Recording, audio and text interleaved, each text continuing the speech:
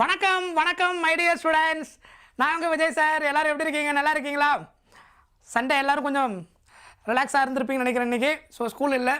So நம்ம இன்றைக்கி ரொம்ப முக்கியமான டாபிக்ஸ் எல்லாமே பார்க்க போகிறோம். கம்ப்ளீட் 12th ஃபிசிக்ஸ் சாப்டர் 1லேருந்து சாப்டர் 14 வரைக்கும் எல்லா சாப்டரையும் இன்றைக்கி ஒன் டேவில் கம்ப்ளீட்டாக டிஸ்கஸ் பண்ண போகிறோம். ஆல் இம்பார்ட்டன்ட் கான்செப்ட், ஃபார்முலா, அதுக்கப்புறம் some problems and also some questions, previous NEET questions எல்லாமே நம்ம டிஸ்கஸ் பண்ண போகிறோம். ஸோ கம்ப்ளீட்டாக ஓவரால் உங்களுக்கு ஒரே செஷனில் பார்க்குறதுனால உங்களுக்கு என்ன ஆகும், கான்செப்ட் ஈஸியாக புரிஞ்சிடும். அதாவது நீங்கள் சில டாபிக் ஆல்ரெடி படிச்சிருப்பீங்க, மறந்து போயிருக்கலாம், ப்ளஸ் போர்டு எக்ஸாம் வேறு வருது. ஸோ ஒன்ஸ் இது எனக்கு ஃபுல்லாக ரிவைஸ் பண்ணிங்கன்னா, உங்களுக்கு லிசன் பண்ணிங்கன்னா ஃபுல்லாக ரிவைஸ் பண்ண மாதிரி ஆகிடும். நீட்டுக்கும் ப்ரிப்பேர் பண்ண மாதிரி ஆகிடும். பேரலாக போர்டுக்கும் தேவையான இம்பார்ட்டன்ட் கான்செப்ட் எல்லாத்தையும் ரீகால் பண்ண மாதிரி ஆகிடும். ஏன்னா நமக்கு போர்ட்லேயுமே 1 மார்க் இருக்குது இல்லையா? கரெக்ட். ஸோ அதனால் போர்டில் வரக்கூடிய 1 மார்க் MCQவை நீங்கள் இதில் என்ன ப்ரிப்பேர் பண்ணுறீங்களோ அதே தான் நீட்டுக்குமே. கான்செப்ட் ஒன்று தானே. ஸோ அதுலேயும் வர 1 மார்க்கை நீங்கள் அட்டன் பண்ண முடியும், நீட்லேயும் 1 மார்க்கை கவர் பண்ண முடியும். ஸோ நமக்கு ரெண்டுத்தையும் பேரலாக ஒரே டைமில் கவர் பண்ணுறதுக்கான ஒரு நல்ல ஆப்பர்ச்சுனிட்டி. சரியா? Yes, good morning, hi, welcome. எல்லாம் ரெடியாக இருக்கீங்களா?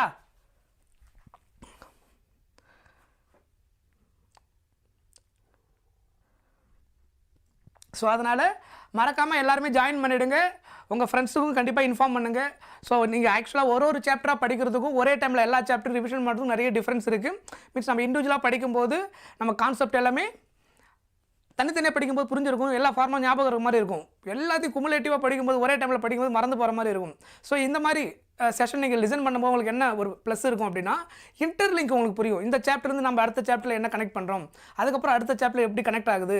ஸோ முன்னாடி யூஸ் பண்ண ப்ரீவியஸ் சாப்டருடைய ஃபார்முலா எப்படி வந்து அடுத்த சாப்டரில் எப்படி யூஸ் பண்ணுறோம், எந்த இடத்துல யூஸ் பண்ணுறோம், ஸோ அந்த ஃபார்முலாவிலேருந்து நியூ ஃபார்முலா எப்படி நம்ம டெரைவ் பண்ணுறோம், அந்த கனெக்ட் எல்லாம் உங்களால் வந்து ஒரே செஷனில் லிசன் பண்ணும்போது ஈஸியாக புரிஞ்சிக்க முடியும். ஸோ கம்ப்ளீட்டாக உங்களுக்கு ஓவரால் எல்லாத்தையும் ரிவிஷன் பண்ண மாதிரி ஆகிடும். ஸோ உங்களுக்கு ஓரளவுக்கு ஓகே, சம்திங் நமக்கு என்னெல்லாம் தெரிஞ்சிருக்கு, என்னென்ன தெரியலன்ற ஒரு கிளாரிட்டி உங்களுக்கு கிடச்சிடும். ஏன்னா நம்ம ஆல்ரெடி படிச்சிருக்கிறோம், எல்லாமே நம்ம தனித்தனியாக பார்த்துட்டு வந்த சாப்டர்ஸு ஒரே டைமில் பார்க்கும்போது நமக்கு ஆல்ரெடி படித்ததில் எவ்வளோ ஞாபகம் இருக்குது, எவ்வளோ மறந்து போயிருக்கு, இது எல்லாமே உங்களால் இந்த கிளாஸ் லிசன் பண்ணும்போது உங்களுக்கு புரிஞ்சிக்க முடியும். சரியா? சில ஃபார்முலாஸ் உங்களுக்கு மறந்து இருக்கலாம், சில ஃபார்முலாஸ் வந்து பார்க்காம கூட இருந்திருக்கலாம். ஸோ அதெல்லாம் நீங்கள் இந்த ரிவிஷன் பண்ணும்போது உங்களுக்கு என்ன ஆகிடும், ஸோ மிஸ் ஆனதெல்லாம் நீங்கள் ஆட் பண்ணிகிட்டே போகலாம். Right. Yes, good morning, welcome.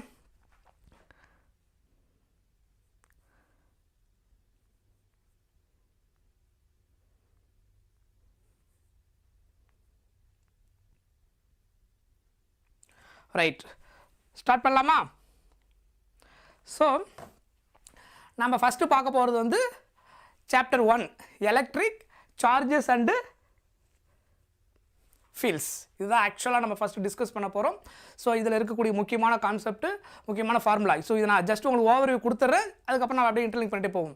So electric charges இந்த சாப்டரில் நம்ம மெயினாக பார்க்க போகிறது என்னது, சார்ஜ் வந்து ரெஸ்ட்டில் தான் இருக்க போகுது. ஃபஸ்ட்டு சாப்டர்லேயும் செகண்ட் சாப்டர்லேயும் சார்ஜ் வந்து அட்டு ரெஸ்ட்டில் இருக்கிற சார்ஜை வச்சு நம்ம என்னென்னலாம் ஸ்டடி பண்ண முடியுமோ அதை பற்றி டிஸ்கஸ் பண்ணக்கூடிய சாப்டர் தான் என்னது, சாப்டர் 1 சாப்டர் 2. தட் இஸ் அந்த 2 சாப்டர் நமக்கு நீட்டில் எப்படி இருக்குன்னு சொல்லியிருந்தேன்.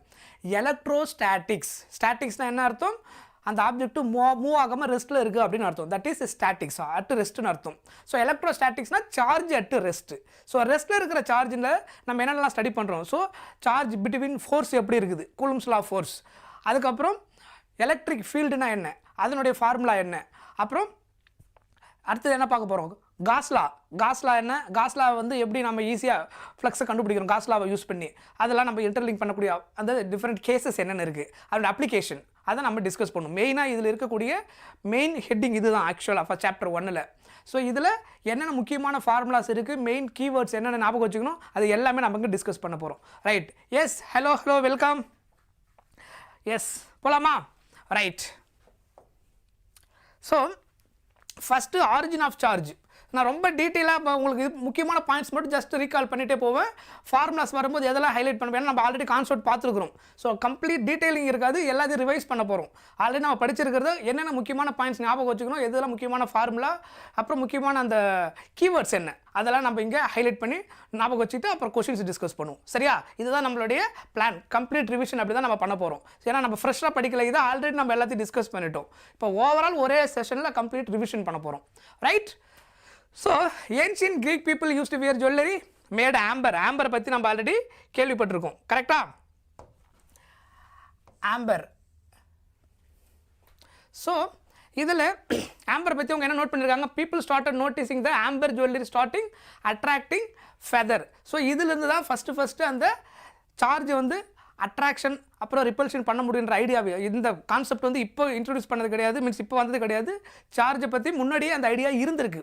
ஸோ அப்போ வந்து ஆம்பரை ரப் பண்ணி டெஸ்ட் பண்ணி பார்க்கும்போது இந்த மாதிரி அட்ராக்ஷன் வரும்போது அவங்க என்ன பண்ணுறாங்க, சம் நேச்சர் அதுக்கு ஏதோ இருக்குது அப்படின்னு ஸ்டடி பண்ணும்போது தான் அப்புறம் அது அடுத்தடுத்து வந்த சயின்டிஸ்ட் ரொம்ப லேட்டர் பீரியடில் அதை என்ன பண்ணுறாங்க, சார்ஜாக கிளாஸிஃபை பண்ணுறாங்க, positive charge negative charge. So அதுக்கப்புறம் எலக்ட்ரான், அதுதான் நம்ம என்னென்னு கொடுத்துருக்கோம், பாசிட்டிவ் சார்ஜுக்கு ப்ரோட்டான். அதுக்கப்புறம் சேம் சார்ஜ் வந்து ரிப்பல் ஆகுது, கரெக்ட், ஆப்போசிட் சார்ஜ் வந்து அட்ராக்ட் ஆகுது. இதெல்லாம் நமக்கு ஆல்ரெடி தெரிஞ்சது தான், கரெக்ட். ஸோ ஃபஸ்ட்டு நமக்கு தெரியும் இல்லையா, ஃபோர்ஸ் இங்கே 2 கேஸ், ஒன்று அட்ராக்ஷன், இன்னொன்று என்னது ரிப்பல்ஷன். 2 ஃபோர்ஸ் எப்போ அட்ராக்டிவாக இருக்கும், 2 சார்ஜஸ் வந்து ஆப்போசிட்டாக இருந்ததுன்னா, ஒன்று பாசிட்டிவ் இன்னும் நெகட்டிவாக இருந்தால் opposite charges or otherwise we can say unlike charges இருக்கும்போது ஃபோர்ஸ் அட்ராக்டிவ் நேச்சர். ஃபோர்ஸ் எப்போ ரிப்பல்சிவ் நேச்சர், 2 சார்ஜஸ் வந்து சேமாக இருந்ததுன்னா repulsive nature, both are positive or both are negative. So அந்த கேஸில் நமக்கு என்னவாக இருக்கும், ரிப்பல்சிவ் நேச்சராக இருக்கும். அதுக்கப்புறம் என்னுடைய டைமென்ஷனல் ஃபார்முலா, இதெல்லாம் முக்கியமாக நீங்கள் ஞாபகம் வச்சுக்கணும். சார்ஜோட டைமென்ஷன் ஃபார்முலா என்ன அப்படின்னு கேட்டாங்கன்னா இதுதான் நீங்கள் சொல்லணும், சார்ஜோடைய டைமென்ஷனல் ஃபார்முலா. ஓகே, அதோடைய எஸ்ஐ யூனிட் வந்து என்னது, கூலும். அதை டைமென்ஷனல் ஃபார்முலா நம்ம எப்படி டெரைவ் பண்ணுவோம், கரண்ட் கூட டெரைவ் பண்ணுவோம். Current I = charge by time, I = Q/T. அப்போ T கிராஸ் மல்டிப்ளை பண்ணிட்டு I × T கிடைக்கும். அதுதான் நம்ம இதில் டைமென்ஷனல் ஃபார்முலா டெரைவ் பண்ணுறது. ஞாபகம் இருக்கா, current I = charge by time. அப்போ கிராஸ் மல்டிப்ளை பண்ணால் நமக்கு என்ன கிடைக்கும், கிராஸ் மல்டிப்ளை பண்ணிங்கன்னா I ×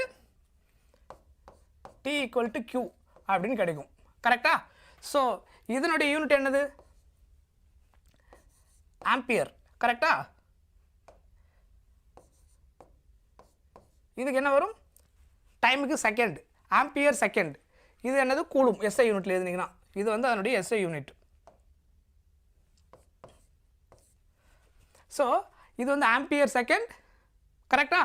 அதான் என்னது, 1 கூலும். 1 கூலும் எதுக்கு ஈக்குவல், 1 கூலும் எதுக்கு ஈக்குவல், 1 ஆம்பியர் செகண்டுக்கு ஈக்குவல், 1 ஆம்பியர் செகண்டுக்கு equal. That is equivalent unit of 1 coulomb. SI unit of charge coulomb. அதை ஈக்குவலண்ட்டாக வேறு எப்படி சொல்லலாம், நீங்கள் current into time, I × T சொல்லலாம், ஆம்பியர் இன்ட்டு செகண்ட். டைமென்ஷனில் எழுதும்போது MLT ஃபார்மெட்டில் எழுதும்போது அப்போ என்ன வரும், இதுக்கு டைமென்ஷன் எழுதுனீங்கன்னா, டைமென்ஷனில் எழுதும்போது M0, லென்த்து இங்கே வராது 0, MLT, டைம் பவர் என்ன இருக்குது, செகண்டோடைய பவர் என்ன 1, அதனால T வரும், T ஆம்பியர் கரண்ட்டு. ஸோ அதனால் டைமென்ஷனல் ஃபார்முலா ஞாபகம் இருக்கா, 7 அந்த பேசிக் ஃபண்டமெண்டல் யூனிட் யூஸ் பண்ணி எழுதக்கூடியதான் என்னது, டைமென்ஷனல் ஃபார்முலா. ஸோ சிம்பிளாக இதை என்னன்னு சொல்லிடலாம், AT அப்படின்னு சொல்ல, டைமென்ஷனலில் ampere time, M⁻01 L⁻01. So இது ஆல்ரெடி நமக்கு தெரிஞ்சது தான். ஸோ சார்ஜோட டைமென்ஷனல் ஃபார்முலாவை you can write M⁻0 L⁻0 T A⁻1 எழுதலாம். அதர்வைஸ் சிம்பிளாக A × T, ampere into time. ஏன்னா M⁻01 L⁻0 என்னது 1. ஸோ அப்படி எழுதலாம். So dimensional formula every component எது எதுக்கெல்லாம் இருக்குமோ அது எல்லாத்துக்குமே நமக்கு டைமென்ஷன் தெரியணும். எஸ்ஐ யூனிட் தெரியணும், அதனுடைய டைமென்ஷன் கண்டிப்பாக தெரியணும். அதுக்கப்புறம் வேறு ஏதாவது அதுக்கு ஈக்குவலண்ட் யூனிட் இருந்தால் அதுவும் நம்ம கண்டிப்பாக தெரியணும். ஏன்னா ப்ராப்ளமுக்கு ஏற்ற மாதிரி நம்ம யூஸ் பண்ண வேண்டியதாக இருக்கும். ஸோ டைமென்ஷனை பேஸ் பண்ணி நமக்கு கொஷின்ஸ் வந்து நிறைய ரிப்பீட் ஆகிருக்குது. ஸோ அதனால் கண்டிப்பாக எல்லாத்தினுடைய டைமென்ஷன் நமக்கு கண்டிப்பாக தெரிஞ்சிருக்கணும். சிலதை வந்து நம்ம ஈஸியாக டெரைவ் பண்ணிடலாம். ஃபார்முலா தெரிஞ்சால் போது நிறைய கேஸுக்கு டைமென்ஷன் நம்ம ஈஸியாக டெரைவ் பண்ணிடலாம். அந்த ஃபண்டமெண்டல் குவான்டிட்டி யூஸ் பண்ணி டெரைவ் பண்ணிட முடியும். சரியா, ரைட். நெக்ஸ்ட்டு சார்ஜ் நம்ம வந்து நெகட்டிவ் பாசிட்டிவ், அதுக்கப்புறம் என்னது neutral, that is neutron, no charge. அதுக்கு என்ன கிடையாது, மாஸ் மட்டும்தான் இருக்கும், சார்ஜ் இருக்காது, that is neutral, neutron. Electron proton இது ரெண்டுமே என்னது, சைன் வந்து ஆப்போசிட், ஒன்று பாசிட்டிவ் இன்னொன்று நெகட்டிவ். அதனுடைய வேல்யூ இருக்கு இல்லையா, அந்த வேல்யூ என்னது fixed. 1.6 × 10⁻−19 coulomb value of charge. இது நம்ம ஆல்ரெடி படிச்சிருக்கிறோம். E = 1.6 × 10⁻−19 coulomb. கரெக்டாக, எலக்ட்ரானாக இருந்தால் மைனஸில் எழுதும், புரோட்டானாக இருந்தால் ப்ளஸில் எழுதும். பட் அதனுடைய மேக்னிடியூடு அதோட நியூமரிக்கல் வேல்யூ என்னது 1.6 × 10⁻⁹ கூலும் தான் 1 சார்ஜோடைய வேல்யூ. ஸோ இப்போ 10 சார்ஜ் இருக்குன்னா 10 இன்ட்டு அந்த சார்ஜை மல்டிப்ளை பண்ணிட்டேன்னா that is what the total value of the charge Q என்னன்றது நமக்கு கிடைச்சிரும். சரியா? ஸோ அதனுடைய இண்டிவிஜுவல் வேல்யூ அந்த சிங்கிள் பாசிட்டிவ் ஆர் நெகட்டிவ். அதுக்கப்புறம் குவான்டிசேஷன் ஆஃப் சார்ஜ் இதை பேஸ் பண்ணி நமக்கு 1 மார்க்லாம் வந்திருக்கு ஆல்ரெடி. சரியா? ஸோ அதனுடைய குவான்டிசேஷன் ஆஃப் சார்ஜ் அப்படின்னா இந்த integral multiple of the charge, நிறைய சார்ஜ் ப்ரெசென்ட் ஆகிருக்கும் போது அதனுடைய டோட்டல் சார்ஜை எப்படி கால்குலேட் பண்ணுறது, அதுக்கு யூஸ் பண்ணக்கூடிய ஃபார்முலா தான் என்னது Q +or-n. ஏன் +or- போடுறோம் அப்படின்னா இந்த ஈன்றது ப்ரோட்டானாகவும் இருக்கலாம் எலக்ட்ரானாகவும் இருக்கலாம். ஸோ சிம்பிளாக நம்ம ப்ரோட்டானாக இருந்தால் என்ன +E யூஸ் பண்ண போகிறோம், எலக்ட்ரானாக இருந்தால் -E யூஸ் பண்ண போகிறோம். கிளியர்? அந்த என்னன்றது the number of charge present. So அப்போ இதில் நீங்கள் சப்ஸ்டிட் பண்ணிங்கன்னா உங்களுக்கு என்ன கிடைச்சிரும், n value 1 2 3 4 whatever the value is given into ஈயோடைய வேல்யூ 1.6 × 10⁻⁹ மல்டிப்ளை பண்ணிங்கன்னா எலக்ட்ரானாக இருந்தால் உங்களுக்கு என்ன கிடைக்கும், ஃபைனலாக நெகட்டிவில் கிடைக்கும், ப்ரோட்டானாக இருந்தால் பாசிட்டிவில் கிடைக்கும். That is quantization of charge. So இது இம்பார்ட்டன்ட் ஃபார்முலா. ஓகே, ஸோ இதெல்லாம் ஆல்ரெடி நம்ம பார்த்தது தான். Next conservation of charge. So இது வந்து ப்ராப்பர்ட்டிஸ் ஆஃப் சார்ஜ். சார்ஜ் வந்து ஆல்வேஸ் கன்சர்வ்டு. ஓகேவா? டோட்டல் சார்ஜ் உங்களுக்கு எப்பவுமே என்னவாக தான் இருக்கும், கன்சர்வ்டாக தான் இருக்கும். இப்போ நீங்கள் ரப்பிங் பண்ணுறீங்க அப்படின்னா என்ன ஆகும், ஒரு இப்போ 2 ஆப்ஜெக்ட் எடுத்து ரப் பண்ணும்போது ஒரு ஆப்ஜெக்ட் எலக்ட்ரானை லூஸ் பண்ணும், எலக்ட்ரானை இன்னொன்று கெயின் பண்ணும். ஸோ இதில் எவ்வளோ எலக்ட்ரான் குறைஞ்சிருக்கோ அந்த அளவுக்கு எலக்ட்ரான் என்ன இருக்கும், அதில் கெயின் ஆகிருக்கும். அப்போ டோட்டலாக மறுபடியும் ஆட் பண்ணிங்கன்னா டோட்டல் சார்ஜ் உங்களுக்கு என்ன ஆகிடும், 0 தான் கிடைக்கும். நெட் சார்ஜ் உங்களுக்கு என்ன ஆகாது, சேஞ்ச் ஆகிருக்காது. அதான் என்னது கன்சர்வேஷன் ஆஃப் சார்ஜ். இங்கே எவ்வளோ குறைஞ்சிருக்கோ அது அந்த பக்கம் ட்ரான்ஸ்ஃபர் ஆகிருக்கும். ஸோ ஃபைனலாக அகெயின் ரெண்டுத்தையும் இருக்கிற டோட்டல் சார்ஜ் ஆட் பண்ணி நியூட்ரலைஸ் ஆகிடும். சரியா? That is the meaning of total conservation of charge. Right. அதுக்கப்புறம் சார்ஜிங் மெத்தட்ஸ் ஆஃப் சார்ஜிங் எப்படியெல்லாம் நீங்கள் சார்ஜிங் ப்ராசஸ் பண்ண முடியும். ஒன்று வந்து கண்டக்ஷன், இன்னொன்று சார்ஜிங் பை இண்டக்ஷன், அதுக்கப்புறம் சார்ஜிங் பை ஃப்ரிக்ஷன். ரப்பிங் மூலயமா ஃப்ரிக்ஷன் மூலயமா நீங்கள் என்ன பண்ண முடியும், சார்ஜை பண்ண முடியும். அதுக்கப்புறம் இண்டக்ஷன் ஒரு மெத்தட் யூஸ் பண்ணணும், அதுக்கப்புறம் கண்டக்ஷன். ஓகேவா? ஸோ இதில் can charge both conductors and insulator ரெண்டுத்துலையுமே பண்ண முடியும். இதுக்கு நம்ம நிறைய எக்ஸாம்பிள்ஸ் ஸ்டார்டிங்லேயே பார்த்துருக்கோம். கரெக்டாக? ஸோ நார்மல் ஃப்ரிக்ஷன் மெத்தடில் யூஸ் பண்ணி பண்ணக்கூடியது. அதுக்கப்புறம் இண்டக்ஷன் வந்து ஒன்றுத்தில் வந்து சார்ஜ் பாசிட்டிவ் இருக்கும், அதில் இன்னொன்று வந்து நியூட்ரலைஸ் ஆகும். இல்லை போய் கான்டாக்ட் பண்ணும்போது சார்ஜ் ஏன்னா அவங்க ட்ரான்ஸ்ஃபர் ஆரம்பிக்கும். ஸோ அந்த ப்ராசஸ் மூலமாக நம்ம என்ன பண்ணுவோம், இண்டக்ஷன், அதாவது கான்டாக்ட் பண்ணாமலே கிட்ட கொண்டு போன உடனே I will show one second, அப்போ உங்களுக்கு கிளியராக புரியும். ரைட். இதில் அந்த கண்டக்ஷன் மெத்தட் நான் உங்களுக்கு சொல்லிடுறேன். அது ஒன்றும் இல்லை, இங்கே என்னென்னா இப்போ இது மாதிரி ஒரு கேஸில் ஃபுல்லாக பாசிட்டிவ் சார்ஜ் மட்டும் இருக்குன்னு வச்சுக்கோங்களேன். இதில் வந்து ஃபுல்லாக பாசிட்டிவ் சார்ஜ் மட்டும் இருக்குது. இந்த இண்டக்ஷன் மெத்தட்ன்றது என்னென்னா, இப்போ இது வந்து ஆல்ரெடி உங்களுக்கு கம்ப்ளீட்டாக சார்ஜ் எல்லாமே நியூட்ரலாக இருக்கக்கூடிய சார்ஜ். இது நீங்கள் டுவர்ட்ஸ் இப்படி கிட்ட கொண்டு போனீங்கன்னா இதில் ஈக்குவல் பாசிட்டிவ் நெகட்டிவ் இருந்திருக்கும். ஆனால் அதுக்கப்புறம் என்ன ஆகும் அப்படின்னா நெகட்டிவ் எல்லாம் பாசிட்டிவ் நோக்கி என்ன ஆகும், இந்த பக்கம் வந்துடும். பாசிட்டிவ் எல்லாம் ரிப்பல்சிவ் நேச்சர்னால இந்த பக்கம் போயிடும். ஆக்சுவலாக இது ஒரிஜினலாக இந்த மெட்டீரியல் என்ன இருந்தது, ப்ளஸ் மைனஸ் ரெண்டும் ஒன்றா இருந்திருக்கும். கரெக்டாக? அது வந்து நியூட்ரலாக இருக்கும்போது. ஸோ இது வந்து ஒரு சம் சார்ஜ் இருக்கக்கூடிய காம்பனண்ட்டை எடுத்துகிட்டு போகிறீங்க, இந்த இது கிட்ட மூவ் பண்ணி கொண்டு போனீங்கன்னா இப்போ இதில் இருக்கக்கூடிய நெகட்டிவ் எல்லாம் என்ன ஆகும், பாசிட்டிவ்னால அட்ராக்டிவ் நேச்சர்னால என்ன ஆகும், நெகட்டிவ்லாம் இந்த பக்கம் வரும், ரிப்பல்ஸ் நேச்சரில் பாசிட்டிவ் அந்த பக்கம் போகும். ஸோ இந்த ப்ராசஸ் தான் ஆக்சுவலாக என்னது இண்டக்ஷன். அதுக்கப்புறம் நீங்கள் மறுபடியும் அடுத்த ஸ்டெப்பு கொண்டு போனீங்கன்னா தனியாக நீங்கள் பிரிச்சிட முடியும். இதை அந்த பாசிட்டிவ் மட்டும் தனியாகவும் நெகட்டிவ் மட்டும் தனியாகவும் நீங்கள் என்ன பண்ண முடியும், பிரிச்சிட முடியும். அதர்வைஸ் இதை என்ன பண்ணலாம், கிரவுண்டிங் பண்ணிட்டீங்கன்னா பாசிட்டிவ் கிரவுண்டிங் மட்டும் நெகட்டிவ் மட்டும் இருக்கும். இந்த மெத்தட் அவங்க என்னென்னு சொல்லுவாங்க, இண்டக்ஷன். இண்டக்ஷன்னா நம்ம டச் பண்ணாமல் இன்டியூஸ் பண்ணி சார்ஜை ப்ரொடியூஸ் பண்ணுறது. ஃப்ரிக்ஷன்ன்றது ரப் பண்ணி ப்ரொடியூஸ் பண்ணுறது. ஸோ இது பேசிக்காக இந்த சார்ஜிங் ப்ரொடியூஸ் பண்ணக்கூடிய methods. Next difference between charge and mass. மாஸுக்கும் சார்ஜுக்கு உள்ள டிஃபரன்ஸ். Charges are 2 types. இதில் positive negative. Mass always positive, mass எப்பயுமே நெகட்டிவ் இருக்காது, அது நியூமரிக்கல் வேல்யூ. ஸோ மாஸ் நம்ம எதுலையுமே எப்பயுமே என்ன சொல்ல மாட்டோம், நெகட்டிவ் சைனில் சொல்ல மாட்டோம். சரியா? சார்ஜ் பாசிட்டிவ் நெகட்டிவ்ல இருக்கலாம். அதுக்கப்புறம் they can attract or repel each other. Mass always attract, இதெல்லாம் ஞாபகம் வச்சுக்கணும். Mass always attract each other, mass is always positive. So இது நம்ம எதில் பார்த்துருக்குறோம், நியூட்டன்ஸ் லா ஆஃப் அந்த கிராவிடேஷன் பார்த்துருக்கோம் இல்லையா. Force directly proportional to m1 m2 by r square. So 2 mass இருக்கும், 2 மாஸுக்கு பிட்வீனில் என்ன இருக்கும், அட்ராக்ஷன் இருக்கும். That is inverse law of gravitation concept நம்ம படிச்சிருக்கிறோம், ஞாபகம் இருக்கா? ஸோ அதுதான் என்னது, மாஸ். 2 மாஸுக்கு பிட்வீனில் எப்பயுமே அட்ராக்டிவ் நேச்சர் தான் இருக்குமே தவிர ரிப்பல்சிவ் நேச்சர் எப்பயுமே இருக்காது. சரியா? That is the property of mass. Charge does not vary with velocity. Mass varies with velocity. Speed move ஆகும்போது இனர்ஷியா நம்ம கால்குலேட் பண்ணுவோம் இல்லையா, ரொட்டேஷன் மோஷனில் இருக்கும்போது மாஸை நம்ம எப்படி கால்குலேட் பண்ணுவோம், இன் டர்ம்ஸ் ஆஃப் இனர்ஷியான்னு கால்குலேட் பண்ணுவோம். நார்மலாக அந்த மோஷனில் இருக்கும்போது எம்னு கால்குலேட் பண்ணுவோம், ரொட்டேஷன் மோஷனில் இனர்ஷியான்னு கால்குலேட் பண்ணுவோம். ஸோ அப்போ அந்த கேஸில், அந்த ரொட்டேஷன் கேஸில் மாஸ் வேரிஸ் வித் ஸ்பீடுக்கு ஏற்ற மாதிரி சேஞ்சஸ் ஆகிறதுக்கு வாய்ப்பு இருக்குது. ஆனால் இது வந்து do not vary with velocity. இங்கே charge is always conserved. Mass can be converted into energy. Mass வந்து என்னவா கன்வெர்ட் பண்ண முடியும், எனர்ஜியாக கன்வெர்ட் பண்ண முடியும். எப்படி? E equal to mc square. Einstein equation இருக்கு இல்லையா, energy E equal to mc square. எம்ன்றதுங்க என்னது, mass. Energy E equal to mc square. சின்றது என்ன, ஸ்பீட் ஆஃப் லைட். கரெக்டாக? எம்ன்றது என்னது, மாஸ். ஸோ மாஸ் வந்து இதில் இன்டர்லிங்க் ஆகிருக்கு. கரெக்டாக? அப்போ ஈன்றது இங்கே எனர்ஜி.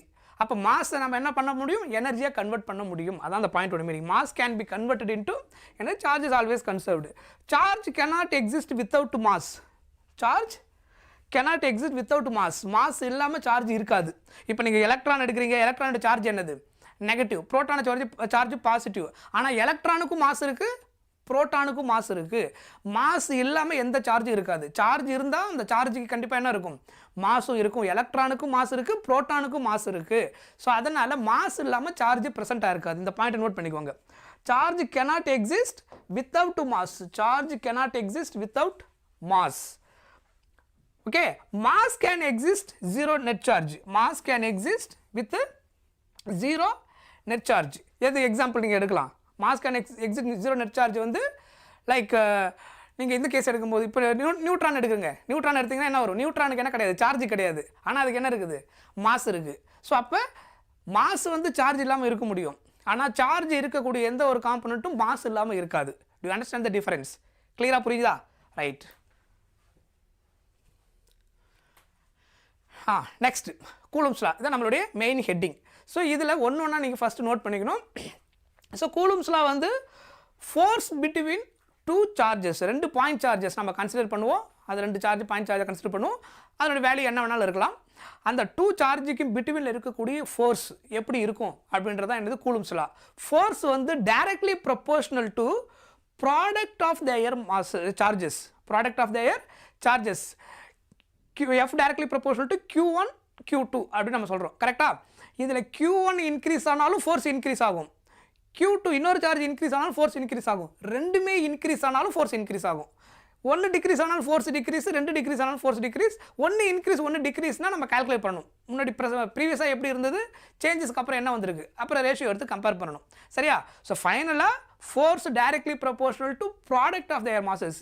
வெறும் சிங்கிள் மாஸ் மட்டும் இல்லை, அதனுடைய ப்ராடக்ட்டை டிபெண்ட் பண்ணி இருக்கும். So force directly proportional to product of their masses, inversely proportional to the square of the distance between the charges. So 2 சார்ஜுக்கு பிட்வீனில் என்ன இருக்கும், ஒரு டிஸ்டன்ஸ் இருக்கும். அந்த டிஸ்டன்ஸுக்கு என்னவா இருக்கும். ஸோ இது எடுத்துட்டிங்கன்னா இது ஒரு சார்ஜ் சம், நான் ப்ளஸ் Qன்னு எடுக்கிறேன். இல்லை நார்மலாக நம்ம யூஸ் பண்ணுற மாதிரி Q1 Q2 யூஸ் பண்ணிப்போம். Q1 Q2 இதுக்கு பிட்வீனில் இருக்கிற டிஸ்டன்ஸ் வந்து R அப்படின்னா இந்த ஃபோர்ஸ் வந்து என்னவா இருக்கும், directly proportional to Q1 Q2, inversely proportional to R square. Force inversely proportional to R square. கரெக்டா? அப்போ இது ரெண்டுத்தையும் சேர்த்து எழுதினா என்ன வரும், force directly proportional to Q1 Q2 by R square அப்படின்னு கிடைக்கும். That is Coulomb's law of force. So F equal to K Q1 Q2 by R square. K என்றது என்னது, proportionality constant. K எதுக்கு equal, K equal to 1 by 4 pi epsilon naught. Okay, so அப்போ இதை எப்படி எழுதலாம் ஃபைனலாக, 1 by 4 pi epsilon naught Q1 Q2 by R square. கரெக்டாக? இதுதான் ஃபோர்ஸோடைய formula. Correct? So F equal to 1 by 4 pi epsilon naught Q1 Q2 by R square. So இது proportionality, K இந்த ப்ரொபோர்ஷனாலிட்டி கான்ஸ்டன்ட். அதுக்கப்புறம் அடுத்தது என்னது, the value of K. இது எதுக்கு ஈக்குவல், 9 × 10⁻⁹ 9. அதுக்கப்புறம் அதோட யூனிட் எப்படி டெரைவ் பண்ணலாம் சொல்லியிருந்தேன். f into r square by q and q கொண்டு வந்துட்டிங்கன்னா இதிலிருந்து k ஓட யூனிட் டெரைவ் பண்ணிடலாம். What is the unit of k? k ஓட யூனிட் இந்த ஃபார்முலாலேருந்து ரீஅரேஞ்ச்மெண்ட் பண்ணுங்க. f into r square by q1 q2. சொல்கிறது புரியுதா? இந்த ஈக்குவேஷனை ரீஅரேஞ்ச்மெண்ட் பண்ணிங்கன்னா f equal to k into q1 q2 by r square. இதை சிம்பிளி இதிலேருந்து யூனிட்டை கொண்டு வாங்க. ஃபோர்ஸுக்கு என்ன வரும்? நியூட்டன். r ஸ்கொயர்னா என்ன அர்த்தம்? Metre square. ஆர்னா distance. q1 q2 coulomb square. அப்போ எப்படி எழுதலாம் யூனிட்டை? Newton metre square coulomb power -2. இதான் என்னது இதனுடைய யூனிட். சொல்கிறது புரியுதா? இதுதான் அதனுடைய SI unit. SI unit of k equal to newton metre square coulomb power -2. இப்படி தான் யூனிட் நீங்கள் டெரைவ் பண்ணணும். சம்டைம்ஸ் உங்களுக்கு அது மறந்து போச்சு, யூனிட்டை மெமரைஸ் பண்ணி ஞாபகம் வச்சுக்க முடியல அப்படின்னா நமக்கு ஃபார்முலா தெரியும். f equal to k q1 q2 by r square. அதுலேருந்து k ஓட யூனிட் நீங்கள் ஈஸியாக டெரைவ் பண்ணிடலாம். எப்சிலான் நாட்டோடைய value constant 8.854 into 10 to the power -12 அப்படின்னு கிடைக்கும். அதோட மீனிங் என்ன? Permittivity of free space or permittivity of vacuum or permittivity in air medium. இங்கே எல்லாமே என்னது? ஒரே மீனிங் தான். Free space, vacuum, air. இங்கே நம்ம எல்லாமே என்ன எடுக்க போகிறோம்? ஒரே மீடியம் தான் கன்சிடர் பண்ண போகிறோம். சரியா? ஸோ அப்போ நீங்கள் கூலும்ஸ் லா ஆஃப் ஃபோர்ஸ் இது இப்போ நம்ம எழுதிக்கிறது என்னது? இந்த ஃபார்முலா எதுக்கு யூஸ் பண்ணியிருக்கிறோம்? Coulomb's law of force in vacuum or air. இதுதான் ஆக்சுவலாக இங்கே நம்ம பார்த்துருக்கிறது. சரியா? எனி மீடியமுக்கு எப்படி எழுதுவீங்க?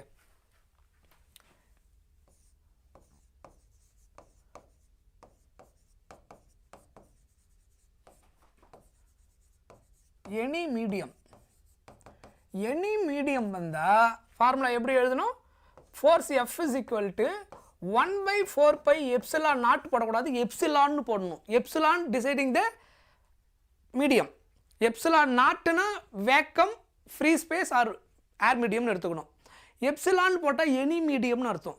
Other than vacuum, other than air அப்படின்னு அர்த்தம். ஸோ எப்சிலான் நாட் போடாமல் என்னென்னு போடணும்? எப்சிலான்னு போட்டுட்டு q1 q2 by r square. F is equal to 1/4 pi epsilon q1 q2 by r square. That is Coulomb's law of force for any medium. Okay, இப்போ எப்சிலான்ன்றதை நம்ம எது கூட கனெக்ட் பண்ணுவோம்? Relative permittivity. கரெக்டா? Epsilon R. So relative permittivity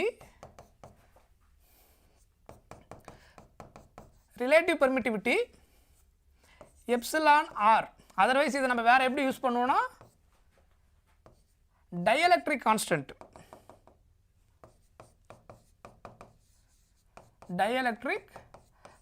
ரெண்டுமே ஒரே meaning தான். ரிலேட்டிவ் பெர்மிட்டிவிட்டினாலும் டயலெக்ட்ரிக் கான்ஸ்டன்ட்னாலும் ஒன்று தான். இங்கே அதுக்கு யூஸ் பண்ண போகிற சிம்பிள் கே. ஃபார்முலாவில் முன்னாடி யூஸ் பண்ண அந்த கேவும் இந்த கேவும் சேம் கிடையாது. அதை நல்லா புரிஞ்சுக்கோங்க. டயலெக்ட்ரிக் கான்ஸ்டன்ட்டுக்கு நம்ம கே தான் சிம்பிள் யூஸ் பண்ணுவோம். 1/4 pi எப்சிலான் நாட்டுக்கு யூஸ் பண்ணுறதும் என்னது?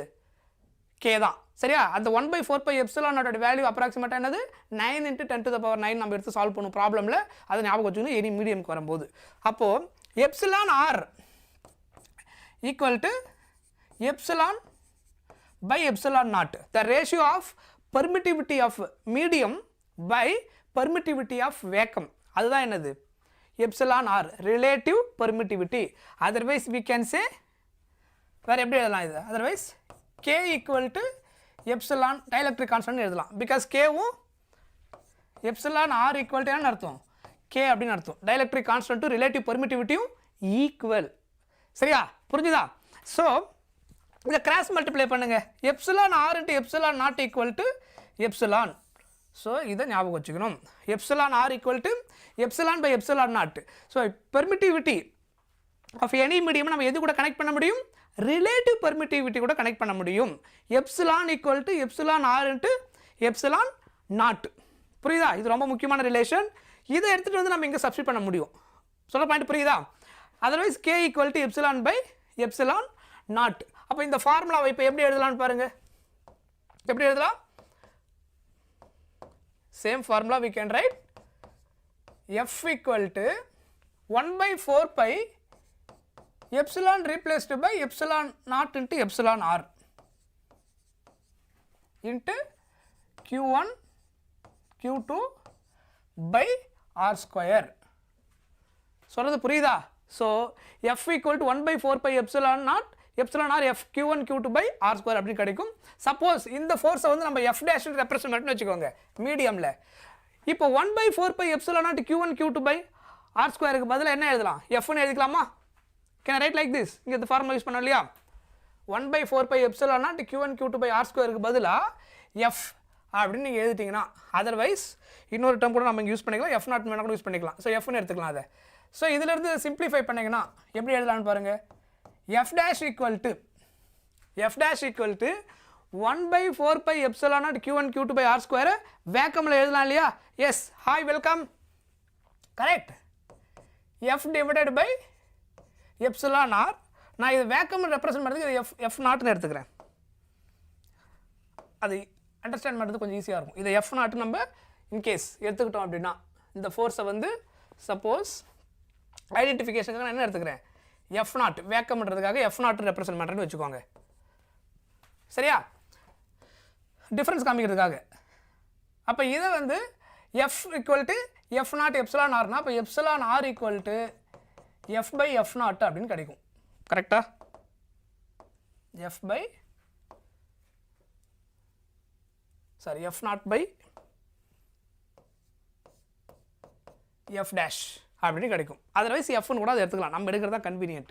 அப்போ ஃபைனலாக இங்கே எப்படி எழுதலாம் அப்படின்னா, epsilon R equal to epsilon by epsilon நாட்னு எழுதலாம். அதர்வைஸ் எஃப் நாட் பை எஃப்னு எழுதலாம். ஓகேவா? இங்கே எஃப் டேஷ்னு எடுத்துக்கிட்டோம்னா அதை எஃப் டேஷ்னு போட்டுக்கோங்க. அது F naught by F dash. F நாட்ன்றது வேக்கமில் coulomb's law of force, F டேஷ்ன்றது டைஎலக்ட்ரிக் மீடியமில், அதர்வைஸ் எனி மீடியம் கூட கனெக்ட் பண்ணும்போது அதனுடைய ஃபோர்ஸு. ஸோ எப்சிலான் ஆரை நீங்கள் எப்சிலான் பை எப்சிலான் நாட்னு எழுத முடியும். வேக்கமில் இருந்த ஃபோர்ஸ் அந்த ரெண்டு சார்ஜுக்கு அதே டிஸ்டன்ஸில் மீடியமில் கொண்டு போகும்போது அதனுடைய ஃபோர்ஸ் எஃப் டேஷ்னா F naught by F dash ratio எடுத்துக்கலாம், உங்களுக்கு என்ன கிடைக்கும்? ஒரே ஆன்சர் தான் கிடைக்கும். அதுக்கப்புறம் எப்சிலான் ஆர் என்னவா இருக்கும்? கிரேட்டர் தென் 1 இருக்கும். எப்சிலான் ஆர் டைஎலக்ட்ரிக் கான்ஸ்டன்ட் என்னவா இருக்கும்? K greater than 1. Equal to 1னா என்ன அர்த்தம்? ஏர் மீடியம்னு அர்த்தம். எப்சிலான் ஆர் ஈக்குவல் டு 1னா எதுக்கு அர்த்தம்? ஏர் மீடியம்னு அர்த்தம். சரியா? ஏருக்கு எப்சிலான் ஆர் ஈக்குவல் டு என்ன கிடைக்கும்? 1ன்னு கிடைக்கும். அதர்வைஸ் டைஎலக்ட்ரிக் கான்ஸ்டன்ட் சொன்னீங்கன்னா k equal to 1, k equal to 1 அப்படின்னு அர்த்தம். சரியா? So epsilon R value vacuum or ஏருக்கு இல்லை டைஎலக்ட்ரிக் கேட்டாங்கன்னா என்ன ஒரு ஆன்சர்? ஈக்குவல் டு 1 அப்படின்னு அர்த்தம். Other than any medium dielectric constant value k value or relative permittive value எப்பயுமே கிரேட்டர் தென் 1 தான் வரும். லெஸ்ஸர் தென் 1 அது எப்பயுமே வராது. சொல்கிற பாயிண்ட் புரியுதா? அதனால தான் மென்ஷன் பண்ணியிருக்கிறேன் epsilon R greater than 1, otherwise dielectric constant சொல்லலாம் கிரேட்டர் தென் 1. ஈக்குவல் டு 1ன்றது air medium. k equal to 1 அப்படின்னு சொன்னாங்கன்னா அது எந்த மீடியம் அர்த்தம்? Vacuum or air medium. Any other மீடியமுக்கு அது கிரேட்டர் தென் 1 தான் வரும். லெஸ் தென் 1 எப்பயுமே எது வராது? டைஎலக்ட்ரிக் கான்ஸ்டன்ட் வேல்யூ கிடைக்காது. நமக்கு ஆப்ஷனில் டைஎலக்ட்ரிக் கான்ஸ்டன்ட் ரிலேட் பண்ணி கொடுக்கும்போது லெஸ் தென் 1 எங்கேயாவது ஆப்ஷனில் வந்துருந்ததுன்னா அந்த வேல்யூஸில் நீங்கள் டேரெக்டாக என்ன பண்ண முடியும்? எலிமினேட் பண்ணி அதை கேன்சல் பண்ணிட முடியும். சொன்னது புரிஞ்சுதா? ரைட், போலாமா?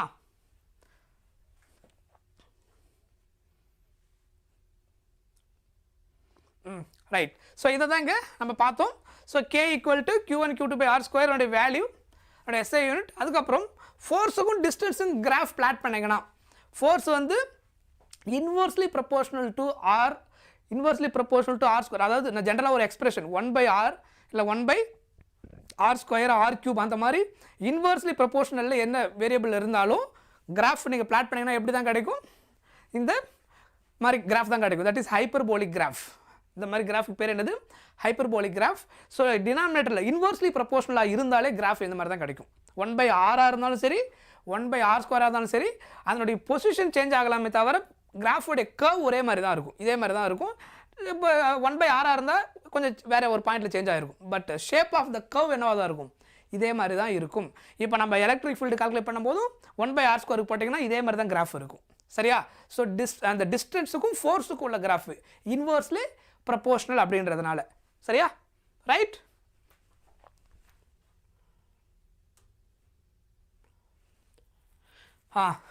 ஸோ அதுக்கப்புறம் ஃபோர்ஸ் வந்து இட்ஸ் எ வெக்டார் குவான்டிட்டி நமக்கு தெரியும். ஸோ 2 சார்ஜ் இருக்குது, ஃபஸ்ட் ஒன் செகண்ட் ஒன் மேலே ஆக்ட் ஆகிற ஃபோர்ஸ் அப்படின்னு சொல்லலாம். என்ன சொல்லலாம்? F1 2 வெக்டார் அப்படின்னு அர்த்தம். ஃபோர்ஸ் ஆன் 1 டியூ டு 2 அது என்ன இருக்கோ அதே ஃபோர்ஸ் தான் ஃபோர்ஸ் ஆன் 2 டியூ டு 1. ரெண்டுமே என்னது மேக்னிடியூட் சேமாக இருக்கும். டிஃபரன்ஸ் என்ன? செகண்ட் சார்ஜ் ஃபஸ்ட் சார்ஜ் மேலே எவ்வளோ ஃபோர்ஸ் ஆக்ட் ஆகுன்னு சொல்லும்போது டேரக்ஷன் இப்படி போய்டும். ஃபர்ஸ்ட் சார்ஜ் செகண்ட் சார்ஜ் மேலே எவ்வளோ ஃபோர்ஸ் ஆக்ட் சொல்லும்போது டேரக்ஷன் ஆப்போசிட்டில் வந்துடும். So force is a vector குவான்டிட்டின்றதுனால F12 வெக்டார் எதுக்கு ஈக்குவலாக இருக்கும்? மைனஸ் F12 வெக்டாருக்கு ஈக்குவலாக இருக்கும். 21 வெக்டாருக்கு ஈக்குவலாக இருக்கும். F12 vector equal to minus F21 vector. Because ரெண்டு ஃபோர்ஸுமே என்னது மேக்னிடியூட் சேமு, டைரக்ஷன் மட்டும்தான் ஆப்போசிட்டில் இருக்கும். ஸோ 2 ஃபோர்ஸுக்கு பிட்டில் இருக்கிற சார்ஜஸ் வந்து என்னது மேக்னிடியூட் சேமாக தான் இருக்கும். ஃபோர்ஸ் F12 கண்டுபிடிச்சாலும் சரி, F21 கண்டுபிடிச்சாலும் சரி, டைரக்ஷன் மட்டும் மாறும். அண்ட் வெக்டார் குவான்டிட்டின்றதுனால அது என்ன ஆகும் உங்களுக்கு? நம்ம டைரக்ஷன் இங்கே மாறுது. சரியா? ஸோ அதான் என்னோட மீனிங். F12 வெக்டார்ன்றது F21 வெக்டார்ன்றது என்னது சேம். ஸோ இது நமக்கு ஆல்ரெடி தெரிஞ்ச பாயிண்ட் தான். ரைட். நெக்ஸ்ட்டு இது நான் சொன்னது அந்த பாயிண்ட்டு. எப்சிலான் நாட்டாக இருந்தால் 8.85 இதனுடைய வேல்யூ. இந்த வேல்யூ நீங்கள் மெமரைஸ் பண்ண அவசியம் கிடையாது. இதனுடைய யூனிட்டை நீங்கள் ஞாபகம் வச்சுக்கணும். இந்த இருக்குது பாருங்கள், கேவுடைய யூனிட்டுக்கு அப்படியே ரெசிப்ரோக்கலில் வந்துடும். என்னது கே எதனுடைய யூனிட்டு? கே எப்படி பார்த்தோம்? கே எதுக்கு ஈக்குவல்? 1/4π எப்சிலான் நாட்டு. கரெக்டா? அப்போ எப்சிலான் நாட்டு இதுலேருந்து டெரைவ் பண்ணிங்கன்னா உங்களுக்கு என்ன கிடைக்கும்? 1/4π கே அப்படின்னு கிடைக்கும். ஸோ 4πக்கு யூனிட் கிடையாது. கரெக்டா? ரைட். ஸோ அப்போ கேவுக்கு என்ன வரும்? கேவுக்கு பதிலாக கேவுடைய யூனிட் நான் சொல்கிறது வேல்யூ கால்குலேட் பண்ண போகிறதுல அது 8.854 10 - 12 தான். கேவுடைய யூனிட் நம்ம ஆல்ரெடி பார்த்துருந்தோம். கேவுடைய யூனிட்டில் வந்து newton metre square coulomb power -2 இருக்கும். இது கே இப்போ டினாமினேட்டர் இருக்கிறதுனால அப்போ எப்சிலான் நாட் யூனிட் அப்படியே சைன் இன்டர்சேஞ்ச் ஆகிடும். பவரில் இருக்கிற சைன் கூலும் ஸ்கொயர் நியூட்டன் எப்படி எழுதலாம்? Coulomb square newton power -1 metre power -2 அப்படின்னு வரும். இதுவே கேவுக்கு என்ன வந்திருக்கும்? Newton metre square coulomb power -2 வந்திருக்கும். ஸோ அப்படியே இன்டர்சேஞ்ச் பண்ணிக்க வேண்டியதான். சரியா? ஸோ எப்சிலான் நாட்டோடைய யூனிட் நம்ம ஞாபகம் வச்சுக்கணும். யூனிட் வந்து கொஸ்டினாக வரும்.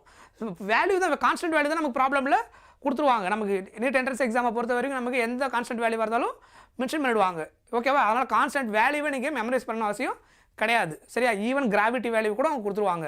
9.8 சில இடத்துல கொடுப்பாங்க, சில இடத்துல டேக் 10ன்னு கொடுத்துருவாங்க, பிளாங்க் கான்ஸ்டன்ட் வேல்யூ கொடுத்துருவாங்க. ஸோ எல்லா வேல்யூமே நமக்கு கொடுத்துருவாங்க. சரியா?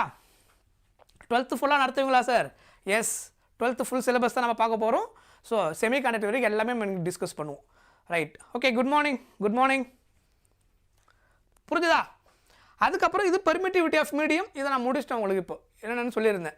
ஸோ அதில் நீங்கள் கனெக்ட் பண்ணிட்டீங்கன்னா இதான அது 1/4π epsilon naught epsilon R Q1 Q2 by R. இதில் ஒரு பாயிண்ட் நோட் பண்ணிக்கோங்க. Relative permittivity epsilon R is also called what? Dielectric constant சொல்லியிருந்தேன் இல்லையா? It is a unitless quantity. ஏன் இது unitless quantity? It is a ratio. Unitless and dimensionless quantity. ரேஷியோவுக்கு என்ன இருக்காது? நல்லா புரிஞ்சுக்கோங்க. ரேஷியோ நம்ம எடுக்கிற கேஸில் டைமென்ஷன் என்ன இருக்காது? வராது. அதுக்கு யூனிட்டும் வராது. ஏன்னா இப்போ நம்ம என்னென்ன எக்ஸாம்பிள் எடுத்துருக்குறோம், பேசிக்காக நம்ம படிச்சிருக்கிறது ஞாபகம் என்னென்ன இருக்குன்னு பாருங்கள். நீங்கள் ரேஷியோ கேஸுக்கெலாம் நமக்கு என்ன இருக்காதுன்னா, நீங்கள் ரேஷியோ இருக்கக்கூடிய எந்த கேஸுக்குமே நமக்கு என்ன இருக்காது? யூனிட் இருக்காது. No unit and no dimension. No unit, no dimension. So example எதெல்லாம் நீங்கள் பார்த்தீங்கன்னா, இப்போ டைஎலக்ட்ரிக் கான்ஸ்டன்ட்ன்றது ரேஷியோ. ரேஷியோனா என்னது? ஒரே குவான்டிட்டி நம்ம கம்பேர் பண்ணுறது. அதாவது நியூமரேட்டரில் இங்கே relative permittivity epsilon R equal to epsilon by epsilon naught. எப்சிலான்ன்றது என்னது? பெர்மிட்டிவிட்டின் மீடியம். எப்சிலான் நாட்டுன்றது பெர்மிட்டிவிட்டின் வேக்கம். ரெண்டுத்துக்குமே ஒரே யூனிட் தான் இருக்கும். அப்போ ரெண்டுமே என்ன ஆகிடும்? நியூமரேட்டர் டினாமினேட்டர் யூனிட்டும் கேன்சல் ஆகிடும். ஃபைனலாக கிடைக்கிறது என்னது? நியூமரிக்கல் வேல்யூ மட்டும் தான் கிடைக்கும். ஸோ எக்ஸாம்பிள் என்ன அப்படின்னு பார்த்தீங்கன்னா, டைஎலக்ட்ரிக் கான்ஸ்டன்ட்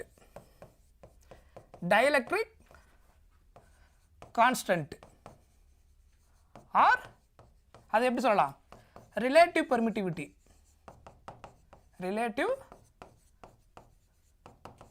ரிலேட்டிவ் பெர்மிட்டிவிட்டி. இதுக்கு என்ன கிடையாது? யூனிட் இருக்காது, டைமென்ஷன் இருக்காது. கரெக்டா? புரிஞ்சுதா? நல்லா புரிஞ்சுங்க. எப்சிலானுக்கு யூனிட் இருக்குது, ஓகேவா? யூனிட் எதுக்கு இருக்குன்னு நான் சொல்கிறது நல்லா புரிஞ்சுக்கணும்.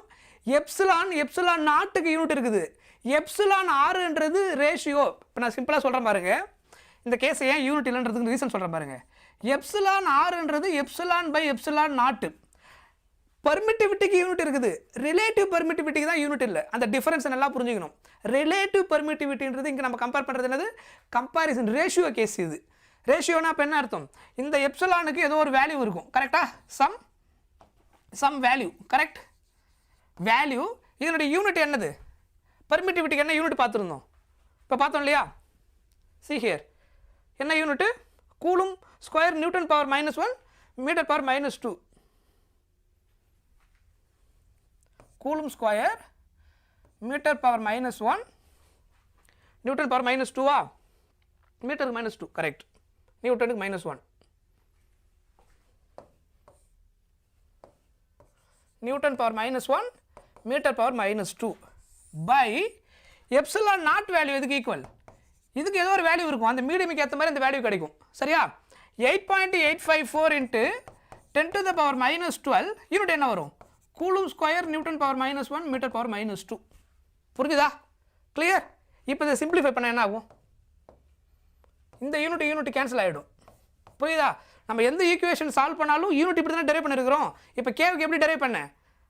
ஃபோர்ஸ் ஈக்குவேஷன் வந்து அதே மாதிரி கேவுக்கு எப்சிலான் நாட் எப்படி டெரைவ் பண்ணியிருந்தோம், ஈக்குவேஷன் வந்து டெரைவ் பண்ண முடியும். ரேஷியோன்றது என்னன்னா the comparison of the same quantity. இது டிஸ்டன்ஸ்னா இதுவும் டிஸ்டன்ஸ், ரெண்டு டிஸ்டன்ஸை கம்பேர் பண்ணுறது. டிஸ்டன்ஸை கம்பேர் பண்ணும்போது உங்களுக்கு என்ன கிடைக்காது? யூனிட் கேன்சல் ஆகிடும். ஃபைனலாக என்ன கிடைக்கும்? Numerical value. இதை விட இது எத்தனை டைம்ஸ் போயிருக்கு அப்படி தான் கிடைக்கும். ஸோ அதனால் தெளிவாக புரிஞ்சுக்கணும், பெர்மிட்டிவிட்டின்றதுக்கு யூனிட் இருக்குது, அதுக்கு யூனிட் இல்லை நான் சொல்லவே இல்லை. நான் சொன்ன வேர்டு நல்லா புரிஞ்சு, relative permittivity, otherwise dielectric constant. Dielectric constant or relative பெர்மிட்டிவிட்டின்றது ratio of permittivity of medium to permittivity of vacuum. அது ரெண்டுத்துக்கு ரேஷியோ எடுக்கிறதுனால இண்டிவிஜுவலாக மீடியம் பெர்மிட்டிவிட்டிக்கு வேக்கம் இருக்குது, யூனிட் இருக்குது. அதே மாதிரி என்ன இருக்குது? வேக்கமுக்கும் யூனிட் இருக்குது. ரேஷியோவுக்கு தான் நான் யூனிட் இல்லைன்னு சொன்னேன். அந்த டிஃபரன்ஸை தெளிவாக புரிஞ்சுக்கோங்க, சரியா? அப்போ ஃபைனலாக ஏதோ ஒரு நியூமரிக்கல் வேல்யூ தான் கிடைக்கும்.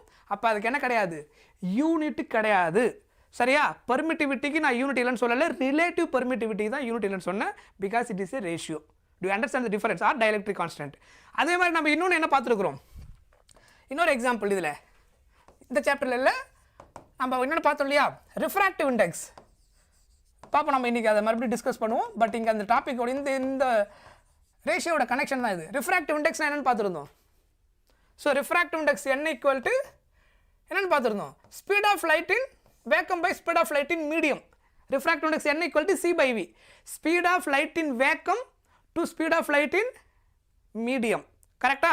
ஸோ நியூமரேட்டரில் இருக்கிறது ஸ்பீடு, இதனோட யூனிட் என்ன வரும்? Metre per second. இதுவும் என்னது? Speed, metre per second. இது ரெண்டு கேன்சல் ஆகிடும். அப்போது ரிஃப்ராக்டிவ் இண்டெக்ஸ் என்ன கிடையாது? யூனிட் கிடையாது. ஸோ இதுக்கு என்ன கிடையாது? யூனிட் கிடையாது. It is also ratio. No unit, no dimension. புரியுதா? இதெல்லாம் நம்ம அடிக்கடி கொஷின்ஸ் நமக்கு ஃபோக்கஸ் பண்ணுவாங்க. நமக்கு அந்த டைமென்ஷனல் அனாலிசிஸ் இந்த சாப்டர் 1 யூனிட்ஸ் மெஷர்மெண்ட் பார்க்குறோம் இல்லையா? அதில் எதுக்கெல்லாம் நமக்கு யூனிட்லெஸ் குவான்டிட்டி, அதாவது எந்தெந்த ரேஷியோக்கெல்லாம் யூனிட்லெஸ் அப்படின்றத கண்டுபிடிக்கணும், தெரிஞ்சு வச்சுருக்கணும். நமக்கு சம்டைம்ஸ் ஃபில் இந்த இது மேட்ச் த ஃபாலோவிங் மாதிரி கொடுத்துருவாங்க. இங்கே பக்கம் ஒரு 4, இங்கே பக்கம் ஒரு ஆப்ஷன் இருக்கும். இதில் எது வந்து இதனுடைய கரஸ்பாண்டிங் யூனிட்னு கேட்பாங்க, சில இதுக்கு வந்து யூனிட்லெஸ்ன்னு கொடுத்துருப்பாங்க. அப்போ அது எந்த ரேஷியோன்னு பார்த்து கண்டுபிடிக்கணும்.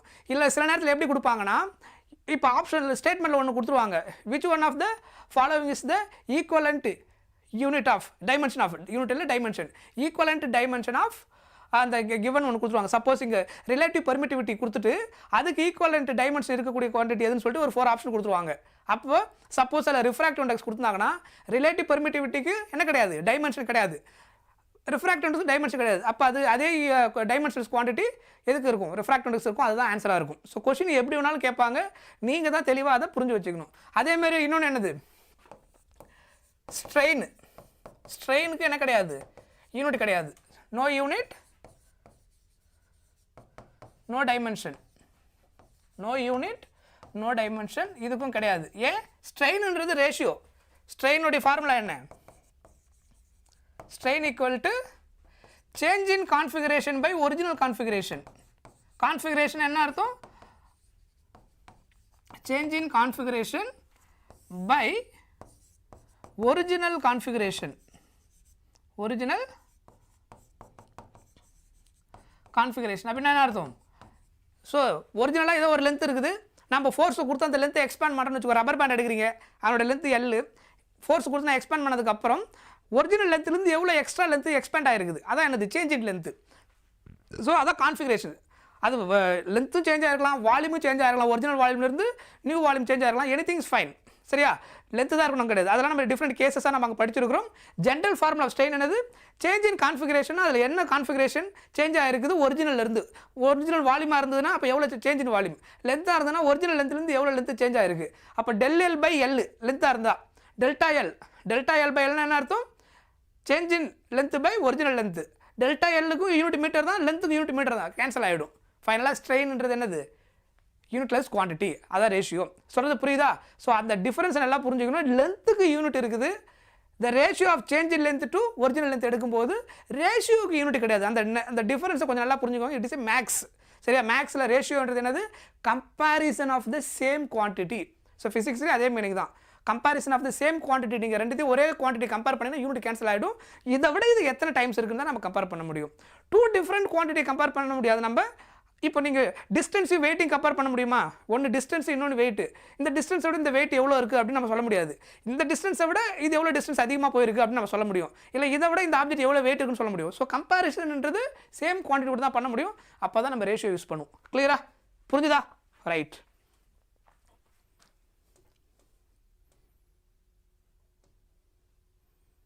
Right. Next relative permittivity of vacuum. நான் சொன்னேன் அங்கே எப்சிலான் ஆர் வந்து என்னது? 1. Relative permittivity of epsilon r of other material என்ன வரும்? Greater than 1. இதெல்லாம் நான் உங்களுக்கு ஸ்டேட்மெண்ட்லேயே கொடுத்துட்டேன். கரெக்டாக? ஸோ நான் எக்ஸ்பிளைன் பண்ணும்போது இங்கே நான் உங்களுக்கு மென்ஷன் பண்ணியிருக்கிறேன் எல்லா கேஸையும். கரெக்ட்? ஸோ அந்த கம்பேரிசன் நான் முன்னாடியே கொடுத்துட்டேன். Right. Next Coulomb's of principle of superposition. Superposition நமக்கு ஆல்ரெடி தெரியும். மல்டிபிள் சார்ஜஸ் ப்ரெசென்ட்டாக இருக்கும்போது ஒரு சார்ஜ் மேலே எவ்வளோ ஃபோர்ஸு டோட்டலாக ஆக்ட் ஆகுதுன்னு கண்டுபிடிக்கிறதா என்னது? Superposition principle. ஸோ அப்போ டோட்டல் சார்ஜை நம்ம எப்படி கால்குலேட் பண்ணது டெரிவேஷன் நம்ம ஆல்ரெடி பார்த்துருக்கோம். அதுக்கப்புறம் எலக்ட்ரிக் ஃபீல்டு. ஸோ எலக்ட்ரிக் ஃபீல்டுன்றது ஸோ என்னது? ஒரு சார்ஜ் இருந்தால் அந்த சார்ஜை சுற்றி ஃபீல்டு இருக்குது. ஸோ இங்கே ஒரு சார்ஜ் நம்ம கொண்டு வரோம். ரெண்டுமே கான்டாக்ட் பண்ணாமலே என்ன ஆகுது? ஃபோர்ஸை எக்ஸ்பீரியன்ஸ் பண்ணுது. அப்போ கான்டாக்ட் பண்ணாமலே ஃபோர்ஸ் எக்ஸ்பீரியன்ஸ் ஆகுதுன்னா அப்போ அதை சுற்றி ஆல்ரெடி வேறு ஏதோ ஒன்று ப்ரெசென்ட் ஆகணும். ரெண்டும் டச் பண்ணி கான்டாக்ட் பண்ணி கொடுக்குற ஃபோர்ஸுன்றது கான்டாக்ட் ஃபோர்ஸு. டச்சே பண்ணாமல் ஒரு ஃபோர்ஸ் ஆகுதுன்னா அப்போ அதை சுற்றி ஆல்ரெடி வேறு ஏதோ ஒன்று ப்ரெசென்ட் ஆகிருக்கணும். இது ரெண்டு கிட்ட கொண்டு வரும்போது ஒரு மேக்னெட், ரெண்டு மேக்னெட் கிட்ட கொண்டு வரோம். டச் பண்ணாமலே அட்ராக்ஷனும் ரிப்பல்ஷன் ஸ்டார்ட் ஆகுது வித்தவுட் கான்டாக்ட். அப்போது அதுக்கு முன்னாடி அதை சுற்றி வேறு ஏதோ ஒன்று இருந்திருக்கு. அதுக்கு பேர் தான் என்னது? ஃபீல்டு. ஸோ சார்ஜ் இருந்தால் சார்ஜை சுற்றி அது ப்ரொடியூஸ் பண்ணக்கூடியது என்னது? Electric field. மேக்னெட் இருந்தால் மேக்னெட்டை சுற்றி ப்ரொடியூஸ் பண்ணக்கூடியது என்னது? Magnetic field. அப்போ இன்னொரு ஃபீல்டு அங்கே வந்து டிஸ்டர்ப் ஆச்சுன்னா என்ன ஆகும்? அங்கே ஃபோர்ஸ் எக்ஸ்பீரியன்ஸ் ஆகும். டூ ஃபீல்டாக இருந்தால் தான் நமக்கு என்ன பண்ண முடியும்? ஃபோர்ஸை கால்குலேட் பண்ண முடியும். வெறும் சார்ஜ் இருந்தால் ஒரு சார்ஜ் சுற்றி ஃபீல்டு இருக்கும். பட் அந்த ஃபீல்டு எவ்வளோ தூரம் இருக்குன்னு நீங்கள் கண்டுபிடிக்க முடியுமா? கண்டுபிடிக்க முடியாது. ஏன்னா சார்ஜ் இருக்குது, ஒரு மேக்னெட் இருக்குது, மேக்னெட் சுற்றி எவ்வளோ தூரம் ஃபீல்டு இருக்குன்னு உங்களால் கண்டுபிடிக்க முடியாது வெறும் ஜஸ்ட் சிங்கிள் மேக்னெட் இருக்கும்போது. இன்னொரு மேக்னெட்டை கொண்டு வரும்போது தான் என்ன நடக்குது? அட்ராக்ஷன் ரிப்பல்ஷன் நடக்கும்போது அப்போ அது வரைக்கும் அது வந்து ஒரு பவுண்டரியை கிரியேட் பண்ணி வச்சிருக்கு, ஒரு ஃபீல்டை ப்ரொடியூஸ் பண்ணி வச்சிருக்கு இவ்வளோ தூரத்துக்கு அப்படின்னு நம்ம சொல்ல முடியும். ஸோ அங்கே இருக்கக்கூடிய சிங்கிள் சார்ஜை சுற்றி ஃபீல்டு இருக்கும். பட் ஆனால் அதை நம்ம எக்ஸ்பீரியன்ஸ் பண்ணணும்னா இன்னொரு ஃபீல்டு அங்கே வந்து டிஸ்டர்ப் பண்ணி கொண்டு வரும். அதை ஃபோர்ஸை எக்ஸ்பீரியன்ஸ் பண்ணணும். அப்போ தான் நம்ம கால்குலேட் பண்ண முடியும். ஸோ சார்ஜ் சுற்றி ஆக்சுவலாக ஃபீல்டு இருக்குது. அந்த ஃபீல்டு வந்து என்ன ஆகும்? டிஸ்டன்ஸ் அதிகமாக ரெடியூஸ் ஆகிட்டே போகும். ஸோ இங்கே என்னது? ஃபீல்டு வந்து இன்வர்ஸ்லி ப்ரொபோர்ஷனல் டு r². சரியா? ஸோ அதுக்கப்புறம் அதுக்கான ஃபார்முலா இதில் நமக்கு தெரியும் ஆல்ரெடி. இதில் பாசிட்டிவ் சார்ஜ்னா அந்த ஃபீல்டு லைன்ஸ் எப்படி இருக்கும்? பாசிட்டிவ் சார்ஜில் ஆரோ வந்து outward. See here electric field lines வந்து பாசிட்டிவ் சார்ஜில் வந்து சிங்கிள் பாசிட்டிவ் சார்ஜாக இருந்தால் எலக்ட்ரிக் ஃபீல்ட் லைன்ஸ் வந்து அவுட்வர்டில் இருக்கும். சார்ஜில் இங்கே ஸ்டார்ட் ஆகிட்டு எங்கே முடியும்? அட் இன்ஃபினிட்டியில் முடியும். Start from the charge end at infinity. எப்போ? பாசிட்டிவ் சார்ஜாக இருந்ததுன்னா. நெகட்டிவ் சார்ஜாக இருந்தால் இன்ஃபினிட்டியில் ஸ்டார்ட் ஆகிட்டு எங்கே முடியும்? சார்ஜில் முடியும். கரெக்டாக ஆரோ வந்து இன்வேர்டு. ஓகே, இதுக்கு அவுட்வர்டு, இதுக்கு இன்வேர்டு. கரெக்ட். ஸோ அந்த ஆரோ ரெண்டும் நமக்கு தெரியும் ஆல்ரெடி. பாசிட்டிவ் நெகட்டிவ் டிஸ்கஸ் பண்ணியிருக்கிறோம். கரெக்ட். அதுக்கப்புறம் ஒரு டெஸ்ட் சார்ஜ் இங்கே ஃபீல்டு எக்ஸ்பீரியன்ஸ் பண்ணுறதுக்காக நம்ம என்ன பண்ணுறோம், ஒரு டெஸ்ட் சார்ஜ் இங்கே கொண்டு வரோம். ஆல்ரெடி சுற்றி ஃபீல்டு இருக்குது. டெஸ்ட் சார்ஜ் கொண்டு வந்தீங்கன்னா அந்த சார்ஜ் சுற்றி ஒரு ஃபீல்டு இருக்கும். ரெண்டு ஃபீல்டு இன்டர்ஃபியர் ஆகும்போது என்ன கிடைக்கும், ஃபோர்ஸ் கிடைக்கும். ஸோ அதை வச்சுட்டு நம்ம என்ன பண்ண முடியும், ஃபோர்ஸுக்கும் எலக்ட்ரிக் ஃபீல்டுக்கும் ரிலேஷன் டெரைவ் பண்ண முடியும். ஓகேவா? ஸோ இதுதான் ஆக்சுவலாக என்னது எலக்ட்ரிக் ஃபீல்டுடைய formula. E equal to Q by 4 pi epsilon naught R square. அதோட சிம்பிளாக நம்ம எப்படி எழுதுவோம், ஞாபகம் வச்சுக்கிறதுக்கு நம்ம கன்வீனியன்ட்டாக எழுதணும்னா KQ by R square. கரெக்டாக 1 by 4 pi epsilon நாட்டுக்கு பதிலாக என்னென்னு எழுதலாம், Kன்னு எழுதலாம். கரெக்டாக? ஸோ அதனால் 1 by 4 pi epsilon not K எழுதணும்னா KQ by R square. So அதுக்கப்புறம் இன்ஃபினிட்டி டிஸ்டன்ஸில் எலக்ட்ரிக் ஃபீல்டு என்னவா இருக்கும் அப்படின்னு கேட்பாங்க. இங்கே டினாமினேட்டரில் R வந்து இன்ஃபினிட்டின்னு போட்டிங்கன்னா எனி வேல்யூ பை இன்ஃபினிட்டி என்னது, 0 அப்படின்னு அர்த்தம். ஸோ இன்ஃபினிட்டி டிஸ்டன்ஸில் எலக்ட்ரிக் ஃபீல்டு என்னது, 0. டிஸ்டன்ஸ் 0வாக இருந்ததுன்னா R 0னா என்ன அர்த்தம், இந்த ஃபார்முலாவில் இங்கே R 0ன்னு போடுவீங்க. ஃபஸ்ட்டு கேஸில் R இன்ஃபினிட்டின்னு போடுவீங்க.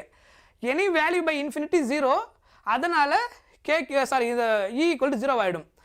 R equal to 0ன்னு போட்டிங்கன்னா எனி வேல்யூ பை 0 நம்ம என்ன சொல்ல போகிறோம், இன்ஃபினிட்டி. அதனால் அன்டிஃபைன்டு. ஆக்சுவலாக இங்கே என்ன சொல்ல போகிறோம், அன்டிஃபைன்டு. சொல்கிற பாயிண்ட் புரியுதா? ஸோ எலக்ட்ரிக் ஃபீல்டு வந்து இன்ஃபினிட் டிஸ்டன்ஸில் என்ன இருக்குன்னு கேட்டால் 0ன்னு சொல்லணும். சார்ஜுக்கு இன்சைட், அதாவது R வந்து 0 ஆச்சுன்னா இல்லை சார்ஜோடைய இன்சைட் அப்படின்ற மாதிரி எடுத்துக்கணும். அது அங்கே வந்து ஃபீல்டு எங்கே இருக்கும், ஃபீல்டு என்ன இருக்கும் அப்படின்னு கேட்டாங்கன்னா அன்டிஃபைன்டு, பிகாஸ் R வந்து 0. ஸோ இது நான் முதல்ல சொன்னேன் இல்லையா, ஃபோர்ஸ் வந்து இந்த கிராஃப் என்னது 1 by R. எலக்ட்ரிக் ஃபீல்டு வந்து inversely proportional to 1 by R square. கரெக்டா? see here Q by 4 pi epsilon naught. Electric field வந்து directly proportional to charge. சரியா? E வந்து directly proportional to Q, inversely proportional to R square. 1 by 4 pi epsilon naught constant. புரியுதா? வேக்கமுக்கு எடுக்கும்போது 1 by 4 pi epsilon naught constant. Charge அதிகமாச்சுன்னா electric field அதிகமாகும். நம்ம use பண்ணுற சார்ஜ், அந்த சார்ஜோட வேல்யூக்கு ஏற்ற மாதிரி ஃபீல்டு என்ன ஆகும், எக்ஸ்பேண்ட் ஆகுறது, சேஞ்ச் ஆகும். ஸோ சார்ஜோட வேல்யூ அதிகமாக இருக்கும்போது எலக்ட்ரிக் ஃபீல்டோடைய டிஸ்டன்ஸும் அந்த எக்ஸ்பேண்ட் ஆகிற அந்த டிஸ்டன்ஸ் அதிகமாக இருக்கும், அதனுடைய இன்டென்சிட்டி அதிகமாகிடும். ஸோ அதனால் electric field directly proportional to Q. Distance அதிகமாக எலக்ட்ரிக் ஃபீல்டு என்ன ஆகிட்டே போகும், குறைஞ்சிக்கிட்டே போகும். Inversely proportional to R square.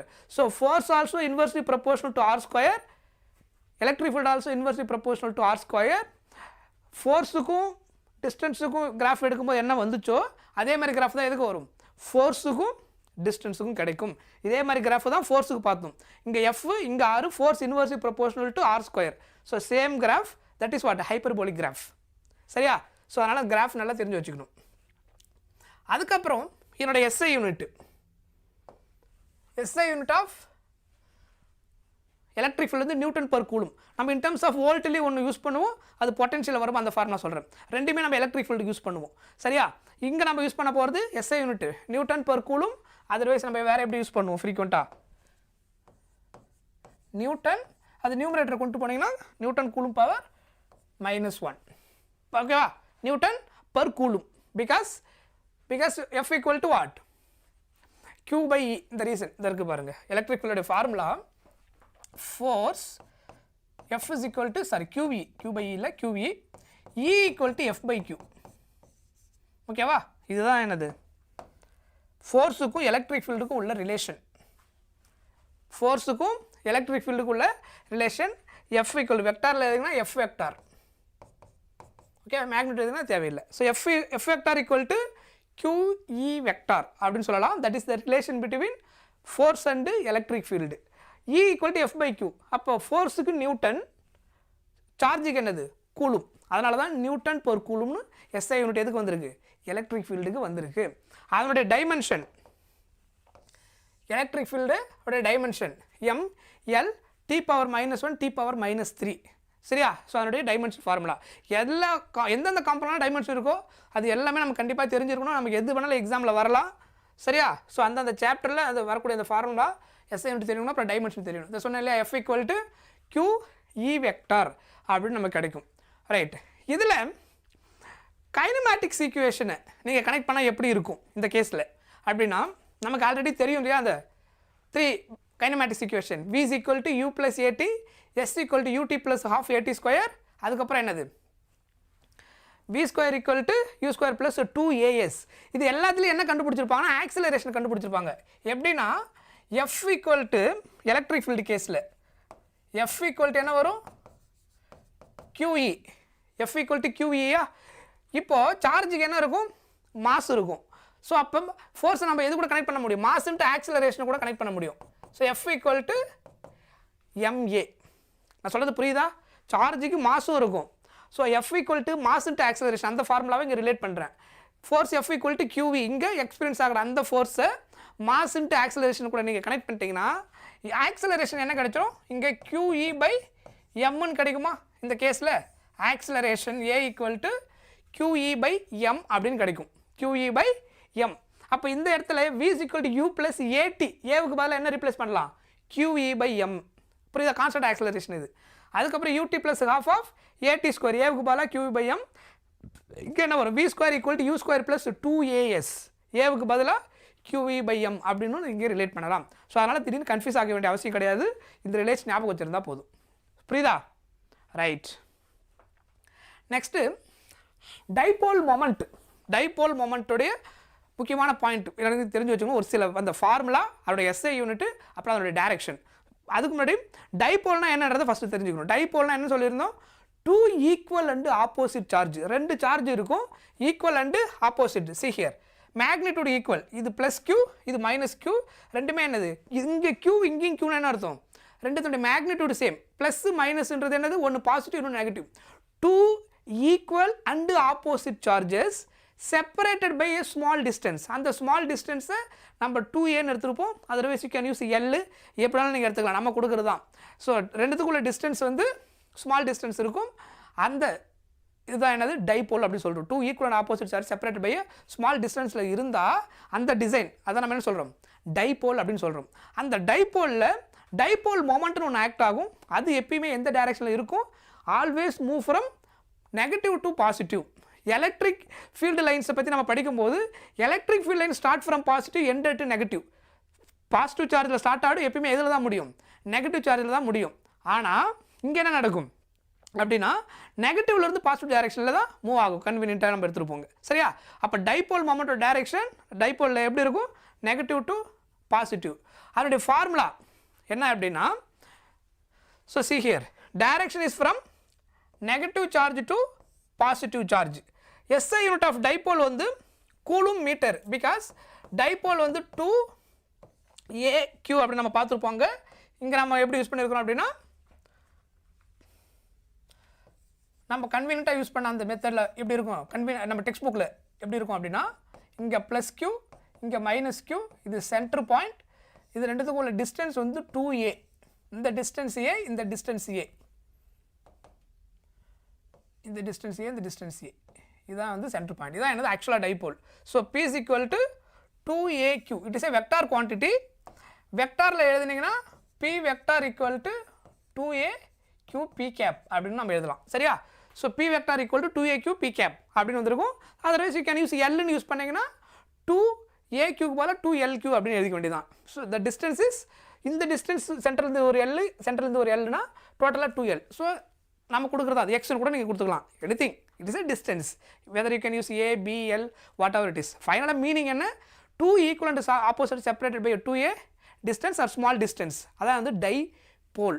So dipole moment அப்படின்றது p is equal to the product of the distance between the charge into value of one charge. அதான் அதோட meaning. அந்த டிஸ்டன்ஸுக்கும் value of one charge plus q minus q magnitude இருக்கு இல்லையா அந்த ஏதாவது ஒரு சார்ஜோட மேக்னிடியூட 2a டிஸ்டன்ஸ் கூட மல்டிப்ளை பண்ணால் that is called dipole. So இதில் முக்கியமாக ஞாபகம் வச்சுக்க வேண்டியது என்னது நெகட்டிவ்லேருந்து பாசிட்டிவில் மூவ் ஆகும் டைபோல் மொமெண்ட். அதோடைய ஃபார்முலா அந்த ரெண்டு டைபோலுக்கு பிட்வீன் இருக்கிற டிஸ்டன்ஸ் நீங்கள் சிம்பிளாக 2a 2l படிக்கிறத விட எப்படி படிக்கணும் p is equal to distance between the dipole into magnitude of the charge.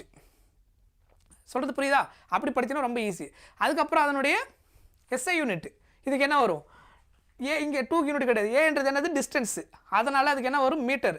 சார்ஜ்ன்றது என்னது கூலும் அதனால் கூலும் மீட்டர்ன்றது என்னது அதனுடைய SI யூனிட் சரியா. கூலும் சிம்பிளாக என்ன எழுதணும் coulomb metre that is SI unit. இதுதான் என்னுடைய SI யூனிட் டைபோல் மொமெண்ட்.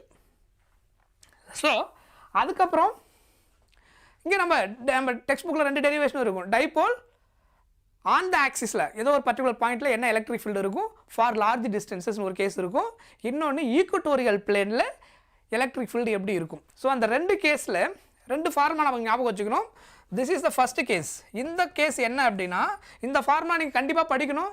இதை படிக்காம விட்டிங்கனாலும் உங்களுக்கு சஃபர் ஆகிறது சான்சஸ் இருக்குது. ஏன்னா கொஸ்டினில் அவங்க என்ன கேட்குறாங்கன்றதை நீங்கள் கரெக்டாக கண்டுபிடிச்சி சால்வ் பண்ண வேண்டியதாக இருக்கும். இந்த ஃபார்முலாஸ் ஸ்பெஷல் கேஸ். என்னது, அந்த டிஸ்டன்ஸ் நம்ம சூஸ் பண்ண டிஸ்டன்ஸ் வந்து டைபோல் டிஸ்டன்ஸை விட வெரி வெரி கிரேட்டர் தானாக இருக்கும்போது, அதாவது நமக்கு ஆர் கிரேட்டர் தன் ஏன் டெக்ஸ்ட் புக்கில் இருக்கும். சரியா, அந்த கிரேட்டர் டிஸ்டன்ஸில் தான் இந்த எலக்ட்ரிக் ஃபீல்டு கால்குலேட் பண்ணுவோம். அதர்வைஸ் கம்பேரபிளாக இருந்ததுன்னா, அதாவது டைபோல் டிஸ்டன்ஸும் நம்ம சூஸ் பண்ண அந்த ஆர் டிஸ்டன்ஸும் கம்பேர் பண்ணக்கூடிய டிஸ்டன்ஸில் இருந்துச்சுன்னா இந்த ஃபார்முலாவை யூஸ் பண்ண முடியாது. சொல்கிறது புரியுதா? அப்போ நீங்கள் என்ன பண்ணணும், இந்த ஃபார்முலா யூஸ் பண்ணி ஆகணும்.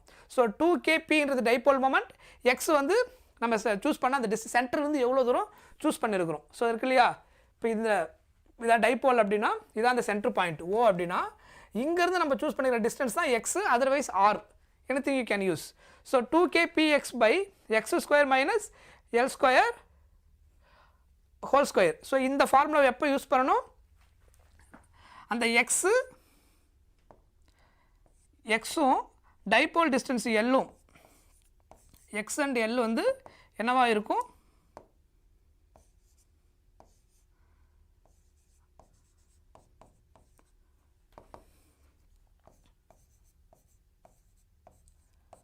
ரெண்டு கம்பேரபிளாக இருக்கும். அப்போ தான் இந்த ஃபார்முலா யூஸ் பண்ணணும்.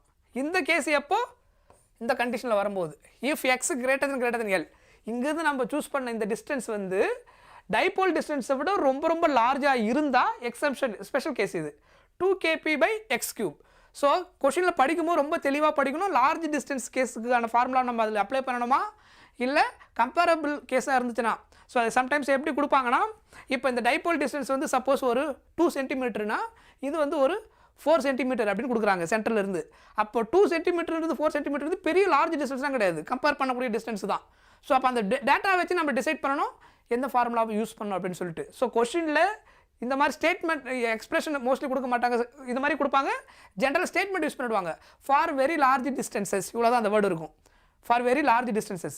அந்த கேஸுக்கு தான் இந்த ஃபார்முலா யூஸ் பண்ணுவோம், 2kp/x³. அதர்வைஸ் 2kp நம்ம டெக்ஸ்ட் புக்கில் r³ போட்டிருப்போம், டிஸ்டன்ஸ் ஆர்னு எடுத்துருப்போம். எனிதிங் நீங்கள் எப்படி மெமரைஸ் பண்ணிங்களோ அதே மாதிரி படிச்சுக்கோங்க. ஸோ இது வந்து ஆன் த ஆக்சிஸ்க்கான ஃபார்முலா. ஸோ இந்த ரெண்டு கேஸுமே நீங்கள் படிக்கணும். இந்த ஃபார்முலா ஜென்ரலாக ஸ்டூடெண்ட்ஸ் ஃபோக்கஸ் பண்ணுறது இல்லை, இதை பேஸ் பண்ணி ஒரு தடவை கொஸ்டின் வந்திருந்தது, அதுக்கு தான் உங்களுக்கு இவ்வளோ தடவை ரிமைண்ட் பண்ணுறாது. சொல்கிறது புரியுதா? அதுக்கப்புறம் அதே மாதிரி ஈக்குவட்டோரியல் பிளேனில் kp/x² + l² whole power 3/2 for large distances உங்களுக்கு என்ன கிடைக்கும், -kp/x³ அப்படின்னு கிடைக்கும். இது வந்து லார்ஜ் டிஸ்டன்சஸ்க்கு. சரியா, இதே மாடலஸ் எடுக்கலன்னா இங்கே -p வெக்டார் வரும் இந்த கேஸுக்கு. ஸோ இதுதான் ஆக்சுவலாக kp/x² + l² ஹோல் பவர் 3/2. வெக்டாரில் எழுதுனீங்கன்னா இங்கே நெகட்டிவ் சைன் வரும், kp/x² + l² ஹோல் பவர் 3/2. இது கம்பேரிங் கேஸ். இதில் என்னது, எக்ஸ் அண்டு எல் வந்து கம்பேரபிளாக இருந்தால் இந்த கேஸில். இது for large distances, very very greater distance இருக்கும்போது திஸ் இஸ் அ ஃபார்முலா. ஓகேவா, புரிஞ்சுதா? இது மேக்னிட்யூடில் எழுதும்போது, வெக்டாரில் எழுதும்போது நெகட்டிவ் சைன் வரும். டைபோல் கேஸில் வெக்டாரில் என்ன வரும், நெகட்டிவ் சைன் கண்டிப்பாக வரும், -kp/x³. இது ஈக்குவல். இந்த ஃபார்முலா ஆல்ரெடி நம்ம பார்த்தது தான். அதுக்கப்புறம் dipole in uniform electric field, இதில் torque, this is other formula. இதனுடைய மேக்னிட்யூட் எப்படி எழுதுவீங்க, τ = P sin θ. புரியுதா, τ = P vector cross E vector. இது இன்னொரு இதை P = 2aq இருந்தால் வேறு எப்படி எழுதலாம், 2aq E sin θ அப்படின்னு எழுதுவோம். சொல்கிறது புரியுதா? τ = P sin θ, P = எதுக்கு ஈக்குவல், 2aqக்கு ஈக்குவல், P = 2aqக்கு ஈக்குவல். இது ஆல்ரெடி நமக்கு தெரியும். ஸோ P = 2aqன்றதுனால τ = P sin θ, P replaced by 2aq. So ப்ராப்ளமில் டார்க்கு ஃபைண்ட் அவுட் பண்ண சொல்லியிருப்பாங்க, டைபோல் மொமெண்ட் டேரெக்டாக கொடுத்துருக்க மாட்டாங்க, புரியுதா? எலக்ட்ரிக் டைபோல் மொமெண்ட் கொடுக்காம என்ன கொடுத்துருவாங்க, டிஸ்டன்ஸ் பிட்வீன் த டைபோலும் வேல்யூ ஆஃப் சார்ஜும் கொடுத்துருவாங்க. அதுக்கப்புறம் எலக்ட்ரிக் ஃபீல்டு சைன் தீட்டா கொடுத்துருவாங்க. 30 degree 45 degree 90 whatever the case என்ன கொடுக்குறாங்களோ அதுக்கு ஏற்ற மாதிரி. அப்போ டார்க் என்னன்னு கேட்பாங்க. ஸோ எல்லா கேஸ்லையும் p data it's general formula p sine தீட்டான்றது. பிக்கு ஆல்ரெடி இன்னொரு ஃபார்முலா இருக்குது. ஒரு ஃபார்முலாவிலேருந்து இன்டர்லிங்க் ஃபார்முலா நம்ம கொண்டு போகணும். பேசிக் ஃபார்முலா ஸ்டாண்டர்டாக பி சைன் தீட்டான்றது டார்க்கோட formula. P also equal to 2aq then 2aq into p e sine theta. So இந்த கிவன் டேட்டாவை கொடுத்தா இப்படி தான் நம்ம யூஸ் பண்ணணும். So p sine theta standard, p டேரெக்டாக கொடுக்கலன்னா பி கால்குலேட் பண்ணுறதுக்கான டேட்டாவை இன்டெரக்டாக கொடுத்துருப்பாங்க. ஸோ 2aq அப்படின்னு யூஸ் பண்ணி நீங்கள் சால்வ் பண்ணிடணும். புரியுதா? Right. Next potential energy. So இது ரெண்டும் முக்கியமான ஃபார்முலா. லிசன், இந்த ஃபார்முலா நம்ம யூஸ் பண்ணுவோம். இதை use equal to minus B cos theta. ஓகேவா? இந்த ரெண்டு கேஸுமே நம்ம ஜென்ரலாக யூஸ் பண்ணுவோம். இது என்னன்னா தீட்டா ரெண்டு ஆங்கிள் கொடுத்துருப்பாங்க. இதை எப்படி யூஸ் பண்ணலாம், ஆர் இந்த ஃபார்முலாவை வேறு எப்படி யூஸ் பண்ணலான்னா W ஈக்குவல் டு இந்த மைனஸ் உள்ளே மல்டிப்ளை பண்ணிட்டீங்கன்னா PE இது ப்ளஸ் ஆகிடும், இது மைனஸ் ஆகிடும். ஸோ அப்போ cos theta 1 minus cos theta 2 அப்படின்னு எழுதலாம்.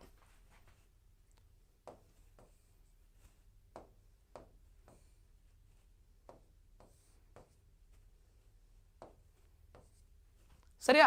இந்த ஃபார்முலாவை இப்படி எழுதலாம். ரெண்டுமே correct. Yes, welcome. Hi Sanjay. So both are correct. So இந்த ஃபார்முலாவை நம்ம அப்ளை பண்ணும்போது என்ன இருக்கும் அப்படின்னா, இனிஷியலாக ஒரு ஆங்கிள் கொடுத்துருப்பாங்க. அதாவது 0லேருந்து 60 டிகிரி ரொட்டேட் ஆகிருக்கு, இல்லை 30 டிகிரிலேருந்து 60 டிகிரி ரொட்டேட் ஆகிருக்கும் போது என்ன வந்திருக்கும் அப்படின்னு கேட்குறாங்கன்னா, ஸ்டார்டிங் ஆங்கிள் சொல்லியிருப்பாங்க. அதுக்கப்புறம் என்னது இனிஷியலாக ஃபைனலாக என்ன ஆங்கிள் சேஞ்ச் ஆகிருக்குன்னு சொல்லியிருப்பாங்க. அப்போ ஒர்க் கண்டுபிடிக்கிற ஃபார்முலா இது. சரியா? So PE cos theta 1 minus cos theta 2, otherwise minus PE into cos theta 2 minus cos theta 1, both are correct. இந்த ஃபார்முலா வந்து என்னன்னா, ஜஸ்ட் இனிஷியல் வந்து 90 டிகிரியில் இருந்திருக்கும், அந்த மாதிரி இருந்திருக்கும். இதில் தீட்டா 1 வந்து உங்களுக்கு என்ன ஆகிடுவீங்க, இந்த ஃபார்முலா சொன்னேன் இல்லையா, இது 90 டிகிரியில் இருந்திருக்கும். அதிலிருந்து ரொட்டேட் ஆகிருக்கும் போது மைனஸ் பி காஸ் தீட்டா. சிம்பிளாக வெறும் அந்த ரொட்டேஷன் வந்து டேரெக்டாக இந்த ஆங்கிள் இருக்கும்போது என்ன பொட்டன்ஷியல் இருக்குன்னு கேட்பாங்க. அதாவது 45 டிகிரியில் இருக்கும்போது என்ன ஆங்கிள் இருந்திருக்கும், சரி என்ன பொட்டன்ஷியல் இருந்திருக்கும் அந்த ஆங்கிளில், எக்ஸாக்டாக அந்த ஆங்கிள் என்ன பொட்டன்ஷியல் இருக்குன்னு கேட்பாங்க. ஸோ அப்போ மைனஸ் பி காஸ் தீட்டான்னு வரும். சிம்பிளாக அது ப்ராப்ளம் போடும்போது நமக்கு புரியும் அந்த டேட்டாவை எப்படி யூஸ் பண்ணணும். ஸோ 2 ஆங்கிள் கொடுக்கும்போது என்ன யூஸ் பண்ணணும் அப்படின்றது. ரைட். அதுக்கப்புறம் இந்த டார்க் இருக்கு இல்லையா, டார்க் வந்து எப்போ மேக்ஸிமம் அப்படின்னா theta equal to 90 degree, because sine theta வந்தாலே எப்போ மேக்ஸிமம் கிடைக்கும், தீட்டா 90, காஸ் தீட்டா வந்தால் 0 டிகிரியில் மேக்ஸிமம். சரியா? ஸோ அப்போ டவ் ஈக்குவல் டு இங்கே என்ன ஆகும், சைன் 90 நமக்கு 1 ஆகிடும். ஸோ தீட்டா ஈக்குவல் டு 90 டிகிரினா sine 90 degree equal to 1. So sine 91னா மேக்ஸிமம்னு அர்த்தம். டார்க்கு மேக்ஸிமமாக இருக்கணும்னா தீட்டா 90 டிகிரியாக இருக்கணும். சரியா? மேக்ஸிமம் டார்க் கெட் பண்ணணும்னா. டவ் வந்து நீங்கள் மினிமம் கெட் பண்ணணும்னா தீட்டா 0 டிகிரி, சைன் 0 ஆகிடும். Because tau equal to PE sine theta, sine 0 அதனால் டவ் 0.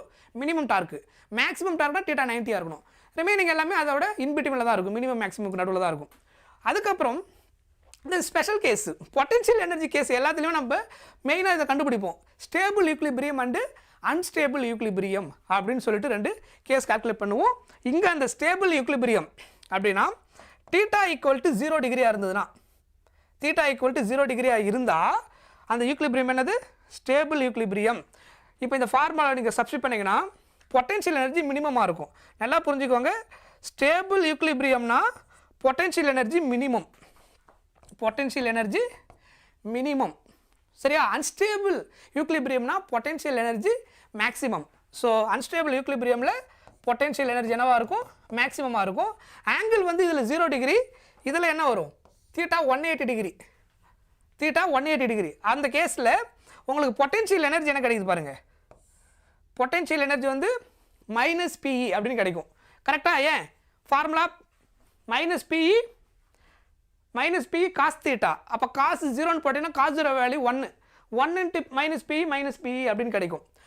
செகண்ட் கேஸில் 180 போட்டால் காசு 180 மைனஸ் 1, அப்போ மைனஸ் ஆஃப் மைனஸ் ப்ளஸ் ஆகிடும். அப்போ உங்களுக்கு பொட்டென்ஷியல் எனர்ஜி எதில் கிடைக்கும், ப்ளஸில் கிடைக்கும். ஸோ பொட்டென்ஷியல் எனர்ஜி நெகட்டிவில் PEன்னு கிடைக்கும்போது அது என்னது, minimum, potential energy minimum and it is a stable equilibrium. அந்த பர்டிகுலர் கேஸில் டார்க் என்னவாக இருக்கும், பொட்டென்ஷியல் எனர்ஜி அதாவது மினிமம் மேக்ஸிமம் அந்த ரெண்டு கேஸ்லையுமே டார்க் என்னவாக இருக்கும், ஜீரோவாக இருக்கும். ஏன்னா இது காஸ் தீட்டா, டார்க் வந்து சைன் தீட்டா. இது காஸ் 0 டிகிரினா மேக்ஸிமம் ஆகிடும். கரெக்டாக சொன்ன இல்லையா சார், அந்த பொட்டன்ஷியல் மினிமம் ஆகிடும். தீட்டா 0 டிகிரியாக இருக்கும்போது காஸ் 0 1ன்னு கிடைக்கும். ஆனால் சைன் தீட்டாவில் போட்டிங்கன்னா 0 ஆகிடும். அதனால தான் டார்க் என்ன ஆகுது இந்த கேஸில், இந்த கேஸில் என்னது, டார்க்கு 0. பொட்டென்ஷியல் எனர்ஜி மேக்ஸிமமாக இருக்கும்போதும் சரி, பொட்டென்ஷியல் எனர்ஜி மினிமமாக இருக்கும்போதும் சரி, டார்க்கு 0. புரியுதா? ரெண்டு கேஸ்லையுமே டார்க்கு 0. ஸோ அதனால் உங்களுக்கு இந்த மாதிரி ஆன்சர் கிடைக்கும். இது ஸ்டேபிள் ஈக்விலிபிரியம். ஸோ இந்த கேஸில் பார்த்தீங்கன்னா டார்க் இதுலேயும் என்னது 0, because sine 180 also 0. So potential மேக்ஸிமமாக இருக்கும்போதும் 0, மினிமமாக இருக்கும்போது 0. அதே மாதிரி பொட்டன்ஷியல் எனர்ஜி ஸ்டேபிளாக இருக்கும்போதும் அன்ஸ்டேபிளாக இருக்கும்போதும் டார்க் 0. புரியுதா? அந்த டிஃப்ரென்ஸ் புரிஞ்சிக்க முடியுதா? அதுக்கப்புறம் இந்த ரெண்டு கேஸ்லையுமே நெட் ஃபோர்ஸ் 0. ஸோ இதை நல்லா புரிஞ்சுக்கணும். ஸோ ஸ்டேபிள் ஈக்விலிபிரியம்னா என்னன்னு சொல்லியிருந்தேன், potential energy minimum minus PE theta 0 degree. Unstable ஈக்விலிபிரியம்னா பொட்டன்ஷியல் எனர்ஜி மேக்ஸிமமாக இருக்கும், அன்ஸ்டேபிளில் தீட்டா ஈக்குவல் டு 180 டிகிரியாக இருக்கும். புரியுதா அந்த டிஃபரன்ஸ்? ரெண்டு கேஸ்லையுமே ஸ்டேபிள் அண்ட் அன்ஸ்டேபிள் ஈக்விலிபிரியம் ரெண்டு கேஸ்லையுமே அது பொட்டன்ஷியல் எனர்ஜி மேக்ஸிமம் மினிமம் ரெண்டு கேஸ்லையுமே டார்க்கு 0, ஃபோர்ஸ் ஆல்சோ 0. ஸோ இதான் நோட் பண்ணி வச்சுக்கோங்க. Right, next charge density. So மெயினாக நம்ம இங்கே யூஸ் பண்ண போகிற சார்ஜ் டென்சிட்டி என்னதுன்னா, ஒன்று வந்து linear charge density Q/L, lambda, அதோட சிம்பிள் நம்ம லாம்டா யூஸ் பண்ணுவோம். Surface charge density sigma, volume charge density வந்து என்னது rho. So lambda is equal to என்ன வரும், இந்த இதெல்லாம் ஆக்சுவலாக ஸ்பெஷல் கேஸு. பேசிக் ஃபார்முலா இதை லாம்டா ஈக்குவல் டு நம்ம யூஸ் பண்ணக்கூடிய ஸ்டாண்டர்ட் ஃபார்முலா என்னென்ன வரும் பாருங்க, lambda equal to total charge by length. இது சர்ஃபேஸ் சார்ஜ் டென்சிட்டியோடைய ஃபார்முலா. சிக்மா ஈக்குவல் டு Q/ஏரியா. Volume charge density row is equal to total charge by volume. இது எல்லாத்துக்குமே SI யூனிட் இருக்கும். இதுக்கு என்ன வரும், கூலும் பை மீட்டர். இதனுடைய SI யூனிட் கரெக்டா, இதனுடைய யூனிட் என்ன வரும், கூலும் பர் மீட்டர்னா கூலும் மீட்டர் பவர் -1.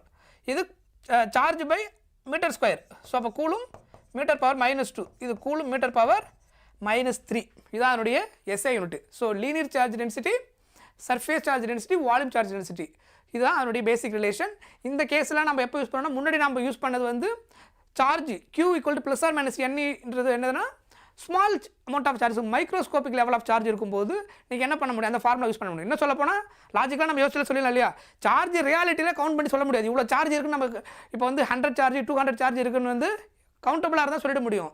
ஒரு கம்ப்ளீட்டு ஒரு டிஸ்க் எடுக்கிறீங்க, டிஸ்க் ஃபுல்லாக சார்ஜ் டிஸ்ட்ரிபியூட் ஆயிருக்குன்னு வச்சுக்கோங்க. இல்லை ஒரு ஸ்பெரிக்கல் பால் எடுக்கிறீங்க, பால் ஃபுல்லாக சார்ஜ் டிஸ்ட்ரிபியூட் ஆயிருக்குன்னா how can we calculate how many charges are present?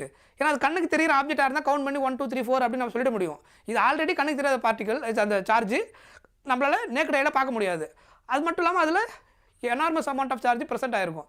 அப்போ என்ன பண்ண முடியாது, ரியாலிட்டியில் எக்ஸாக்டாக கவுண்ட் பண்ண முடியாது. புரியுதா? ஸோ அதனால் நம்ம என்ன பண்ணுறோம், கவுண்ட் பண்ணாமல் அதுக்கு பதிலாக நம்ம என்ன பண்ணிடுறோம், ஈஸியாக டிஸ்ட்ரிபியூஷன், சார்ஜ் எப்படி டிஸ்ட்ரிபியூட் ஆகிருக்கு, அதில் அதனுடைய ஏரியா ஃபுல்லாக டிஸ்ட்ரிபியூட் ஆகிருக்கா. இப்போ இது லென்த்னு எடுத்திங்கன்னா, தின் லென்த்தாக எடுத்திங்கன்னா லென்த்து ஃபுல்லாக சார்ஜ் டிஸ்ட்ரிபியூட் ஆகிறது என்ன வரும், சப்போஸ் ஏரியா எடுத்திங்கன்னா ஏரியா ஃபுல்லாக டிஸ்ட்ரிபியூட் ஆகிறது என்ன வந்திருக்கும். அதர்வைஸ் நீங்கள் வந்து ஒரு பால் எடுக்கிறீங்க, அது பால் ஃபுல்லாக சார்ஜ் டிஸ்ட்ரிபியூட் ஆகிறது அதோட வால்யூம். ஸோ அதை வச்சு நம்ம ஈஸியாக கால்குலேட் பண்ணுறது. அதுக்கு யூஸ் பண்ணுறது என்னது, charge density, surface charge density. Right. So electric field லைன்ஸோட நேச்சர் ஆல்ரெடி நமக்கு தெரியும். என்னது, எலக்ட்ரிக் ஃபீல்ட் லைன்ஸ் வந்து start from positive end at negative, positive negative இருக்கும்போது, பாசிட்டிவ் மட்டும் இருந்துச்சுன்னா start from positive end at infinity, நெகட்டிவாக இருந்ததுன்னா start from infinity end at negative charge. அப்புறம் 2 field lines never cross each other. கரெக்டாக இதெல்லாம் நம்ம ஆல்ரெடி பார்த்துருக்குறோம். ஸோ 2 ஃபீல்டு லைன்ஸ் எப்பவுமே என்ன ஆகாது, கிராஸ் ஈச் அதராக இருக்காது எப்பயுமே. ஸோ இதுதான் அதனுடைய பேசிக். Next flux. ஃப்ளக்ஸுன்றது நம்ம என்னென்னு பார்த்துருக்கோம், ஒரு area.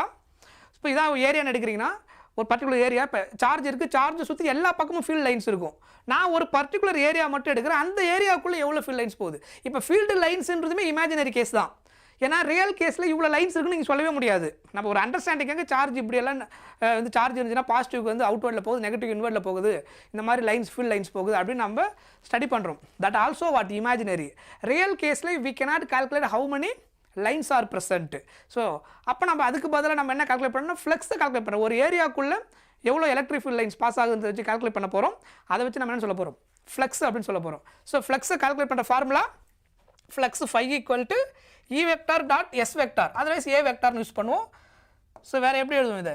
F is equal to ES cos theta, E vector dot S vector equal to ES cos theta, ஏன்னா டாட் ப்ராடக்ட் எடுத்திங்கன்னா.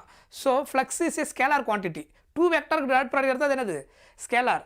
ஸோ அப்போ ES இன்ட்டு cos theta. சரியா? அதுக்கப்புறம் காஸ்லா. ஸோ காஸ்லாவுடைய ஃபார்முலா என்னது? Total charge enclosed by the any surface. ஏதோ ஒரு surface choose பண்ணுறீங்க, அதுக்குள்ளே எவ்வளோ சார்ஜ் அந்த பவுண்ட்ரிக்குள்ளே இருக்குதோ that is the total charge. The total charge enclose the given surface by epsilon naught பண்ணிங்கன்னா தான் என்ன எதுக்கு? Total flux. ஸோ ஃப்ளக்ஸை ஈஸியாக கண்டுபிடிக்கிறதுக்கு யூஸ் பண்ணக்கூடிய ஃபார்முலா தான் என்னது? Gauss law. So flux phi is equal to total charge enclosed by epsilon naught, Q by epsilon not.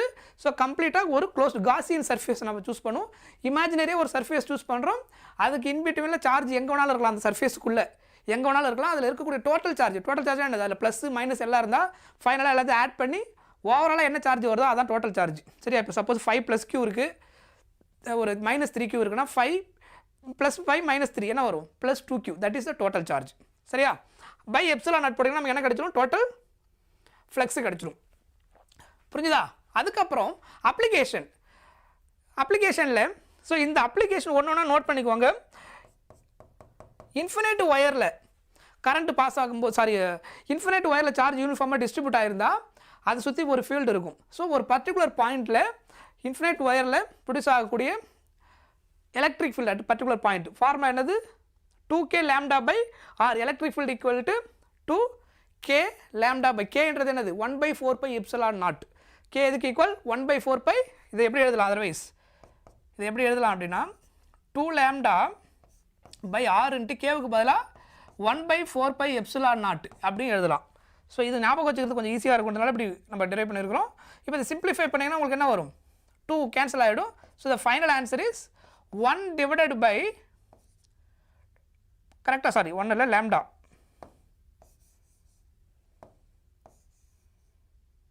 So என்ன கிடைக்கும்? நியூமரேட்டரில் ரிமைனிங் என்ன இருக்குது?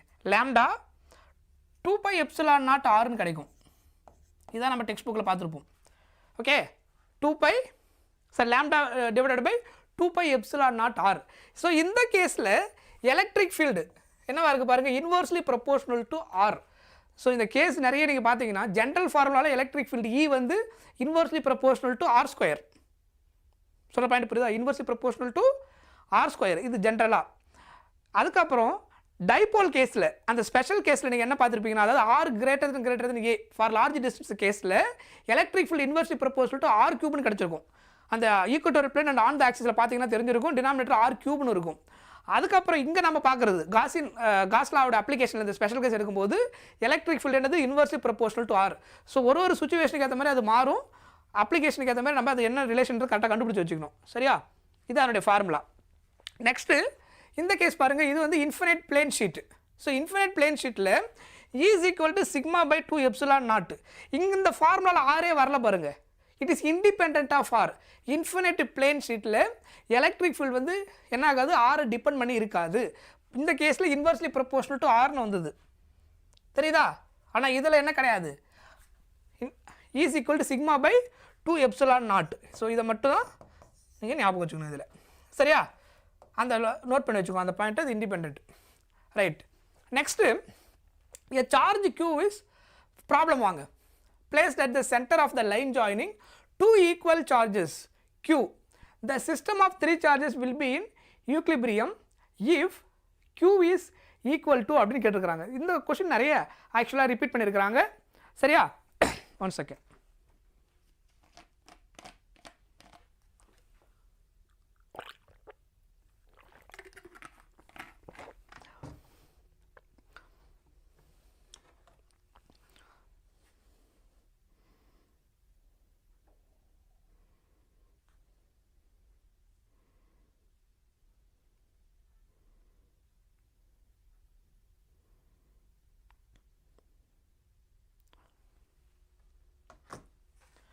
ரைட், கண்டினியூ பண்ணலாமா?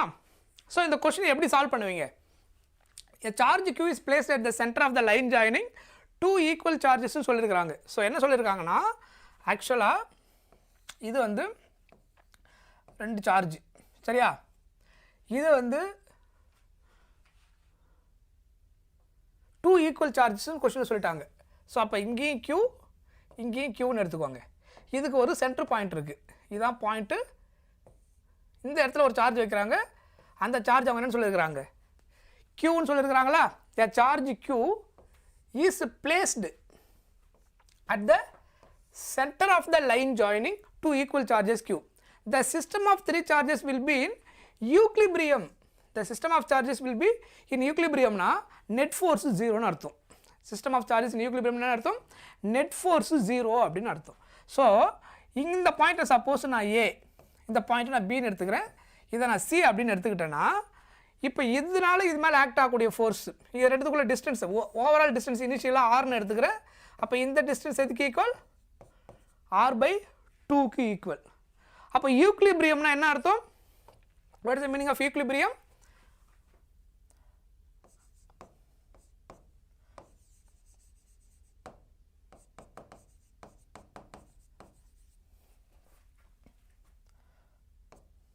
ஓகேவா? ஸோ ஏதாவது ஒரு பாயிண்ட் நீங்கள் A ஆர் B சூஸ் பண்ணிக்கலாம். So net force at B என்ன ஆகும்? ஃபோர்ஸ் அட் B வந்து 0 ஆகும். இல்லை A எடுக்கலாம் நீங்கள். ஸோ இப்போ இந்த சார்ஜ் இங்கே பிளேஸ் பண்ணதுக்கப்புறம் இதனால் இது மேலே ஆக்ட் ஆகக்கூடிய இந்த 2 சார்ஜ் இப்படி இருக்கிற ஃபோர்ஸ், இதனால் இது மேலே ஆக்ட் ஆகக்கூடிய ஃபோர்ஸ், 2 ஃபோர்ஸ் என்ன ஆகுது? 0 ஆகிடும். That is called equilibrium. Net force 0 இருந்தால் அதுக்கு பேர் ஈக்குலிபிரியம். அதர்வைஸ் நீங்கள் ஏவில் எடுக்கிறீங்கன்னா இந்த சார்ஜ்னால மேலே ஆக்ட் ஆகக்கூடிய ஃபோர்ஸ், இந்த சார்ஜ் மேலே ஆக்ட் ஆகக்கூடிய ஃபோர்ஸ், 2 ஃபோர்ஸை ஆட் பண்ண என்ன கிடைக்கும்? 0ன்னு கிடைக்கும். That is net force. அப்படின்னா அவங்க என்ன கேட்குறாங்க? இந்த Q சார்ஜ் வச்சாங்களே சென்டரில், அது என்ன வேல்யூவாக இருந்திருக்கும் அப்படின்னு கேட்குறாங்க. அப்போ ஃபஸ்ட்டு இதனால் இது மேலே ஆக்ட் ஆன ஃபோர்ஸை கால்குலேட் பண்ணுங்கள். ஃபோர்ஸோடைய ஃபார்முலா என்ன? F is equal to K Q1 Q2 by R². So இங்கே இருக்கிற சார்ஜ் Q, இங்கே இருக்கிற சார்ஜ் Q, இதில் எடுத்துக்குள்ள டிஸ்டன்ஸ் ஏவுக்கும் பிக்குள்ள டிஸ்டன்ஸ் என்னது? R. கரெக்டா? So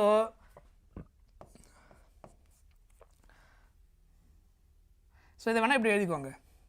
force on B due to A, force on B due to C equal to 0, that is net force on B.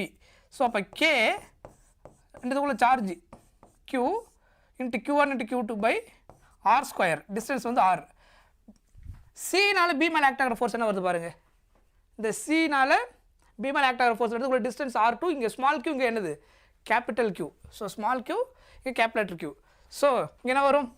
K Q into capital Q by distance வந்து அங்கே R/2. So force F is equal to K Q1 Q2 by R². இங்கே R/2 டிஸ்டன்ஸில் இருக்குது, equal to 0. ஃபைனலாக இதை solve பண்ணுங்கள். என்ன வரும்? சிம்பிளிஃபை பண்ணிங்கன்னா KQ² by R² ப்ளஸ் இங்கே KQ into Q by R/2 whole square பண்ணால் R² by 4. அந்த 4 மேலே வந்துருமா நியூமரேட்டரில்? 4K Q into Q by R² equal to 0. கரெக்டா? சொல்கிறது புரியுதா? KQ into Q by R/2 whole square R² by 4 அப்படின்னு கிடைக்கும். ஸோ இப்போ இதிலிருந்து எதை காமன் எடுக்கலாம் பாருங்கள். K into Q காமன் எடுத்துலாமா? இங்கேயும் K இருக்குது, இங்கேயும் Q இருக்குது, இங்கேயும் Q இருக்குது, by R² காமன். அதே எடுத்துட்டிங்கன்னா so K Q by R² common, remaining என்ன இருக்கும்? ஒரு Q இருக்குமா? கரெக்ட். ப்ளஸ் இங்கே என்ன இருக்கும்? 4 small q equal to 0. சொல்கிறது புரியுதா? காமனாக எடுத்ததுக்கு அப்புறம் இருக்கக்கூடிய ரிமைனிங் டேர்ம். ஸோ அப்போ இந்த டேர்ம் அங்கே போச்சுன்னா ஃபுல்லாக 0 ஆகிடும். So q plus 4q equal to 0. So இப்போ என்ன வரும் பாருங்கள்? 4q equal to minus q. So அப்போ q equal to என்ன கிடைக்கும்? minus q by 4 அப்படின்னு கிடைக்கும். So q equal to minus q by 4 இருக்கா பாருங்கள்? minus q by 4. that is the answer. So அந்த 2 சார்ஜுக்கு பிட்வீனில் அது வைக்கிற அந்த க்யூன்ற சார்ஜ் வந்து ஸ்மால் லெட்டர் க்யூ சார்ஜ் வந்து ஆல்ரெடி இருந்த அந்த சார்ஜோடைய 1/4 நெகட்டிவ் சார்ஜில் வச்சோம்னா அது என்ன ஆகிடும்? ஈக்குலிபிரியம் ஆகிடும் அப்படின்னு சொல்கிறோம். புரியுது? அதான் அந்த கொஷின். நெக்ஸ்ட் என்ன கேட்டிருக்காங்க பாருங்கள். 2 spherical conductors A and B having equal radii and carrying equal charges in them ripple each other அப்படின்னு சொல்லியிருக்கிறாங்க. with a force F and kept apart with some distance A, some distance சொல்லிட்டாங்க. A third spherical conductor having same radius of that of B but uncharged is brought in contact with B, then brought in contact with C and finally removed away from both. The new force of repulsion between B and C என்னன்னு கேட்டுக்கிறாங்க. இந்த question எல்லாம் புரிஞ்சுக்கோங்க. கொஷினில் அவங்க சொல்கிற ஒரு statement நீங்கள் கரெக்டாக கனெக்ட் பண்ணிங்கன்னா ஈஸியாக ஆன்சர் கிடச்சிரும். இனிஷியலாக அவங்க என்ன சொல்கிறாங்கன்னா, இங்கே 2 சார்ஜ் இருந்திருக்கு. இது வந்து ஒரு சார்ஜ் பாயிண்ட் வந்து B, இன்னொரு பாயிண்ட் வந்து C. இந்த சார்ஜ் அவங்க என்னென்னு சொல்லலை. நான் அதனால் இது Q, இங்கே என்ன எடுத்துக்கிறேன் Q, ரெண்டுமே ஏன் Qன்னு எடுத்துக்கிறேன். கொஷினில் 2 ஸ்பெரிக்கல் கண்டக்டர்ஸ்னு சொல்லிட்டாங்க. ஸோ அதனால் அந்த ஸ்பெரிக்கல் கண்டக்டரில் இருக்கக்கூடிய charge B and C having equal ரேடின்னு சொன்னதுனால அதில் இருக்கக்கூடிய சார்ஜ் ஈக்குவலாக இருக்கும். ஸோ என்ன சார்ஜ்னு எனக்கு தெரியாது, ஆனால் ரேடியஸ் ஈக்குவலாக இருந்தால் அதில் இருக்கக்கூடிய சார்ஜ் என்னவாக இருக்க போதுன்னு எடுத்துக்கிறேன், ஈக்குவலாக இருக்குது. ஏன்னா அவங்க செப்பரேட்டாக அவங்க சொல்லலை, கரெக்டாக ரேடி அண்டு ஈக்குவல் சார்ஜஸ் கொஷினில் அவங்க தெளிவாக சொல்லிட்டாங்க. டிஃப்ரெண்ட் சார்ஜ் கூட இருக்கலாம் ஈக்குவல் ரேடியஸில். அவங்க என்ன கொஷினில் தெளிவாக சொல்லிட்டாங்க, 2 ஸ்பெரிக்கல் பால் அதனுடைய சார்ஜ் வந்து என்னது ஈக்குவலாகவும் இருக்குது, ரேடியஸும் ஈக்குவலாக இருக்குது அப்படின்னு சொல்லிட்டாங்க. அது B and C அப்படின்னு சொல்லிட்டாங்க. அப்போ அது ரெண்டுத்துக்கு பிட்வீனில் ஏதோ ஒரு டிஸ்டன்ஸை வைக்கிறாங்க. அப்புறம் அது ரிப்பல்சிவ் நேச்சர்னு சொல்லியிருக்கிறாங்க. இப்போ அது ரெண்டுத்துக்கு சம் டிஸ்டன்ஸ் இருக்குது R. இப்போ இதனுடைய ஃபோர்ஸ் என்னன்னு சொல்லியிருக்கிறாங்க, F அப்படின்னு சொல்லியிருக்கிறாங்க. அப்போ Fனா ஃபார்முலா என்னது, K Q into Q by R square. கரெக்டாக சிம்பிளிஃபை பண்ண என்ன வரும், KQ square by R square அப்படின்னு கிடைக்கும் F. கரெக்டாக KQ square by R square. இப்போ அவங்க என்ன அடுத்த கேஸ் என்ன கேட்குறாங்கன்னா, இன்னொரு ஸ்பெரிக்கல் பாலை கொண்டு வராங்க. அது அன்சார்ஜ், அதில் சார்ஜே கிடையாது, ஆனால் அதே ரேடியஸ் இருக்கக்கூடிய, அதாவது B ரேடியஸ் என்ன இருக்கோ அதே ரேடியஸ் தான் அந்த A ஆப்ஜெக்ட்டுக்கு இருக்குன்னு சொல்லியிருக்காங்க, அதாவது A பாலுக்கும் கொஷினில் சொல்லியிருக்காங்க பாருங்கள். A third spherical conductor having same radius, இன்னொரு ஸ்பெரிக்கல் கண்டக்டர் கொண்டு வராங்க, சேம் ரேடியஸ் தட் ஆஃப் Bன்னு சொல்லிட்டாங்க, பட் அன்சார்ஜ்டு. சேம் ரேடியஸ் அப்புறம் என்ன சொல்லியிருக்காங்க, uncharged. brought in contact with B, then brought in contact with C. ரெண்டுத்துலேயுமே அதை ஃபஸ்ட்டு Bயில் கான்டாக்ட் பண்ணுறாங்க, அதுக்கப்புறம் எடுத்துகிட்டு வந்து Cலையும் கனெக்ட் பண்ணுறாங்க. இப்போ அது Cயில் கனெக்ட் பண்ணி ரிமூவ் பண்ணதுக்கப்புறம் இப்போ B and Cயில் இருக்கக்கூடிய அந்த சார்ஜஸுக்கு பிட்வீனில் இருக்கக்கூடிய ஃபோர்ஸு முன்னாடி இருந்த ஃபோர்ஸை விட எத்தனை டைம்ஸ் இருந்திருக்கும், எவ்வளோ சேஞ்ச் ஆகிருக்கும் அப்படின்னு கொஸ்டின் கேட்டிருக்கிறாங்க. சொன்னது புரிஞ்சுதா? இப்போது லிசன், இப்போ நீங்கள் என்ன பண்ணுறீங்க, இன்னொரு சார்ஜை ஃபஸ்ட்டு கொண்டு வரீங்க. சரி, அப்போ இதான் ஒரு பால், இதை நீங்கள் டுவர்ட்ஸ் இந்த பக்கம் இப்படி கொண்டு வந்தீங்கன்னா இதை நம்ம சப்போஸ் A அப்படின்னு எடுத்துப்போம். இதில் வந்து கான்டாக்ட் பண்ணதுக்கப்புறம் என்ன ஆகும், அது வந்து அன்சார்ஜ்டு பால். ஸோ அன்சார்ஜ்டு பாலில் ஆல்ரெடி சார்ஜ் இருக்கக்கூடிய சேம் ரேடியஸ் இருக்கக்கூடிய பாலில் கான்டாக்ட் பண்ணிங்கன்னா சார்ஜ் என்ன டிவைட் ஆகும், ஈக்குவலாக டிவைட் ஆகிடும். ஏன்னா high potential to low potential எவ்வளோ கம்மியாக இருக்குதோ என்ன ஆகும், ட்ரான்ஸ்ஃபர் ஆகிட்டே வரும் அன்டில் பொட்டன்ஷியல் பேலன்ஸ் ஆகிற வரைக்கும் ட்ரான்ஸ்ஃபர் ஆகும். ஸோ இதில் கான்டாக்ட் பண்ணதுக்கப்புறம் இங்கே என்ன நடக்குன்னு பாருங்கள். After contact B and C, after contact B and C, after கான்டாக்டுக்கு அப்புறம் எவ்வளோ சார்ஜ் ரிமைனிங் இருக்குன்னு பாருங்கள். ஆஃப்டர் கான்டாக்டுக்கு அப்புறம் இங்கே இருக்கிறது எவ்வளோ, சேம் டிஸ்டன்ஸு. இப்போ இது ரெண்டு கான்டாக்ட் பண்ணதுக்கப்புறம் இங்கே எவ்வளோ சார்ஜ் வந்துடும், Q/2. ஏன் இதில் டோட்டலாக சார்ஜ் Q, இது ரெண்டும் ஈக்குவலாக ட்ரான்ஸ்ஃபர் ஆகும். எது வரைக்கும் ட்ரான்ஸ்ஃபர் ஆகும், by2 பண்ணிடணும். டோட்டலாக 2 சார்ஜ் ஆட் பண்ணி by2 பண்ணணும். 2 சார்ஜ் ஸ்பெரிக்கல் பால் ஈக்குவலாக இருந்து கான்டாக்ட் பண்ணிங்கனாலே ரெண்டுத்தில் இருக்கிற சார்ஜ் ஆட் பண்ணி by2 பண்ணணும். இங்கே Q, இங்கே 0, Q + 0 Q by2 என்ன வரும், Q/2. ஸோ அப்போ இங்கே என்ன ஆகும், இந்த இடத்துல Q/2 ஆகிடும், இதில் திரும்ப எவ்வளோ போய்டும், Q/2 போய்டும். புரியுதா சொல்கிறது? இதில் வந்து ஆஃப்டர் கான்டாக்டுக்கு அப்புறம் Q/2ன்னு வந்துடும். புரிஞ்சுதா? திரும்ப இப்போ இதில் எவ்வளோ இது இருக்குது, இதில் Q/2 வந்திருக்கு. அதுக்கப்புறம் இந்த Q/2 வந்து அடுத்து இதில் கான்டாக்ட் பண்ணிங்கன்னா என்ன நடக்கும் அப்படின்னா, இந்த 2 சார்ஜ் நீங்கள் ஆட் பண்ணி by2 பண்ணணும். இப்போ Cயில் எவ்வளோ இருக்கும் அப்படின்னு கண்டுபிடிக்கணும்னா, Cயில் ரிமைனிங் சார்ஜ், Cயில் இருக்கக்கூடிய ரிமைனிங் சார்ஜ் வந்து இதில் இருக்கிற சார்ஜ் Q இனிஷியலாக பிஃபோர் கான்டாக்ட். இதில் எவ்வளோ இருக்குது, Bயில் கான்டாக்ட் பண்ணதுக்கப்புறம் இதில் எவ்வளோ ட்ரான்ஸ்ஃபர் ஆகிருக்கு, Q/2. இப்போ Cயில் எவ்வளோ சார்ஜ் இருக்கும் ஆஃப்டர் கான்டாக்டுக்கு அப்புறம் அப்படின்னு கண்டுபிடிக்கணும்னா, Bயில் கான்டாக்ட் பண்ணதுக்கப்புறம் அதில் சம் சார்ஜ் ட்ரான்ஸ்ஃபர் ஆகிடுது. இப்போ AC கூட கனெக்ட் பண்ணும்போது இது ரெண்டுத்தில் இருக்கிற சார்ஜ் என்ன ஆகிடும், ஈக்குவலாக ட்ரான்ஸ்ஃபர் ஆகும். எப்படின்னா ரெண்டுத்தையும் ஆட் பண்ணி by2 பண்ணணும். ஸோ இதில் இருக்கிற சார்ஜ் Q, இது மறுபடியும் கான்டாக்ட் பண்ணும்போது Q/2. ஸோ இப்போ சிம்பிளிஃபை பண்ணுங்கள். இப்போ LCM எடுத்தீங்கன்னா என்ன வரும், 2Q + Q 3Q by2 வரும். இங்கே 2 × 2 4 ஆகிடும், 3/4 Q. அப்போ இங்கே எவ்வளோ இருக்கும், 3/4 of Q. இப்போ ஃபோர்ஸ் கண்டுபிடிங்க. F equal to new force F dash எடுத்துக்கிறேன்.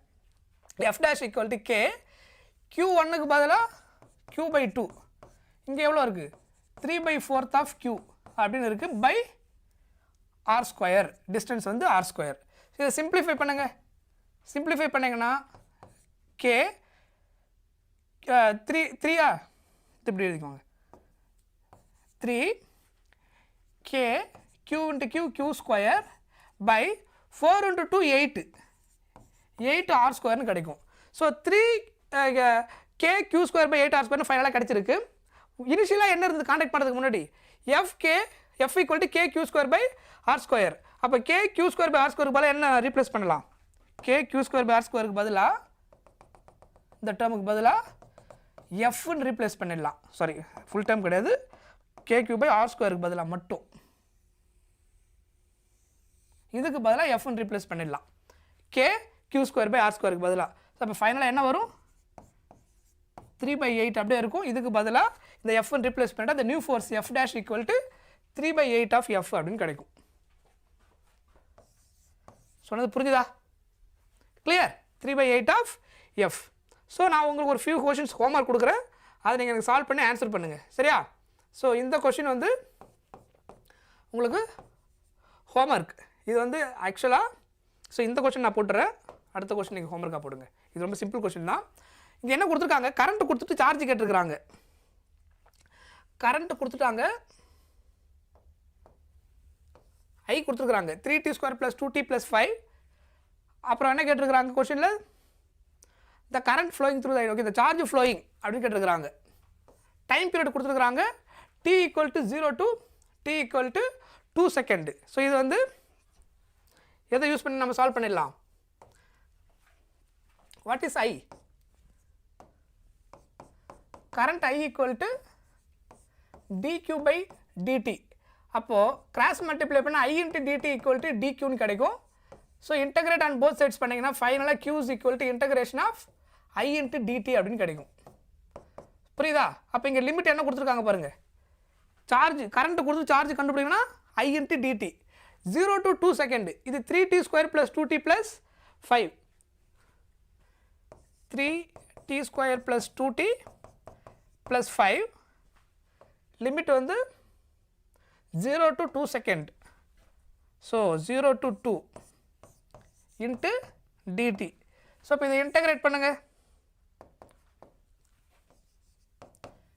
இது இன்டகிரேட் பண்ணிங்கன்னா என்ன வரும் 3 into t² இன்டகிரேட் பண்ணால் x power n + 1 by n + 1 t³/3 ஞாபகம் இருக்கா. இதெல்லாம் நம்ம பார்த்துருக்குறோம் அந்த டிஃப்ரெண்ட் இன்டகிரேஷனில் எப்படி பண்ணணும்னு. 2 t இன்டகிரேட் பண்ணால் t²/2 சரியா. அப்புறம் 5t லிமிட் வந்து 0 to 2. ஸோ அவ்வளோதான். இது சால்வ் பண்ணிங்கன்னா என்ன ஒரு இந்த 3 கேன்சல் ஆகிடும் 2 கேன்சல் ஆகிடும். அப்பர் லிமிட்டை சப்ஸ்டிட் பண்ணுங்கள் 2³ ப்ளஸ் இங்கே t² இல்லையா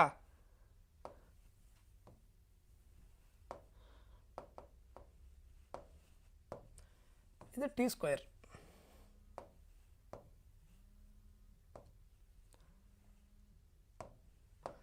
ஸோ இது ரெண்டு கேன்சல் பண்ணிட்டீங்கன்னா இங்கே 2² ப்ளஸ் 5 into 2 அப்படின்னு கிடைக்கும் 5 into 2. ஸோ இது 8 4 ப்ளஸ் 10 கரெக்டா. ஸோ அப்போ 8 + 4 12 + 10 22 கூலும் சரியா.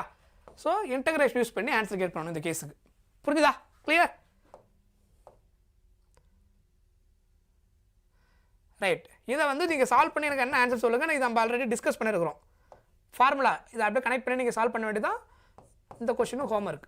ஸோ உங்களுக்கு ஒரு 2 கொஷின்ஸ் நான் வந்து ஹோம்ஒர்க் கொடுத்துருக்கிறேன். அடுத்த கொஷின் நம்ம அடுத்த ஹெட்டிங் நம்ம போகலாம். ஸோ நம்ம நெக்ஸ்ட் பார்க்க போகிறது electric potential and capacitance chapter 2 second chapter move ஆகிடலாம். ஸோ எலக்ட்ரிக் பொட்டென்ஷியல் ஃபார்முலா நமக்கு ஆல்ரெடி தெரியும் என்னது V is equal to KQ/Rன்னு வரும். எலக்ட்ரிக் ஃபீல்டுனா KQ/R². பொட்டென்ஷியல்ன்றது V is equal to KQ/R அப்படின்னு வரும். இது நம்ம ஆல்ரெடி பார்த்தது தான் சரியா. ஸோ டைரெக்டாக முக்கியமான ஃபார்முலாவுக்கு நம்ம போயிடலாம். ரைட். இந்த ஃபார்முலாலாம் தெரிஞ்சு வச்சுக்கணும். dV = E × dx. அதர்வைஸ் நீங்கள் இதில் சிம்பிளிஃபை பண்ணிங்கன்னா the relation between electric field and potential. The relation between electric field and potential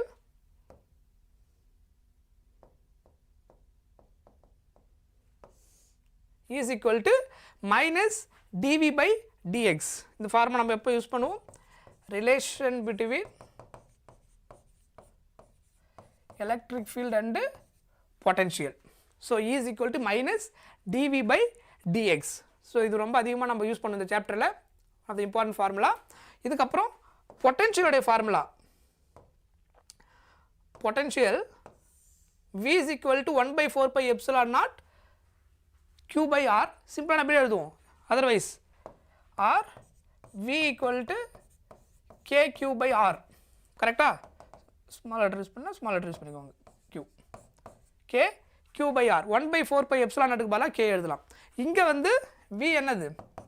inversely proportional to 1 by R.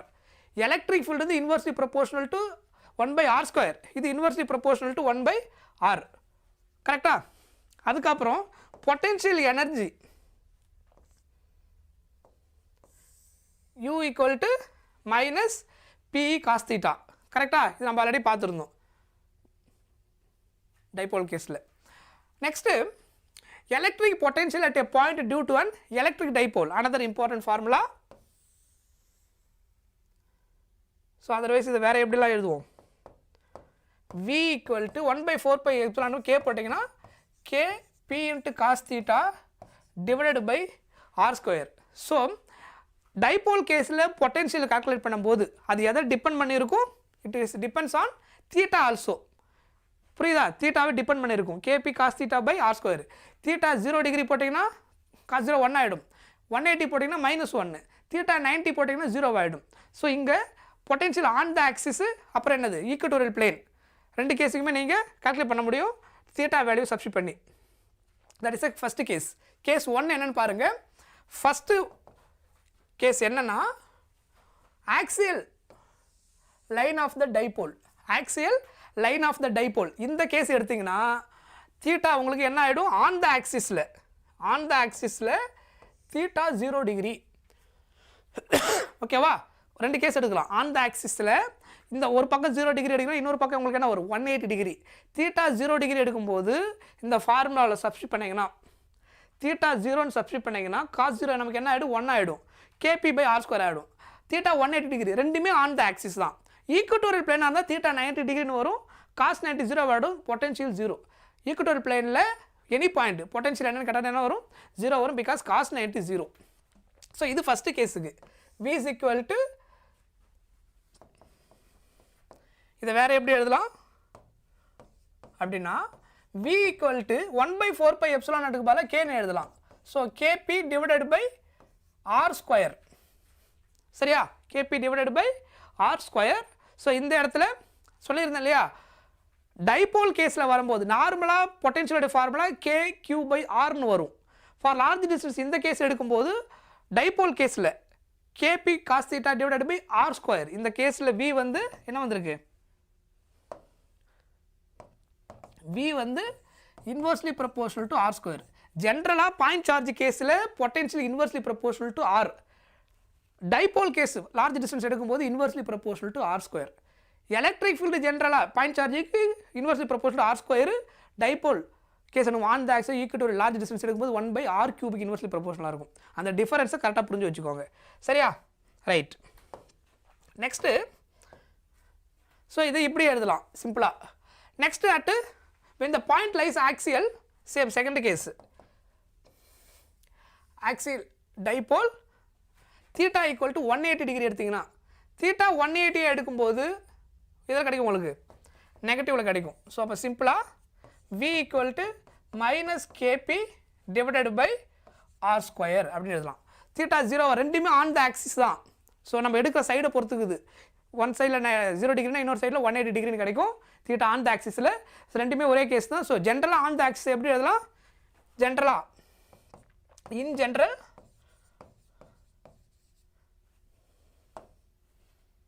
General on the axis case V equal to plus or minus K P by R ஸ்கொயர்னு எழுதலாம். புரியுதா? இது plus இது minus ரெண்டுத்தையும் சேர்த்து plus or minus theta 0 டிகிரியாக இருந்தால் plus 180 இருந்தால் மைனஸ் காமனாக எப்படி எழுதலாம் அந்த ஆக்சிஸுக்கு plus or minus K P by R square. இதுவே தீட்டா 90 டிகிரி என்ன அர்த்தம்? Equatorial line of the dipole. So potential ஈக்குட்டோரியல் பிளேனில் டைபோலில் ஈக்குட்டோரியல் பாயிண்டில் வந்து உங்களுக்கு என்ன பொட்டென்ஷியல் கேட்டால் 0. அதுக்கு ரீசன் என்ன? தீட்டா 90 டிகிரின்றதுனால காஸ் தீட்டா என்ன ஆகிடும்? காஸ் 90 0 ஆகிடும். Cos 90 degree 0. அதனால் ஆன்சர் இங்கே 0. புரிஞ்சுதா? கிளியர்? கிளாஸ் எவ்வளோ நேரம் போகுமா? கிளாஸ் முடிக்கிற வரைக்கும் போகும். ஃபுல் சாப்டர் இல்லையா? ஸோ அதனால் எப்போ முடிக்கிறோனோ அது வரைக்கும் போகும். ரைட். எலக்ட்ரிக் பொட்டென்ஷியல் எனர்ஜியோடைய ஃபார்முலா என்னென்ன? Q1 Q2 by 4 pi epsilon naught r. Otherwise வேறு எப்படி எழுதலாம்? நம்ம கன்வீனியன்ட்டாக எப்படி எழுதுவோம்? U is equal to K 1 by 4 pi epsilon naught K Q1 Q2 by r னு எழுதலாம். K Q1 Q2 divided by r இப்படி எழுத முடியும். So U is equal to K Q1 Q2 by r. Otherwise Q1 Q2 by 1 by 4 pi epsilon naught r. 2 point charge இருக்கும்போது அது ரெண்டுத்துக்கு பிட்வீனில் இருக்கக்கூடிய potential energy கண்டுபிடிக்கக்கூடிய ஃபார்முலா இது. சரியா? இது 2 பாயிண்ட் சார்ஜ் இருக்கும்போது. System of charges multiple charges present ஆயிருந்ததுன்னா Q1 Q2 by R12 Q1 Q3 by R13 Q2 Q3 அதாவது ஒரு சார்ஜ் நம்ம கொண்டு வரும்போது எப்படி கால்குலேட் பண்ணுவோம்? இது ஆல்ரெடி நம்ம டெரிவேஷன் டிஸ்கஸ் பண்ணியிருக்கிறோம். கரெக்டாக? ஸோ மல்டிபிள் சார்ஜஸ் இருக்கும்போது டோட்டல் பொட்டன்ஷியல் கண்டுபிடிக்க ஃபார்முலா. இந்த கேஸ் என்னென்னா எக்ஸ்டர்னல் ஃபீல்டு இருக்கும்போது பொட்டன்ஷியல் கண்டுபிடிக்கிற ஃபார்முலா. எக்ஸ்டர்னல் ஃபீல்டுனா ஆல்ரெடி அங்கே ஃபீல்டு இருக்குது. ஏதோ சார்ஜினால ஒரு ஃபீல்டு இருக்குது. அந்த இடத்துல பொட்டன்ஷியல் ஆல்ரெடி இருக்கும். இன்னொரு சார்ஜை கொண்டு வரும்போது அப்போ எவ்வளோ பொட்டன்ஷியல் தேவைப்படும்? ஸோ முன்னாடி பார்த்த அந்த ஃபார்முலா வந்து 2 சார்ஜுக்கு பிட்வீனில் இருக்கக்கூடிய பொட்டன்ஷியல் எனர்ஜி. எக்ஸ்டர்னல் ஃபீல்டில் ஒரு சார்ஜ் வைக்கும்போது potential formula Q into V of R. அங்கே என்ன பொட்டன்ஷியல் இருக்குது அந்த பர்டிகுலர் பாயிண்ட்டில் ஆர்ன்றது அந்த distance. So Q into V of R. So 2 point charge between ஒரு potential formula U is equal to K Q1 Q2 by R general formula. External field வரும்போது Q V of R. Next equipotential surface. So இது நம்ம already டீட்டெயிலாக பார்த்தோம் இல்லையா? ஈக்விபொட்டென்ஷியல் சர்ஃபேஸ்னால் என்ன அர்த்தம்? இந்த சார்ஜை சுற்றி நிறைய என்ன இருக்கும்? அந்த ஃபீல்டு லைன்ஸ் நிறைய லாங் டிஸ்டன்ஸுக்கு ஸ்ப்ரெட் ஆகும். நம்ம ஏதோ ஒரு பர்டிகுலர் பாயிண்ட்டை சூஸ் பண்ணி ஒரு பாயிண்ட் சார்ஜ் என்ன ஸ்பெரிக்கல் ஷேப்பில் எல்லா பக்கமும் ஸ்ப்ரெட் ஆகும். அப்போ நம்ம ஏதாவது ஒரு பாயிண்ட்டை சூஸ் பண்ணுறோன்னு வச்சுக்கோங்க. ஏதோ ஒரு பாயிண்ட்டை வந்து சூஸ் பண்ணுறீங்க அப்படின்னா இப்போ இதை வந்து ஃபிக்ஸடாக எடுத்து இது ஒரு ஸ்பெரிக்கல் ஷேப்பில் வந்துடும். அப்போ இங்கேருந்து இந்த டிஸ்டன்ஸ் இருக்குது பாருங்கள், சென்டர்லேருந்து இந்த பர்டிகுலர் பாயிண்ட் என்ன இருக்குதோ அதை ரெஃபரன்ஸாக எடுத்து ஒரு ரேடியஸ் வரைஞ்சிங்கன்னா இது எல்லாமே இந்த இடத்துலேருந்து ஒரே டிஸ்டன்ஸில் இருக்கும். அப்போ இது எல்லாமே ஒரே டிஸ்டன்ஸில் இருந்துச்சுன்னா அப்போ இங்கே இருக்கக்கூடிய ஒரு பாயிண்ட்டில் என்ன பொட்டன்ஷியல் இருக்கும் அதே பொட்டன்ஷியல் தானே இருக்கும். டிஸ்டன்ஸ் ஈக்குவல் இல்லையா? That is called what? Equipotential surface. அதை நீங்கள் ஸ்பெரிக்கல் ஷேப்பில் வரைஞ்சிங்கன்னா ஒரு பாயிண்ட் சார்ஜ் எல்லா பக்கம் ஸ்ப்ரெட் ஆகும். ஒரு ரெஃபரன்ஸ் ரேடியஸ் எடுத்து ஒரு இமேஜினரி ஸ்பியர் வரைஞ்சிங்கன்னா டிஸ்டன்ஸ் எல்லாமே ஈக்குவல். அப்போ 6 டிஸ்டன்ஸ் ஈக்குவலாக இருக்கிற எல்லா இடத்துலையும் ஒரே பொட்டன்ஷியல் தான் இருக்க முடியும். அந்த சர்ஃபேஸுக்கு நேம் என்னது? ஈக்விபொட்டென்ஷியல் சர்ஃபேஸ். சொல்கிறது புரியுதா? இப்போது இந்த இடத்துல இருந்து ஒரு சார்ஜை இங்கே மூவ் பண்ணணும் அப்படின்னா எவ்வளோ ஒர்க் இருக்கும் அப்படின்னா 0. ஏன் அப்படின்னா ஒர்க்குன்றது நம்ம எப்போ பண்ணுறோம் அப்படின்னா பொட்டன்ஷியல் டிஃப்ரென்ஸ் இருக்கும்போது ஏதாவது ஒன்றுக்கு அகேன்ஸ்டாக பண்ணும்போது தான் என்னது ஒர்க் டன் நடக்கும். ஒன்று அட்ராக்ஷன் நடக்கும்போது அட்ராக்ட் பண்ண விடாமல் இருக்கணும், இல்லை ரிப்பல்ஷன் பண்ணும்போது அதுக்கு அகேன்ஸ்டாக கொடுத்து தள்ளிட்டு போகணும். அப்போ அதுதான் எக்ஸாம்பிள் என்னது ஒர்க் டன்ன்றது. ஏதோ ஒன்றுக்கு அகேன்ஸ்டாக கொடுக்கும்போது தான் என்னது ஒர்க் டன் நடக்கும். இங்கே எதுவுமே அகேன்ஸ்டாக இல்லாமல் இருக்கும். எதில்? இந்த 2 பாயிண்டில். ஏன்? பொட்டன்ஷியல் டிஃபரன்ஸே கிடையாது. இங்கே இருக்கிற பொட்டன்ஷியலும் சப்போஸ் இதை பாயிண்ட் ஏ பாயிண்ட் பின்னு எடுத்திங்கன்னா த பொட்டன்ஷியல் அட் ஏவும் பொட்டன்ஷியல் அட் பி என்னது சேம். அப்போ ஈக்விபொட்டென்ஷியல் சர்ஃபேஸ்லேருந்து ஒரு சார்ஜ் இன்னொரு சார்ஜுக்கு ஒரு பாயிண்ட்லேருந்து சார்ஜ் இன்னொரு பாயிண்ட்டுக்கு நீங்கள் வேறு ஏதாவது சார்ஜை மூவ் பண்ணிட்டு போகிறீங்கன்னா அங்கே என்னது ஒர்க் டன் என்னது 0 because there is no potential difference in an equipotential surface. புரியுதா? ஆனால் வேறு ஒரு ஈக்விபொட்டென்ஷியல் சர்ஃபேஸ் எடுத்திங்கன்னா அப்போ டிஃபரன்ஸ் இருக்குது. சரியா? இப்போ நீங்கள் இதை ரெஃபரன்ஸாக எடுக்கணும்னா இது எல்லாமே சேர்த்து என்னது ஒரு ஈக்விபொட்டென்ஷியல் சர்ஃபேஸ். இங்கேருந்து இங்கே மூவ் பண்ணணும்னா ஒர்க் பண்ணணும், இல்லை அங்கேருந்து இங்கே கொண்டு வரணும்னா ஒர்க் பண்ணணும். ஒரே ஈக்விபொட்டென்ஷியல் சர்ஃபேஸில் இருக்கக்கூடிய கேஸில் தான் என்னது பொட்டன்ஷியல் 0. ஒரு ரெண்டு ரெஃபரன்ஸ் ஈக்குவல் சர்ஃபேஸ் எடுக்கிறீங்க வேறு ஒரு டிஃப்ரெண்ட் ரெடிஸ்னால் அப்போ ஒர்க் பண்ணணும் ஒன்றுத்துலேருந்து இன்னொரு போகிறதுக்கு சரியா ரைட்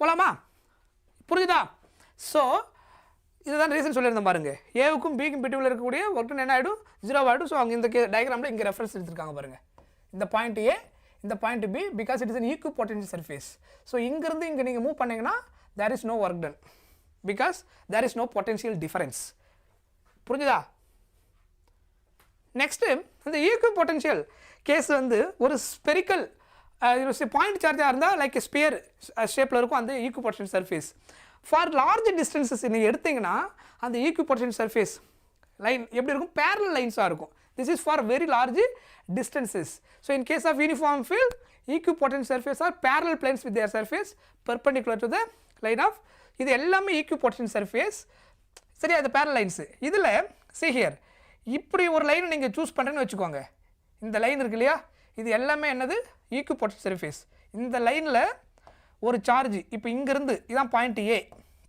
இந்த பாயிண்ட் பி அப்படின்னா பாயிண்ட் ஏவிலேருந்து பாயிண்ட் பிக்கு மூவ் ஆகுறதுக்கு பொட்டன்ஷியல் என்ன கிடைக்கும் 0 VA minus VB என்ன கிடைக்கும் 0 பிகாஸ் எவ்ரி பாயிண்ட் நீங்கள் அந்த பேரல் லைனில் வெர்டிக்கல் லைன் ட்ரா பண்ணிங்கன்னா இதெல்லாம் பேரல் லைன்ஸாக இருக்கும் இதெல்லாமே ஈக்குவபொட்டன்ஷியல் சர்ஃபேஸில் ஈக்குவபொட்டன்ஷியல் சர்ஃபேஸ்ன்றது என்னது பேரல் லைன்ஸில் வெர்டிக்கல் லைன் நீங்கள் ட்ரா பண்ணுறீங்க இல்லையா அந்த வெர்டிக்கல் லைன் என்னது ஈக்குவபொட்டன்ஷியல் சர்ஃபேஸ் அப்போது இதில் நீங்கள் எந்த பாயிண்ட்டை சூஸ் பண்ணிங்கனாலும் சேம் பொட்டன்ஷியல் தான் இருக்கும் அப்போ there is no potential difference ஒரு சார்ஜ் வந்து ஃபால் ஆகுது அப்படின்னா மேலேருந்து கீழே விடுதுன்னா இங்கே என்ன ஆகுது எந்த ஒர்க்குமே செய்ய தேவையில்லை அப்படியே அது ஸ்மூத்தாக மூவ் ஆகும் because there is no work done ஏன்னா ஈக்குவபொட்டன்ஷியல் சர்ஃபேஸில் அது மூவ் ஆகுதுன்னு அர்த்தம் நீங்கள் ஹரிசாண்டலாக இப்படி மூவ் பண்ணிங்கன்னா இல்லை இந்த பக்கம் ஆப்போசிட்டில் மூவ் பண்ணிங்கன்னா அப்போ என்ன ஒர்க் நடக்கும் ஏன்னா டிஃப்ரெண்ட் ஈக்குவபொட்டன்ஷியல் சர்ஃபேஸ்க்கு போடும் அதாவது இங்கேருந்து இங்கே மூவ் ஆகும்போது வேறு இதிலே மூவ் ஆகும்போது வேறு சொன்னேன் இல்லையா தட் இஸ் ஈக்குவபொட்டன்ஷியல் சர்ஃபேஸ் இது எல்லாமே ஈக்குவபொட்டன்ஷியல் சர்ஃபேஸ் பெர்பெண்டிகுலர் லைன் என்னது ஈக்குவபொட்டன்ஷியல் சர்ஃபேஸ் ரைட் நெக்ஸ்ட்டு கெப்பாசிட்டன்ஸ் உடைய பேசிக் மீனிங் என்ன ஃபஸ்ட்டு ஃபஸ்ட்டு பொட்டன்ஷியலும் சார்ஜும் டைரக்ட்லி ப்ரொபோஷனல் அந்த ப்ரொபோஷனாலிட்டி கான்ஸ்டன்ட் தான் ஆக்சுவலாக என்னது சின்றது கெப்பாசிட்டன்ஸ் சின்றது என்னது proportionality constant when charge is given isolated conductor its potential will change the charge in potential depends on size potential edala depend பண்ணிருக்கும் potential depends on size and shape of the conductor the potential of conductor changes by V due to the charge Q given to the conductor so அதில் எவ்வளோ charge இருக்கோ அதுக்கு ஏற்ற மாதிரி potential change ஆகும் அதனால Q directly proportional to V proportionality constant தான் என்னது C சொல்கிறது புரியுதா இது ஈக்குவேட் பண்ணிங்கன்னா அந்த proportionality constant C then C equal to என்ன கிடைக்கும் Q by V that is basic definition of capacitance C is equal to Q by V but the value of capacitance அது எதை டிபெண்ட் பண்ணியிருக்காது Q and V டிபெண்ட் பண்ணியிருக்காது the value of capacitance is C depends on a geometrical shape of the conductor அதாவது என்னது அந்த object அதாவது என்னென்னா அந்த சைஸு இல்லை ஷேப்பு அதை பொறுத்து தான் என்ன ஆகும் கெப்பாசிட்டன்ஸ் மாறும் ஜாமெட்ரிக்கல் ஷேப்னா என்ன அர்த்தம் சைஸு ஷேப்பு அப்புறம் என்ன டைப் ஆஃப் அந்த மெட்டீரியல் அதை பொறுத்து தான் சேஞ்ச் ஆகுமே தவிர எதை டிபெண்ட் பண்ணியிருக்காது Q and V டிபெண்ட் பண்ணியிருக்காது ஓகேவா C is called capacitance it's a conductor defined the ratio of charge given to the potential developed in a conductor அதுக்கப்புறம் என்னோட SI யூனிட் கெப்பாசிட்டன்ஸோட SI யூனிட் என்னது Farad கரெக்டா அதான் என்னுடைய SI யூனிட் ஜென்ரலாக ப்ராக்டிக்கலாக நம்ம என்ன யூனிட் யூஸ் பண்ணுவோம் இதுக்கு ஃபேரடில் இருக்காது ப்ராப்ளம் நம்ம பார்த்தீங்கன்னா தெரியும் மைக்ரோ ஃபேரட் ஆர் பிக்கோ ஃபேரடில் தான் கொடுத்துருப்பாங்க either micro farad or pico farad so மைக்ரோனா என்ன அர்த்தம் மைக்ரோனா என்ன மீனிங் 10 பவர் -6 ஃபேரட் பிக்கோனா 10 to the power -12 farad so farad is a bigger unit அதனால தான் எதில் கொடுத்துருப்பாங்க மைக்ரோவில் கொடுத்துருப்பாங்க சரியா சொல்கிறது புரிஞ்சுதா right next principle of capacitor இது ஆல்ரெடி நம்ம டிஸ்கஸ் பண்ணது டைரெக்டாக ஃபார்முலா போயிடலாம் ரைட்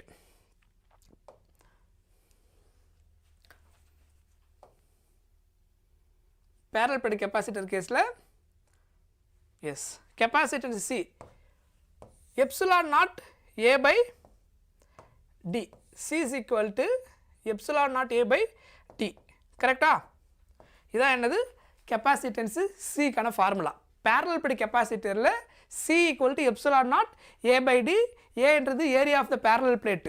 ரெண்டு plate இப்படி எடுக்கப்போம், அந்த plate உடைய area cross sectionல இப்படி இந்த viewல இருக்கு இல்லையா, அதான் என்னது area, plate உடைய area அது. அப்புறம் இங்கே இன்னொரு plate எடுப்பீங்க, ரெண்டுத்துக்கு உள்ள distance தான் என்னது D. So capacitance எதை depend பண்ணியிருக்கும், directly proportional to area of the plate, inversely proportional to distance between the plate, அதுக்கப்புறம் epsilon naught medium. So the capacitance directly proportional to the area of the plates, inversely proportional to their distance of separation D. Next, dielectric medium la என்ன நடக்கும், capacitance in a dielectric medium. So இது வந்து என்ன case அப்படின்னா,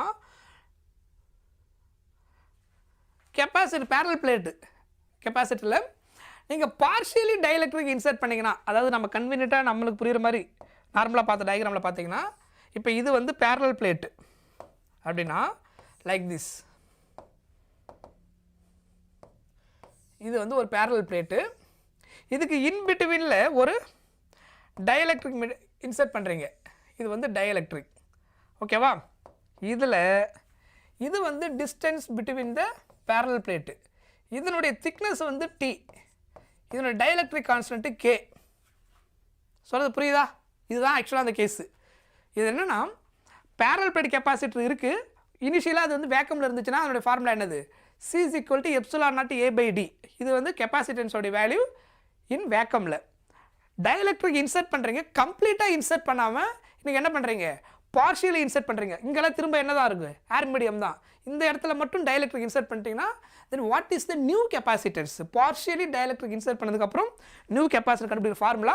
இங்கே Tன்றது என்னது, Tன்றது thickness of dielectric, thickness of dielectric, thickness of dielectric.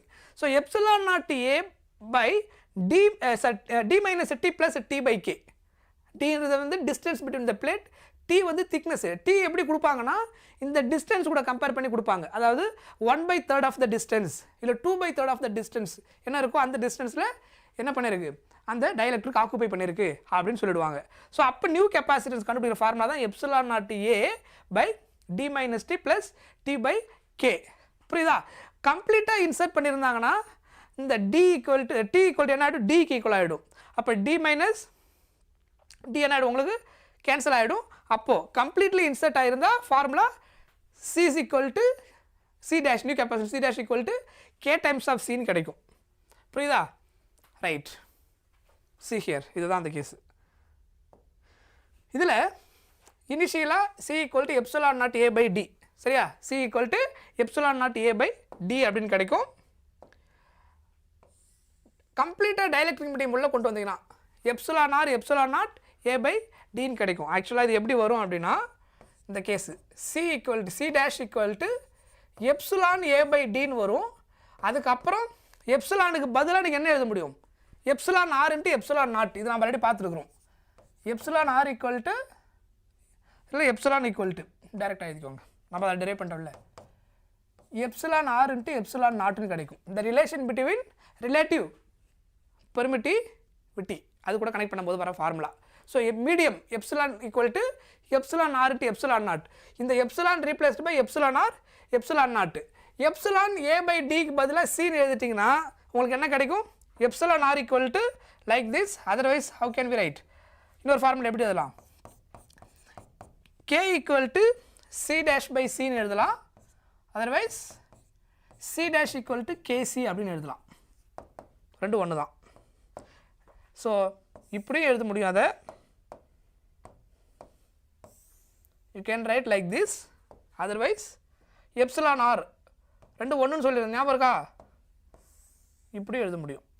ஓகேவா, relative permittivity epsilon r கூட கனெக்ட் பண்ண முடியும். Otherwise you can connect with K also, both are same. KR இங்கே நான் சொல்லியிருந்தேன் இல்லையா, dielectric constant Kன்னு சொல்லலாம். அதர்வைஸ் சாரி இங்கே இப்படி எழுதிக்கோங்க, அதர்வைஸ் K into epsilon நாட்னு எழுதலாம். பிகாஸ் epsilon r எதுக்கு ஈக்குவல், Kவுக்கு ஈக்குவல், அதனால் ரெண்டு ஈக்குவல் தான். சரியா, புரிஞ்சுதா, right.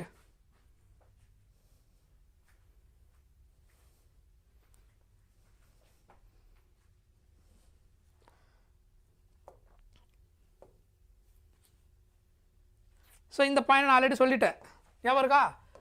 கேவோட value always greater than 1, எப்பவுமே கிரேட்டர் தென் 1 தான் இருக்கும் for any dielectric medium other than air. ஏருக்கு வந்து 1, ஸோ அதை மறந்துடாதீங்க. அதுக்கப்புறம் capacitance connected in series and parallel. So இங்கே resistance connected in series parallel நம்ம அடுத்தது பார்ப்போம். அதுக்கப்புறம் capacitance connected in series parallel. Formula அப்படியே இன்டர்சேஞ்ச் ஆகிருக்கும். ரெசிஸ்டன்ஸுக்கு நம்ம எப்படி கால்குலேட் பண்ணுவோம்? ஆர் எஸ் சீரிஸ் கனெக்ஷன் இருந்தால் sum of all resistance R1 + R2 + R3 up to n number of resistance connected in series. Resistor connected in பேரலாக இருந்தால் R1/R = 1/R1 1/R2 1/R3 simplify பண்ணி சால்வ் பண்ணணும். இங்கே அப்படியே சீரியஸுக்கு அந்த ப்ராசஸ் மேத்தமெட்டிக்கல் எக்ஸ்பிரஷன் ஆப்போசிட்டில் இருக்கும், பேரலுக்கு ஆட் பண்ணுற மாதிரி இருக்கும். So when multiple capacitors are connected in series, so 1/CS = 1/C1 + 1/C2 + 1/C3. ஓகேவா? அப்போது பேரலாக இருந்தால் ஆட் பண்ணிக்கணும். இது சீரியஸ் கேஸுக்கு. CP = C1 + C2 + C3. So number of capacitors எத்தனை இருக்கோ எல்லாத்தையும் நீங்கள் அப்படியே ஆட் பண்ணிட்டீங்கன்னா டோட்டல் கெப்பாசிட்டர்ஸ் பேரலில் கிடச்சிரும். சீரியஸாக இருந்தால் 1/C1 1/C2 1/C3 எடுத்து LCM எடுத்து அதுக்கப்புறம் CS கால்குலேட் பண்ணணும். சரியா? புரிஞ்சுதா? Right. Next energy stored in a capacitor. So இது ரொம்ப ரொம்ப முக்கியமான ஃபார்முலா இந்த சாப்டரில். கெப்பாசிட்டர்ஸ்க்கு அடுத்தது energy store in a capacitor. So this is the very important formula. Potential energy store in a கெப்பாசிட்டருக்கு டோட்டலாக நம்ம 4 ஃபார்முலா பார்க்க போகிறோம். ஃபஸ்ட்டு இங்கே 3 பார்த்துருவோம். என்னென்னா potential energy store in a கெப்பாசிட்டரில் சார்ஜு பொட்டென்ஷியல் கொடுத்துட்டு கேட்டாங்கன்னா ½ ஆஃப் QVன்னு ஃபார்முலா யூஸ் பண்ணணும். எதில் கிவன் டேட்டாவில் சார்ஜும் பொட்டென்ஷியலும் கொடுத்துருவாங்க. Find potential store in a capacitor. இன்னொரு ஃபார்முலா என்னென்னா கெப்பாசிட்டன்ஸ் வேல்யூவும் வியும் கொடுத்துருவாங்க. அப்போ நீங்கள் எந்த ஃபார்முலா யூஸ் பண்ணணும்? ½ ஆஃப் CV² அப்படின்னு சொல்லணும். சரியா? அடுத்தது இன்னொன்று என்னது? சார்ஜுக்கும் கெப்பாசிட்டன்ஸுக்குள்ள ரிலேஷன். ஸோ இது QV, இது CV, அதுக்கப்புறம் Q/QC. இந்த ரேஷியோ அதாவது CQV தான் கெப்பாசிட்டன்ஸ் ரிலேஷன். இதில் இந்த 3ல் அதர் 2 டேட்டா கிவன் டேட்டா கொடுத்துருந்தாங்கன்னா அதுக்கேற்ற மாதிரி பொட்டென்ஷியல் எனர்ஜி கண்டுபிடிப்போம். அப்போ இந்த ஃபார்முலாவை நீங்கள் தெளிவாக படிச்சுக்கணும். So ½ of QV in terms of V and Q, ½ of CV² in terms of C and V, ½ of Q²/C in terms of Q and C. கரெக்டா? ரைட். 11th சிலபஸ் எப்போ முடிப்பீங்களா? இந்த வாரம் முடிஞ்சிடும். இன்னும் உங்களுக்கு 2 சாப்டர் தான் இருக்குது. கம்மிங் வீக்கில் கம்ப்ளீட்டாக உங்களுக்கு 11th ஃபிசிக்ஸ் முடிஞ்சிடும். சரியா? இன்னும் நம்ம சொல்லியிருந்தோம் இல்லையா, கைனடிக் தியரி ஆஃப் கேஸஸ் பார்க்கணும். அந்த ஒரு சாப்டர் இருக்குது, ஆசிலேஷன் அண்ட் வேவ்ஸ். அதை முடிச்சிட்டா சிலபஸ் ஓவர். புரிஞ்சுதா? ரைட். இன்னொரு ஃபார்முலா சொன்னேன் இல்லையா, அது இதுதான். Potential energy store in a capacitor in terms of electric field. இது வந்து in terms of potential energy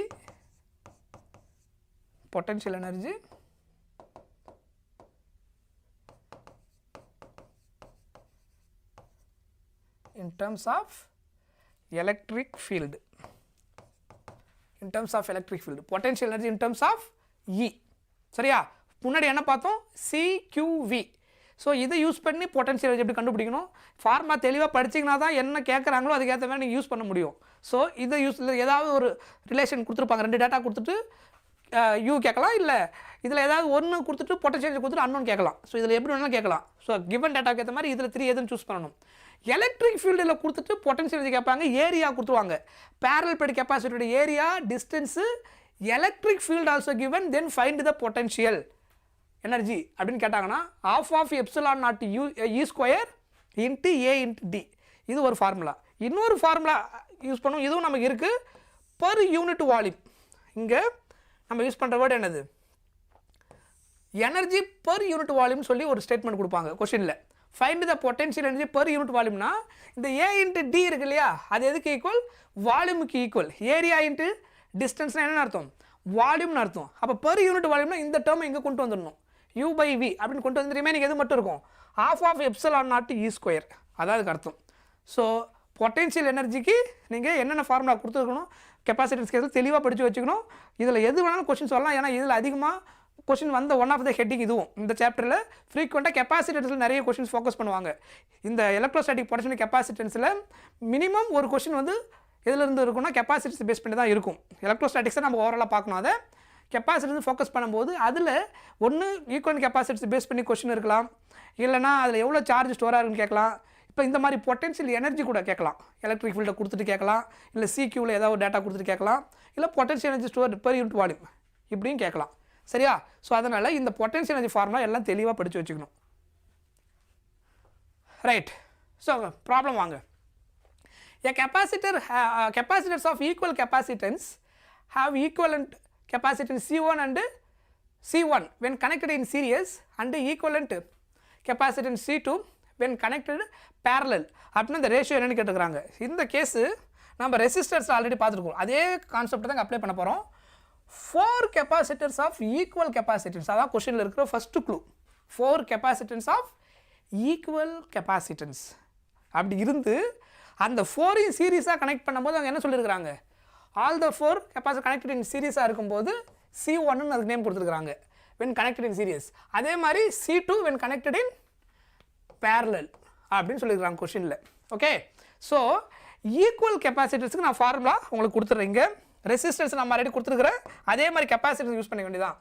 so if n number of equal capacitance connected in series connected in இப்படி தனித்தனியா connected in first one சீரியஸில் இருந்துச்சுன்னா அந்த n number of கெப்பாசிட்டன்ஸ்னால் எல்லாமே equal. இப்போ suppose 10 மைக்ரோஃபேரட்னா எல்லாமே 10 ஒரு 4 என்னது 10 இருக்குன்னு அர்த்தம். அந்த மாதிரி so n number of capacitors, so அதில் கீவேர்டு என்னது equal capacitance connected in series அப்படின்னா ஈக்குவலன்ட் கெப்பாசிட்டன்ஸ் அது எப்படி அதெல்லாம் series capacitance CS equal to value of one capacitance value divided by n போட்டால் நமக்கு என்ன கிடைச்சிரும், ஈக்குவலன்ட் கெப்பாசிட்டன்ஸ் கிடைச்சிரும். என்ன கிடைச்சிரும், ஈக்குவலன்ட் கெப்பாசிட்டன்ஸ் என்னன்றது கிடைச்சிரும். இது ஃபர்ஸ்ட் ஃபார்முலா. செகண்ட் ஒன் வந்து பேரலலாக இருந்தால் n number of capacitor connected in பேரலாக இருந்தால் equivalent capacitance equal to n into the value of one capacitance. So அதை இப்படி ஒரு ஃபார்முலா. இங்கேருந்து இதுதான் சி. ஆக்சுவலாக அந்த ஈச் கெப்பாசிட்டன்ஸ் வேல்யூ என்னது, சி. சொல்கிறது புரியுதா? இப்படி இருந்துச்சுன்னா அதில் இருக்கிற ஒரு கெப்பாசிட்டர் வேல்யூ பை என்னன்றது number of capacitor, number of equal capacitor, அதை டிவைசிபிள் பண்ணிங்கன்னா சிஎஸ் கிடச்சிரும். சிபின்றது என்னது என்சி. சொல்கிறது புரிஞ்சுதா? இப்போது இதுக்கு ரேஷியோ எடுங்க, அதையும் நான் உங்களுக்கு ஃபார்முலா கொடுத்துட்றேன்.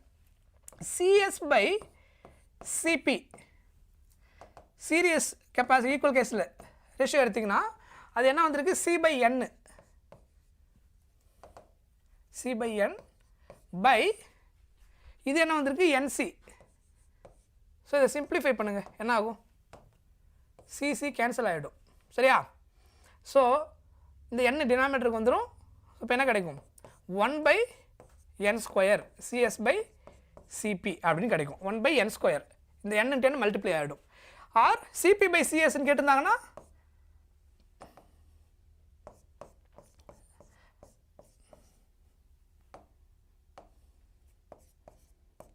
ரெசிப்ரோக்கல் எழுதிக்கோங்க, n² பை 1ன்னு கிடைக்கும். That is n². என்னன்றது என்னது, நம்பர் ஆஃப் கெப்பாசிட்டன்ஸ். ஸோ இதுவும் என்னது ஃபார்முலா.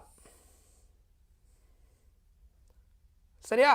ஸோ இதை தெரிஞ்சு வச்சுட்டிங்கன்னா டைமை வேஸ்ட் பண்ணாமல் ஃபாஸ்ட்டாக ஆன்சர் கெட் பண்ணிடலாம். நீங்கள் இது சீரியஸ் மட்டும் கேட்டாங்கன்னா, இது பேரல் மட்டும் கேட்டாங்கன்னா, இது ரேஷியோ சீரியஸுக்கும் பேரலுக்கும், இல்லை பேரலுக்கும் சீரியஸுக்கும், இவ்வளோ தான் idea.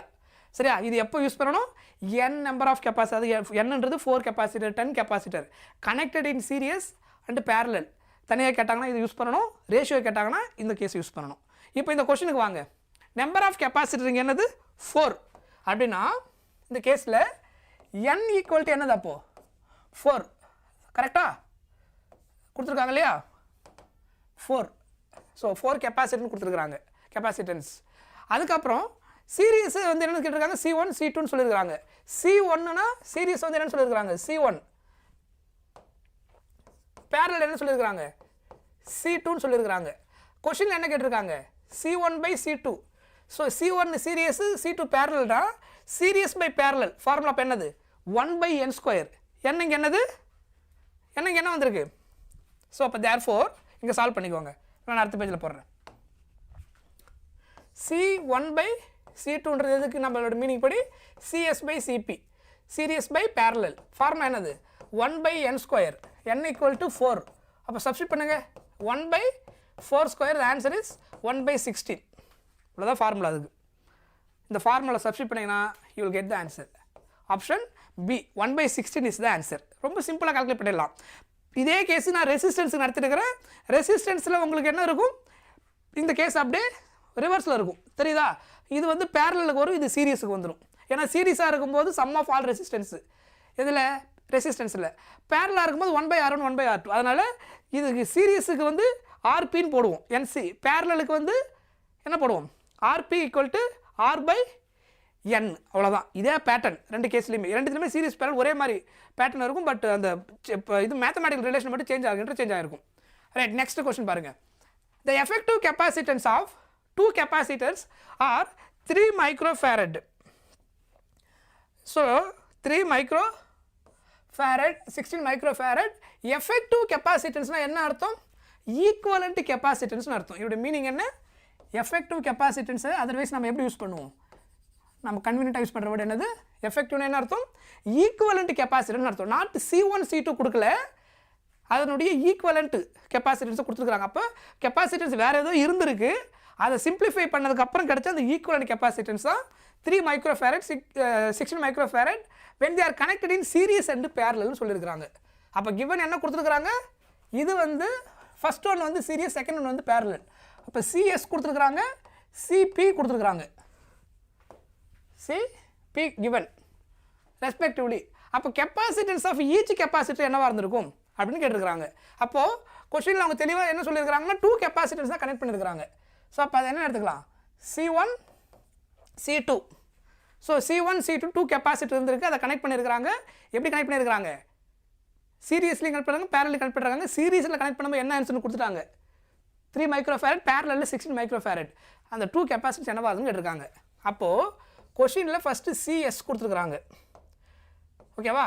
Serious capacitance formula 2 capacitance connected சீரியஸாக இருந்தால் 1 by C1 + 1 by C2ன்னு வரும். அது ஆஃப்டர் சிம்பிளிஃபை பண்ணதுக்கப்புறம் ஃபார்முலா எப்படி எழுதலாம்? C1 C2 by C1 + C1 + C2. இந்த ஃபார்முலா எப்போ use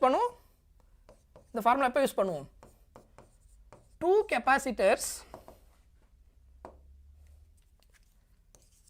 2 capacitors are connected in series.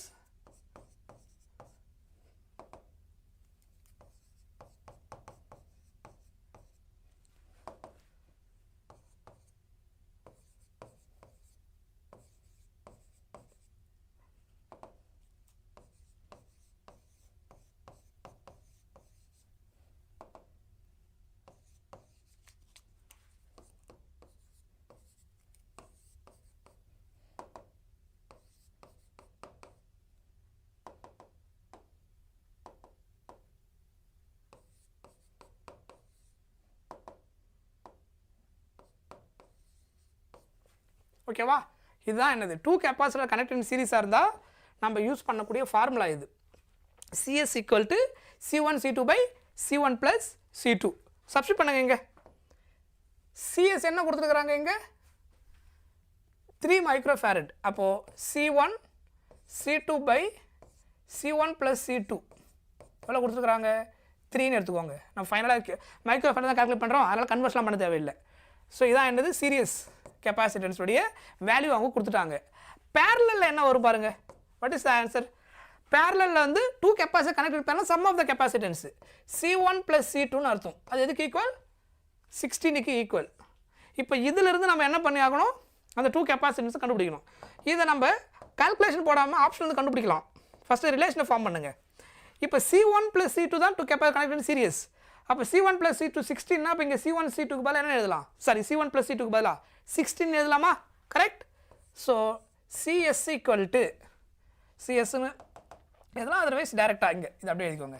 C1 C2 by C1 plus C2 க்கு பதிலாக 16 எழுதுறேன் equal to C1 C2 by 16 equal to என்ன வரணும் இங்கே 3 சொல்கிறது புரியுதா இந்த equation C1 C2 by C1 plus C2 equal to 3 C1 plus C2 வந்து 16 ஈக்குவல் அங்கே சப்ஸ்டிட் பண்ணிட்டீங்கன்னா ஃபைனலாக என்ன கிடைக்கும் C1 C2 equal to 16 into 3 multiply பண்ணால் 48 microfarad 48 microfarad C1 C2 equal to 48 microfarad இப்போ ஆப்ஷனில் வாங்க C1 C2ன்றது என்னது 2 இண்டிவிஜுவல் கெப்பாசிட்டன்ஸ் எனக்கு ஃபைனலாக இந்த மாதிரி ஒரு ரிலேஷன் கிடச்சிருக்கு இப்போ அந்த 2 கெப்பாசிட்டன்ஸை மல்டிப்ளை பண்ணால் எனக்கு ஆன்சர் என்ன வரணும் 48 அப்போ இந்த ஆப்ஷனில் பாருங்கள் எந்த 2 ப்ராடக்ட் வந்து மல்டிப்ளை பண்ணும்போது 48 வருதுன்னு பாருங்கள் கரெக்டாக ஸோ இதில் செக் பண்ணணும் ஒரு கேஸாக ஃபஸ்ட் ஒன் பாருங்கள் 14 into 2 இது C1 C2 ஆப்ஷன் படி ஒன்று என்னது C1 C2 C1 C2 C1 C2 so 14 into 2 நமக்கு 28 வரும் என்ன கிடைக்காது 48 கிடைக்காது அதனால் அது ஆன்சர் கிடையாது இங்கே பார்த்தீங்கன்னா 48 வருது பாசிபிள்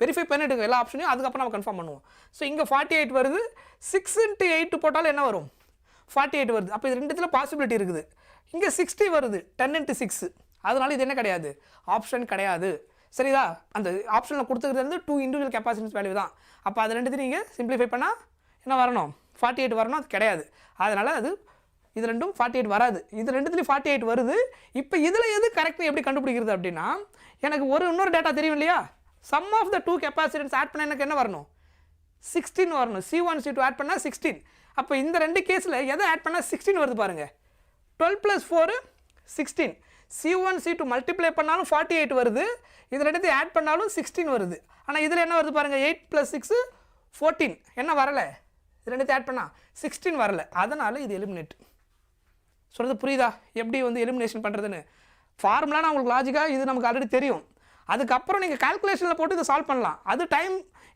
நிறைய எடுக்கும் ஆப்ஷன் வந்து டக்குன்னு கெட் பண்ணிங்கன்னா ஃபாஸ்ட் ஆன்சரோட வந்து ரொம்ப ஈஸி அது நெக்ஸ்ட் பாருங்கள் 2 equal capacitors are first connected in series and then parallel.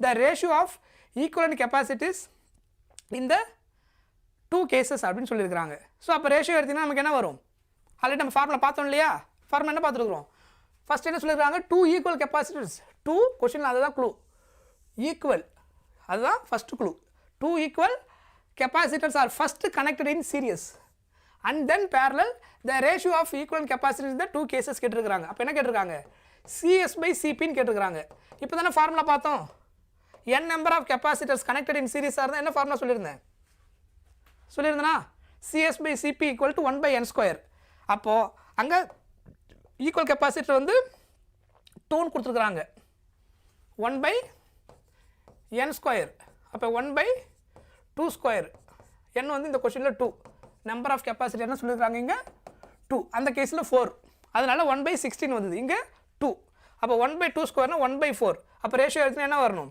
1:4 அப்படின்னு கிடைக்கும் சரியா ஸோ ஆன்சர் இஸ் 1:4 புரிஞ்சுதா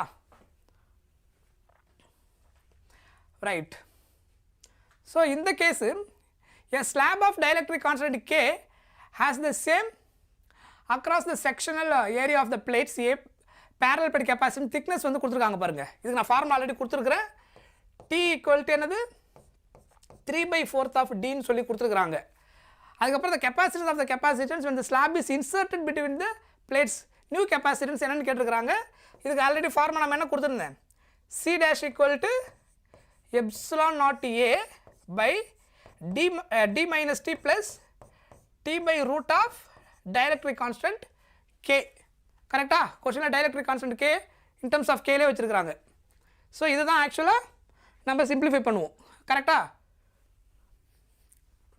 ஸோ இதில் சப்ஸ்டிட் பண்ணி சால்வ் பண்ணதுக்கப்புறம் என்ன வரும் அதுதான் அங்கே ஆன்சர் சரியா ரைட் ஸோ இதை வந்து நீங்கள் ஒர்க் அவுட் பண்ணுங்கள் ஃபார்முலா ஆல்ரெடி நமக்கு தெரியும்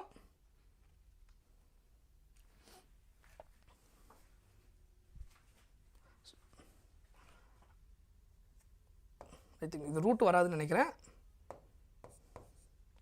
கே ஓகேவா ஸோ அதை செக் பண்ணிக்குவாங்க ஐ திங்க்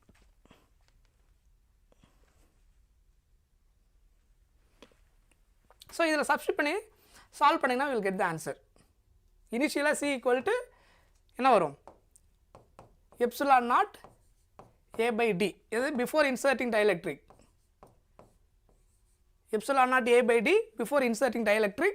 இப்போ இதில் நீங்கள் சப்ஸ்டிட் பண்ணி சால்வ் பண்ணணும். இதை என்ன வரணும் epsilon naught A by D minus Tக்கு பதிலாக என்னதுங்க 3/4 of D ன்னு சொல்லியிருக்கிறாங்க. 3/4 of D 3/4 of D plus இங்கே Tக்கு பதிலாக 3/4 of D by K. சரியா? இதை சிம்பிளிஃபை பண்ணிங்கன்னா ஃபைனலாக என்ன வரும் கால்குலேஷன் இதுக்கப்புறம் போட்டிங்கன்னா என்ன ஆன்சர் வரும்னா ஃபைனலாக ஆப்ஷன் ஏ ஆன்சராக கிடைக்கும். ட்ரை பண்ணி பாருங்கள். சரியா? ரைட். சொல்லுங்கள். ரெக்கார்டட் இல்லை, லைவ் கிளாஸ் தான். ஏன் டவுட் உங்களுக்கு?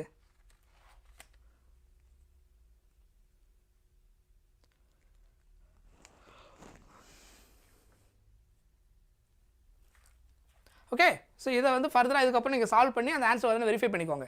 நான் ஃபார்முலா கொடுத்துட்டேன். ஸோ நம்ம அடுத்து நிறைய டாபிக் பார்க்க வேண்டியிருக்கு, அதனால் வெரிஃபை பண்ணிக்கோங்க. ஸோ இந்த கேஸ் பாருங்கள். The capacitors of capacitance C are connected in series. If one of them is filled with the dielectric substance K, what is the effective capacitance ன்னு கேட்டிருக்கிறாங்க. ஸோ ஆக்சுவலாக என்னென்னா இது ஒரு சிம்பிள் கேஸ் தான். 2 dielectric இந்த மாதிரி சீரியஸாக கனெக்ட் பண்ணிட்டாங்க. ஸோ இதை வந்து லைக் C1 இதை C2 அப்படின்னு நம்ம எடுத்துட்டோம் அப்படின்னா இதில் வந்து one of them filled with dielectric. So இதில் டயலெக்ட்ரிக்கு நீங்கள் ஃபில் பண்ணிட்டீங்கன்னா, அதாவது டயலெக்ட்ரிக் கே இன்சர்ட் பண்ணிட்டீங்கன்னா, இது சி அப்படின்னா இங்கே என்ன கிடைக்கும் கே இன்ட்டு சி. ஞாபகம் இருக்கா? இப்போ டயலெக்ட்ரிக் இன்சர்ட் பண்ணுறதுக்கு முன்னாடி கெப்பாசிட்டி சி அப்படின்னா டயலெக்ட்ரிக் இன்சர்ட் பண்ணதுக்கப்புறம் என்ன வரும்னு சொல்லியிருந்தேன். அதாவது C equal to epsilon naught A by டின்னு இருக்கும் பிஃபோர் இன்சர்ட்டிங் டயலெக்ட்ரிக். இன்சர்ட் பண்ணதுக்கப்புறம் என்ன கொடுத்துருந்தேன் k times of epsilon naught a by d ன்னு வரும். c dash equal to kc அப்படின்னு வரும். So c dash equal to kc அப்படின்னு வரும். ஸோ அதனால தான் என்ன போட்டிருக்கேன் டயலெக்ட்ரிக் இன்சர்ட் பண்ணதுக்கப்புறம் இந்த நியூ கெப்பாசிட்டன்ஸ் kc இது வந்து c ஈக்குவல். ஸோ அதுக்கப்புறம் 2 கெப்பாசிட்டர்ஸ் கனெக்டட் இன் சீரிஸாக இருந்தால் ஃபார்முலா என்னது c1 c2 by c1 plus c2. So இங்கே c1க்கு பதிலாக c, c2க்கு பதிலாக kc by c plus kc. So இதை சால்வ் பண்ணுங்கள். kc ஸ்கொயர் divided by இதில் c காமனாக எடுத்துகிட்டு நமக்கு என்ன கிடைக்கும் 1 plus k. So c square c cancel ஆகிடும். ஃபைனல் என்ன வரும் kc by 1 plus k.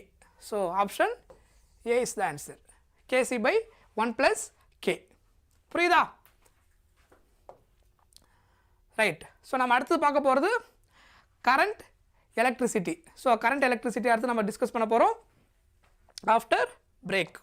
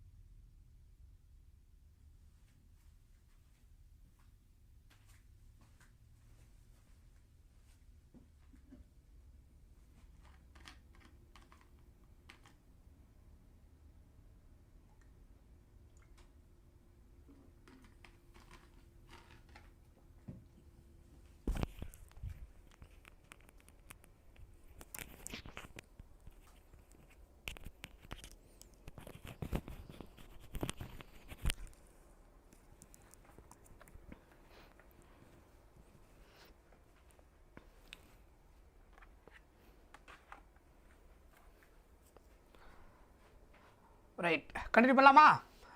ரெடியா?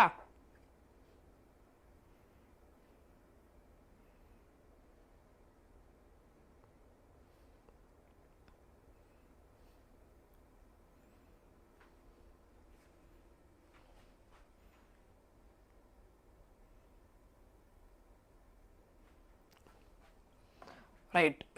ஸோ நெக்ஸ்ட்டு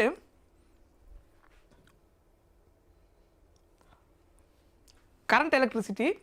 ஸோ இதுக்கு முன்னாடி நம்ம பார்த்தோம் இல்லையா எலக்ட்ரோஸ்டாட்டிக்ஸ், அதாவது என்ன சாப்டர் 1 அண்டு சாப்டர் 2. ஸோ அதில் நம்ம என்னென்ன பார்த்துருந்தோம், சார்ஜ் ரெஸ்ட்டில் இருக்கும்போது என்னென்னலாம் ஸ்டடி பண்ண முடியும் அதை பற்றி நம்ம டிஸ்கஸ் பண்ணோம். அதான் என்னது electrostatics chapter 1 and chapter 2. So charge ரெஸ்ட்டில் இருக்கும்போது force, Coulomb's law of force study பண்ணோம், electric field, potential difference, potential energy, அப்புறம் கெப்பாசிட்டன்ஸ். இதுதான் ஆக்சுவலாக அதில் இருந்த மெயின் ஹெட்டிங். ஸோ அதுக்கு அப்புறம் நிறைய சப் ஹெட்டிங், அதுக்கப்புறம் நிறைய ஃபார்முலா இதெல்லாம் பார்த்தோம். பட் டாபிக் வைஸ் பார்த்தீங்கன்னா இதுதான் என்னது மெயின் டாப்பிக்காக நமக்கு எதில் இருந்தது, எலக்ட்ரோஸ்டாட்டிக்ஸில். இது வரைக்கும் சார்ஜ் ரெஸ்ட்டில் இருந்தது ஃபஸ்ட்டு 2 சாப்டரில். இப்போ charge start to move, charge move ஆச்சுன்னா என்ன நடக்கும், கரண்ட்டு ப்ரொடியூஸ் ஆகும். மூவிங் சார்ஜஸ் எதை ப்ரொடியூஸ் பண்ணுது, கரண்ட்டை ப்ரொடியூஸ் பண்ணுது. சரியா? அதுதான் நம்ம இங்கே டீட்டெயிலாக ஒன்று ஒன்றா பார்க்க போகிறோம், இதில் என்னெல்லாம் நடக்குதுன்னு.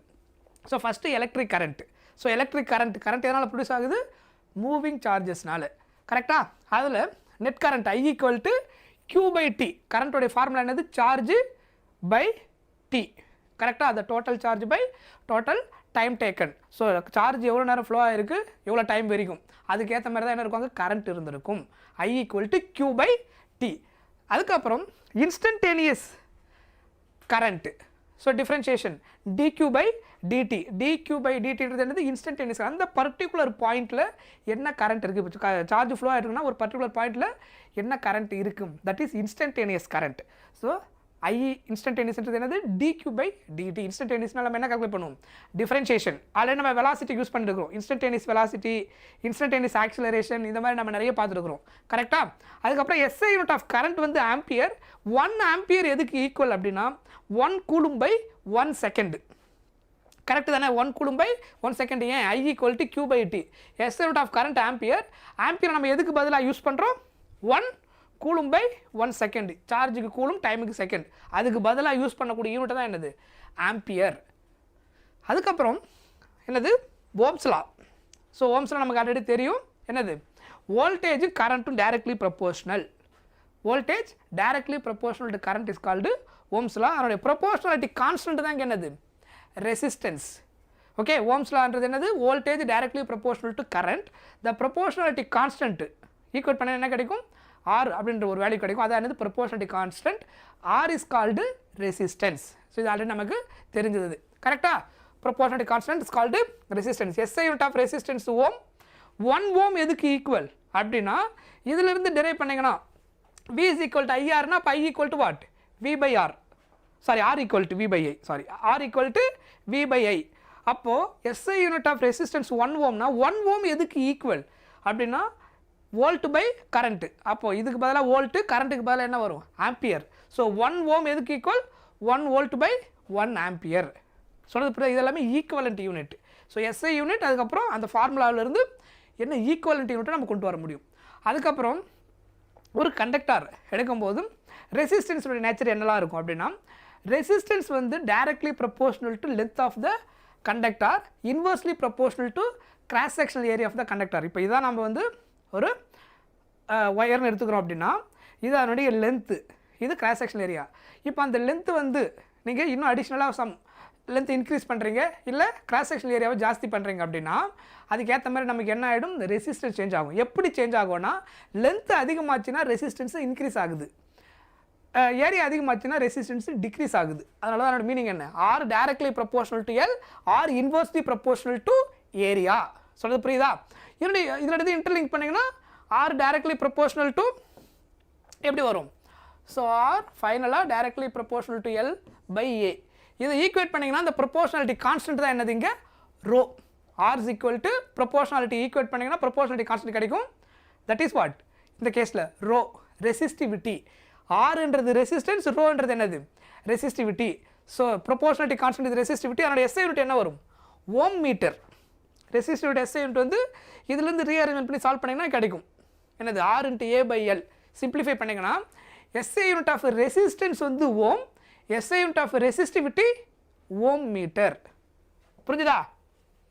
அதுக்கப்புறம் ஸ்ட்ரெச்சிங் கேஸ், இது one of the very very important special case. இந்த டைப் ஆஃப் கொஷின் நான் நிறைய தடவை நடத்தியிருக்கிறேன். நான் ஸ்டார்டிங்கில் அந்த கரண்ட் எலக்ட்ரிசிட்டி நடத்தும் போது நான் நடத்தியிருக்கிறேன்.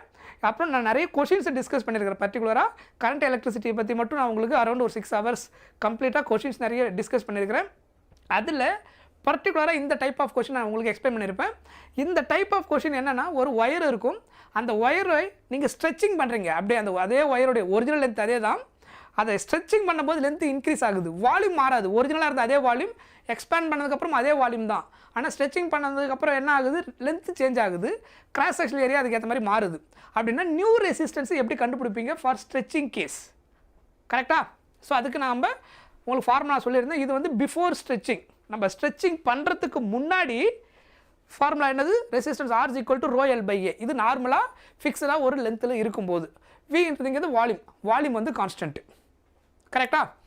ஆஃப்டர் ஸ்ட்ரெச்சிங் அப்புறமும் வால்யூம் கான்ஸ்டன்ட், ஏன்னா அதே ஒயர் தான் எக்ஸ்டெண்ட் பண்ணுறோம், பிடிச்சி இழுக்கிறோம். ஆக்சுவலாக ரப்பர் பேண்ட் எடுக்கிற மாதிரி எக்ஸ்பேண்ட் பண்ணிங்கன்னா ஸ்ட்ரெச்சிங் ஆகுது, அதனால் நியூ லென்த் வருது. இந்த கிராஸ் செக்ஷனல் ஏரியா என்ன ஆகிடும், குறைஞ்சிரும் ஸ்ட்ரெச்சிங் நீங்கள் பண்ணும்போது. அதில் தான் நம்ம கால்குலேட் பண்ணும்போது வால்யூம் கான்ஸ்டன்ட்ன்றதுனால இங்கே நம்ம என்ன பண்ணுறோம், வால்யூம் உள்ளே கொண்டு வரது L/L மல்டிப்ளை டிவைட் பண்ணிட்டா A × Lன்னு கிடைக்கும். ஏரியா × லென்த் வந்து வால்யூம்க்கு ஈக்குவல். ஸோ ρl²/V அப்படின்னு கிடைக்கும். அப்போ R directly proportional to L². So stretching கேஸுக்கு R directly proportional to L². நார்மலாக ஒரு ஒயர் இருந்துச்சுன்னா ரெசிஸ்டன்ஸ் வந்து டைரக்ட்லி ப்ரொபோர்ஷனல் டு L. புரியுதா? ஃபார் ஸ்ட்ரெச்சிங் கேஸ் அந்த எக்ஸ்பேண்ட் பண்ணும்போது அப்போ ரெசிஸ்டன்ஸ் எதுக்கு ப்ரொபோர்ஷனலாக இருக்கும், directly proportional to L². So இந்த டிஃப்ரென்ஸை தெளிவாக புரிஞ்சுக்கோங்க. இது ஸ்ட்ரெச்சிங் கேஸுக்கு R directly proportional to L². இதை வச்சு நம்ம நிறைய கேஸ் சால்வ் பண்ணுவோம். இதை பேஸ் பண்ணி கொஸ்டின்ஸ் நிறைய வந்திருக்கு. அதுக்கப்புறம் மாஸ் கூட கனெக்ட் பண்ணிட்டீங்கன்னா, நீங்கள் மாஸ் கூட கனெக்ட் பண்ணும்போது R directly proportional to L²/m. புரியுது? அதாவது டென்சிட்டி உள்ளே கொண்டு வந்து சால்வ் பண்ணியிருப்போம். அதில் R directly proportional to L²m in terms of m. அதாவது அந்த ஒயருடைய லென்த்து நமக்கு தெரியும். அப்புறம் அதுக்கு ஒரு மாஸ் இருக்கும் இல்லையா, அந்த மாசு உள்ளே கொண்டு வந்தீங்கன்னா அப்போ ரெசிஸ்டன்ஸை எப்படி இன்டர்லிங்க் பண்ணுவீங்க.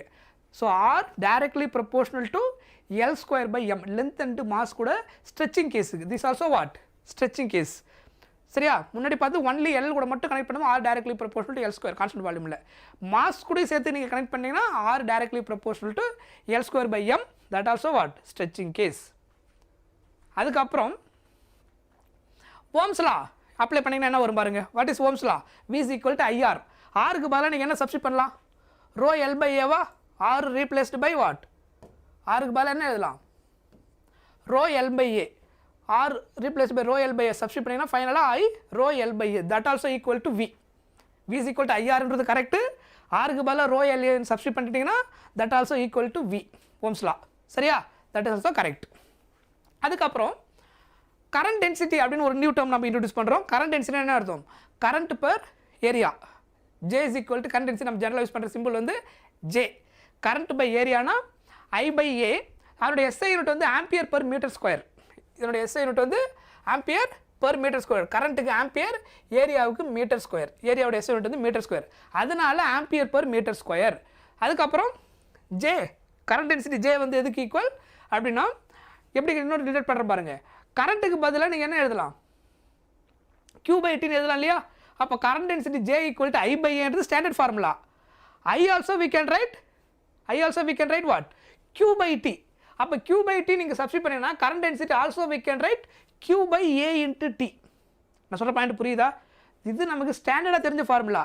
சில நேரத்தில் நமக்கு வந்து கரண்ட்டை டேரெக்டாக கொடுக்காம என்ன கொடுத்தோம், சார்ஜும் டைமையும் கொடுத்துட்டு கரண்ட் டென்சிட்டி கேட்பாங்க. ஸோ அப்போ இந்த ஃபார்முலா யூஸ் பண்ணலாம். அதர்வைஸ் கரண்ட் I = Q/T கண்டுபிடிச்சி அப்புறம் எடுத்துகிட்டு வந்து I/A சப்ஸ்டிட் பண்ணலாம். சொல்கிறது புரியுதா? ரைட். அதுக்கப்புறம் வால்யூம், இதில் V = J ρl அப்படின்னு நம்ம சப்ஸ்டிட் பண்ணிடுறோம். எதுக்கு பதிலாக, இந்த ஃபார்முலாவிலேருந்து. சி ஹியர், இதில் I/A பதிலாக என்ன எழுதலாம், வாட் இஸ் I/A, J. அதனால் நம்ம என்ன யூஸ் பண்ணியிருக்கிறோம், இங்கே Jன்னு ரீப்ளேஸ் பண்ணுறோம். இந்த ஃபார்முலாவில் I/A ரீப்ளேஸ்டு பை Jன்னு எழுதிங்கன்னா J ρl அப்படின்னு கிடைக்கும். சொல்கிறது புரியுதா? பாயிண்ட் புரிஞ்சுதா? அப்போ வால்யூமும் எலக்ட்ரிக் ஃபீல்டும் நீங்கள் ரிலேட் பண்ணிங்கன்னா, சாரி வால்யூம் இல்லை, பொட்டன்ஷியல் டிஃப்ரென்ஸ் வியும் எலக்ட்ரிக் ஃபீல்டையும் ரிலேட் பண்ணிங்கன்னா V is equal to E into R நம்ம பார்த்துருப்போம். V is equal to ER, otherwise V is equal to EL. So V is equal to EL இதை simplify பண்ணதுக்கப்புறம் நமக்கு என்ன formula கிடைக்கும்? The relation between current density and electric field. Formula என்னது? E vector equal to rho into J vector. Otherwise conductivity கூட connect பண்ணிங்கன்னா sigma equal to 1/ρ. சிக்மான்றது என்னது? Conductivity. So sigma equal to 1/ρனா இந்த ரோவை இந்த பக்கம் கொண்டு வந்துடணும். அப்போ இங்கே சிக்மா ஈன்னு வரும். So in terms of conductivity கூட எழுதிங்கன்னா sigma E vector equal to J vector. Otherwise E vector equal to rho J vector. இது இன் டர்ம்ஸ் ஆஃப் இது ரெண்டுமே என்னது? Relation between electric field and current density. இது in terms of resistivity, இது in terms of conductivity. கண்டக்டிவிட்டிக்கு resistive உள்ள relation என்னது? Sigma equal to 1/ρ. கரெக்டாக? இதெல்லாம் நம்ம ஆல்ரெடி டிஸ்கஸ் பண்ணியிருக்கோம். அதுக்கப்புறம் limitations of Ohm's law. Ohmic டிவைசஸ்க்கு மட்டும்தான் என்ன பண்ணும்? ஓம்ஸ் லா ஒபே பண்ணும். எல்லா கேஸுக்கும் ஓம்ஸ் லாவை அப்ளை பண்ண முடியாது. நான் ஓமிக் டிவைசஸ் அதுக்கு என்ன பண்ண முடியாது? ஓம்ஸ் லா அப்ளை பண்ண முடியாது. எக்ஸாம்பிள் என்னது? Semiconducting devices, semiconductor devices. அதில் என்ன ஆகாது? ஓம்ஸ் லாவை அப்ளை பண்ண முடியாது. ஏன்னா அதில் வந்து வயலேட் ஆகிடும். வோல்டேஜ் டைரக்ட்லி ப்ரொபோர்ஷனல் டு கரண்ட்னு இருக்கணும். ஆனால் இதில் என்ன ஆகாது? வோல்டேஜ் டைரக்ட்லி ப்ரொபோர்ஷனல் டு கரண்ட்ன்றது ஃபெயிலியர் ஆகிடும். இதில் செமிகண்டக்டரில். அதனால் நான் ஓமிக் டிவைசஸுக்கு செமிகண்டக்டர் இந்த ஓம்ஸ் லாவை அப்ளை பண்ண முடியாது. சரியா? So non ohmic devices do not obey Ohm's law. Example என்னது? Diodes. It's one of the example. அதுக்கப்புறம் drift velocity. So drift velocity நமக்கு ஆல்ரெடி தெரியும். சார்ஜ் வந்து ஃப்ரீ எலக்ட்ரான்ஸ் கண்டக்டரில் என்ன ஆகும்? ரேண்டமாக மூவ் ஆகிட்டே இருக்கும். When you are applying external electric field, electric field apply பண்ணதுக்கப்புறம் எலக்ட்ரான்ஸ் ரேண்டம் டைரக்ஷன் மூவ் ஆன எலக்ட்ரான்ஸ்னால் டுவர்ட்ஸ் பாசிட்டிவ் டைரக்ஷனில் இருக்கக்கூடிய அந்த பொலாரிட்டி எலக்ட்ரிக் ஃபீல்டை ப்ரொவைட் பண்ணும்போது பாசிட்டிவ் டைரக்ஷன் நோக்கி என்ன ஆகும்? மூவ் ஆக ஆரம்பிக்கும். ஸோ அப்போ என்ன ஆகும்? நமக்கு ஒரு வெலாசிட்டி இருக்கும். அந்த வெலாசிட்டி என்னது? Drift velocity. மல்டிபிள் கொல்யூஷன் நடக்கும் இன் பிட்வீனில். ஸோ ஆக்சிலரேட் ஆகிட்டு கொல்யூஷன் நடந்ததுக்கப்புறம் ஒரு ஆவரேஜ் வெலாசிட்டியில் என்ன ஆகும்? எலக்ட்ரான்ஸ் எல்லாம் மூவ் ஆக ஆரம்பிக்கும். That is called drift velocity after applying external electric field. So அதனுடைய ஃபார்முலா என்னது? இது டெரிவேஷன். ஆக்சுவலாக இது நம்ம ஆல்ரெடி பார்த்துருக்கோம் டெரிவேஷன். ஃபைனலாக என்னது formula? Drift velocity VD is equal to magnitude எழுதினீங்கன்னா EM by M into tau. கரெக்டாக? ஈன்றது என்னது? எலக்ட்ரான். ஸ்மால் ஈன்றது கேபிட்டல் லெட்டர். ஈன்றது என்னது? ஸ்மால் லெட்டர் E வந்து electron, capital letter electric field, M வந்து மாஸ் ஆஃப் த எலக்ட்ரான், டவ்ன்றது ரிலாக்ஸேஷன் டைம் அப்படின்னு நம்ம சொல்லுவோம். கரெக்டாக? So drift velocity VD is equal to EM by M into tau. Otherwise வெக்டாரில் எழுதினீங்கன்னா ட்ரிஃப்ட் வெலாசிட்டி என்ன வரும்? Negative sign. பிகாஸ் சார்ஜ் வந்து நெகட்டிவ் இல்லையா? Electron minus EE vector by M into tau அப்படின்னு கிடைக்கும். ஓகே, இது ஃபார்முலா. அதுக்கப்புறம் இது one of the other important formula, the relation between current and drift velocity. கரண்ட்டுக்கும் ட்ரிஃப்ட் வெலாசிட்டிக்கும் உள்ள அந்த ரிலேஷன் என்ன? What is the relation between current and drift velocity? பார்த்தீங்கன்னா இதான் first one. I equal to N EA VD. I equal to N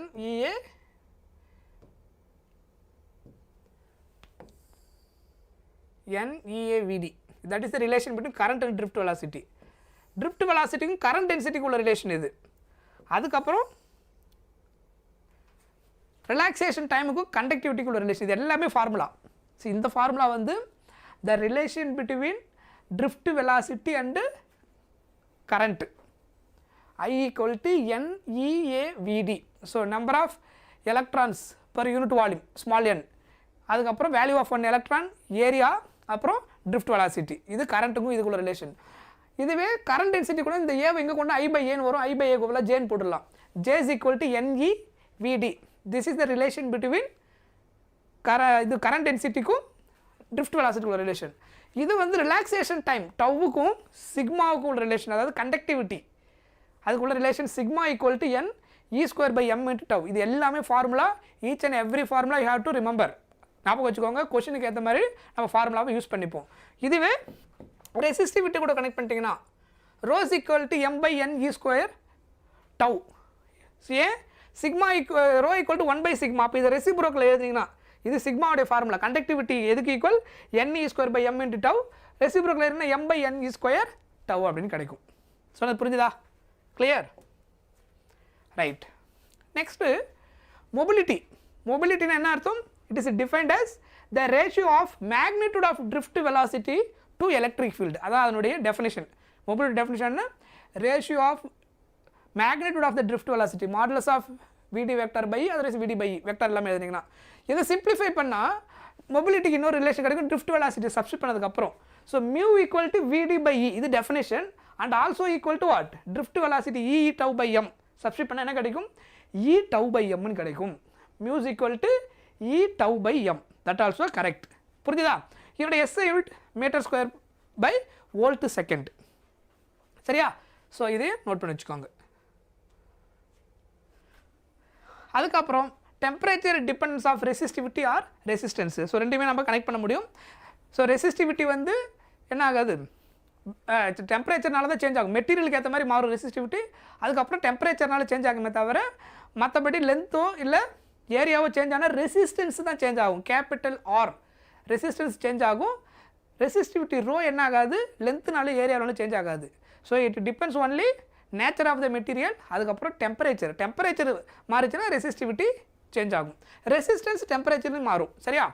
so அதுக்கான formula rho T equal to ரோனா என்னது, ஒரு பர்டிகுலர் டெம்பரேச்சரில் என்ன ரெசிஸ்டிவிட்டி இருக்குது.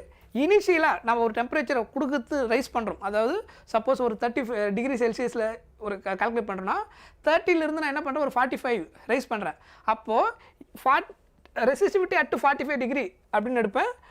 ரோ நாட்னா என்ன அர்த்தம், 30 டிகிரியில் இருக்கும்போது என்ன ரெசிஸ்டிவிட்டி இருந்துச்சு.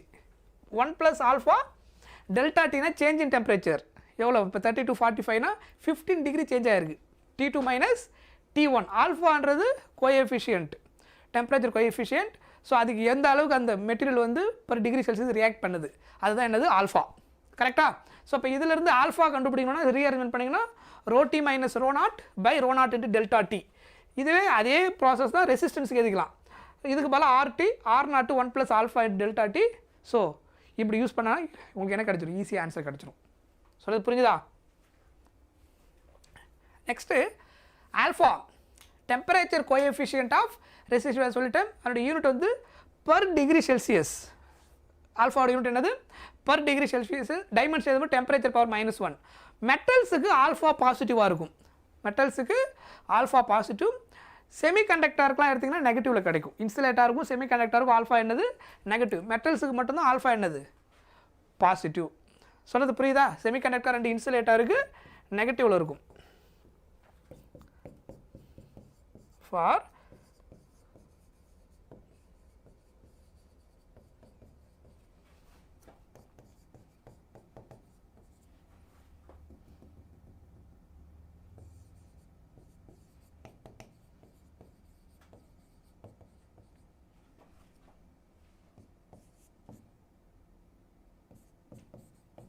ஸோ இதுக்கு என்னவாக இருக்கும், ஆல்ஃபா வந்து நெகட்டிவ். சரியா? மெட்டல்ஸுக்கு ஆல்ஃபா பாசிட்டிவ். இதெல்லாம் ஞாபகம் வச்சுக்கோங்க, இதெல்லாம் நமக்கு தேவைப்படும். அதுக்கப்புறம் டெம்பரேச்சர் ரைஸ் பண்ணும்போது ரெசிஸ்டிவிட்டி மெட்டலுக்கு எப்படி இருக்க போகுது, செமிகண்டக்டருக்கு எப்படி இருக்கும், அதுக்கப்புறம் அலாய்க்கு எப்படி இருக்கும், அந்த கம்பேரிசன் கிராஃப் தான் இது. இப்போ டெம்பரேச்சரை நம்ம இன்க்ரீஸ் பண்ணிகிட்டே போனோம் அப்படின்னா மெட்டல்ஸில் என்ன ஆகும், ரெசிஸ்டிவிட்டி இன்க்ரீஸ் ஆகும். டெம்பரேச்சர் இன்க்ரீஸ் ஆச்சுன்னா ரெசிஸ்டிவிட்டி இன்க்ரீஸ் ஆகும். எதில், மெட்டலில். கரெக்டாக? ஸோ அது இன்க்ரீஸ் கிராஃப். ஸோ இதில் எது அலாய். அலாய் வந்து வீக் டிபெண்டன்ஸ். ஏன்னா அலாய் வந்து ஆல்ரெடி அது என்னது ஹை டெம்பரேச்சருக்கு விஸ்டாண்ட் பண்ணக்கூடிய மெட்டீரியல். ஸோ அதனால் டெம்பரேச்சர் இன்க்ரீஸ் ஆகும்போது ரெசிஸ்டிவிட்டி லீனியராக இது இன்க்ரீஸ் ஆகும். ஓகேவா? அதே மாதிரி weak dependence of the temperature எது அலாய். செமிகண்டக்டர் எடுத்திங்கன்னா செமிகண்டக்டர் நேச்சர் என்ன, டெம்பரேச்சர் இன்க்ரீஸ் ஆச்சுன்னா ரெசிஸ்டிவிட்டி டிக்ரீஸ் ஆகும். ரெசிஸ்டிவிட்டி டிக்ரீஸ் ஆச்சுன்னா it act as a good கண்டக்டராக மாறும், அதாவது கண்டக்ட் பண்ண ஆரம்பிக்கும். ஸோ செமிகண்டக்டர் கேஸில் டெம்பரேச்சர் ஜாஸ்தியாக அதனால தான் அது என்ன செமிகண்டக்டர் 0 கெல்வினில் அது என்னவா இருக்குது, இன்சுலேட்டராக இருக்குது. டெம்பரேச்சர் ஜாஸ்தி பண்ணி it act as a conductor. So resistivity decrease ஆகுது டெம்பரேச்சர் இன்க்ரீஸ் ஆகும்போது இதில் செமிகண்டக்டரில். அதனால அது என்னவா மாறுது, கண்டக்டராக மாறுது. புரிஞ்சுதா? நெக்ஸ்ட்டு அதுக்கப்புறம் சைன் கன்வென்ஷன். ரெசிஸ்டன்ஸில் கரண்ட்டு பாஸ் ஆகும்போது கரண்ட் எப்பயுமே எப்படி, கரண்ட்டோட டைரக்ஷனால நோட் பண்ணி வச்சுக்கோங்க. கரண்ட் ஃப்ளோ ஆகும்போது அது எப்பவுமே எப்படி ஃப்ளோ ஆகும், ஹை பொட்டன்ஷியல் டு லோ பொட்டன்ஷியலில் தான் மூவ் ஆகும். இதுதான் கரண்ட் டைரக்ஷன்லேருந்து நம்ம கால்குலேட் பண்ணுறது. ஸோ கரண்ட்டுடைய ஃப்ளோ வந்து எப்படி இருக்கும், high potential to low potential. So current இப்படி மூவ் ஆகுதுன்னா அப்போ இந்த பாயிண்ட் ரெசிஸ்டன்ஸில் என்டர் ஆகிறதுக்கு முன்னாடி இது வந்து ஹை பொட்டன்ஷியல், ஏன்னா கரண்ட் இப்படி என்டர் ஆகுது இல்லையா, அப்போ இது லோ பொட்டன்ஷியல். அப்போ பொட்டன்ஷியல் அட் ஏ வந்து கிரேட்டராக இருக்கும், பி கம்மியாக இருக்கும், பிகாஸ் கரண்ட் இப்படி மூவ் ஆகுது ஹை டு லோ போகிறதுனால. அப்போது த potential difference VA minus VB எதுக்கு ஈக்குவல், இந்த ரெசிஸ்டன்ஸ்குள்ளே பாஸ் ஆகக்கூடிய கரண்ட் பொட்டன்ஷியல் டிஃபரன்ஸ், இது ரெண்டுத்துக்கும் டிஃபரன்ஸ் எடுத்தால் இதான் என்னது, the potential across the resistance, potential difference across the resistance VA minus VB. அது எதுக்கு ஈக்குவல் ஆகணும், இதுக்குள்ளே பாஸ் ஆகக்கூடிய கரண்ட்டு, அதுக்கப்புறம் இங்கே இருக்கக்கூடிய resistance value R, V is equal to IR. So இங்கே V எதுக்கு equal, the potential difference between the two terminals, இது ரெண்டுத்துக்கும் VA மைனஸ் VB. இதுவே இந்த கேஸ் பாருங்கள், கரண்ட் இப்படி வருது அப்படின்னா அப்போ இதுதான் ஹை பொட்டன்ஷியல், இது லோ பொட்டன்ஷியல். ரெசிஸ்டன்ஸ்குள்ளே என்டர் ஆகும்போது இது ஹை பொட்டன்ஷியல், இது லோ பொட்டன்ஷியல். அப்போ VA லெஸ் தென் VB, அப்போது VB மைனஸ் VA எதுக்கு ஈக்குவல், IR. ஒருவேளை VA மைனஸ் VBன்னு போட்டு இங்கே மைனஸ் IRனு வரும். புரியுதா, நம்ம லோ டு ஹை கனெக்ட் பண்ணுறோம்னு அர்த்தம். இப்போ அந்த எக்ஸ்பிரஷனை மாற்றி எழுதும்போது சைன் மாறிடும். Next current by convention is always from higher to lower potential. கரண்ட்டுடைய நம்ம கன்வென்ஷன் எப்படி எடுக்கிறோம், கரண்ட் ஃப்ளோ ஆகிற direction always high potential to low பொட்டன்ஷியலில் மூவ் ஆகுது. ஸோ ஹை பொட்டன்ஷியல் அங்கே என்னது, பாசிட்டிவ் சைடு வந்து ஹை பொட்டன்ஷியல், நெகட்டிவ் சைடு வந்து low potential. So high potential low potential, positive higher, negative என்னது லோ பொட்டன்ஷியல். ஸோ அதை ஞாபகம் வச்சுக்கோங்க. அதுக்கப்புறம் செல்லு, ஸோ இது நம்ம ஆல்ரெடி பார்த்துருக்கோம் இல்லையா பேட்டரி பற்றி. Electric cell is a device which maintains potential difference between the terminals. So R is the small ஆர்ன்றதுங்க இன்டர்னல் ரெசிஸ்டன்ஸ், ஸ்மால் ஆர் வந்து internal resistance. Okay, potential difference across the ideal cell is equal to its EMF. Ideal cell தான் என்னது EMF. See here, இதான் அதனுடைய இன்சைடில் இருக்கிறது. இந்த கேஸில் ஆக்சுவலாக கரண்ட் வந்து இங்கே பாருங்கள், இது வந்து இதுதான் ஆக்சுவலாக ஃபுல் செட்டப் தான் என்னது பேட்ரி. அதாவது EMF ப்ளஸ் இன்டர்னல் ரெசிஸ்டன்ஸ், உள்ளே இருக்கிற அந்த இன்டர்னல் ரெசிஸ்டன்ஸ், இதிலிருந்து வெளியில் வரக்கூடிய அந்த பொட்டன்ஷியல் தான் என்னது டெர்மினல் வோல்டேஜ். இன்டர்னல் பேட்டரிக்குள்ளே கரண்ட் பாஸ் ஆனதுக்கப்புறம் ஃபைனலாக த பொட்டன்ஷியல் அக்ராஸ் பேட்டரிக்கும் அந்த பேட்டரியோட ஒரு எண்டுக்கும் அந்த ரெசிஸ்டன்ஸ் இன்டர்னல் ரெசிஸ்டன்ஸில் பாஸ் ஆனதுக்கப்புறம் அந்த இன்னொரு எண்டில் இருக்கக்கூடிய அந்த பொட்டன்ஷியல் டிஃப்ரென்ஸ் என்ன இருக்கோ அதான் என்னது terminal voltage. V is equal to E minus IR. அதாவது இதனுடைய ஆக்சுவல் வோல்டேஜ் இன்டர்னல் ரெசிஸ்டன்ஸ் 0வாக இருந்தால் இது ஆக்சுவல் மேக்ஸிமம் வோல்டேஜ் இருக்கும், அதான் E பேட்டரியோட மேக்ஸிமம் வோல்டேஜ். ஸோ இதில் கரண்ட் பாஸ் ஆனதுக்கு அப்புறம் IR சப்ராக்ட் பண்ணோம்னா என்ன கிடைக்கும், இந்த டெர்மினல் வோல்டேஜ் V கிடைக்கும்.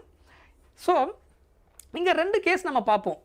சில நம்ம பர்டிகுலர் கிர்ச்சாஃப் லா யூஸ் பண்ணும்போது கரண்ட்டோட டைரக்ஷன் வச்சு நம்ம ஸ்டடி பண்ணுவோம்.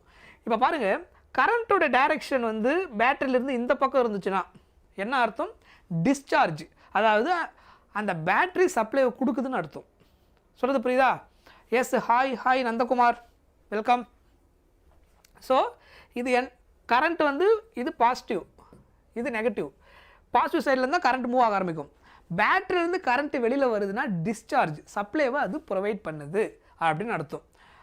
இது சோர்ஸ். ஸோ அப்போ ஃபார்முலா எப்படி எழுதணும், டெர்மினல் வோல்டேஜ் சொன்னேன் இல்லையா, இங்கே எவ்வளோ வோல்டேஜ் இருக்குன்றது எப்படி கண்டுபிடிக்கணும், potential difference across AB equal to internal அந்த ஆக்சுவல் EMF மைனஸ், ஸோ இதில் பாஸ் ஆகக்கூடிய கரண்ட் வந்து I அப்படின்னா இதில் பாஸ் ஆகக்கூடிய கரண்ட் ஐனா என்ன பண்ணுறது, இங்கே பொட்டன்ஷியல் இருக்கும் IR. So VAB equal to E minus I into R. Correct. So terminal voltage is less than EMF. இந்த EMF வோல்டேஜ் என்ன இருந்துச்சோ அதோட டெர்மினல் வோல்டேஜ் கம்மியாக தான் இருக்கும். பேட்டரியில் இந்த ரெசிஸ்டன்ஸில் கரண்ட் பாஸ் ஆகிறதுனால வோல்டேஜ் ட்ராப் இருக்கும். ஸோ இன்டர்னல் அந்த ஆக்சுவல் EMFலேருந்து சப்ராக்ட் பண்ணதுக்கப்புறம் ஒரு வேல்யூ கிடைக்கும், that is what terminal voltage. The terminal voltage is lesser then EMF, அதில் தான் EMF மைனஸ் IR அப்படின்னு இருக்கும். எப்போ டிஸ்சார்ஜ்னு இருந்துச்சுன்னா, டிஸ்சார்ஜ்னா என்ன மீனிங், பேட்டரியிலிருந்து கரண்ட் வெளியில் வரணும். சி த ஆரோ பாசிட்டிவ் போலாரிட்டிலேருந்து வெளியில் வரும். Next charging, otherwise we have to use load. இது நம்ம சர்க்யூட் டயக்ராம் நிறைய பார்த்துருப்போம். கிர்ச்சாஃப் சர்க்யூட்டில் இந்த எல்லாம் அப்ளை பண்ணும்போது அந்த க்ளோஸ்டு லூப்பில் இந்த மாதிரி நிறைய கேஸ் பார்த்துருப்பீங்க. சில கேஸில் பேட்டரியிலேருந்து கரண்ட் வெளியில் வர மாதிரி இருக்கும் அந்த லூப்பில், சில கேஸில் அந்த பேட்டரி கரண்ட் என்ட்ரு ஆகிற மாதிரி இருக்கும். கரண்ட்டு பேட்டரிக்குள்ளே என்ட்ரு ஆகுதுன்னா அது சார்ஜிங்னு அர்த்தம், அதாவது பேட்டரி வந்து சார்ஜ் ஆகுது அப்படின்னு அர்த்தம். ஸோ இப்போ இதுக்குள்ளே இப்படி என்ட்ரு ஆச்சுன்னா சார்ஜிங், அப்போ டெர்மினல் வோல்டேஜ் என்ன அர்த்தம், EMF plus IR naught minus IR. அது டிஸ்சார்ஜிங் கிடையாது, அதுலேருந்து வெளியில் வரல, வெளியிலேருந்து கரண்ட் ஃப்ளோ ஆகிறனால சார்ஜ் ஆகுது. So VAB equal to EMF plus E plus IR. Don't put minus sign. டிஸ்சார்ஜிங்காக இருந்தால் தான் V equal to EMF E minus IR. சார்ஜிங்காக இருந்தால் E plus IR. சொன்னது புரிஞ்சுதா? தெளிவா? கிளியர்? ஸோ அப்போ இந்த கேஸில் இந்த டெர்மினல் வோல்டேஜ் என்னவாக இருக்கும்? இதில் EMF விட கிரேட்டராக இருக்கும். எப்போ சார்ஜிங் ஆச்சுன்னா. ஸோ அதனால் VAB greater than EMF because இது ரெண்டு ஆட் பண்ணதுக்கப்புறம் தான் இதுக்கு ஈக்குவல். அப்போ இது ப்ளஸ் சம்திங் இது ஆட் ஆகுது, அதனால் இது இன்க்ரீஸ் ஆகுது. போன கேஸில் இதுலேருந்து சப்ராக்ட் ஆச்சு, அதனால் இது லெஸராக இருந்தது. ஸோ டெர்மினல் வோல்டேஜ் எந்த கேஸில்? டிஸ்சார்ஜிங் கேஸில் terminal voltage lesser than EMF. Charging கேஸில் terminal voltage greater than EMF because of the formula. புரிஞ்சுதா? Clear? Next cells in series. Cell வந்து சீரீஸில் கனெக்ட் பண்ணியிருந்தீங்கன்னா எப்படி நம்ம கெப்பாசிட்டர் சீரிஸ் பேரல் பார்த்துருக்குறோம், அதே மாதிரி ரெசிஸ்டன்ஸ் சீரிஸ் பேரல் நமக்கு ஃபெமிலியர் ஆல்ரெடி தெரியும். At the same time battery இருக்கு இல்லையா, அதாவது cells connected in series and பேரலாக இருந்தால் then how to calculate the total EMF of the cell எப்படி கண்டுபிடிக்கிறது, அதுக்கப்புறம் total terminal voltage across the end எப்படி கால்குலேட் பண்ணுறது, அதுக்கான ஃபார்முலா தான். இல்லை சீரீஸில் கனெக்ட் பண்ணுறீங்கன்னு வச்சுக்கோங்க. இங்கே பாருங்கள், இது EMF 1, இது வந்து ஒரு என்னது ஒரு செல், இது இன்னொரு cell connected in series. So இது பாசிட்டிவ் பொலாரிட்டி, இதுவும் பாசிட்டிவ் பொலாரிட்டி, அதுக்கப்புறம் இது நெகட்டிவ், இது நெகட்டிவ். ஸோ இதனுடைய ப்ளஸ்ஸு இதனுடைய மைனஸ் இப்படி கனெக்ட் ஆயிருந்தால் இப்படி இந்த மாதிரி கனெக்ட் ஆகிருக்குது சீரியஸ் கனெக்ஷன் இருந்துச்சுன்னா the total potential across AC, ஏவுக்கு சிக்கு நடுவில் இருக்கிற டோட்டல் பொட்டன்ஷியல் டிஃபரன்ஸ் என்ன இருக்கும் அப்படின்னா the EMF equivalent EMF in பிட்வீனில் இருக்கக்கூடிய எத்தனை ரெசிஸ்டன்ஸ் கனெக்ட் இருந்தாலும் சரி equivalent EMF minus I into R equivalent வருங்க. I மிஸ் ஆயிடுச்சு. Minus I into R equivalent, அதாவது general formula V is equal to E minus IR. சொல்கிறது புரியுதா? டிஸ்சார்ஜிங்காக இருந்தால் மைனஸ் IR, சார்ஜிங்காக இருந்தால் ப்ளஸ் IR, அவ்வளோதான் மீனிங். அதே ஃபார்மேட்டு தான் இங்கேயும் வரும், equivalent EMF minus I into R equivalent. So இந்த ஈக்குவலண்ட் EMF சீரியஸாக இருக்கும்போது எப்படி கண்டுபிடிப்பீங்க? பேட்டரியோட எல்லா EMF ஆட் பண்ணிக்கணும். சி ஹியர் இது எல்லாமே serious. So E1 plus E2, இப்போ E3 E4 இந்த மாதிரி நிறைய இருந்ததுன்னா you have to add all the EMF. சொல்கிறது புரியுதா? இது எல்லாத்தையும் நம்ம ஆட் பண்ணிடணும். R ஈக்குவலண்ட் நமக்கு தெரியும், சீரிஸாக இருந்தால் இன்டர்னல் ரெசிஸ்டன்ஸ், ஆர் இந்த ஸ்மால் ஆர்ன்றது இன்டர்னல் ரெசிஸ்டன்ஸ். சீரிஸாக இருந்தால் எல்லா இன்டர்னல் ரெசிஸ்டன்ஸ் நம்ம என்ன பண்ணிக்கணும்? சீரிஸில் ஆட் பண்ணிப்போம். ரெசிஸ்டன்ஸ் சீரிஸாக இருக்கும்போது ஆட் தானே பண்ணுவோம், R1 plus R2 plus R3. EMF சீரிஸாக இருக்கும்போது இங்கே என்ன பண்ணிடணும்? E1 plus E2 n number of batteries are connected, cells are connected, எல்லாத்தையும் ஆட் பண்ணிங்கன்னா E1 ப்ளஸ் E2 அப்படின்னு கிடைக்கும். ரைட். ஸோ அதுக்கப்புறம் இப்படி இதுதான் equivalent.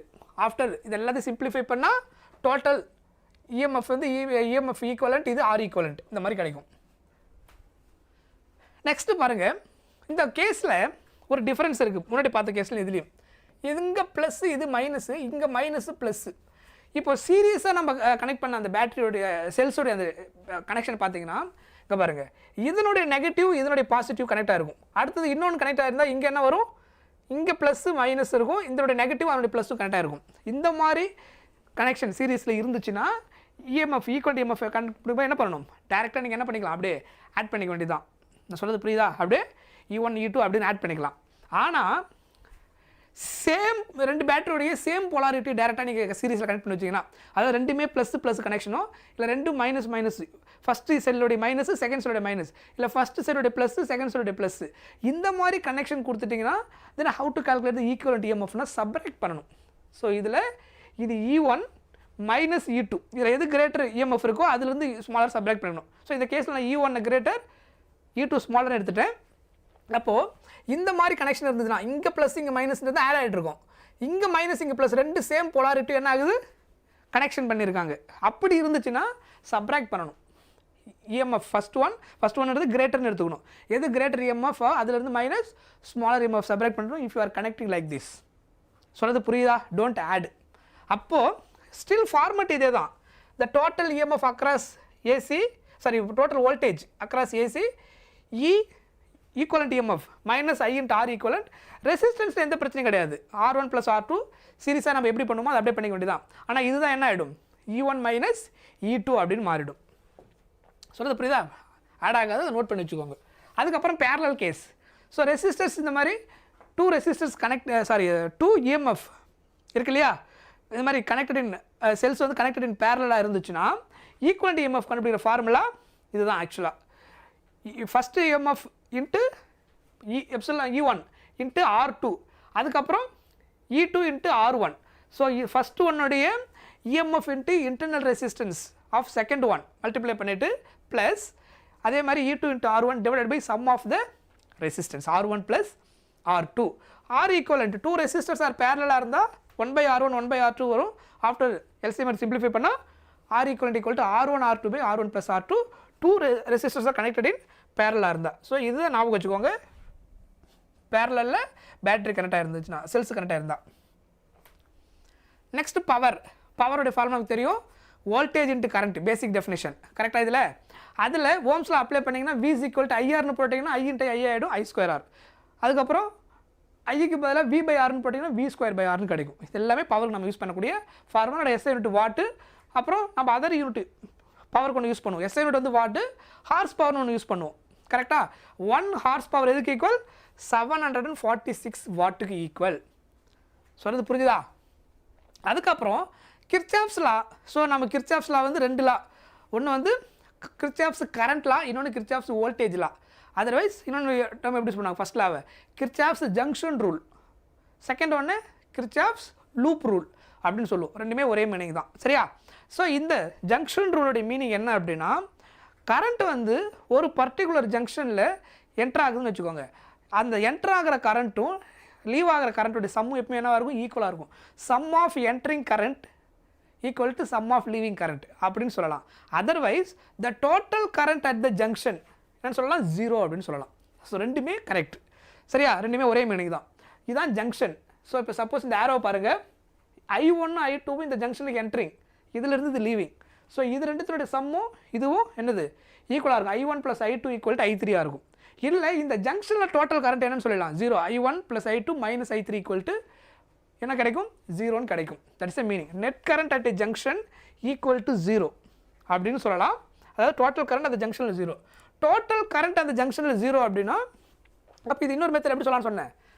Some of entering current equal to sum of leaving current. ரெண்டுமே ஒரே மீனிங். அதே மாதிரி இன்னொரு பாயிண்ட் இதை நோட் பண்ணிக்கோங்க.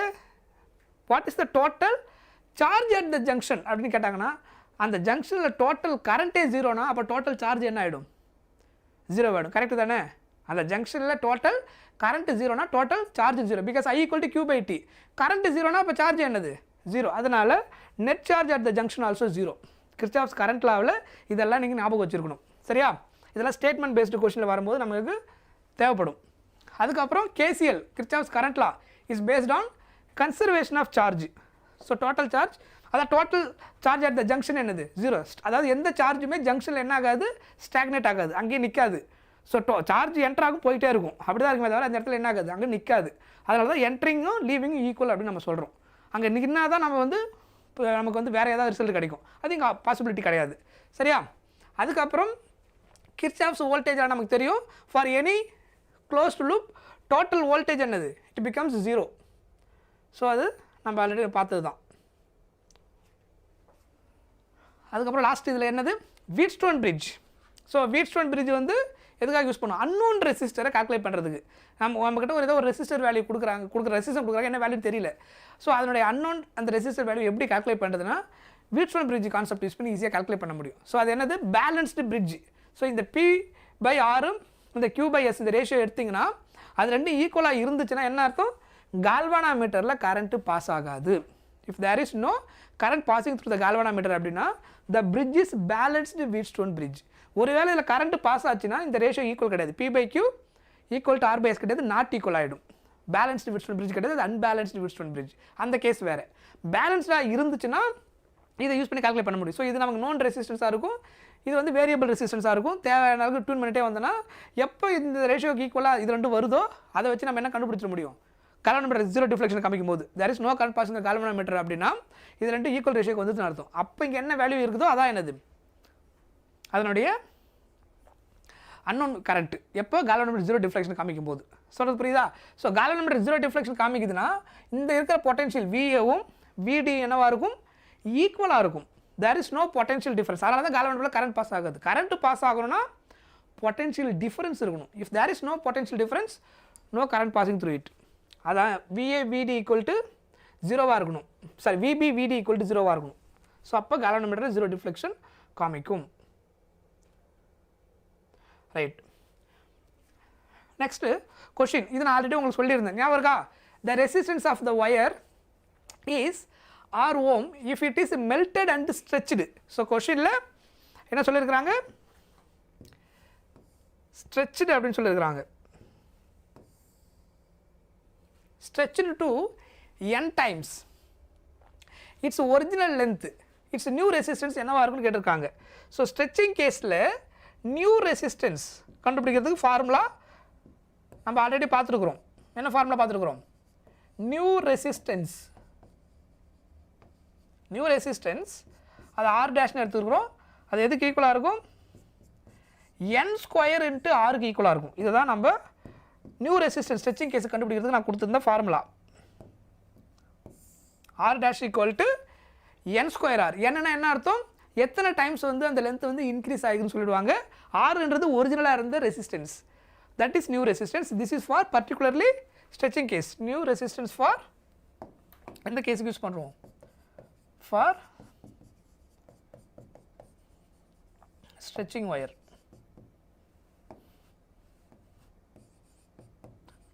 அதுக்கு யூஸ் பண்ணக்கூடிய ஃபார்முலா. அப்போ இங்கே என்ன வந்திருக்கு பாருங்க. What is n?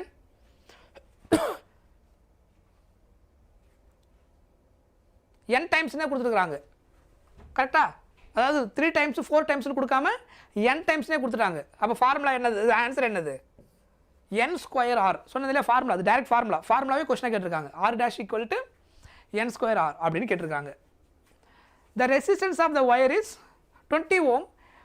It is stretched so that the length becomes 3 times. length என்ன கொடுத்துருக்காங்க கொஷனில்? length become 3 times அப்படின்னு சொல்லியிருக்காங்க. அப்படின்னா என்ன அர்த்தம்? இந்த கொஷின் எப்படி? இந்த கொஷின்லேருந்து n ஈக்குவல் டு 3. அதுக்கப்புறம் ஒரிஜினலாக என்ன ரெசிஸ்டன்ஸ் கொடுத்துட்டாங்க? r ஈக்குவல் டு 20 ஓம் அப்படின்னு கொடுத்துட்டாங்க. Then the new resistance of the wire என்னவா இருந்திருக்குன்னு கேட்குறாங்க. So R dash equal to என்ன ஃபார்முலா கொடுத்துருந்தேன் ஸ்ட்ரெச்சிங் கேஸுக்கு? கொஷினில் சொல்லியிருக்காங்க இல்லையா? Stretched wire. கரெக்ட்? புரிஞ்சுதா? அப்போ n ஈக்குவல் டு இங்கே 3. ஸோ அப்போ 3 square into R original resistance எவ்வளோ? 20. So 3 square 9, 9 into 20. அப்போ என்ன வரும்?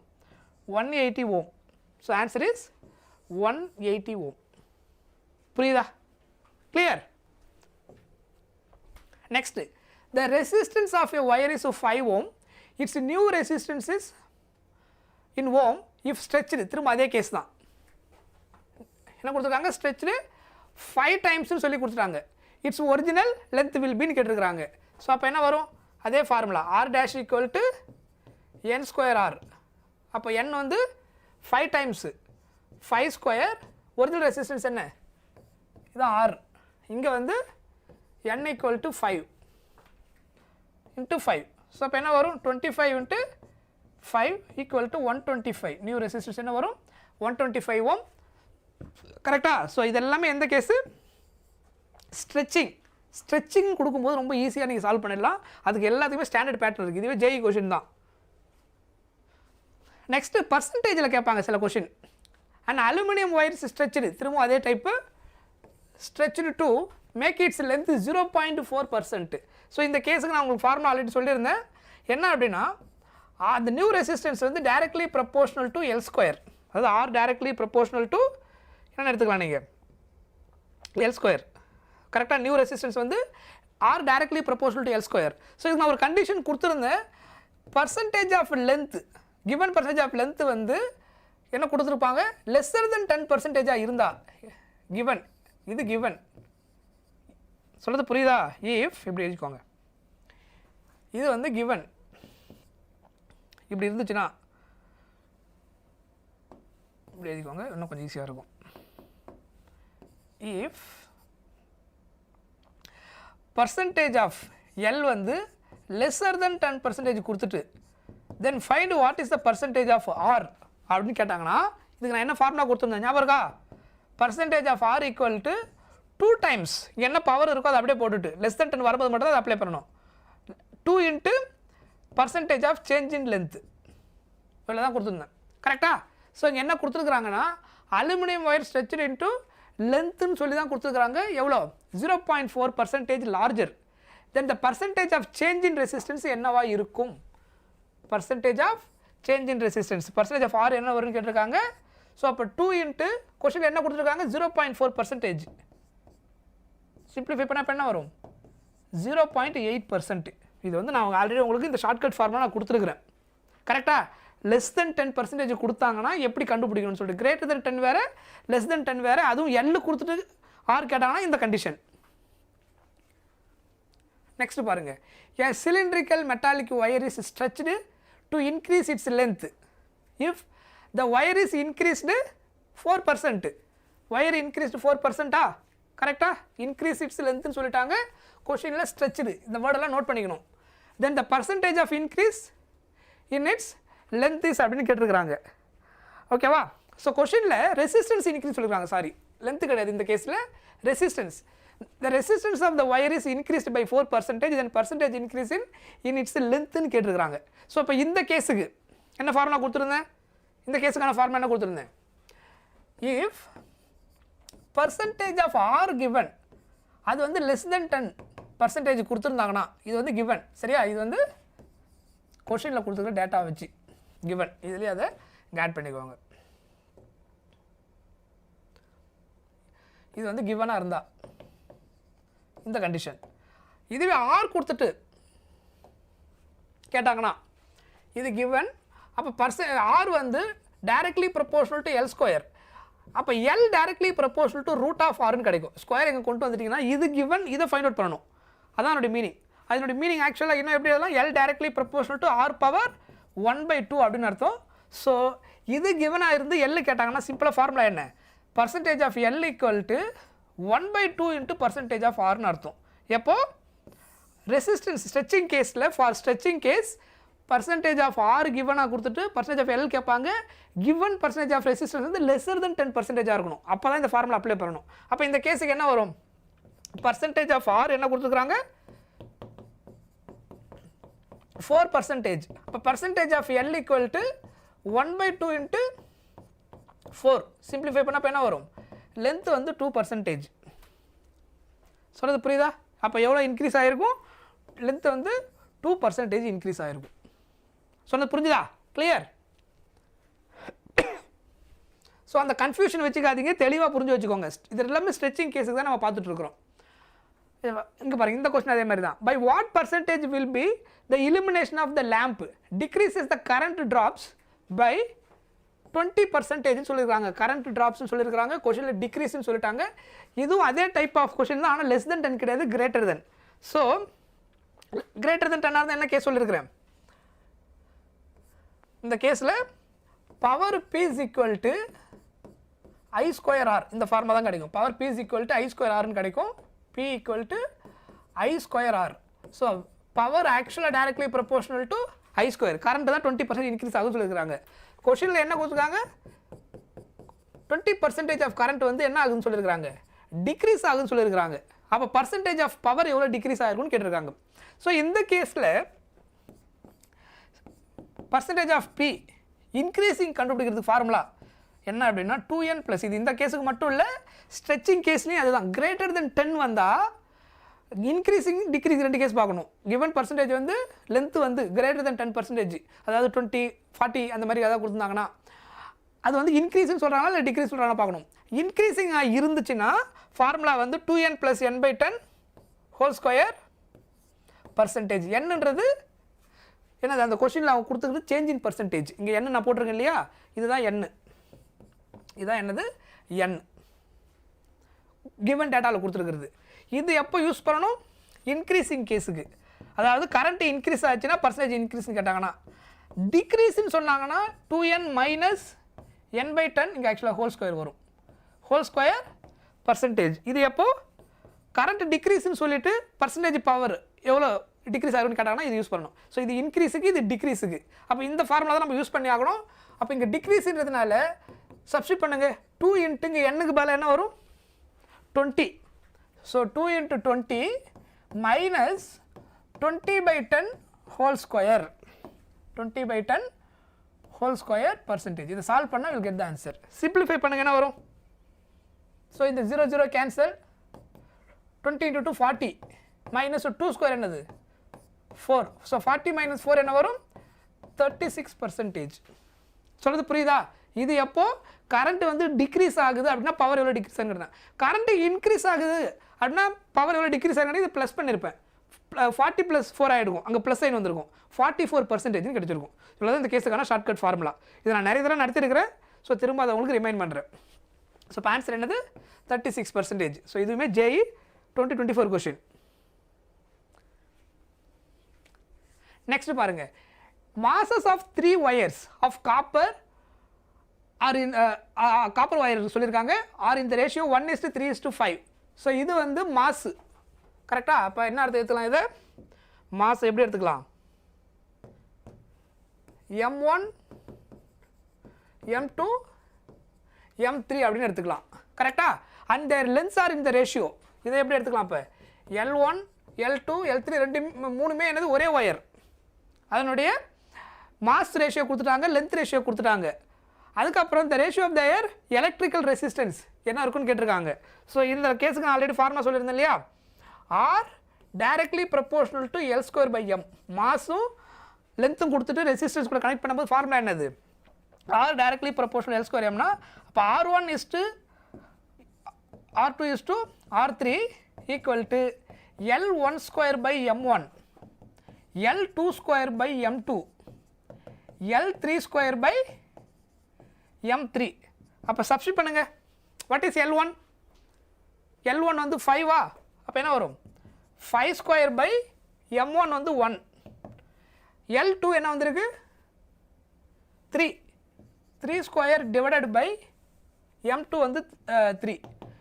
L3 என்ன வந்திருக்கு பாருங்க, இதனா L3 1² என்ன வந்திருக்கீங்க 5. ஃபர்தராக இதை சால்வ் பண்ணுங்க. இதை ஃபர்தராக சிம்பிளிஃபை பண்ணால் என்ன கிடைக்கும் 5² 25/1. அதுக்கப்புறம் 3² 9 கரெக்டாக? இல்லைனா இந்த 3 இங்கே கேன்சல் பண்ணிக்கோங்க. இது 3² இல்லையா, ஒரு 3 கேன்சல் ஆகிடும். ஸோ ஆன்சர் என்ன வரும் இங்கே 3/1. அதுக்கப்புறம்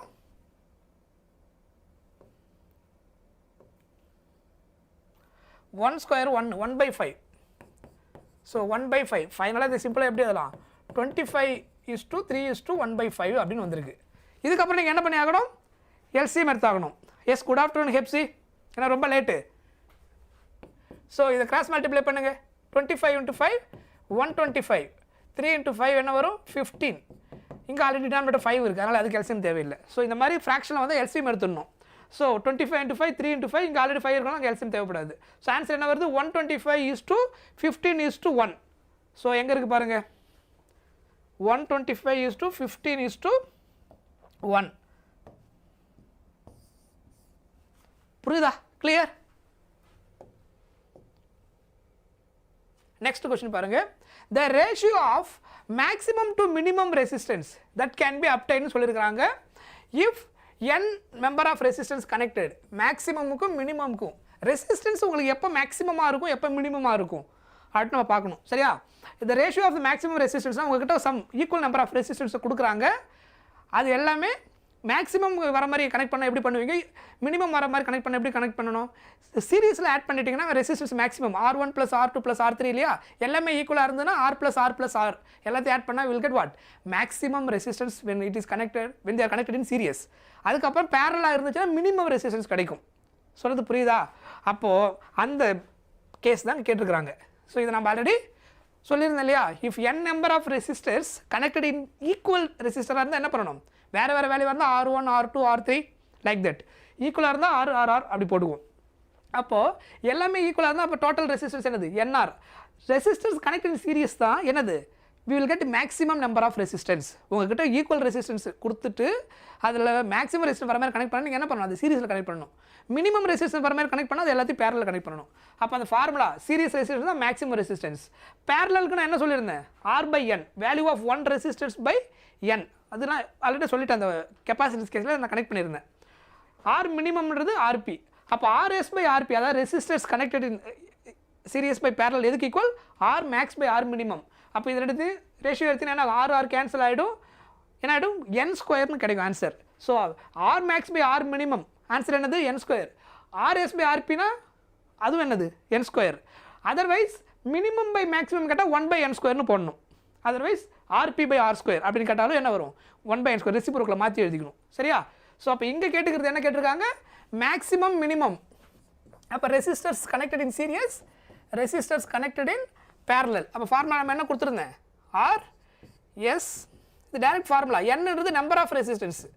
வேல்யூ கொடுத்தாங்கன்னா வேல்யூ போட்டுக்கணும். அதாவது 5 resistors connected in series parallel இல்லை 10 அந்த மாதிரி. சீரியஸாக இருக்கும்போது ரெசிஸ்டன்ஸ் ஈக்குவல் ரெசிஸ்டன்ஸ் மேக்ஸிமமாக இருக்கும், இங்கே மினிமமாக இருக்கும். அதோட ஃபார்முலா என்னது என் ஸ்கொயர். ரேஷியோ இருக்கிறது என் ஸ்கொயர் பை 1ன்னு சொல்லலாம். சரியா? அப்போ இங்கே ஆன்சர் என்னது என் ஸ்கொயர். வேல்யூ கொடுத்தாலும் வேல்யூ சப்ஸ்டிட் பண்ணிக்கணும். Next, 10 resistors, each of resistors are connected in series to battery EMF E and negligible internal resistance. Then those connected in parallel to the same battery, the current is increased n times. அப்போ the value of n ன்னு கேட்டிருக்காங்க. அதே மாதிரி இங்கே நல்லா புரிஞ்சுங்க, resistance சீரீஸில் connect பண்ணிட்டு அதே மாதிரி மேக்ஸிமம் கரண்ட் மினிமம் கரண்ட் எப்போ வரும் அப்படின்னு கேட்குறாங்க. ஸோ மேக்ஸிமம் மினிமம் இந்த கேஸ் எடுக்கும்போது நமக்கு அதே கேஸ் ஃபார்முலா தான் நமக்கு வரும். ஆன்சர் என்னது இங்கே அந்த என் ஸ்கொயர். ஸோ இங்கே என் ஸ்கொயர் என்ன கொடுத்துருக்காங்க தெரியுதா? கொஸ்டினில் என்ன சொல்லியிருக்காங்கன்னு 10 ரெசிஸ்டர்ஸ், இதான் என் ஆக்சுவலாக இந்த கேஸ் படி இது N. 10 resistors each of resistance are connected in series அப்படின்னு சொல்லிட்டாங்க. ஃபர்ஸ்ட் வந்து என்ன சொல்லிட்டாங்க series to battery EMF E negligible internal resistance. Then those are connected parallel to the same resistance. Then the current is increased. Current என்ன ஆகுன்னு சொல்லியிருக்காங்க increased n times. எப்போ parallel connect பண்ணும்போது சீரீஸில் இருந்த கரண்ட்டை விட என்ன இருக்குது இன்க்ரீஸ் ஆகிருக்கு, n டைம்ஸ் இன்க்ரீஸ் ஆகிருக்கு அப்படின்னு சொல்லியிருக்கிறாங்க. சரியா? ஸோ இந்த ஃபார்முலாவில் யூஸ் பண்ணினா உங்களுக்கு என்ன கிடைக்கும் அந்த parallel current equal to N square into IS அப்படின்னு கிடைக்கும். ஸோ அந்த எத்தனை டைம்ஸ் மட்டும் தானே கேட்டிருக்கிறாங்க. So IP by IS equal to N square அப்படின்னு அர்த்தம். இதுதான் ஆக்சுவலாக மீனிங். ஸோ அப்போ என் ஸ்கொயர்னா என்னது 10 ஸ்கொயர். அப்போ ஆன்சர் என்ன வரும் 100. So answer is 100. n equal to 10. அதே கேஸ் தான் இன் டர்ம்ஸ் ஆஃப் கரண்ட்டில் சொல்லிட்டாங்க. ஸோ சீரியஸாக இருக்கும்போது கரண்ட் வந்து நமக்கு என்ன இருக்கும் கம்மியாக இருக்கும், பேரலாக இருக்கும்போது கரண்ட் கம்மியாக இருக்கும், பேரலாக இருக்கும்போது கரண்ட் அதிகமாகும். ஏன்னா ரெசிஸ்டன்ஸ் குறையிறதுனால ரெசிஸ்டன்ஸ் பார்த்தோம் இல்லையா ஆர் மேக்ஸ் ஆர் மினிமம், பேரலாக இருக்கும்போது minimum current minimum resistance minimum பார்த்தீங்கன்னா கரண்ட் அதிகமாக இருக்கும். ஏன்னா I equal to V by R, ரெசிஸ்டன்ஸும் V ஆர் என்னது இன்வெர்ஸ்லி ப்ரொபோர்ஷனல். ஸோ அப்போ சீரியஸாக இருந்த கரண்ட் வந்து கம்மியாக இருக்கும், பேரலாக இருக்கும்போது கரண்ட்டு அதிகமாக இருந்திருக்கும் ஆஃப்டர் கனெக்ட் ஈக்குவல்ட்டாக வந்ததுக்கப்புறம். ஸோ அப்போ அது எத்தனை டைம்ஸ் இருந்திருக்குன்னா அதே இன்வெர்ஸ்லி ப்ரொபோர்ஷனல் அந்த கேஸ் தான். So n square. So answer என்ன வரும் 100. ஸோ அதை இன்டெரக்டாக கேட்டிருக்காங்க. ஸோ இதுவே ஆக்சுவலாக எந்த வருஷத்து கொஸ்டின் நீட் கொஸ்டின் தான் இது. Yes NEET 2023 question. சொல்கிறது புரியுதா? ஸோ அதே கொஸ்டினை இன்டெரக்டாக கேட்டிருக்கிறாங்க, ரெசிஸ்டர் கனெக்ட் பண்ணாமல் கேட்டிருக்கிறாங்க. Right. Consider n resistor of each equal to R, the ratio between the highest value of the resistance that can be obtained combining the resistance equal to 289 சொல்லிட்டாங்க. ஆக்சுவலாக அதே கேஸ் தான் இதுவும். ஸோ என்ன சொல்லிட்டாங்கன்னா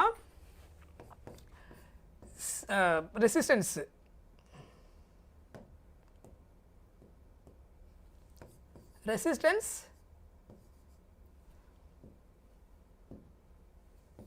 மேக்ஸிமமுக்கும் மினிமமுக்கும் simplify பண்ண என்ன ஆன்சர் வந்து சொல்லியிருக்கிறாங்க 289 அப்படின்னு வந்துருக்குன்னு சொல்லியிருக்கிறாங்க. புரியுதா? அப்போ ஆர் மேக்ஸ் பை ஆர் மினிமம்னா எதுக்கு ஈக்குவல் நம்ம ஆல்ரெடி பார்த்துருக்குறோம் ஈக்குவல் ரெசிஸ்டன்ஸ் இருக்கும்போது 289. அப்போ ரூட் எடுத்தா என்ன வரும் 17. பர்ஃபெக்ட் ஸ்கொயர் வேல்யூ நான் படிக்க சொல்லியிருந்தேன், ஞாபகம் இருக்கா? படிச்சிருந்தீங்கன்னா you'll get the answer. N square 17 square தான் என்னது 289. ஓகேவா? உங்களுக்கு current electricity and ray optics notes அங்கே மிஸ் ஆயிருந்தது இல்லையா? ஸோ இந்த நோட்ஸில் உங்களுக்கு ஆல்மோஸ்ட் எல்லாமே கவர் ஆகிருக்கும். ப்ளஸ் அடிஷ்னலாக வேறு ஏதாவது தேவைப்படுறா நான் அதை உங்களுக்கு ஆட் பண்ணி அப்புறமா கொடுத்துருவேன். ஸோ இதில் எல்லா சாப்டரோட நோட்ஸுமே உங்களுக்கு ப்ராப்பராக இருக்கும். ஓகேவா? Every important concept and formula உங்களுக்கு இதில் இருக்கும், டோன்ட் வரி. நெக்ஸ்ட் பாருங்கள், n conducting wires of same dimensions but having resistivities 1, 2, 3 n are connected in series, the equivalent resistivity of the combination என்னன்னு கேட்டிருக்கிறாங்க. ஸோ இது ஆக்சுவலாக மேக்ஸ் கான்செப்ட். இது தெரியுதா? என்ன சொல்லியிருக்கிறாங்க ரெசிஸ்டன்ஸோடைய வேல்யூ வந்து 1 ohm 2 ohm 3 ohm like this up to n வரைக்கும் இருந்துச்சுன்னா அப்படின்னா R equivalent என்னவா இருந்திருக்கும் அப்படின்னு கேட்டிருக்கிறாங்க. சொன்னது புரியுதா? ஃபஸ்ட்டு ஒரு ரெசிஸ்டன்ஸ் 1 ohm, இன்னொன்று 2 ohm, 3 ohm, அந்த மாதிரி n ohm sum of all natural numbers வேல்யூவில் ரெசிஸ்டன்ஸ் இருந்துச்சுன்னா ஈக்குவல் ரெசிஸ்டன்ஸ் எப்படி சொல்லுவீங்கன்னு கேட்டிருக்காங்க. That is sum of n natural numbers. அதுக்கான ஃபார்முலா என்ன? n into n + 1/2. So 10th ஸ்டாண்டர்டில் இதை படிச்சிருப்பீங்க நினைக்கிறேன். மேக்ஸில் அரித்மெட்டிக் ப்ராக்ரஷன் படிக்கும்போது sum of n natural numbers formula என்ன? n into n + 1/2. கரெக்டா? ஸோ அதை பேஸ் பண்ணி அந்த மேக்ஸ் கான்செப்ட்லேருந்து இந்த ஃபார்முலா கனெக்ட் பண்ணியிருக்கோம். ரைட். ஸோ இதுதான் ஆக்சுவலாக எலக்ட்ரிசிட்டியில் இருக்கக்கூடிய முக்கியமானது. எலக்ட்ரிசிட்டி நம்ம ஆல்ரெடி நம்பர் டீட்டெயிலாக நிறைய பார்த்துட்டோம். சரியா? ஸோ அதனால் அடுத்தடுத்து மீதி இருக்கிற சாப்டர் நம்ம கொஞ்சம் ஃபோக்கஸ் பண்ணுவோம். நெக்ஸ்ட் நம்ம பார்க்க போகிறது moving charges and magnetism chapter 4. So இதில் என்ன நம்ம மெயினாக படிக்கிறோம் ஞாபகம் இருக்கா? இதில் என்ன பார்க்குறோம்? போன கேஸில் சாப்டரில் டாப்பிக்கில் வந்து என்ன பார்த்தோம்? சாப்டரில் சார்ஜ் வந்து மூவ் ஆகும்போது கரண்ட்டை ப்ரொடியூஸ் ஆகுதுன்னு பார்த்துருந்தோம். மூவிங் சார்ஜஸ் அண்ட் மேக்னட்டிசம் என்ன அர்த்தம்? சார்ஜ் மூவ் ஆகும்போது கரண்ட்டை மட்டும் அது ப்ரொடியூஸ் பண்ணலை. சரியா? அது வந்து கரண்ட்டை மட்டும் ப்ரொடியூஸ் பண்ணலை, எதையும் சேர்த்து ப்ரொடியூஸ் பண்ணுது. அதை சுற்றி ஒரு ஃபீல்டை ப்ரொடியூஸ் பண்ணுது. அந்த ஃபீல்டு தான் என்னது? Magnetic field. So moving charges produces current also magnetic field. அதை சுற்றி ஒரு ஃபீல்டை ப்ரொடியூஸ் பண்ணுது. அந்த மேக்னெட்டிக் ஃபீல்டை பற்றி தான் நம்ம இங்கே ஸ்டடி பண்ண போகிறோம். அதில் என்னென்ன மேக்னெட்டிக் ஃபீல்டுடைய ஃபார்முலா என்ன, ஃபோர்ஸு என்னென்ன ஃபோர்ஸ் இருக்குது, அதை எப்படி கால்குலேட் பண்ணுறது, அது எல்லாமே இங்கே டிஸ்கஸ் பண்ணுவோம். ஸோ நேற்று கூட நான் இம்பார்ட்டன்ஸில் இந்த சாப்டரில் இருக்கக்கூடிய கொஷின்ஸை நான் டிஸ்கஸ் பண்ணியிருந்தேன். இதில் அதிகமாக ஃபோக்கஸ் பண்ணக்கூடிய சில டைப் ஆஃப் கொஷின்ஸ், சொலினாய்டு, அதுக்கப்புறம் பர்டிகுலராக சர்க்குலர் ஒயரில் கரண்ட் பாஸ் ஆகும்போது சென்டரில் எப்படி மேக்னெட்டிக் ஃபீல்டு இருக்கும், ஆன் த ஆக்சிஸில் எப்படி இருக்கும், இந்த மாதிரி சில கேசஸ்லாம் இதில் இருக்கும். அப்புறம் 2 ஒயரில் கரண்ட் பாஸ் ஆகும்போது இன்பிட்வீனில் இருக்கக்கூடிய ஃபோர்ஸு இதெல்லாமே இதில் இருக்கும். சரியா? ரைட், வாங்க டாபிக் போயிடலாம். So Oersted found that magnetic field established around a current carrying conductor. So இதை நம்ம ஆல்ரெடி பார்த்துருக்கோம். ஸோ அவர் என்ன பண்ணுவார்? ஓர்ஸ்டட் வந்து மேக்னெட்டிக் காம்பஸை எடுத்துகிட்டு போயிட்டு கரண்ட் பாஸ் ஆகக்கூடிய அந்த ஒயர் கிட்ட வைக்கும்போது அது என்ன டிஃப்ளெக்ஷன் ஆச்சு. ஸோ அந்த டிஃப்ளெக்ஷன் ஆகுதுன்னா மேக்னெட்டிக் காம்பஸ் எப்போ டிஃப்ளெக்ட் ஆகும்? அதில் மேக்னெட்டிக் ஃபீல்டு ப்ரெசென்ட் ஆகிருக்கும் அந்த இடத்துல. அப்போது மேக்னெட்டிக் ஃபீல்டு ப்ரெசென்ட் ஆனால் தான் மேக்னெட்டிக் காம்பஸ் டிஃப்ளெக்ட் ஆகும். ஸோ அதை வச்சு அவர் என்ன சொல்கிறாரு? கரண்ட் பாஸ் ஆகும்போது அதை சுற்றி ஒரு ஃபீல்டு ப்ரொடியூஸ் ஆகுது, அந்த ஃபீல்டு வந்து மேக்னெட்டிக் ஃபீல்டு அப்படின்னு கன்க்ளூஷன் கொண்டு வராரு. He concluded that moving charges are currents produce magnetic field. So அதை இன்னும் சரௌண்டிங் ஸ்பேஸும். ஸோ நம்ம இங்கே மேக்னெட்டிக் ஃபீல்டு ப்ரொடியூஸ் பண்ணது 2 ஸ்டேட்மெண்ட் சொல்லலாம். ஒன்று கரண்ட் இருக்கிறதுனால மேக்னெட்டிக் ஃபீல்டு ப்ரொடியூஸ் ஆகும்னு சொல்ல முடியும். இன் டர்ம்ஸ் ஆஃப் சார்ஜில் சொல்லணும்னா என்ன அர்த்தம்? Moving charges. ஏன்னா சார்ஜ் மூவ் ஆனால் தான் கரண்ட் இருக்கும், கரண்ட் இருந்தால் தான் மேக்னெட்டிக் ஃபீல்டு இருக்கும். ஸோ ரெஸ்ட்டில் இருக்கிற சார்ஜ் கரண்ட்டை ப்ரொடியூஸ் பண்ணாது, அப்போ மேக்னெட்டிக் ஃபீல்டு ப்ரொடியூஸ் பண்ணாது. மூவிங் சார்ஜஸ் கரண்ட் ப்ரொடியூஸ் பண்ணும், மேக்னெட்டிக் ஃபீல்டையும் ப்ரொடியூஸ் பண்ணும். ஸோ மேக்னெட்டிக் ஃபீல்டு ப்ரெசென்ட்டாக இருக்கணும் இந்த கேஸில். ஒன்று கரண்ட் இருக்குன்னு சொல்லலாம், அதர்வைஸ் மூவிங் சார்ஜஸ் இருக்குன்னு சொல்ல முடியும். ரெண்டுமே ஒரே மீனிங். ரைட். அதுக்கப்புறம் ஃபோர்ஸு. ஸோ இந்த கேஸில் ஒரு எக்ஸ்டர்னல் மேக்னெட்டிக் ஃபீல்டு இருக்குது. அங்கே வந்து ஒரு சார்ஜ் நீங்கள் மூவ் பண்ணி கொண்டு வரீங்க. சார்ஜ் மூவ் ஆச்சுன்னா எதை ப்ரொடியூஸ் பண்ணும்? கரண்ட்டை ப்ரொடியூஸ் பண்ணும், ஆல்சோ மேக்னெட்டிக் ஃபீல்டு ப்ரொடியூஸ் பண்ணும். இந்த சாப்டர்லேருந்து இனிமேல் என்ன ஞாபகம் வச்சுக்கணும்? Moving charges produces current also magnetic field. இப்போ நம்ம மேக்னெட்டிக் ஃபீல்டை கனெக்ட் பண்ண போகிறோம். எக்ஸ்டர்னலாக ஒரு மேக்னெட்டிக் ஃபீல்டு இருக்குது, நான் ஒரு சார்ஜை மூவ் பண்ணி கொண்டு வரேன். அந்த சார்ஜ் மூவ் ஆகிறதுனால அதை சுற்றி current and magnetic current produce பண்ணி அதை சுற்றி மேக்னெட்டிக் ஃபீல்டு ப்ரொடியூஸ் பண்ணுது. 2 ஃபீல்டு இன்டர்ஃபியர் ஆச்சுன்னா என்ன நடக்கும்? ஃபோர்ஸ் எக்ஸ்பீரியன்ஸ் ஆகுமா? ஆல்ரெடி ஒரு ஃபீல்டு இருக்குது, சார்ஜ் மூவ் ஆகிறதுனால கரண்ட் ப்ரொடியூஸ், அதை சுற்றி ஒரு ஃபீல்டு ப்ரொடியூஸ் ஆகுது. 2 ஃபீல்டு இன்டர்ஃபியர் ஆச்சுன்னா ஃபோர்ஸ் எக்ஸ்பீரியன்ஸ் ஆகும். அந்த ஃபோர்ஸ் கண்டுபிடிக்கிற ஃபார்முலா தான் என்னது? மூவிங் சார்ஜஸ்னால எக்ஸ்டர்னல் மேக்னெட்டிக் ஃபீல்டில் டிஸ்டர்ப் ஆகும்போது எக்ஸ்பீரியன்ஸ் ஆகக்கூடிய force F = Q into V vector cross B vector. இங்கே B வெக்டார்ன்றது என்னது? External magnetic field. ஆல்ரெடி அங்கே இருந்த எக்ஸ்டர்னலாக இருந்த ஒரு மேக்னெட்டிக் ஃபீல்டு. Vன்றது வெலாசிட்டி, நான் அந்த சார்ஜை எவ்வளோ ஸ்பீடில் மூவ் பண்ணிட்டு வரணும் அதை பொறுத்து அதனுடைய மேக்னெட்டிக் ஃபீல்டு இருக்கும். ஸோ Qன்றது வேல்யூ ஆஃப் த சார்ஜ், இந்த எவ்வளோ சார்ஜை நம்ம மூவ் பண்ணி கொண்டு வரோம். So force F = Q into V vector cross B vector. மேக்னெட்டியூடில் எதுனா என்ன வரும்? QVB sin θ. கிராஸ் ப்ராடக்ட் எதுனா என்ன ஒரு sin θ வரும். A cross B, AB sin θ. கரெக்டா? So QVB sin θ. இங்கே θ 90 டிகிரி, இங்கே ஆங்கிள் வரும் இன்வால்வ் ஆகுதுல. இந்த θன்றது என்னது? The angle between V vector and B vector. வெலாசிட்டிக்கும் மேக்னெட்டிக் ஃபீல்டுக்கும் உள்ள ஆங்கிள் தான் என்னது? θ. ஸோ θ = 90 டிகிரியாக இருந்தால் மேக்ஸிமம் ஃபோர்ஸ் கிடைக்கும். ஏன்னா sin 90 என்ன ஆகிடும்? 1. ஏன்னா சைனில் 90 டிகிரி தான் மேக்ஸிமம் கிடைக்கும், sin 0 0 ஆகிடும். அப்போ QVBன்னு கிடைக்கும். ஸோ மேக்னெட்டிக் ஃபீல்டுக்கும் வெலாசிட்டிக்கும் θ வந்து 0 டிகிரியாக இருந்தால், θ எப்போ 0 டிகிரியாக இருக்க முடியும்? 90 வரணும்னா இது 2 பர்பெண்டிகுலர் டு ஈச் அதராக இருக்கணும். இதை போட்டிருக்கலையா 90 டிகிரி, இதான் என்னது? 90 degree velocity magnetic field suppose external magnetic field இப்படி இருக்குன்னா நான் மூவ் பண்ணுற சார்ஜ் இப்படி வெர்டிகலாக கொண்டு வந்தேன்னா angle 90 degree we will get maximum force, we will experience maximum force because theta 90 degree sin 91 ஆயிடும் f equal to qvb கிடைக்கும். சரியா? அடுத்தது இன்னொரு கேஸ் மேக்னெட்டிக் ஃபீல்டோட டைரக்ஷன்ல நீங்க என்ன பண்றீங்க, சார்ஜை மூவ் பண்ணி கொண்டு போறீங்க. ஃபார் எக்ஸாம்பிள் பாசிட்டிவ் சார்ஜ் எடுத்துக்கிறேன், இதே டைரக்ஷனில் மூவ் பண்ணி கொண்டுட்டு போனீங்கன்னா என்ன நடக்கும், theta 0 degree because charge move ஆகிற அந்த வெலாசிட்டியோட டைரக்ஷனும் எக்ஸ்டர்னல் மேக்னெட்டிக் ஃபீல்ட் டைரக்ஷனும் ஒரே இடத்துல ஒரே டைரக்ஷனில் இருக்குது, பேரலாக இருக்குது. அப்போ தீட்டா என்னது 0, சைன் 0 என்ன 0. அப்போ பேரலாக போகும்போது அதாவது சார்ஜ் வந்து parallel to the external magnetic field பேரலாக மூவ் ஆச்சுன்னா there is no force experience because theta equal to 0, sine 0 என்ன ஆகிடும் 0 ஆகிடும். ஸோ அப்போ f ஈக்குவல் டு 0, அதனால தான் f equal to 0. Other than any other ஆங்கிளில் QVB sine theta 30 degree 45 degree இதில் சப்ஸ்டிட் பண்ண வேண்டியதான். சரியா? ஸோ ஃபோர்ஸ் வந்து எதெல்லாம் டிபெண்ட் பண்ணியிருக்கும், value of charge Q depend பண்ணியிருக்கும், வெலாசிட்டி V டிபெண்ட் பண்ணியிருக்கும், B டிபெண்ட் பண்ணியிருக்கும், also depends on theta angle depend பண்ணியிருக்கும் இந்த கேஸில். சரியா? இதான் மேக்னெட்டிக் ஃபோர்ஸ் மூவிங் சார்ஜஸ்னால. ஸோ அதை சொல்லியிருக்கேன் பாருங்கள், it depends on Q, V, theta. Force on a negative charge is opposite to that on a positive charge. So positive charge எந்த டைரக்ஷனில் ஃபோர்ஸ் எக்ஸ்பீரியன்ஸ் ஆச்சோ நெகட்டிவ்க்கு அதுக்கு ஆப்போசிட்டில் ஆக்ட் ஆகும், அதோட மீனிங்.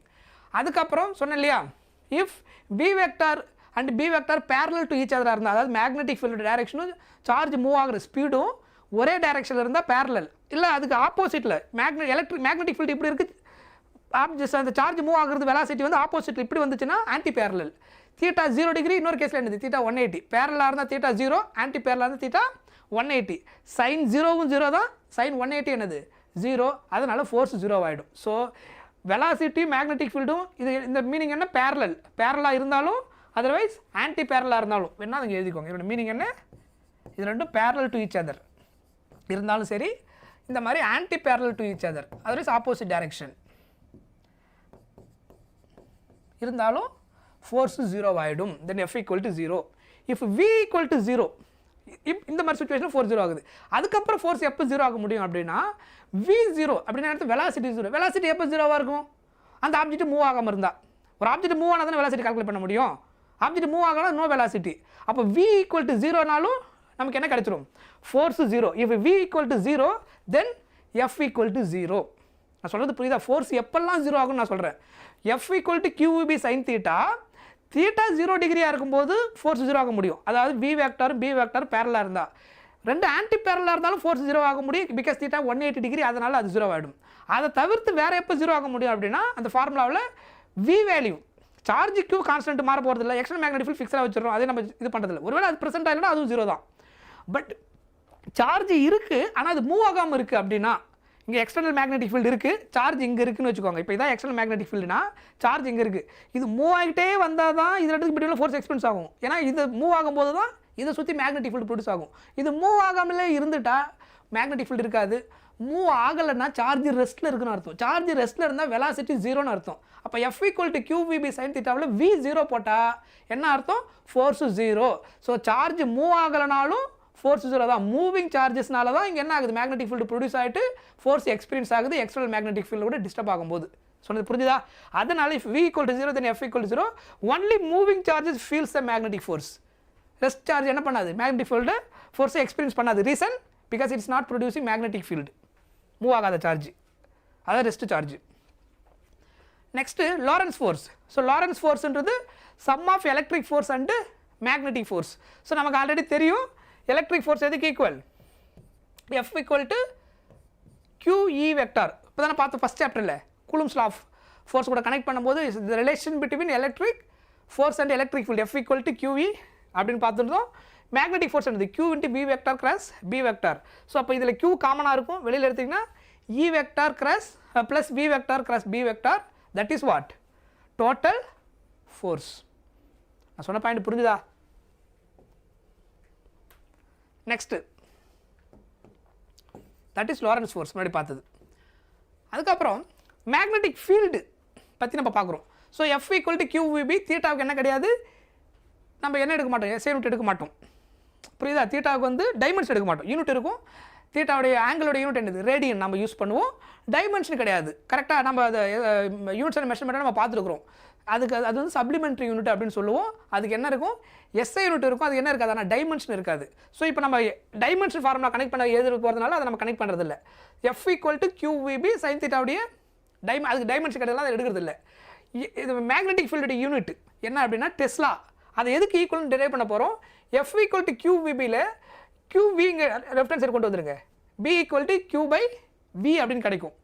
அப்போது SI unit of magnetic field tesla, 1 tesla எதுக்கு ஈக்குவலாக இருக்கும் அப்படின்னா ஃபோர்ஸோட எஸ்ஐ யூனிட் என்னது, நியூட்டன். சார்ஜோட எஸ்ஐ யூனிட் என்னது, கூலும். வின்றது என்னது, வோல்டேஜ், சாரி வெலாசிட்டிங்க. வின்றது என்னது, velocity. V is equal to metre per second, அதனால செகண்ட் மேலே போயிடும். அப்போ 1 டெஸ்லாவுடைய ஈக்குவலண்ட் யூனிட் என்னன்னு கேட்டாங்கன்னா 1 newton second by coulomb metre. அது எதுலேருந்து வந்தது, இந்த ஃபார்முலாவிலேருந்து. அதாவது F equal to QVB நமக்கு தெரியும். SI unit of magnetic field tesla, அதுவும் கரெக்ட். நமக்கு சம்டைம்ஸ் கொஸ்டினில் என்ன கேட்பாங்கன்னா what is the equivalent unit of 1 tesla அப்படின்னு கொடுத்துட்டு ஆப்ஷனில் கொடுத்துட்டு Newton second by coulomb metre கொடுக்கலாம், இல்லை Newton second coulomb power -1 metre power -1 அப்படின்னு கொடுக்கலாம். சரியா? அப்போது அது எங்கேருந்து கொண்டு வந்திருப்பாங்கன்னா அந்த ரிலேஷன் ரீஅரேஞ்ச்மெண்ட் பண்ணால் நமக்கு கிடைக்கும். சரியா? B equal to F by கியூவியில் இதுக்கு பதிலாக நியூட்டன், இதுக்கு பதிலாக கூலும், இதுக்கு பதிலாக மீட்டர் பர் செகண்ட் சிம்பிளிஃபை பண்ணால் கிடைக்கிற ஆன்சர். அதுக்கப்புறம் another one important thing, magnetic ஃபீல்டுடைய எஸ்ஐ யூனிட் டெஸ்ட்லா, ஆனால் அதுக்கு இன்னொரு ஈக்குவலண்ட் யூனிட் யூஸ் பண்ணுவோம். எப்படி நம்ம டிஸ்டன்ஸுக்கு வந்து சென்டிமீட்டர் மில்லிமீட்டர்லாம் யூஸ் பண்ணுறோம், ஆனால் அதோட எஸ்ஐ யூனிட் மீட்டர். அந்த மாதிரி மேக்னெட்டிக் ஃபீல்டுக்கு இன்னொரு யூஸ் பண்ணுவாங்க, அதுக்கு பேர் காஸ். ஓகே, 1 காஸ் எதுக்கு ஈக்குவல்னா 10 to the power -4 Tesla. So sometimes magnetic field வந்து 0.25 காஸ்ன்னு கொடுத்துருவாங்க. ப்ராப்ளம் சால்வ் பண்ணும்போது காஸில் வச்சு சால்வ் பண்ணக்கூடாது, என்ன யூஸ் பண்ணணும், 0.25 into 10 to the power -4 tesla அப்படின்னு மாற்றி சால்வ் பண்ணணும். Tesla is the SI unit of magnetic field. சொல்கிறது புரியுதா? அதனால் கரெக்டாக இருக்கணும், அதனுடைய ஈக்குவலண்ட் யூனிட்டுக்கு மாற்றி ஆகணும். ரைட், நெக்ஸ்ட்டு வந்து magnetic force of current carrying conductor. இது அடுத்த கேஸு. ஸோ நம்ம இங்கே 3 ஃபோர்ஸ் நம்ம பார்க்க போகிறோம். ப்ரைமரியாக 3 டைப்ஸ் ஆஃப் ஃபோர்ஸ் பார்ப்போம். ஒரு ஃபோர்ஸ் வந்து எக்ஸ்டர்னல் மேக்னெட்டிக் ஃபீல்டு ப்ரெசென்ட்டாக இருக்கும், சார்ஜ் மூவ் ஆகும்போது அதுக்கு ஒரு வெலாசிட்டி இருக்கும், அதனால் ப்ரொடியூஸ் ஆகிற மேக்னெட்டிக் ஃபீல்டு ரெண்டு இன்டர்ஃபியர் ஆகும்போது எக்ஸ்பீரியன்ஸ் ஆகக்கூடிய force F equal to Q into V vector cross B vector. Otherwise what? F equal to QVB sin theta magnitude எழுதும்போது. கரெக்ட். அடுத்த case, instead of the charge moving பதிலாக ஒரு current carrying wire எடுக்கிறீங்க. ஒரு ஒயரில் current pass ஆகுது. Already இங்கே ஒரு எக்ஸ்டர்னல் மேக்னெட்டிக் ஃபீல்டு இருக்குது. சரியா? இது எக்ஸ்டர்னல் மேக்னெட்டிக் ஃபீல்டு இருக்குது. இங்கே வந்து இதில் கரண்ட் பாஸ் ஆகுது. இந்த ஒயரில் கரண்ட் பாஸ் ஆச்சுன்னா இப்போ இதை சுற்றி மேக்னெட்டிக் ஃபீல்டு ப்ரொடியூஸ் ஆகும். அதை ஸ்டார்டிங்கில் நம்ம பார்த்துட்டோம். மூவிங் சார்ஜும் மேக்னெட்டிக் ஃபீல்டு ப்ரொடியூஸ் பண்ணும், கரண்ட் இருக்கும்போது மேக்னெட்டிக் ஃபீல்டு ப்ரொடியூஸ் ஆகும். அப்போ இந்த என்டையர் ஒயரில் என்ன ஆகுது, கரண்ட் பாஸ் ஆகுது. இதை சுற்றி ஒரு மேக்னெட்டிக் ஃபீல்டு ப்ரொடியூஸ் ஆகுது. இங்கே ஆல்ரெடி எக்ஸ்டர்னல் மேக்னெட்டிக் ஃபீல்டு இருக்குது. ரெண்டு ஃபீல்டு இன்டர்ஃபியர் ஆச்சுன்னா ஃபோர்ஸ் எக்ஸ்பீரியன்ஸ் ஆகும். அப்போ ஃபோர்ஸ் கண்டுபிடிக்கிற formula length of the wire is given, current is given அப்படின்னா நீங்கள் எந்த ஃபார்முலா யூஸ் பண்ணணும்? F equal to I into L vector cross B vector. வெக்டாரில் எழுதும்போது மேக்னெட்டியூடில் எழுதும்போது ILB sin theta. சொல்கிறது புரியுதா? இது மேக்னெட்டியூடு, இது என்னது vector form. I into L vector cross B vector, otherwise ILB sin theta. புரியுதா? ஸோ முன்னாடி யூஸ் பண்ணது சார்ஜ் அண்ட் வெலாசிட்டி, இது லென்த் அண்ட் கரண்ட் இருக்கும்போது ஃபோர்ஸ் கண்டுபிடிக்கக்கூடிய ஃபார்முலா. ஸோ இதில் அடுத்த கேசஸ் பார்க்க போகிறோம். Motion of charged particles in a magnetic field. இது one of the special case. இது என்ன அப்படின்னா, எக்ஸ்டர்னல் மேக்னெட்டிக் ஃபீல்டு இப்போ சார்ஜ் வரும்போது ஃபோர்ஸ் நம்ம கண்டுபிடிச்சோம். நல்லா தெளிவாக புரிஞ்சுக்கோங்க. அங்கே கண்டுபிடிச்சது force F equal to QVB sin thetaன்றது சார்ஜ் மூவ் ஆகிறதுனால ப்ரொடியூஸ் ஆகக்கூடிய அந்த ஃபீல்டும் எக்ஸ்டர்னல் ஃபீல்டு இன்டர்ஃபியர் ஆகிறதுனால எக்ஸ்பீரியன்ஸ் ஆகக்கூடிய ஃபோர்ஸை கால்குலேட் பண்ணுறது. நெக்ஸ்ட் நம்ம இங்கே என்ன கால்குலேட் பண்ணுறோம் அப்படின்னா, அதோடைய பாத்து நம்ம கால்குலேட் பண்ண போகிறோம். அதாவது uniform magnetic field, uniform external magnetic field present ஆகிருக்கு. அதில் ஒரு சார்ஜ் பெர்பெண்டிகுலராக என்ட்ரு ஆகுது. பெர்பெண்டிகுலராக என்ட்ரு ஆச்சுன்னா ஆஃப்டர் தட் என்ன ஆகும், அங்கே ஃபோர்ஸ் எக்ஸ்பீரியன்ஸ் ஆகும். அந்த சார்ஜ் எப்படி மூவ் ஆகும், அந்த எக்ஸ்டர்னல் யூனிஃபார்ம் மேக்னெட்டிக் ஃபீல்டில் பெர்பெண்டிகுலராக சார்ஜ் என்ட்ரு ஆச்சுன்னா அதனுடைய பாத்து எப்படி இருக்கும் அப்படின்றத நம்ம இங்கே டிஸ்கஸ் பண்ண போகிறோம். அதில் இங்கே அதனுடைய பாத்து எப்படி இருக்குன்னா சர்க்குலர் மோஷனில் இருக்கும். பெர்பெண்டிகுலராக போச்சுன்னா, அதாவது see here B வெக்டாரும் B வெக்டாரும் பெர்பெண்டிகுலர் டு ஈச் அதராக இருந்து, அதாவது சார்ஜ் மூவ் ஆகிற அந்த வெலாசிட்டியும் மேக்னெட்டிக் யூனிஃபார்ம் மேக்னெட்டிக் ஃபீல்டும் பெர்பெண்டிகுலர் டு ஈச் அதராக இருந்துச்சுன்னா அந்த சார்ஜ் எப்படி சுற்றும், சர்க்குலர் பாத்தில் சுற்றும், யூனிஃபார்ம் சர்க்குலர் மோஷனில் சுற்றும். சரியா? அப்போது 90 டிகிரியாக இருந்துச்சுன்னா நம்ம இங்கேருந்து இன்டர்லிங்க் பண்ணுறோம். அப்போ F equal to QVB sin thetaவில் ஃபோர்ஸ் F equal to QVBன்னு கிடைக்கும். தீட்டா பெர்பெண்டிகுலர் சொல்லிட்டு இல்லையா, அதனால் QVB. அதுக்கப்புறம் அதனுடைய ட்ராஜெக்டரி எப்படி இருக்கும், path, circular path. velocity will change because of direction, but speed is constant. ஏன்னா யூனிஃபார்ம் ஸ்பீடில் சர்க்குலர் பாத்தில் சுற்றுன்னு சொல்லிட்டோம்.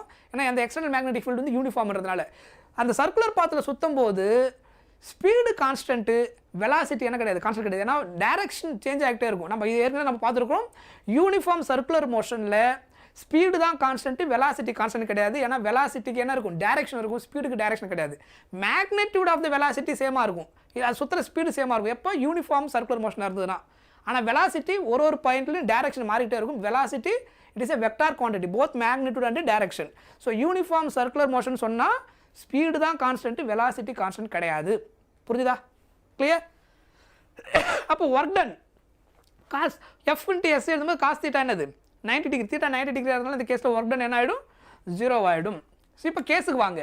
இப்போ இங்கே ரெண்டு சர்க்குலர் மோஷனில் இருக்கிறதுனால மேக்னெட்டிக் ஃபீல்டுனால எக்ஸ்பீரியன்ஸ் ஆக அந்த எக்ஸ்டர்னல் மேக்னெட்டிக் ஃபீல்டு எக்ஸ்பீரியன்ஸ் ஆன ஃபோர்ஸ்னால சர்க்குலர் பாத்தில் போச்சு.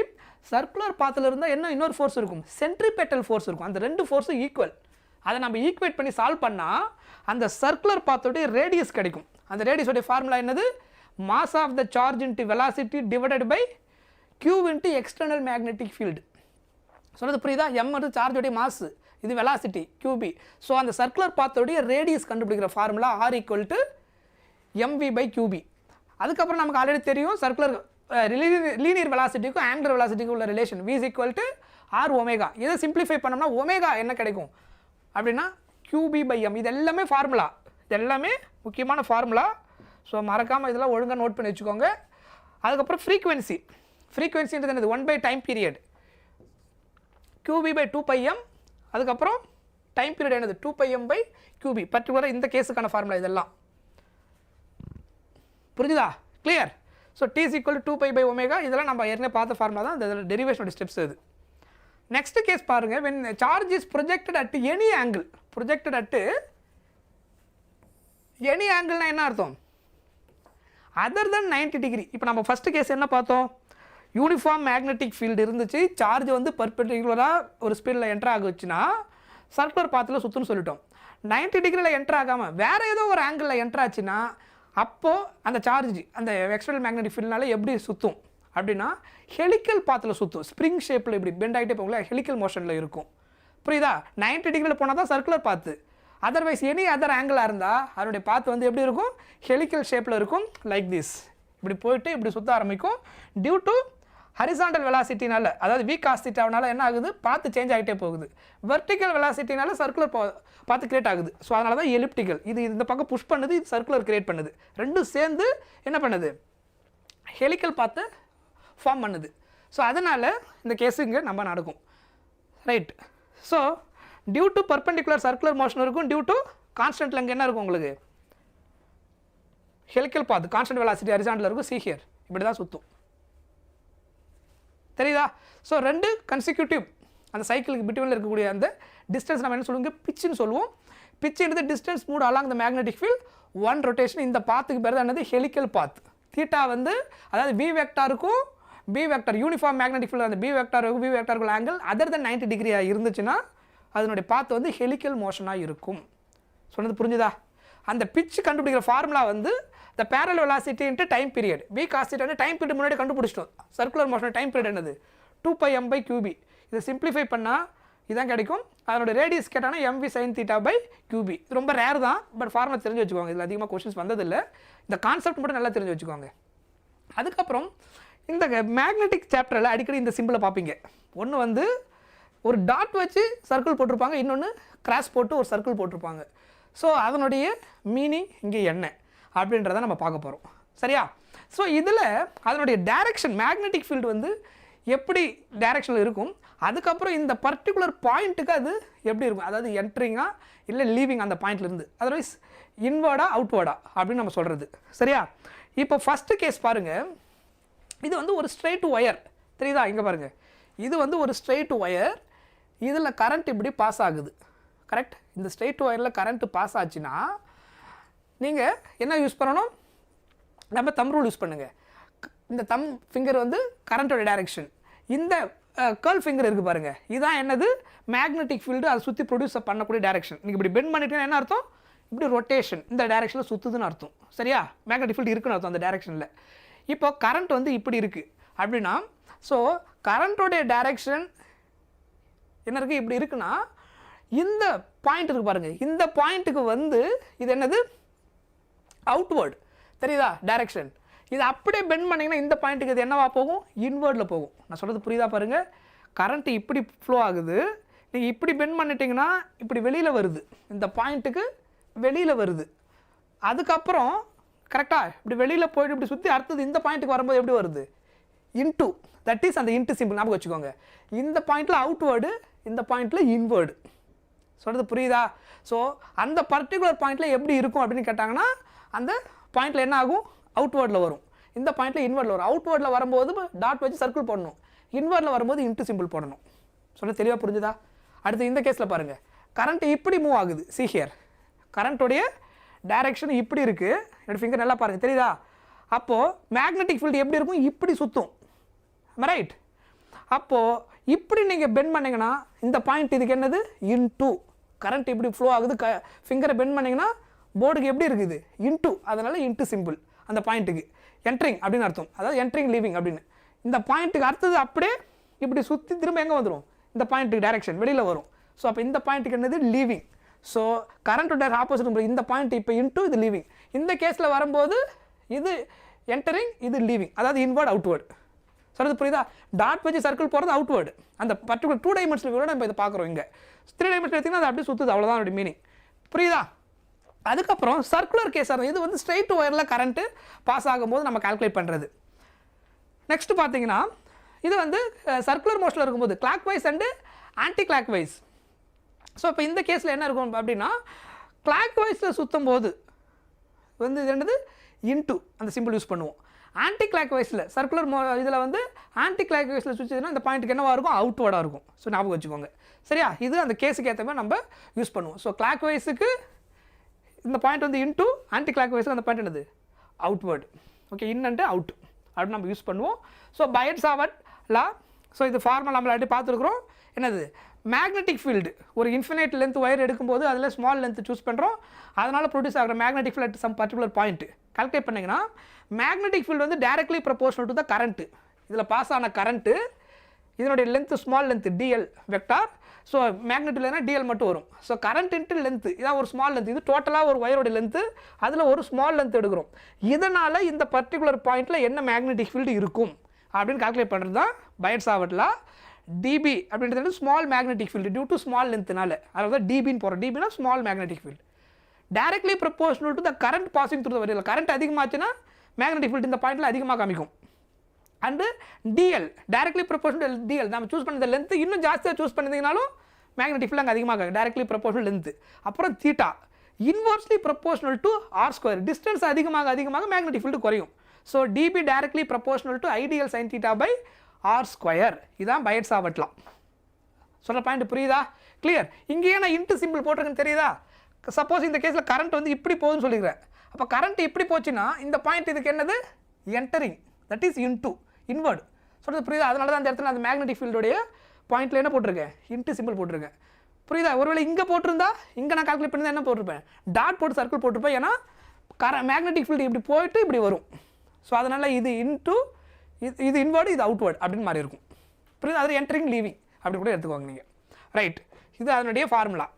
நெக்ஸ்ட்டு அதனுடைய proportionality constant μ0/4π I d l sine theta by R square. μ0னா என்னது பெர்மியபிலிட்டி, சார்ஜ் வர கேஸில் பெர்மிட்டிவிட்டி. இங்கே என்ன வரும் மேக்னெட்டிக் பெர்மியபிலிட்டி, அது எலக்ட்ரிக் பெர்மிட்டிவிட்டி. ஸோ μ0/4π வேல்யூ எதுக்கு ஈக்குவல் 10⁻⁻7. μ0 டிவைடட் பை 4π வேல்யூ 10⁻⁻7க்கு equal. Tesla metre per ampere. ரெக்கார்டில் லைவ் தான், சொல்லுங்கள் ஹரி லைவ் தான் சரியா? μ0/4π வேல்யூ 10⁻⁻7. அதனுடைய எஸ்ஐ யூனிட் ஞாபகம் வச்சுக்கோங்க tesla metre per ampere. Tesla metre per ampere அதையும் நம்ம இதிலிருந்து டெரைவ் பண்ணலாம். ஓகே, இதை கிராஸ் மல்டிப்ளை பண்ணிங்கன்னா μ0 = 4π × 10⁻⁻7. ஸோ இது வந்து மேக்னிடியூடில் இதுதான் டெஃபினிஷன் ஆக்சுவலாக இது Biot-Savart லாவுக்கு. Biot-Savart லாவுடைய வெக்டார் ஃபார்ம் எப்படி இருக்குன்னு கேட்டாங்கன்னா இதுதான் வெக்டார் ஃபார்மில் எழுதும்போது I × DL vector + R vector இங்கே என்ன வரணும் R³ வரும். இதை வெக்டாரில் எழுதும்போது நமக்கு என்ன ஆகிடும்னா ஃபைனலாக அந்த R கேன்சல் ஆகிடும், R² கிடைக்கும். DL × R எப்படி எழுதலாம் dl r sin தீட்டான்னு எழுதுவோம். அப்போ கியூபில் இருக்கிற ஒரு ஆரும் அந்த ஆரும் கேன்சல் ஆகிடும். ஸோ நல்லா புரிஞ்சுங்க, வெக்டார் ஃபார்மில் எழுதும்போது Biot-Savart லாவை வெக்டார் ஃபார்மில் எழுதும்போது இங்கே என்ன இருக்கும், ஆர் கியூப்னு இருக்கும். மேக்னிடியூட் ஃபார்மில் எழுதும்போது இங்கே என்ன இருக்கும், r square mu naught by 4 pi I dl sin theta divided by r square. That is என்னது magnitude form, that is the definition of Biot-Savart law. சொல்றது புரியுதா? வெக்டார் ஃபார்மில் எழுதும்போது mu naught by 4 pi I into dl vector cross r vector by r cube. Don't put r square. எங்கேயாவது ஆப்ஷனில் ஏதாவது இருக்கும்போது தப்பாக போட்டிங்கன்னா ராங் ஆன்சர் ஆகிடும். கேர்ஃபுல்லாக இருங்க. வெக்டார் ஃபார்ம் கேட்குறாங்களா இல்லை மேக்னிடியூட் கேட்டிருக்காங்களான்றதை பாருங்கள்.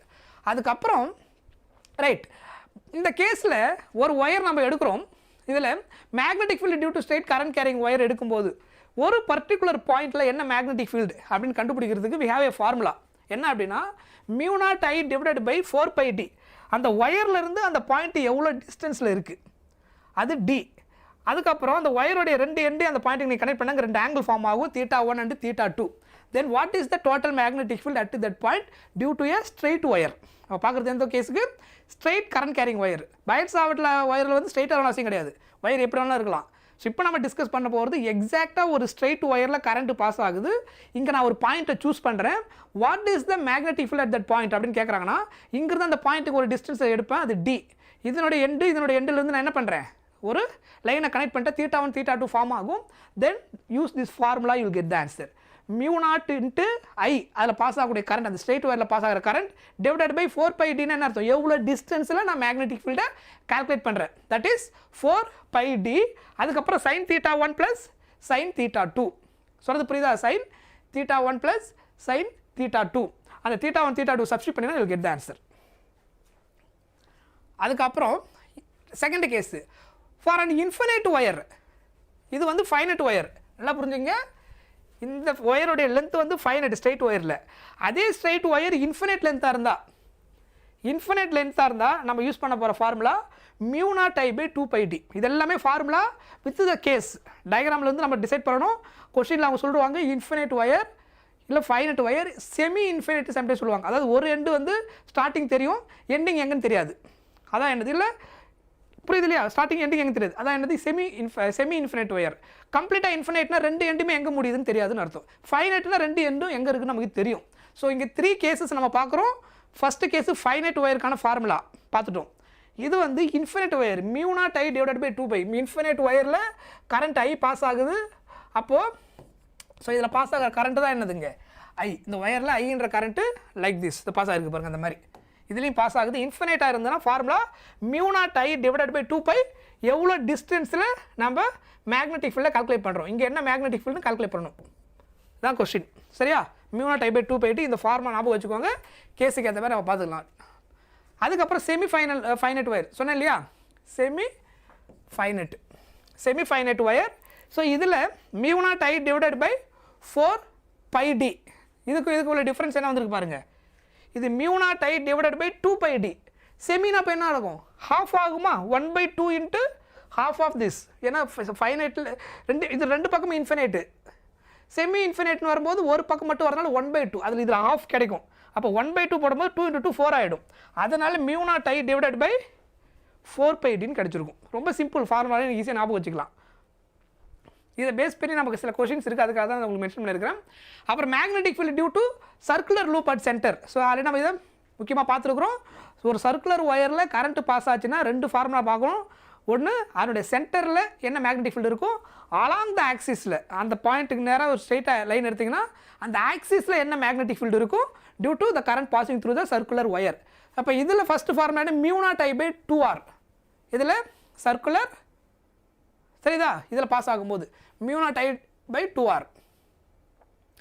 இதில் பார்த்தீங்கன்னா இதில் ஸ்பெஷல் கேஸ்லாம் சிலது இருக்குது.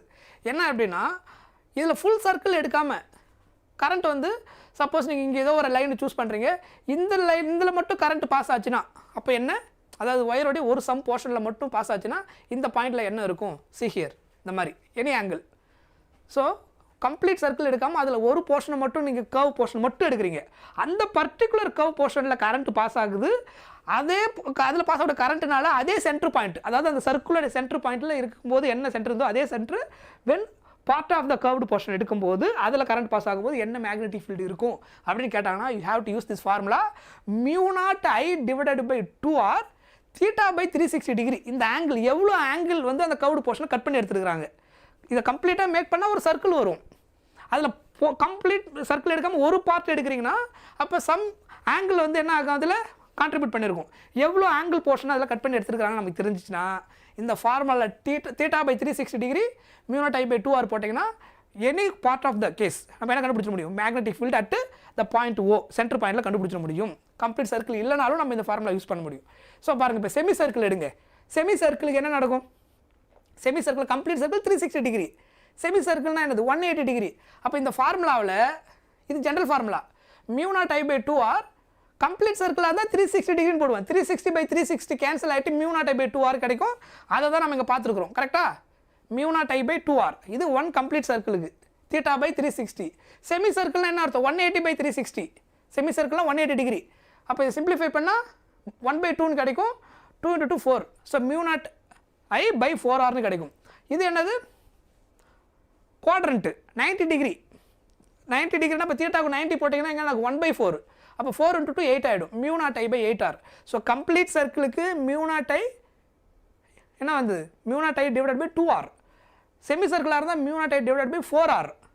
குவாட்ரண்ட்டாக இருந்தால் அதாவது 360 அதுக்கப்புறம் 180 அதுக்கப்புறம் நம்ம என்ன பார்த்துருக்குறோம் 1/4 குவாட்ரண்ட் 90 டிகிரி பார்த்துருக்குறோம். So μ0I divided by 8R அப்படின்னு கிடைக்கும். சரியா, right. Next direction of magnetic ஃபீல்டுக்கு வந்து நம்ம என்ன right hand thumb rule use பண்ணுவோம். Otherwise finger shows the direction current, thumb shows the direction of the magnetic field. நம்ம அப்படியே நம்ம யூஸ் பண்ண முடியும். சம்டைம்ஸ் எப்படி யூஸ் பண்ணுவோம்னா ஃபிங்கர்ஸ் வந்து கரண்ட்டோட டைரக்ஷன் நமக்கு இருக்கும். அதுக்கப்புறம் என்ன இருக்கலாம் லைக் கர்வ்டு இந்த கர்வ் ஃபிங்கர் வந்து மேக்னெட்டிக் ஃபீல்டோடைய டைரக்ஷன் காமிக்கலாம். That is one thing. Otherwise we have to use right hand thumb rule use பண்ணி அதனுடைய டைரக்ஷன் ஈஸியாக நம்ம கண்டுபிடிச்சிட முடியும். ரைட். அதுக்கப்புறம் ரைட் இது என்னென்னா கரண்ட் வந்து நீங்கள் ஒரு ஒயரில் பாஸ் ஆகுதுன்னு வச்சுக்கோங்களேன். ஒரு தின் ஒயர் இன்றைக்கி எடுக்கிறீங்களா, ஒரு ஒயர் எடுக்கிறீங்க. அலாங் த லைனில் மேக்னெட்டிக் ஃபீல்டு என்ன இருக்குன்னு கேட்டாங்கன்னா 0 ஆகும். இப்போ இதான் ஒயர்னா இந்த ஒயரில் கரண்ட்டு பாஸ் ஆகுது. சொல்கிறது புரியுதா பாருங்கள், ஒயரில் கரண்ட்டு பாஸ் ஆகுது. இது சுற்றி தான் மேக்னெட்டிக் ஃபீல்டு இருக்கும். கரண்ட்டு பாஸ் ஆகிறது அது ஒயருக்கு நேராக நமக்கு என்ன இருக்க போகிறதில்ல, மேக்னெட்டிக் ஃபீல்டு இருக்க போகிறதில்ல அந்த தின் ஒயராக இருந்ததுன்னா. சொல்கிறது புரியுதா? அப்போ இந்த பாயிண்டில் என்ன மேக்னெட்டிக் ஃபீல்டு கேட்டால் 0. அதான் meaning. Along line or axis magnetic field என்ன ஆகிடும் 0 ஆகிடும். நெக்ஸ்ட்டு இது என்னது magnetic field on the axis of a circular current சொன்னேன் இல்லையா, இது ஆன் த ஆக்சிஸ். முன்னாடி பார்த்தது சர்க்குலர் லூப்போடைய சென்டரில், இது on the axis. So μ0I r² பை 2 × x² + r² ஹோல் பவர் 3/2. புரியுதா? 2 × x² + r² ஹோல் பவர் 3/2 அப்படின்னு கிடைக்கும்.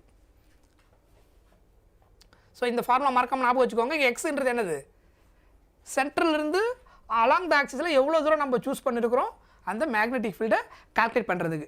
சரியா, right. Next ampere circuital law. So இது நமக்கு தெரியும். Closed loop not closed surface. Gauss லாவில் நம்ம என்ன யூஸ் பண்ணுவோம், காஸ் லாவில் யூஸ் பண்ணுறது வந்து க்ளோஸ்டு சர்ஃபேஸ். இங்கே நம்ம யூஸ் பண்ண போகிறது க்ளோஸ்டு லூப். க்ளோஸ்டு லூப்னா பவுண்ட்ரியை நம்ம கால்குலேட் பண்ணுவோம். அதாவது சர்க்கிள் எடுத்திங்கன்னா சர்க்கம்ஃபரன்ஸை கால்குலேட் பண்ணுவோம். புரியுதா? ஆனால் இதில் காஸ் லாவில் வந்து ஏரியாவை கால்குலேட் பண்ணுவோம், சர்ஃபேஸ் ஏரியாவை கால்குலேட் பண்ணுவோம். இதில் வந்து லூப், அந்த க்ளோஸ்டு லூப்புக்குள்ளே எவ்வளோ கரண்ட் பாஸ் ஆகுது. இப்போ இதான் கரண்ட் இதில் பாஸ் ஆகிற ஒயர்னா, இப்போ நான் ஒரு லூப்பை சூஸ் பண்ணுறேன்னா இந்த க்ளோஸ்டு லூப்புக்குள்ளே எவ்வளோ கரண்ட் பாஸ் ஆகுது அப்படின்றதான் என்னது ஆம்பியர் சர்க்யூட்டல் லா. ரைட். ஸோ என்ன கேட்டிருக்கீங்க,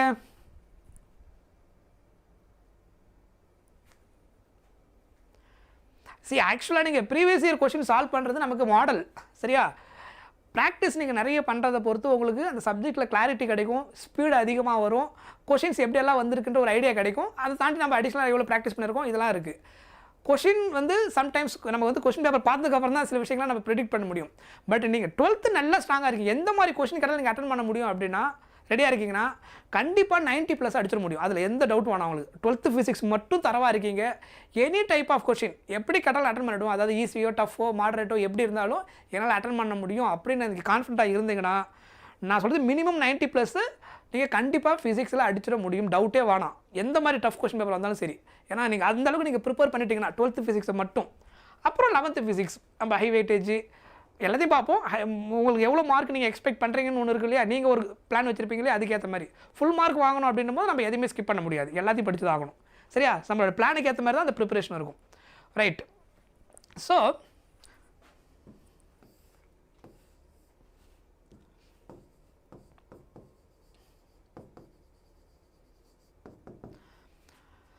closed loop அப்படின்னு சொல்லிட்டு helps to find magnetic field. The line integral of magnetic field across a closed loop is mu naught times enclosed current in it. That is what? Ampere circuit law. So Ampere circuit lawக்கு என்ன formula use பண்ணோம்? Integral. That is closed line integral. Line இன்டெக்ரல்னா என்ன அர்த்தம்? டோட்டலாக அது எவ்வளோ length அந்த பவுண்டரி கவர் பண்ணியிருக்கு, அதுக்குள்ளே எவ்வளோ கரண்ட் பாஸ் ஆகுது. ஸோ சர்க்கிள் போட்டால் க்ளோஸ்டு இன்டெக்ரல்னு அர்த்தம் அது. சரியா? B vector dot d l vector equal to mu naught I e. ஐஇன்றது என்னது? Enclosed current. அதாவது நான் சூஸ் பண்ண லூப்புக்குள்ளே எவ்வளோ கரண்ட் பாஸ் ஆகுதோ அந்த கரண்ட்டுக்கு தான் நேம் என்னது? Enclosed current. அதுக்கப்புறம் அதர்வைஸ் இது இப்படி எழுதலாம். அதர்வைஸ் டோட்டல் மேக்னெட்டிக் ஃபீல்டுன்ட்டு length, total length both are correct. Total லென்த்ன்ட்டு மியூ நாட் ஐன்னு யூஸ் பண்ண முடியும், both are correct. Enclosed current see here. இப்போ இதான் கரண்ட்டு ஒரு ஒயரில் பாஸ் ஆகுதுன்னா இதான் க்ளோஸ்டு லூப். இது இருக்கு இல்லையா, இதான் க்ளோஸ்டு லூப். சம் டிஸ்டன்ஸ் நான் எடுத்துருக்கிறது ஆர், அதனால் ப்ரொடியூஸ் ஆகக்கூடிய மேக்னெட்டிக் ஃபீல்டு என்னன்றது ஈஸியாக நம்ம எதை யூஸ் பண்ணி கண்டுபிடிக்க முடியும்? ஆம்பியர் சர்க்குலர் யூஸ் பண்ணி கண்டுபிடிக்க முடியும். ஸோ நெக்ஸ்ட் என்னது? Magnetic field due to long straight wire of circular cross section radius a carrying steady current I. So இந்த ரொம்ப ரொம்ப முக்கியமான கேஸு. ஒரு ஒயர் எடுக்கிறீங்க, ஒயருக்கு வந்து சிலிண்ட்ரிக்கல் ஷேப்பில் இருக்கக்கூடிய ஒரு ஒயர் எடுக்கிறீங்க. அப்போ அந்த ஒயருக்கு கிராஸ் செக்ஷன் இருக்குது, அந்த ஒயரோட இன்சைடில் ஃபுல்லாக என்ன ஆகுது? கரண்ட் பாஸ் ஆகுது. ஐன்ற கரண்ட் எல்லா பாயிண்ட்லேயும் பாஸ் ஆகுது. இப்போது நீங்கள் ஆம்பியர் அண்ட் லூப் ரெண்டு இடத்துல எடுக்கிறீங்க. ஒன்று வந்து இப்போ இதான் ஒயர், இந்த நல்லா பார்த்துங்க, இதுதான் அந்த கிராஸ் செக்ஷனல் ஏரியா. சரியா? இப்போது நான் அவுட் சைடில் ஒரு க்ளோஸ்டு லூப்பை சூஸ் பண்ணுறேன், அதுக்குள்ளே பாஸ் ஆகக்கூடிய டோட்டல் கரண்ட், அதனால் ப்ரொடியூஸ் ஆகக்கூடிய மேக்னெட்டிக் ஃபீல்ட் கால்குலேட் பண்ணுறேன். இப்போ இது இன்சைடில் ஒரு ஸ்மால் சர்க்கிள் மாதிரி தெரியுதா? ஒரு ஸ்மால் பாயிண்ட் மாதிரி, சர்க்கிள் மாதிரி. ஸோ இது ஃபுல்லாக கிராஸ் செக்ஷன் ஏரியா, அதில் ஒரு ஸ்மால் சர்க்கிள் மட்டும் நான் சூஸ் பண்ணுறேன், ஒரு ஸ்மால் போர்ஷன் மட்டும் சூஸ் பண்ணேன்னா அந்த லூப் தான் ஆம்பியர் லூப், க்ளோஸ்டு லூப். அதுக்குள்ளே பாஸ் ஆகக்கூடிய கரண்ட்னால என்ன மேக்னெட்டிக் ஃபீல்டு ப்ரொடியூஸ் ஆகும். அதுக்கப்புறம் அந்த ரேடியஸை நான் இன்க்ரீஸ் பண்ணிகிட்டே வந்து இதோட ரேடியஸ் ஈக்குவல் ஆகிட்டு அப்புறம் இன்க்ரீஸ் பண்ணிகிட்டே வந்து அவுட் சைடில் போயிடும். அப்போ அதோட கிராஃப் எப்படி இருக்கும், மேக்னெட்டிக் ஃபீல்டு எப்படி இருக்குன்றதா கண்டுபிடிக்கிறது அந்த கேஸு. அப்போ இந்த கேஸ் பார்த்தீங்கன்னா உங்களுக்கு தெரியும், இந்த ரெட் கலர் லைன் போட்டிருக்கும் பார்த்தீங்களா, இது ஆக்சுவல் ரேடியஸ் ஆஃப் த இந்த சர்க்கிள் போட்டிருக்கும் பாருங்கள், ரெட் கலர் சர்க்கிள். அதுதான் என்னது? ஆக்சுவல் ரேடியஸ் ஆஃப் த அந்த wire, cross section radius of the wire. இதை வந்து என்னென்ன எடுத்துக்கலாம் அப்படின்னா ஆர்னு எடுத்துக்குவாங்க. இது கேபிட்டல் ஆர், இதுதான் கேபிட்டல் ஆர். சரியா? இங்கே ரெண்டு கேஸ் எடுக்கிறோம். இந்த கிராஸ் செக்ஷனல் ஏரியா இருக்க ரேடியஸ் இருக்கு இல்லையா, அதை விட less than radius ampere loop நம்ம ஒன்று சூஸ் பண்ணுற சர்க்கிள், அவுட்டரில் கிரேட்டர் தென் சூஸ் பண்ணுறோம். ரெண்டு கேஸ், அதான் ஆர் லெஸ் தென் இங்கே ஏ யூஸ் பண்ணியிருக்கு இல்லையா, ஸோ அதே யூஸ் பண்ணிக்குவாங்க. ஸோ இங்கே இதை போட்டிருக்கேன் பாருங்கள், ஏன்றது ஆக்சுவல் ரேடியஸ் ஆஃப் த இந்த லூப், இது சர்க்கிள். புரியுதா? Actual cross sectional circle. அப்போது ஆர் கிரேட்டர் தென் ஏவாக இருந்தால் mu naught I divided by 2πr. எப்போ ஆர் கிரேட்டர் தென் ஏ, இதுதான் ஆர் கிரேட்டர் தென் ஏ. இந்த ரேடியஸ் விட, அதாவது அந்த கிராஸ் செக்ஷனல் ரேடியஸை விட நான் சூஸ் பண்ண ஆம்பியர் லூப்போட ரேடியஸ் கிரேட்டராக இருந்தால் magnetic field mu naught I divided by 2πr. So இந்த பாயிண்ட் நோட் பண்ணிக்கோங்க. Magnetic field inversely proportional to ஆராக இருக்கும் அவுட் சைடில் சூஸ் பண்ணும்போது. ஒயரோட அவுட் சைடில் சூஸ் பண்ணியிருந்தேன்னா, ஒயரோட இன்சைடில் நான் சூஸ் பண்ணியிருந்தேன்னா magnetic field directly proportional to ஆராக இருக்கும். அப்போ இந்த ரேடியஸை நான் இன்க்ரீஸ் பண்ணிட்டே போனேன்னா, இங்கேருந்து இந்த ஆரை நான் இன்க்ரீஸ் பண்ணிட்டே போனேன்னா லைக் திஸ், இல்லை இப்படியே இன்க்ரீஸ் பண்ணிட்டே வந்தேன்னா இதுக்கு ஈக்குவலாக வரும்போது என்ன ஆகிடும்? மேக்னெட்டிக் ஃபீல்டு மேக்ஸிமம் ஆகிடும். அப்புறம் வெளியில் இன்க்ரீஸ் பண்ணும்போது டிக்ரீஸ் ஆக ஆரம்பிக்கும். Because inversely proportional. இந்த கேஸில் என்னது? Directly proportional. See the graph. One of the very important graph. So magnetic field increases இன்சைடில், ஏன்னா பி டைரக்ட்லி ப்ரொபோஷனல் டு ரேடியஸ்னு கிடச்சிருக்கு. அதனால directly proportional linear graph straight லைனாக போகும். எது வரைக்கும்? இங்கே இருக்கக்கூடிய ஆர் ஈக்குவல் டு ஏவா வர வரைக்கும். இது r less than a, r greater than a. இந்த பாயிண்ட் என்னது? R equal to A. So அதுக்கப்புறம் இன்வர்ஸ்லி ப்ரொபோஷனல்னால என்ன ஆகும்? கிராஃப் வந்து கர்வ்டு கிராஃப், அதாவது டிக்ரீசிங் கிராஃப் கிடைக்கும். புரிஞ்சுதா? அதுக்கப்புறம் சொலினாய்டு. ஸோ சொலினாய்டு நமக்கு தெரியும், ஒரு காயில் வைன் பண்ணிட்டு அதில் கரண்ட் பாஸ் ஆகும்போது மேக்னெட்டிக் ஃபீல்டு வந்து இன்சைடில் மட்டும்தான் இருக்கும், அவுட் சைடில் நம்ம நெக்லிஜிபிளாக இருக்கும், ஜீரோன்னு எடுத்துருவோம். நம்ம இன்சைடில் மட்டும் மேக்னெட்டிக் ஃபீல்டு இருக்கும்.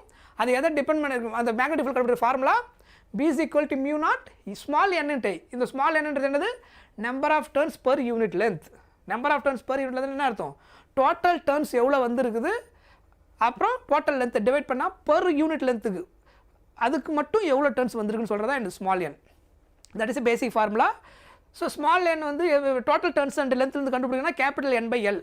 அப்போ இந்த ஃபார்முலா இங்கே ரீப்ளேஸ் பண்ணோம்னா μ0 ni by l. So number of turns per unit length கொடுத்தாலும் அந்த ஃபார்முலா யூஸ் பண்ணிக்கோங்க. μ0 ni number of total number of turns and length of the solenoid கொடுத்துட்டாங்கன்னா μ0 n i பை எல் அப்படின்னு யூஸ் பண்ணுங்கள் இந்த ஃபார்முலாவை. அதுக்கப்புறம் ஃபோர்ஸ். ஸோ இது நம்ம ஆல்ரெடி பார்த்துருக்குறோம். 2 ஒயர் வந்து பேரலாக இருக்குது, கரண்ட் பாஸ் ஆச்சுன்னா இது சம் ஸ்மால் லென்த் எடுக்கிறோம். இதில் பாஸ் ஆகக்கூடிய கரண்ட் இதனால் பாஸ் ஆகக்கூடிய கரண்ட் ரெண்டுமே என்ன பண்ணும், மேக்னெட்டிக் ஃபீல்டை ப்ரொடியூஸ் பண்ணும். அங்கே ஒரு ஃபோர்ஸ் எக்ஸ்பீரியன்ஸ் ஆகும். இந்த பர்டிகுலர் லென்த்தில் எவ்வளோ ஃபோர்ஸ் எக்ஸ்பீரியன்ஸ் ஆகுன்னு கண்டுபிடிக்கிறதா என்னது force on B due to A. So μ0 IA IB divided by 2πd அப்படின்னு கிடைக்கும். μ0 IA IB divided by 2πd into length. அப்போ ஃபோர்ஸ் பர் யூனிட் லென்த்து நீங்கள் எடுத்திங்கன்னா μ0 IA IB divided by 2πd அப்படின்னு கிடைக்கும். ஃபோர்ஸ் பர் யூனிட்லேருந்து இந்த லென்த்தை டினாமினேட்டர் கொண்டு வந்துடணும். சி ஹியர் தெரியுதா, அதனால் ஃபோர்ஸ் பர் யூனிட் லென்த் இந்த பக்கம் கொண்டு வந்துட்டிங்கன்னா ஃபோர்ஸ் பர் யூனிட்லேருந்து ஃபார்முலா என்ன μ0 IA IB divided by 2πd. டின்றது distance between the 2 wire, IA IBன்றது அதில் பாஸ் ஆகக்கூடிய 2 கரண்ட். சரியா, அதுக்கப்புறம் ஃபோர்ஸ் கண்டுபிடிக்கிற ஃபார்முலா. ஸோ முன்னாடி ரெண்டு ஃபோர்ஸ் பார்த்துட்டோம். ஒன்று வந்து in terms of charge and velocity QVB sin θ, இன்னொன்று ILP sin θ, length and current. இப்போ பார்த்தது 2 கரண்ட்டு, அங்கே ஒரே ஒரு கரண்ட்டு தான் இருக்கும், இங்கே 2 கரண்ட் கேஸ். சொல்கிறது புரியுதா. அப்புறம் டார்க்கோடைய ஃபார்முலா. டார்க் எதுக்கு equal, tau vector equal to m vector cross B vector. இங்கே எம்ன்றது என்னது magnetic dipole or magnetic dipole moment. Magnetic dipole moment அப்படின்னு சொல்லுவோம். அது சிம்பிளாக டைபோல் மொமெண்ட். சரியா, எம் வெக்டார் எதுக்கு equal I into A vector. முன்னாடி நம்ம பார்த்தது என்னது electric dipole moment p vector பார்த்தோம். அது எதுக்கு ஈக்குவல் P ஈக்குவல் டு 2AQன்னு பார்த்துருந்தோம். அது எலக்ட்ரிக் டைபோலில். மேக்னெட்டிக் டைபோல்ன்றது என்னென்னா current into area I into ஏ, எவ்வளோ கரண்ட்டு அந்த க்ளோஸ் லூப் ஏரியாக்குள்ளே பாஸ் ஆகுதோ அதான் என்னது magnetic dipole moment. It's vector quantity. M vector equal to IA vector. SI into கரண்ட்டுக்கு ஆம்பியர், ஏரியாவுக்கு மீட்டர் ஸ்கொயர், அதனால் SI என்னது ஆம்பியர் மீட்டர் ஸ்கொயர். இதை எக்ஸ்பேண்ட் பண்ணிங்கன்னா மேக்னெட் ஃபார்ம் என்னது MB sin θ. அதில் M எதுக்கு ஈக்குவல் ஐன்னு பார்த்தோம். If n number of turns in the coil, single turns இருந்தால் dipole moment M equal to I into A. n number of turns இருந்தால் NIA. என்ன மல்டிப்ளை பண்ணணும், நம்பர் ஆஃப் டர்ன்ஸ் அதிகமாச்சுன்னா அதை அப்படியே மல்டிப்ளை பண்ணிக்க வேண்டியதான் NIA. புரியுதா. ஸோ இதோடைய எக்ஸ்பாண்டட் ஃபார்ம் என்னது MB sin θ. எம்முக்கு பதிலாக நீங்கள் என்ன எழுத முடியும் IN எழுதலாம். n நம்பர் ஆஃப் டர்ன்ஸ் கொடுத்தாங்கன்னா NIA B sin θ அப்படின்னு எழுத முடியும். புரிஞ்சுதா. So moving coil galvanometer. So இந்த கேஸில் டார்க் வந்து இது நமக்கு ஆல்ரெடி தெரியும். இந்த டிஃப்ளெக்ஷன் கால்வனாமீட்டரில் என்னது கரண்ட்டு நமக்கு பாஸ் ஆகும்போது பாஸ் ஆகிற கரண்ட்டுக்கு ஏற்ற மாதிரி அது என்ன பண்ணும் டிஃப்ளெக்ஷன் ஆகும். ஸோ அந்த டிஃப்ளெக்ஷனை வச்சு தான் நம்ம அந்த கரண்ட் வேலையை கால்குலேட் பண்ணுறோம். அந்த எவ்வளோ டிஃப்ளெக்ஷன் கண்டுபிடிக்கிறதுக்கான ஃபார்முலா என்னது NAB/K. N வந்து நம்பர் ஆஃப் டர்ன்ஸு, ஏ வந்து ஏரியா, பி வந்து என்னது மேக்னெட்டிக் ஃபீல்ட், கே வந்து torsional constant otherwise spring constant into current I. So இந்த டிஃப்ளெக்ஷன் எதை மட்டும் தான் டிபெண்ட் பண்ணியிருக்க போது கரண்ட் ஐயை டிபெண்ட் பண்ணியிருக்கும். ஸோ கரண்ட் அதிகமாச்சுன்னா டிஃப்ளெக்ஷன் அதிகமாக இருக்க போகுது. இதுதான் கால்வனாமீட்டரில் ஆக்ட் ஆகுறது. அதே மாதிரி கால்வனாமீட்டர் வந்து அம்மீட்டர் ரேஞ்ச் என்ன பண்ணாது மெஷர்மெண்ட் பண்ணாது. கால்வனாமீட்டருக்கு அதுக்கு ரீசன் என்ன, galvanometer is highly sensitive device. கால்வனாமீட்டரை வந்து எந்த ரேஞ்சில் ஆல்மோஸ்ட் மைக்ரோ ஆம்ஸ்லேயே ஃபுல் டிஃப்ளெக்ஷன் காமிச்சிருது. அதனால் அதிகமான கரண்ட் போனாலும் அதே டிஃப்ளெக்ஷன் இருக்கும். So it is difficult to measure high range of current. அப்போ கால்வனாமீட்டரை அம்மீட்டராக மாற்றணும்னா நம்ம என்ன பண்ணுவோம், ஷண்ட் ரெசிஸ்டன்ஸ் ஒன்று கனெக்ட் பண்ணுவோம். ரெசிஸ்டன்ஸ் சீரிஸாக இருக்கிறத கால்வனாமீட்டரில் என்ன பண்ணுவோம், அதில் ஒரு அதுக்கு பேரலாக ஒரு ஷண்ட் ரெசிஸ்டன்ஸ் கனெக்ட் பண்ணுவோம். அந்த ஷண்ட் ரெசிஸ்டன்ஸோடைய வேல்யூ வந்து ஸ்மால் வேல்யூவாக இருக்கும். கால்வனாமீட்டர் ரெசிஸ்டன்ஸோட ஸ்மாலாக இருக்கும். கனெக்டட் வித் பேரலாக இருந்தால் ஈக்குவலன்ட் ரெசிஸ்டன்ஸ் ரொம்ப ஸ்மால் ஆகிடும். ஸோ அப்போ கரண்ட் எல்லாமே அது வழியாக பாஸ் ஆக ஆரம்பிச்சிடும், ஸ்மால் ரெசிஸ்டன்ஸ் வழியாக மோர் கரண்ட். அப்போ கால்வனாமீட்டர் என்னவா ஆக்ட் ஆகும், அம்மீட்டர் ஆக்ட் ஆகும். அதே மாதிரி வோல்ட் மீட்டராக மாற்றணும்னா ஒரு ஹை ரெசிஸ்டர் வேல்யூ சீரிஸில் கனெக்ட் பண்ணணும். இதில் கால்வனாமீட்டர் ரெசிஸ்டன்ஸ் கூட சீரிஸில் ஒரு ரெசிஸ்டன்ஸ் கனெக்ட் பண்ணணும்னா கால்வனாமீட்டர் என்னவா கன்வெர்ட் ஆகிடும், வோல்ட் மீட்டராக கன்வெர்ட் ஆகிடும். இதெல்லாம் நம்ம ஆல்ரெடி டீட்டெயிலாக டிஸ்கஸ் பண்ணியிருக்கிறோம்.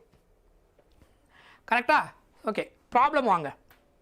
இப்போ நான் ஒரு கேஸ் சொல்லியிருந்தேன் இல்லையா, as shown in the figure a long straight conductor semicircular radius. கொஸ்டினில் ரேடியஸ் கொடுத்துருக்குறாங்க. ரேடியஸ் என்ன கொடுத்துருக்காங்க பாருங்கள், R is carrying a current I கொடுத்துருக்காங்க 3 amps. The magnitude of magnetic field at the center ஓ என்னவா இருக்கும், இந்த பாயிண்டில் என்ன மேக்னெட்டிக் ஃபீல்டு இருக்கும், மேக்னிடியூட் ஆஃப் மேக்னெட்டிக் ஃபீல்டு என்ன இருக்குன்னு கேட்டிருக்காங்க. மியூ நாட் வேல்யூ கொடுத்துருக்காங்க 4π × 10⁻⁻⁷. ஸோ இது வந்து ஒரு ஜேஇ கொஷின். ஸோ இப்போ அவங்க என்ன சொல்லியிருக்காங்கன்னா, இது வந்து கம்ப்ளீட்டாக வந்து ஒரு ஒயர், சரியா, அதில் கரண்ட் இப்படி பாஸ் ஆகிட்டு இப்படி போயிட்டு ஃபைனலாக இப்படி வெளியில் வந்துருக்கு. அதான் கொடுத்துருக்காங்க டயக்ராமில். I = 3 amps இதை கொடுத்துருக்காங்க பாருங்கள். I = என்ன சொல்லியிருக்காங்க, 3 amps. இந்த ஒயரில் இப்படி போயிட்டு இந்த மாதிரி பாஸ் ஆகிட்டு இப்படி வருது, அது 3 amps கரண்ட்டு.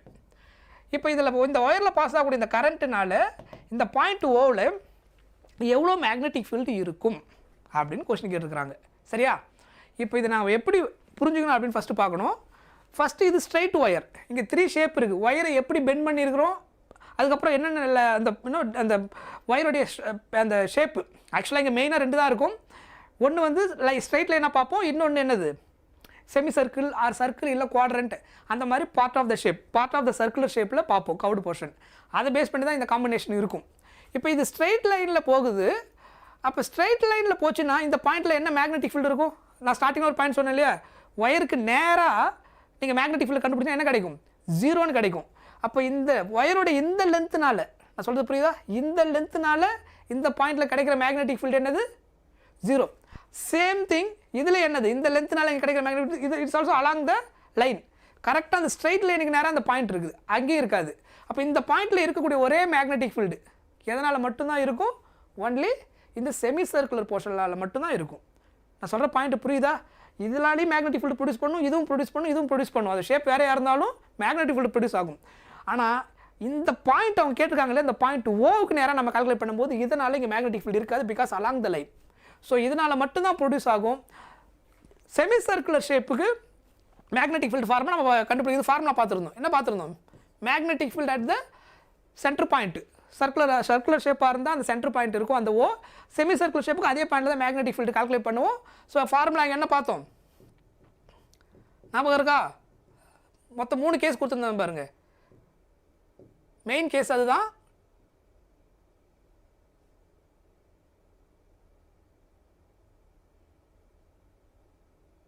இங்கே தான்.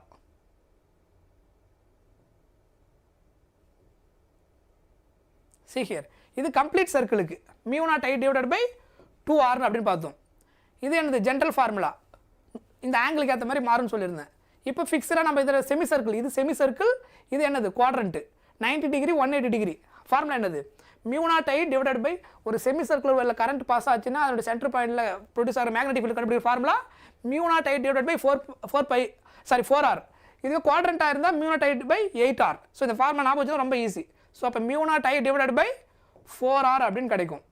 ஸோ சப்ஸ்டிட் பண்ணிங்கன்னா ஆன்சர் கிடைச்சிடும்.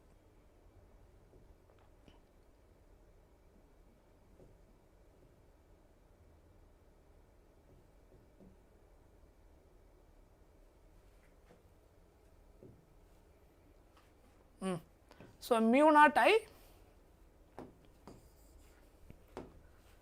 be equal to μ0I / 4r. Substitute பண்ணுங்க. இங்கே என்ன கொடுத்துட்டாங்க பாருங்க, μ0 வேல்யூ 4π × 10⁻⁻⁷. கரண்ட் என்ன கொடுத்துருக்காங்க 3/4 × ரேடியஸ் என்ன கொடுத்துருக்காங்க கொஸ்டினில் r. ஸோ இதை small r capital anything you can take, radius r π/10. So இப்போ இதை சிம்பிளிஃபை பண்ணுங்க, என்ன வரும், π/10 சிம்பிளிஃபை பண்ணிங்கன்னா இந்த 4π கேன்சல், கரெக்டாக. இந்த 10 எங்கே விட நியூமரேட்டர் கொண்டு போயிடலாம். அப்போ 10 × 10⁻⁻7 × 3 கிடைக்கும். ஸோ அப்போ 3 × 10⁻, இது +1, இது -7. சிம்பிளிஃபை பண்ண என்ன ஆகிடும், 3 × 10⁻⁻6. -6னா இப்போ என்ன அர்த்தம், மைக்ரோ அப்படின்னு அர்த்தம். ஸோ 3 ஃபோர்ஸ் கிடையாது, மேக்னெட்டிக் ஃபீல்டு இல்லையா, டெஸ்லா. So 3 micro Tesla. புரியுதா, ஆக்சுவலாக இந்த கொஷினை கரெக்டாக நீங்கள் புரிஞ்சுக்கணும். அவங்க கேட்குற பாயிண்டில் இந்த ஒயரில் பாஸ் ஆகக்கூடிய கரண்ட்னால என்ன மேக்னெட்டிக் ஃபீல்டு கேட்குறாங்க, அது ஸ்ட்ரைட் ஒயராக இருக்குதா இல்லை சர்க்குலராக இருக்கா செமி சர்க்குலராக இருக்கா, அதை கரெக்டாக பார்க்கணும். அந்த பாயிண்ட்டுக்கு எப்படி இருக்குதுன்னு பார்க்கணும், அதனுடைய டேரெக்ஷன். சரியா, ஸ்ட்ரைட் லைன் அலாங் த பாத்தில் உங்களுக்கு என்ன இருக்காது, நமக்கு மேக்னெட்டிக் ஃபீல்டு கிடைக்காது. சரிதா, exact straight line on the ஆக்சிஸில் மேக்னெட்டிக் ஃபீல்டு இருக்கும் அந்த ஒயர் கேஸில். புரிஞ்சுதா, ரைட். நெக்ஸ்ட் என்ன கொடுத்துருக்காங்க, a long straight wire carries a current 20 amps அப்படின்னு சொல்லி கொடுத்துட்டாங்க. the maximum force experienced electron moving speed என்ன கொடுத்துருக்காங்க, velocity கொடுத்துருக்காங்க 100 km/s. அப்போ எதுக்கு மாற்றி ஆகணும், மீட்டர் பர் செகண்டுக்கு மாற்றி ஆகணும், அது கிலோமீட்டரில் கொடுத்துருக்காங்க. At distance 6.4 cm from the wire அப்படின்னு சொல்லி கொடுத்துருக்காங்க. ஸோ கொஷினில் கேட்டிருக்கிற டேட்டா என்னென்னு பார்க்கணும். முதல்ல ஒரு வேர்டு யூஸ் பண்ணிட்டாங்க, என்ன சொல்லிட்டாங்க, ஏ லாங் ஸ்ட்ரெயிட் ஒயர்னு சொல்லி கொடுத்துட்டாங்க. கரெக்டாக கொஷினில் என்ன சொல்லியிருக்காங்க, ஒயர் வந்து ஸ்ட்ரெயிட் ஒயர், ஒரு லாங் ஸ்ட்ரெயிட் ஒயர் இருக்குது, கேரிஸ் ஏ கரண்ட் 20 amps சொல்லிட்டாங்க. த மேக்ஸிமம் ஃபோர்ஸ்னு கொஷின் கேட்டுக்கிறாங்க. மேக்ஸிமம் ஃபோர்ஸ்னால் இப்போ என்ன அர்த்தம், தீட்டா ஈக்குவல் டு 90 டிகிரியாக இருந்திருக்கும். தீட்டா என்னவாக இருக்கும், மேக்ஸிமம் ஃபோர்ஸ்னா, மேக்ஸிமம் ஃபோர்ஸுக்கு தீட்டா வந்து என்னவாக இருக்கும் 90 டிகிரி. கரெக்டாக தீட்டா 90 டிகிரியாக இருக்கும். Sine 91 correct. Electron moving with ஸ்பீடுன்னு சொல்லிட்டாங்க. எலக்ட்ரான்னா இப்போ என்னது, சார்ஜ். கியூக்கு பதில் என்ன கொடுத்துருக்குறாங்க, ஈன்னு கொடுத்துருக்குறாங்க. அப்போ ஆக்சுவலாக இங்கே ஃபார்முலா என்ன வரும், ஃபார்முலா யூஸ் பண்ணினா force F is equal to QVB sin theta. இதுதான் ஆக்சுவலாக கொஷின். மேக்ஸிமம் கேஸுன்னு சொன்னதுனால ஃபோர்ஸ் மேக்ஸிமம் நீங்கள் கண்டுபிடிக்கணும்னா தீட்டா 90 டிகிரியாக இருக்கும். ஸோ அப்போ QVB இந்த கொஷினில் விக்கு பதிலாக என்னென்னு சொல்லிட்டாங்க, எலக்ட்ரான்னு சொல்லிட்டாங்க, எலக்ட்ரான் மூவ் ஆகும் சொல்லிட்டாங்க. அப்போ இதுக்கு பதிலாக ஈன்னு எழுதிடலாம், EVB. கொஷினில் வெலாசிட்டி கொடுத்துட்டாங்க, ஈயோடைய வேல்யூ ஸ்டாண்டர்ட் 1.6 × 10⁻−19, வி வந்து 100 km/s. கரண்ட் ஐ கொடுத்துருக்குறாங்க, ஆனால் எது கொடுக்கல, மேக்னெட்டிக் ஃபீல்டு கொடுக்கல. கொஷின் கேட்டுக்கிறது மேக்ஸிமம் ஃபோர்ஸ். என்னென்ன கொடுத்துருக்காங்கிறத முதல்ல எழுதிடணும். அதுக்கப்புறம் என்ன டேட்டா நமக்கு அன்னோனாக இருக்கோ அதை எப்படி இன்னொரு அதர் டேட்டாவிலேருந்து கண்டுபிடிக்கிறது, கிவன் டேட்டாவிலேருந்து அப்படின்னு பார்க்கணும். ஸோ கொஷினில் அவங்க சொல்லிட்டாங்க லாங் ஸ்ட்ரைட் ஒயர்னு சொல்லிட்டாங்க. ஸோ லாங் ஸ்ட்ரைட் ஒயரில் ப்ரொடியூஸ் ஆகக்கூடிய கரண்ட்டு, மேக்னெட்டிக் ஃபீல்டு கண்டுபிடிக்கிற ஃபார்முலா என்ன, லாங் ஸ்ட்ரைட் ஒயரில் கரண்ட் பாஸ் ஆச்சுன்னா நம்ம மேக்னெட்டிக் ஃபீல்டு கண்டுபிடிக்கிறதுக்கான formula, magnetic field B is equal to μ0I divided by 2πr அப்படின்னு கிடைக்கும். இது எதுக்கு, லாங் ஸ்ட்ரைட் ஒயரில் மேக்னெட்டிக் ஃபீல்டு கண்டுபிடிக்கிறதுக்கான ஃபார்முலா. இதில் டிஸ்டன்ஸ் கொடுத்துருக்குறாங்க பாருங்கள், at a distance of 6.4 cm கொடுத்துருக்காங்க இல்லையா, இதான் இங்கே என்னது, the distance r 6.4 cm. So இந்த ஃபார்முலா தான் உள்ளே சப்ஸ்டிட் பண்ணுங்கள். பிக்கு பதிலாக என்ன எழுதலாம், இப்போ μ0I divided by 2π the distance r. சொல்கிறது புரியுதா, இது வந்து லாங் ஸ்ட்ரெயிட் ஒயரில் மேக்னெட்டிக் ஃபீல்டு கண்டுபிடிக்கிற ஃபார்முலா. ஆர்ன்றது டிஸ்டன்ஸ், லாங் ஸ்ட்ரெயிட் ஒயரில் மேக்னெட்டிக் ஃபீல்டு கண்டுபிடிக்கிற ஃபார்முலா. ஸோ எல்லாமே இங்கே இன்டெரக்டாக கொடுத்துருக்காங்க. அதாவது ஃபோர்ஸ் கண்டுபிடிக்கணும், பி டேரெக்டாக கொடுக்கல, பி கண்டுபிடிக்க தேவையான டிஸ்டன்ஸை கொடுத்துட்டாங்க, கரண்ட்டு சொல்லிட்டாங்க, அதுக்கப்புறம் அது வந்து ஸ்ட்ரைட் ஒயர்னு சொல்லி முடிச்சிட்டாங்க. அதுக்கப்புறம் அந்த ஃபார்முலா யூஸ் பண்ணி நீங்கள் சப்ஸ்டிட் பண்ணி இதில் சால்வ் பண்ணிங்கன்னா இப்போ நமக்கு ஆன்சர் கிடச்சிரும். இப்போ இதில் சால்வ் பண்ண என்ன வருதுன்னு பாருங்கள்.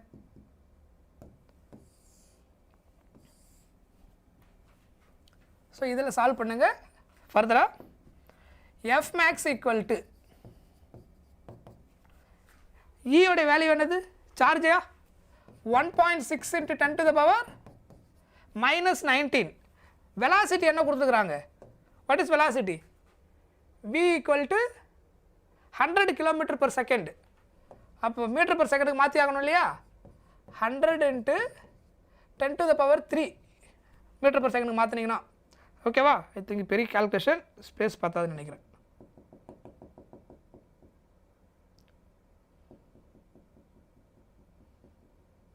நான் அடுத்த பேஜில் போகிறேன், வெயிட் பண்ணுறேன். ரைட்,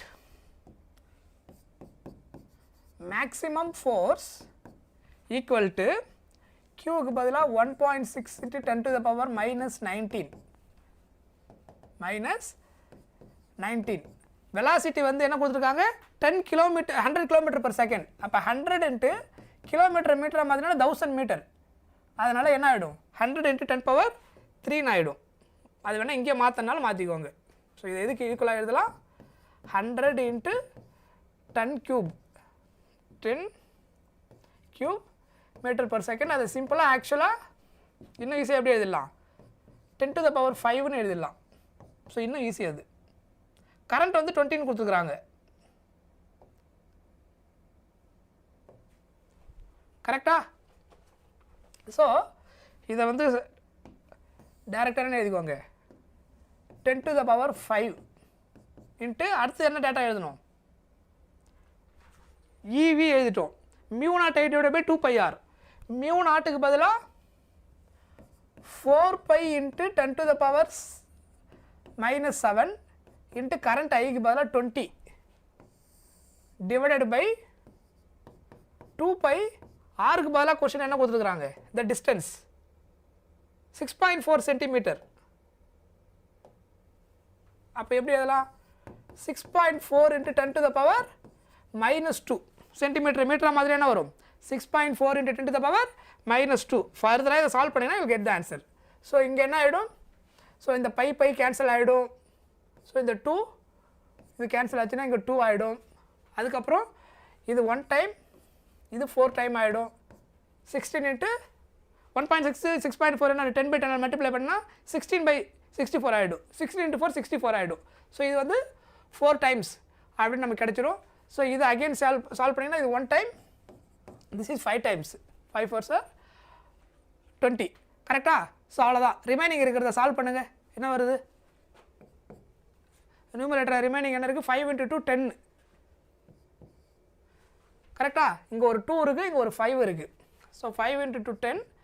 10 to the power இங்கே மைனஸ் இங்கே இந்த -2 மேலே கொண்டு போனீங்கன்னா என்ன ஆகிடும்? உங்களுக்கு +2 ஆகிடும். கரெக்டாக? இந்த 10 power -2 மேலே கொண்டு போனீங்கன்னா இல்லை அந்த ஸ்டெப்பை போடுறதுங்க. -19 இது மேலே போனால் +2 ஆகிடும். இங்கே ஆல்ரெடி 10 power +5 இருக்குது. அதனால் 10 power 7 into 10 to the power -7 அப்படின்னு கிடைக்கும். அப்போ ஃபர்தர் அகைன் இதை சால்வ் பண்ணிங்கன்னா 10 power +7 -7 கேன்சல். இதில் இந்த ஒரு 0 கேன்சல் ஆச்சுன்னா என்ன கிடைக்கும்? 10 to the power -18 இருக்குது. ஆப்ஷன் இருக்கா பாருங்கள். Yes, 10 to the power -18 newton. புரியுதா? Clear? 10 to the power -18 newton. So இந்த மாதிரி கொஷின்லாம் கொஞ்சம் கேர்ஃபுல்லாக நீங்கள் ஃபோக்கஸ் பண்ணணும். அப்படியே ஃபார்முலாவில் போட்டு ஆன்சர் கொண்டு வர மாதிரி சில நேரத்தில் கொஸ்டின் இருக்காது. சம் கொஸ்டின்ஸ் டேரெக்டாக பண்ணுற மாதிரி இருக்கும். இன்டெரக்டாக கொடுத்தாலும் ஆக்சுவல் ஃபார்முலா என்னன்றது எழுதிடணும். கொஸ்டினுக்கு ஒரு டேட்டாவை நீங்கள் கரெக்டாக நோட் பண்ணிட்டு கால்குலேஷன் ரொம்ப ஈஸி. இதில் நீங்கள் ஃபார்முலா நான் உங்களுக்கு எக்ஸ்பிளைன் பண்ணுறது ஸ்டெப்ஸ் நிறைய போட்டுருக்கிறேன். If you are very good in calculation நீங்கள் டேரெக்டாக சப்ஸ்டிட் பண்ணி டக்குன்னு மைண்டில் போட்டு எலிமினேட் பண்ண முடியும் நிறைய கேஸுக்கு. இதில் புரியுதா? இதில் தான் வரும்னு சொல்லிட்டு இந்த ஃபார்முலா சப்ஸ்டிட் பண்ணதுக்கப்புறம் இந்த நியூமரேட்டர் இதெல்லாம் எலிமினேட் ஆகிடும். பை கேன்சல் ஆகிடும். ஈஸியாக நீங்கள் போட்டுற முடியும். நீங்கள் எந்த அளவுக்கு ப்ராக்டிஸ் பண்ணியிருக்கீங்களோ அதை பொறுத்து தான் அது உங்களுக்கு ஈஸியாக டஃபோ. சரியா? ஸோ இந்த கொஷினை வந்து ஆக்சுவலாக ஹோம்ஒர்க்காக பண்ணுங்கள். ஐ திங்க் இப்போ அந்த பேட்டர்ன் உங்களுக்கு புரிஞ்சிருக்குன்னு நினைக்கிறேன். இது வந்து என்னது? குவாட்ரண்ட். இது வந்து என்னது? 90 டிகிரி. அப்போ 90 டிகிரியில் இருக்கும்போது மேக்னெட்டிக் ஃபீல்டோடைய ஃபார்முலா என்ன? ஆல்ரெடி இது ஆக்சுவலாக formula μ0I divided by 8R. இதில் கால்குலேஷன் கூட கிடையாது. டேரெக்டாக அதே அங்கே ஆல்ரெடி நான் கொடுத்துட்டேன். 90 டிகிரி கேஸுக்கு என்ன வரும்? μ0I டிவைடட் பை 8Rன்னு வரும். இதை நீங்கள் ஹோம்ஒர்க்காக ட்ரை பண்ணலாம். இந்த கேஸுக்கு நீங்கள் ஹோம்ஒர்க்காக ட்ரை பண்ணி எனக்கு என்ன ஆன்சர்னு சொல்லுங்கள். இதை எப்படி சால்வ் பண்ணுவீங்க? இது வந்து ஸ்ட்ரைட் ஒயர். ஸோ இது ஆக்சுவலாக ஃபுல்லாக ஸ்ட்ரைட் ஒயராக எடுத்துக்கணும். ஸோ ஸ்ட்ரைட் ஒயரில் கரண்ட் பாஸ் ஆகும்போது இந்த பர்டிகுலர் பாயிண்ட்டில் இது ஃபைனைட் நமக்கு அது ஸ்ட்ரைட் ஒயராக இருக்கும். ஸோ ஸ்ட்ரைட் ஒயரில் கரண்ட் பாஸ் ஆகும்போது ஒரு பர்டிகுலர் டிஸ்டன்ஸில் மேக்னெட்டிக் ஃபீல்டு கண்டுபிடிக்கிற ஃபார்முலா என்ன? μ0I டிவைடட் பை, சரி ஓகே நான் போட்டே காமிச்சிடுறேன். ஐ திங்க் சில பேருக்கு இதில் கன்ஃபியூஷன் இருக்குன்னு நினைக்கிறேன். Listen, a part of a long wire carrying a current I is bent into circle of radius R shown in the figure. The net magnetic field at இந்த இடத்துல என்ன மேக்னெட்டிக் ஃபீல்டு இருக்குன்றதான் கொஷின். சரியா? இப்போ இதில் current pass ஆகுது. இது straight wire. ஏபின்றது என்னது? Straight wire. So இப்போ இந்த ஸ்ட்ரைட் ஒயர்னால அங்கே எவ்வளோ கரண்ட்டு பாஸ் ஆகுது அப்படின்றத நம்ம ஃபஸ்ட்டு கண்டுபிடிக்கணும். ஸோ இப்போ ஸ்ட்ரைட் ஒயர்னால அந்த பாயிண்ட் ஓவில், ஓகேவா? இப்படி வேணால் எழுதிக்கோங்க. Due to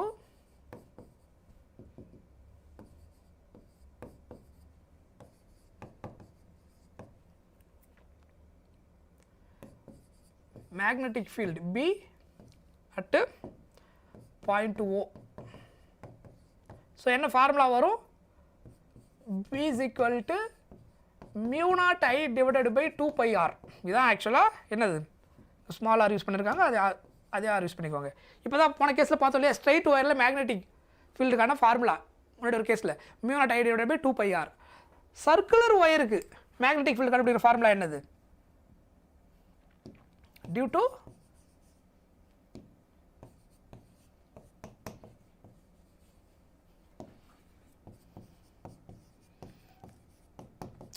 circular wire. So B is equal to mu naught I divided by 2R.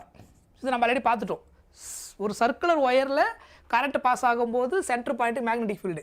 இது வந்து ஒரு ஒயரில் கரண்ட் பாஸ் ஆகும்போது இந்த டிஸ்டன்ஸில், இங்கே டிஸ்டன்ஸ் ஸ்டில் R தான். சர்க்குலர் கேஸுக்கு இது ரேடியஸு. ஸ்ட்ரைட் ஒயருக்கு இந்த பாயிண்ட்லேருந்து எவ்வளோ டிஸ்டன்ஸு? R distance. ஸோ ரெண்டுத்துக்குமே டிஸ்டன்ஸ் Rன்னு வந்ததுனால தான் ரெண்டுத்துலேயும் ஒரே R யூஸ் பண்ணியிருக்கிறேன். சொல்கிறது புரியுதா? அப்போ total magnetic field at that point அப்படின்னா இதை B1 B2ன்னு வச்சுப்போம். இப்போ இதை ஆட் பண்ணிங்கன்னா என்ன வரும்? What is B1 + B2? Total magnetic field B is equal to B1 + B2 total magnetic field at O. சரியா? இதை B1ன்னு எழுதி வச்சுக்கோங்க, கன்ஃபியூஷன் இல்லாமல் இருக்கும். சப்போஸ் இதை வந்து B1 இங்கே, ஓகேவா? ஸோ இப்போ இதை ஆட் பண்ணிங்கன்னா என்ன வரும்? mu naught I divided by 2 pi R plus mu naught I divided by 2R அப்படின்னு கிடைக்குமா? கரெக்ட்? இதில் எதை காமனாக எடுத்துக்கலாம் பாருங்கள். mu naught I divided by 2R காமனாக எடுத்துடலாம். mu naught I divided by 2R, mu naught I by 2R common. 1 by pi plus 1 அப்படின்னு கிடைக்கும். கரெக்டா? கிளியர்? ரைட், லைவ் தான் இது. ஸோ ஆப்ஷனில் என்ன இருக்குது பாருங்களேன். ஆப்ஷனில் எப்படி இருக்குதோ அதுக்கேற்ற மாதிரி இப்போ நம்ம ஆன்சர் கொண்டு வரணும். mu naught I divided by 2 pi R வந்திருக்கு, ஆனால் எங்கேயுமே 1 by piன்னு வரல ப்ராக்கெட்டில். அப்போ நம்ம என்ன பண்ணி ஆகணும்? இந்த பையை வந்து நியூமரேட்டரில் கொண்டு வர பார்க்கணும். அப்போ நம்ம இங்கே என்ன பண்ணுறோம்? டினாமினேட்டரில் ஆப்ஷன் என்ன வந்திருக்கு பாருங்கள். இந்த ரெண்டு கேஸில் தான் ப்ராக்கெட் டேர்ம் சேர்ந்து வந்திருக்குது. இது ரெண்டும் கண்டிப்பாக கிடையாது. இப்போ ஓகேவா? ஆல்மோஸ்ட் இது ஆன்சர் முடிஞ்சுது. இங்கே என்ன கிடையாது? நெகட்டிவும் கிடையாது. அதனால் இதுதான் ஆன்சர். ஆக்சுவலாக இந்த டேர்மை எப்படி கொண்டு வரது அப்படின்னா, இங்கே டினாமினேட்டரில் பை வந்திருக்குது, அங்கே நம்ம சால்வ் பண்ணதில் பை கிடையாது.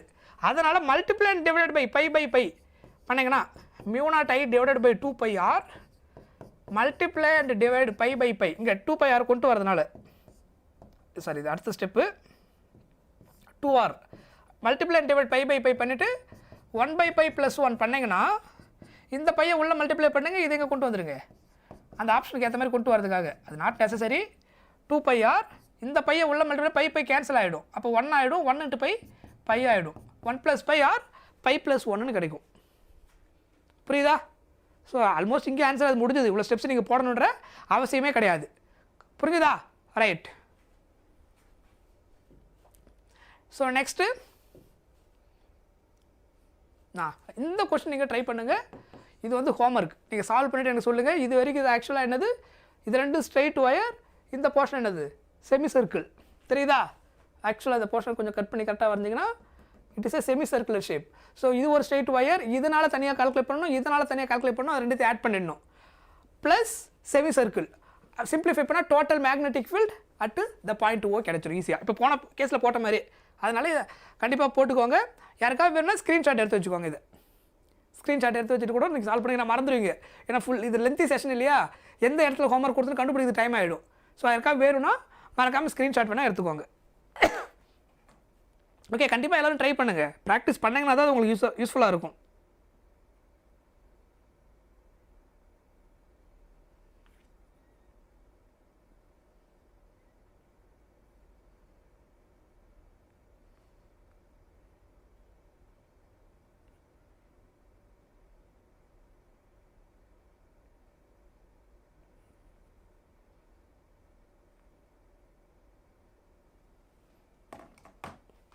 ரைட். ஸோ நெக்ஸ்ட்டு பார்க்க போகிறது magnetism and matter. It's small chapter 5 நமக்கு இது. கரெக்டாக? ஸோ மோஸ்ட்லி தியரி கான்செப்ட் தான், கொஞ்சம் ஃபாஸ்ட்டாகவே போயிடலாம் இதை. ஸோ இன்ட்ரொடக்ஷனில் நமக்கு ஆல்ரெடி தெரியும். இங்கே வந்து என்னென்னா மெயினாக சார்ஜில் வந்து பாசிட்டிவ் நெகட்டிவ் இருக்கும். இங்கே எப்படி இருக்கும்? North pole south pole. முக்கியமான ஒரு பாயிண்ட் என்னென்னா, சார்ஜ் வந்து மோனோபோல் எக்ஸிஸ்ட் என்ன அர்த்தம்? பாசிட்டிவ் சார்ஜும் நெகட்டிவ் சார்ஜும் நம்ம என்ன பண்ண முடியும்? செப்பரேட்டாக எடுக்க முடியும், பிரித்து காமிக்க முடியும். இது பாசிட்டிவ் சார்ஜ் நெகட்டிவ் சார்ஜ்னு. ஆனால் இங்கே என்ன ஆகாது? மோனோபோல்ஸ் டஸ் நாட் எக்ஸிஸ்ட். அப்படின்னா என்ன அர்த்தம்? நார்த்து போலையும் சவுத்து போலையும் எப்பவுமே பிரிக்க முடியாது. இப்போ ஒரு மேக்னெட் எடுக்கிறீங்கன்னா அந்த மேக்னெட்டை ரெண்டாக உடைக்கிறீங்க அப்படின்னா உடைச்சதுக்கப்புறம் திரும்ப அது என்ன ஆகும், ஒரு சைடு நார்த்து இன்னொரு சைடு சவுத்துன்னு ஆக்ட் ஆகும். மறுபடியும் அதை உடைச்சிங்கன்னா ஒரு சைடு நார்த்து இன்னொரு side south. You cannot separate north and south alone. அந்த மாதிரி பண்ண முடியாது. அந்த மாதிரி பண்ண முடிஞ்சால் மோனோபோல் எக்ஸிஸ்ட், பண்ண முடியாதனால மோனோபோல்ஸ் டஸ் நாட் எக்ஸிஸ்ட். ஸோ அதனால் பார் மேக்னெட் கேஸை பொறுத்த வரைக்கும் என்ன கிடையாது, மேக்னெட் கேஸை பொறுத்த வரைக்கும் monopole does not exist. Charge கேஸை பொறுத்த வரைக்கும் பாசிட்டிவ் நெகட்டிவ் செப்பரேட் பண்ண முடியும். புரியுதா? That is other one of the important அந்த டிஃபரன்ஸ் இதுக்கு அதுக்கும். பார் மேக்னெட் நமக்கு தெரியும், பேசிக் மேக்னெட் இது. ஸோ இங்கே நம்ம மெயினாக என்னென்னா solenoid act as a bar magnet, இல்லை bar magnet act as a solenoid அப்படின்னு நம்ம மென்ஷன் பண்ணுவோம். ஸோ அதுக்கப்புறம் அதுக்கு ரீசன்லாம் இந்த டயக்ராம் இல்லை நம்ம டெக்ஸ்ட் புக்கில் இந்த டயக்ராம் தான் இது. நான் முக்கியமான பாயிண்ட்டுக்கு மட்டும் டேரெக்டாக வந்துடுறேன். சரியா? ஸோ இதெல்லாம் நோட்ஸில் பார்த்துக்குவாங்க, மோஸ்ட்லி தேரி போர்ஷன் இது. அதுக்கப்புறம் potential energy formula um equal to minus m vector dot b vector. So minus mb sin theta vector formula எழுதுனீங்கன்னா minus m vector dot p vector. ஓகேவா? Potential energy stored in a magnetic field. So case calculate பண்ணும்போது formula என்னது, minus MB sorry இது cos theta, sorry dot product இல்லையா, இது minus MP cos theta, இது வந்து minus M vector dot B vector. So already இதில் பார்த்துருந்தோம், எலக்ட்ரோஸ்டாட்டிக்ஸில் பார்த்துருந்தோம் இல்லையா, U's equal to minus B vector dot E வெக்டார்னு பார்த்துருப்போம். இங்கே என்ன வரும், minus M vector dot B vector. அங்கே மைனஸ் பி காஸ் தீட்டா, இங்கே minus MP cos theta potential energy calculate பண்ணுறதுக்கு. ஸோ அதுக்கப்புறம் இந்த சிமிலாரிட்டி நீங்கள் கனெக்ட் பண்ண முடியும், அனாலஜி. அதாவது டைபோல், எலக்ட்ரிக் டைபோலுக்கும் மேக்னெட்டிக் டைபோலுக்கும் எப்படியெல்லாம் நம்ம இன்டர்லிங்க் பண்ணுறது, எப்படி ஈஸியாக கன்வெர்ட் பண்ணலாம்னா 1/ε0 நாட்டுக்கு பதிலாக மியூ நாட்டுன்னு மாற்றிடணும். இங்கே எலக்ட்ரிக் டைபோல் மொமெண்ட் பி, அங்கே என்னென்னு மாற்றிடணும் எம். ஸோ இப்போ இந்த ஃபார்முலாவிலே நீங்கள் ஈஸியாக அப்படி தான் கன்வெர்ட் பண்ணிடலாம். இங்கே minus M vector dot B vector, இதை நீங்கள் எலக்ட்ரிக் டைபோலுக்கு மாற்றணும்னா எம்முக்கு பதிலாக பின்னு மாற்றினா போதும். பிக்கு பதிலாக என்னது, இது பின்றது எலக்ட்ரிக் ஃபீல்டு, பின்றது மேக்னெட்டிக் ஃபீல்டு, ஈன்றது எலக்ட்ரிக் ஃபீல்டு. அப்போது எம்முக்கு பதிலாக பி, பிக்கு பதிலாக ஈன்னு மாற்றிங்கன்னா minus B vector dot E vector. அதனுடைய ஃபார்முலா ஈஸியாக கிடச்சிடும். அதான் it is what conversion. So electric dipole வரதுக்கு பதிலாக மேக்னெட் டைபோல் மாற்றிடலாம், எலக்ட்ரிக் ஃபீல்டுக்கு பதிலாக மேக்னெட்டிக் ஃபீல்டு மாற்ற முடியும். 1/ε0 பதிலாக மியூ நாட்டு. இந்த கன்வர்ஷன் நீங்கள் பண்ணிட்டீங்கன்னா டைபோல் டு டைபோல் ஈஸியாக என்ன பண்ண முடியும், ஃபார்முலா கண்டுபிடிச்சிட முடியும். ஸோ ஈக்குவட்டோரியல் கேஸ் ஃபார்முலா அவங்க என்ன வந்திருக்கு, minus P by 4πε R cube. Otherwise நம்ம என்ன எழுதிருப்போம், மைனஸ் கே அப்படி எழுதிருப்போம். இங்கே எப்சிலான் நாட்டை கன்வெர்ட் பண்ண போகிறோம், 1/ε0 பதிலாக மியூ நாட். இதிலிருந்து மேக்னட்டிசமுக்கு எப்படி எழுத முடியும், எந்த கேஸுக்கு, ஈக்குவட்டோரியல் பிளேனுடைய ஃபார் லார்ஜ் டிஸ்டன்ஸ் கேஸுக்கு என்னது எலக்ட்ரிக் ஃபீல்டு. இது மேக்னெட்டிக் ஃபீல்டுக்கு மாற்றணும்னா 1/ε0 பதிலாக மியூ நாட், பிக்கு பதிலாக எம் மாத்திர என்ன ஆகிடும், mu naught M by 4π R cube. அப்புறம் பிக்கு பதிலாக இங்கே இ இருக்கும், அங்கே பின்னு மாற்றிக்கணும். இதே மாதிரி on the axis torque case p cross c, பிக்கு பதிலாக இங்கே எம், இக்கு பதிலாக இங்கே பி, எலக்ட்ரிக் ஃபீல்டு, இங்கே என்னது magnetic field, electric dipole magnetic dipole. அதே மாதிரி minus B vector dot E vector minus M vector dot B vector. So அந்த கன்வர்ஷன் ஈஸியாக நீங்கள் பண்ணிட முடியும். அந்த ஃபஸ்ட் ஒன் ஃபார்முலா தெரிஞ்சிருந்தாலே போதும். அதுக்கப்புறம் Gauss law for magnetism. So என்னென்னா Gauss law of magnetism states that magnetic flux net magnetic flux through any closed surface is 0. இதுதான் ஆக்சுவலாக Gauss law for magnetism. Gauss law for எலக்ட்ரோஸ்டாட்டிக்ஸ், electricity இந்த பார்த்தோம் இல்லையா, அதில் என்ன வரும், flux phi is equal to total charge enclosed by epsilon naught, phi equal to Q by epsilon நாட்னு கிடைக்கும். அது காஸ் லா ஃபார் இது எலக்ட்ரோஸ்டாட்டிக்ஸில்.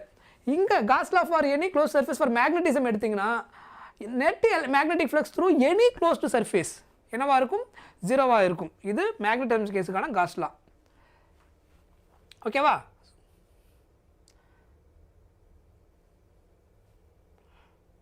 அதுக்கப்புறம் மேக்னடைசேஷன் ஒரு கான்செப்ட் நம்ம யூஸ் பண்ணுவோம். Net magnet dipole moment per unit volume. Net magnetisation அப்படின்றது இதில் ஸ்பெஷலாக நம்ம யூஸ் பண்ணக்கூடிய டேர்ம். சரியா? மேக்னடைசேஷன் என்ன பண்ணுவோம் அப்படின்னா, ஒரு மெட்டீரியல் வந்து மேக்னெட்டிக் ஃபீல்டு இருக்கக்கூடிய மெட்டீரியல் இடத்துல வைக்கும்போது அந்த மெட்டீரியல் என்ன மேக்னடைஸ் ஆக ஆரம்பிக்கும். சிம்பிளாக நீங்கள் எடுத்துக்கலாம். சொலினாய்டு ஷேப்பில் வந்து கரண்ட் பாஸ் ஆகுது ஒரு சொலினாய்டு ஷேப்பில், அதனால் மேக்னெட்டிக் ஃபீல்டு ப்ரொடியூஸ் ஆகுது. இன்சைடில் வந்து ஒரு அயன் ராடை இன்சர்ட் பண்ணுறீங்க. அப்போ அயன் என்ன ஆக ஆரம்பிக்கும், மேக்னெட்டாக மாற ஆரம்பிக்கும். ஏன்னா ஆல்ரெடி அங்கே மேக்னெட்டிக் ஃபீல்டு ப்ரெசென்ட் ஆகிருக்குது டியூ டு கரண்ட் சொலினாய்டில் பாஸ் ஆனதுனால. அயன் ராடு வந்து அது நார்மலாக மேக்னெட்டிக் மெட்டீரியல், அதை நம்ம இன்சர்ட் பண்ணதுக்கப்புறம் அது என்னவா மாறுது, மேக்னெடைஸ் ஆக ஆரம்பிக்குது, மேக்னெட்டிக் மெட்டீரியலாக மாற ஆரம்பிக்குது. ஸோ எந்த அளவுக்கு அது மேக்னெட்டிக் மெட்டீரியலாக மாறுதோ அதுதான் என்னது, மேக்னடைசேஷன். சொல்கிறது புரிஞ்சுதா? ஸோ அதை தான் அது எப்படி கால்குலேட் பண்ணுறோம், net magnet dipole moment developed per unit volume of the material is called magnetization. புரியுதா? அதுக்கப்புறம் அது நம்ம முக்கியமான 3 கேசஸ் பார்ப்போம். இதில் டயாமேக்னெட், பாராமேக்னெட், அப்புறம் ஃபெரோமேக்னெட் 3 கேஸ் பார்ப்போம். இதில் சசப்டபிலிட்டி அப்படின்னு ஒரு முக்கியமான நம்ம ஒரு ரிலேஷன் இங்கே பார்த்துருப்போம்.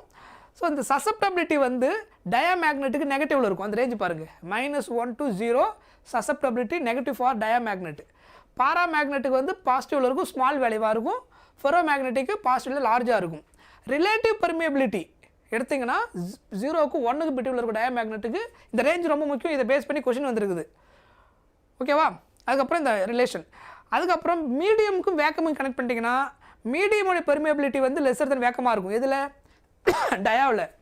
பாராவில் என்ன இருக்கும், கிரேட்டராக இருக்கும். இதில் வெரி வெரி கிரேட்டராக இருக்கும். அதுக்கப்புறம் டயாமேக்னட்டிசமுடைய அந்த முக்கியமான ப்ராப்பர்ட்டி இதில் மெயினாக என்ன அப்படின்னா சொல்லியிருந்தேன் இல்லையா, இது வந்து நெகட்டிவ், இது வந்து நெகட்டிவ் அண்டு ஸ்மால். சசப்டபிலிட்டி வந்து negative and small less than 0வாக இருக்கும். அதுக்கப்புறம் ரிலேட்டிவ் பெர்மியபிலிட்டி வந்து பாசிட்டிவாக இருக்கும் and also less than 1, positive and less than 1. சரியா? இது லெஸ் தென் 0, அந்த டிஃபரன்ஸ் நல்லா புரிஞ்சுங்க. இது ரிலேட்டிவ் பெர்மியபிலிட்டி, இது வந்து சசப்டபிலிட்டி. ஆக்சுவலாக இந்த ரிலேட்டிவ் பெர்மியபிலிட்டி சசப்டபிலிட்டி ஒரு ரிலேஷன் இருக்குது. என்னென்னா, ஸோ இங்கே நான் அதை எழுதுறது, μr relative permeability μr equal to 1 plus susceptibility. That is the relation between susceptibility into susceptibility-க்கும் relative permeability உள்ள ரிலேஷன். 1 plus susceptibility தான் எதுக்கு ஈக்குவல், μrக்கு ஈக்குவல். ஸோ அதிலிருந்து தான் நம்ம அதை டிரைவ் பண்ணியிருப்போம். மீன்ஸ் அந்த செகண்ட் கேஸ் சசப்டபிலிட்டியிலிருந்து. ரைட். இதில் முக்கியமான பாயிண்ட் என்னென்னா, diamagnetic materials placed external magnetic ஃபீல்டாக இருந்தால் த ஃபீல்டு லைன்ஸ் வந்து rippled or expelled to the field inside the material is reduced. ஓகேவா? ஒரு எக்ஸ்டர்னல் மேக்னெட்டிக் ஃபீல்டு, அதாவது டயாமேக்னெட்டிக் மெட்டீரியல் வச்சிங்கன்னா, சப்ஸ்டன்ஸ் வச்சிங்கன்னா என்ன நடக்கும், ஃபீல்டு லைன்ஸ் வந்து என்ன ஆகும், ரிப்பிள் ஆகும். see here, இந்த ஃபீல்டு லைன்ஸ் ரிப்பிள் ஆகும், இன்சைடில் பாஸ் ஆகிற ஃபீல்டு லைன்ஸ் குறையும். இதில் டயாமேக்னெட்டிக் மெட்டீரியலில் இது அதனுடைய ப்ராப்பர்ட்டி. இதுவே நீங்கள் இது அதுக்கப்புறம் முக்கியமான என்னென்ன அந்த எக்ஸாம்பிள் மெட்டீரியல் டயாமேக்னெட்டிக் என்னென்ன எக்ஸாம்பிள் முக்கியமானது அப்படின்னு பார்த்தீங்கன்னா, bismuth, copper, diamond, gold, lead, mercury, silver, silicon, nitrogen, water and sodium chloride. இது எல்லாமே முக்கியமான என்னது டயாமேக்னெட்டிக் மெட்டீரியலுக்கான எக்ஸாம்பிள். ஸோ அதை நல்லா தெரிஞ்சு வச்சுக்கோங்க. சரியா? Don't forget. அதுக்கப்புறம் இங்கே ஒரு ஸ்பெஷல் ப்ராப்பர்ட்டி என்னென்னா, சூப்பர் கண்டக்டர்ஸ். ஸோ இதையும் நோட் பண்ணி வச்சுக்கோங்க. Superconductors exhibits perfect diamagnetism. Perfect டயாமேக்னட்டிசம்னா என்ன அர்த்தம், what is the meaning of perfect டயாமேக்னட்டிசம்னா, டயாமேக்னெட்டிக் மெட்டீரியலோட சசப்டபிலிட்டி என்னவாக இருக்குன்னு சொல்லியிருந்தேன், -1 to 0 அந்த நெகட்டிவ் ரேஞ்சில் இருக்கும். எக்ஸாக்டாக எதுக்கு எக்ஸாக்டாக -1 எப்போ இருக்கும் அப்படின்னா, it act as a super conductor. Diamagnetic substance material வந்து சூப்பர் கண்டக்டர் ஆக்ட் ஆச்சுன்னா சசப்டபிலிட்டி வேல்யூ எக்ஸாக்டாக எதுக்கு ஈக்குவலாக இருக்கும், -1க்கு ஈக்குவலாக இருக்கும். ரிலேட்டிவ் பெர்மியபிலிட்டி என்னவாயிடும், 0 ஆகிடும். ஏன் ரிலேட்டிவ் பெர்மியபிலிட்டி 0 ஆகிடுன்னு சொல்லியிருந்தேன், ஏன் 0 ஆகிடும், பிகாஸ் μr எதுக்கு ஈக்குவல் 1 plus susceptibility. அப்போ இது எக்ஸாக்டாக -1னா +1 -1 என்ன ஆகிடும், 0 ஆகிடும். ஸோ இது எப்போ சூப்பர் கண்டக்டராக இருக்கும்போது, that is a condition. Exactly equal to -1 இருந்துச்சுன்னா it act as a super conductor, that is a condition. These are metals to very low temperature which exhibits both perfect conductivity and diameter. ரெண்டு property super கண்டக்டர்ஸில் இருக்கும். Perfect கண்டக்டராக இருக்கும். Perfect கண்டக்டர்னா என்ன அர்த்தம், almost resistance 0, அதான் அதோடைய meaning.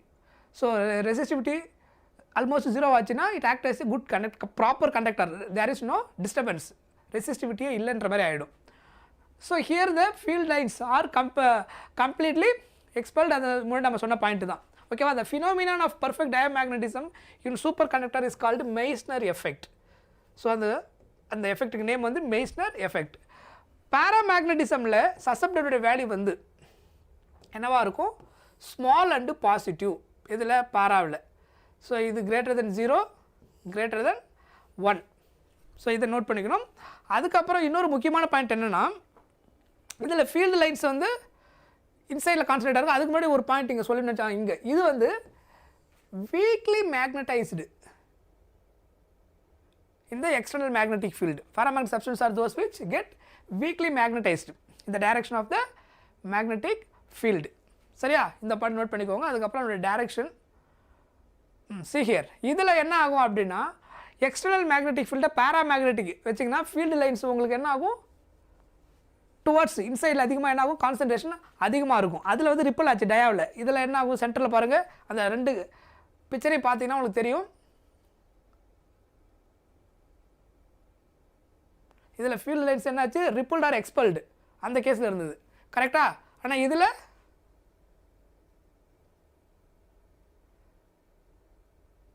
Field lines எப்படி இருக்குது பாருங்கள், இன்சைடில் அதிகமாக இருக்குது, கான்சன்ட்ரேஷன் ஜாஸ்தியாக இருக்குது. புரியுதா? தட் இஸ் அதனுடைய நேச்சர். அதுக்கப்புறம் இதுக்கான எக்ஸாம்பிள் பாருங்கள். Aluminium, sodium, calcium, chromium, lithium, magnesium, oxygen, copper chloride, platinum, tungsten, niobium. So இதெல்லாம் இந்த நேம் எல்லாம் கண்டிப்பாக ஞாபகம் வச்சுக்கணும். இதில் கொஷின்ஸ் எல்லாமே டேரெக்டாக மோஸ்ட்லி தியரி பேஸ்டு கொஷின்ஸ் தான் இருக்கும். வெரி ஃபியூ ஃபார்முலாஸ் தான் நமக்கு இதில் இருக்குது. சரியா? அதுக்கப்புறம் ferro magnetism. So ferro magnetism substance those which get strongly magnetised. பேரா வந்து வீக்லி மேக்னடைஸ்டு, இது என்னது, ஸ்ட்ராங்லி மேக்னடைஸ்டு. அதுக்கப்புறம் இதனுடைய டெண்டன்சி என்னென்னு பார்த்தீங்கன்னா, week magnetic region to strong magnetic field. ஆக்சுவலாக அதில் அந்த பாயிண்ட் அதுலேயும் இருக்கும். டயா வந்து stronger to weaker, strong magnetic field to weaker magnetic field டைரக்ஷனில் இருக்கும். எது, டயா. பாராமேக்னெட்டும் ஃபெரோ மேக்னெட்டும் ரெண்டுமே வீக் டு ஸ்ட்ராங் தான் மூவ் ஆகும், அது லோ டு ஹை அப்படி தான் மூவ் ஆகும்.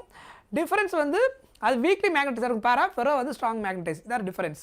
சரியா? ஸோ இது weak magnetic field to strong magnetic field. பாராவும் வீக் டு ஸ்ட்ராங் தான், ஃபெரோவும் வீக் டு ஸ்ட்ராங் தான். டயா தான் என்னது, ஸ்ட்ராங் டு வீக்காக இருக்கும். ஸோ அந்த பாயிண்ட்டை நோட் பண்ணி வச்சுக்கோங்க. அது பாயிண்ட் அதில் இருக்குது, அதை நான் ஹைலைட் பண்ண மறந்துட்டேன். சரியா? அதை நோட் பண்ணிக்கோங்க. ரைட். அதுக்கப்புறம் சம் ஃபெரோ மேக்னெட்டிக் மெட்டீரியல்ஸ் இதில் கொடுத்துருக்க பாருங்கள். இதில் ரெண்டு கேஸ் நம்ம பார்ப்போம். இதில் என்ன அப்படின்னா, இதில் வந்து it depends on the temperature. டெம்பரேச்சர்னால இது அஃபெக்ட் ஆகும். எது, டயா வந்து நம்ம டெம்பரேச்சரில் டிஸ்கஸ் பண்ண மாட்டோம். பாரா அண்ட் ஃபெரோ வந்து டெம்பரேச்சரால் அஃபெக்ட் ஆகும். ஸோ ஃபெரோ மேக்னெட்டிக் மெட்டீரியல் நீங்கள் டெம்பரேச்சர் அதிகமாக ப்ரொவைட் பண்ணிங்கன்னா அது வீக்லி மேக்னெட்டிஸாக மாற ஆரம்பிக்கும்.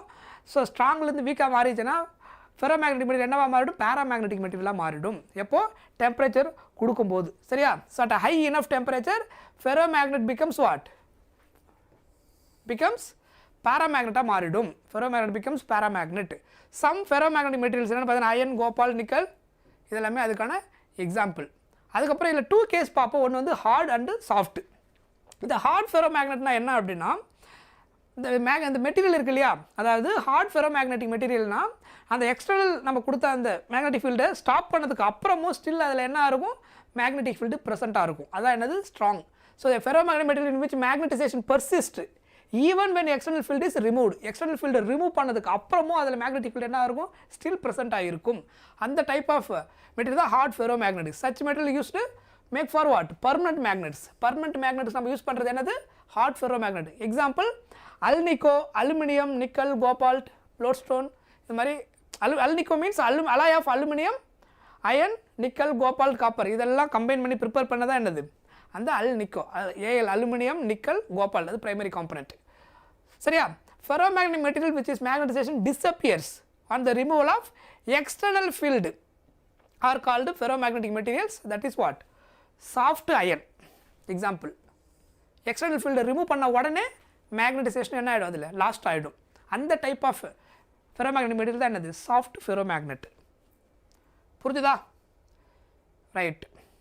ஸோ சொல்லியிருந்தேன் இல்லையா, நம்ம முன்னாடியே இந்த கேஸில் இப்போ நான் பார்த்தோம் இல்லையா, அதை வச்சு நீங்கள் ஈஸியாக ஆன்சர் சொல்லிட முடியும். ஓகேவா? ஸோ இதை ஆல்ரெடி நம்ம ஒர்க் அவுட் பண்ணியிருக்கிறோம்.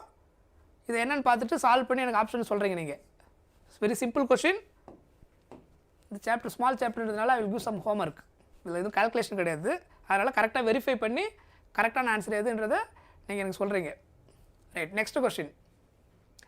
An iron rod of susceptibility 599 is subject to a magnetization field 1200 ampere per meter. The permeability of the material என்னன்னு கேட்டிருக்காங்க. ஆக்சுவலாக இது என்னன்னா கொஸ்டினில் என்னென்ன கொடுத்துருக்குறாங்க, மேக்னடைசேஷன் ஃபீல்டு கொடுத்துருக்குறாங்க 1200 ஆம்பியர் per மீட்டர். இது ஆக்சுவலாக ஃபார்முலா ரிலேட்டட் தான். சசப்டபிலிட்டி கொடுத்துட்டாங்க.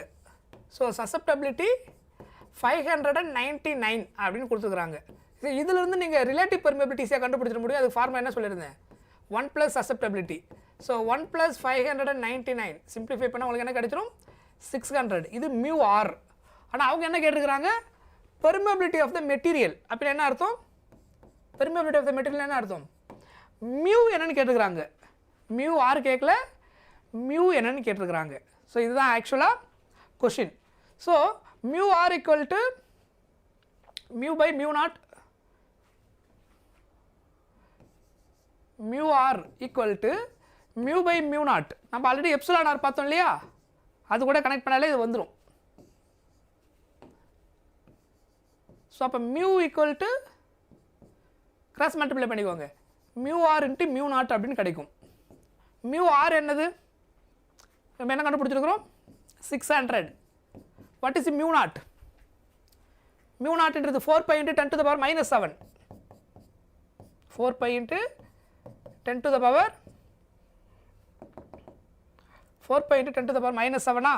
ஸோ இந்த 20 கேன்சல் பண்ணிக்கோங்க. ஸோ இப்போ இங்கே ரிமைனிங் எல்லாம் இருக்கும் 10⁻⁻5ன்னு இருக்கும். கரெக்டாக?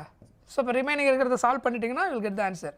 ஸோ 6 × 424 இன்ட்டு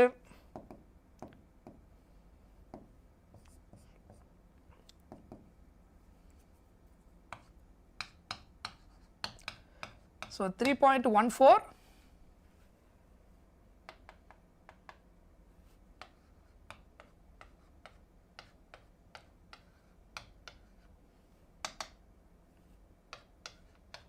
ஸோ இதை ஃபர்தராக சால்வ் பண்ணிங்கன்னா என்ன ஆன்சர் வரும். ஸோ ஆன்சர் ஆப்ஷனில் பையிலே வந்திருக்கா, ஐ திங்க் அது தேவையில்லை. இப்போ சாரி, ஆப்ஷன் ஒரு தடவை செக் பண்ணுங்கள். இந்த ஸ்டெப்பு ஆக்சுவலாக பை வேல்யூ நீங்கள் சப்ஸ்டிட் பண்ணவே தேவையில்லை. 6 × 4 ஆக்சுவலாக என்ன வருது, 24 pi × 10⁻⁻5. கரெக்டா? ஸோ அப்போ இங்கே எல்லாமே 2.4ன்னு இருக்கு இல்லையா, அப்போது இதிலேருந்து 2 பாயிண்ட் கொண்டு வந்தீங்கன்னா என்ன ஆகிடும், ஒரு மைனஸ் ஒன்று கொண்டு வந்தீங்கன்னா 2.4ன்னு ஆகிடும்.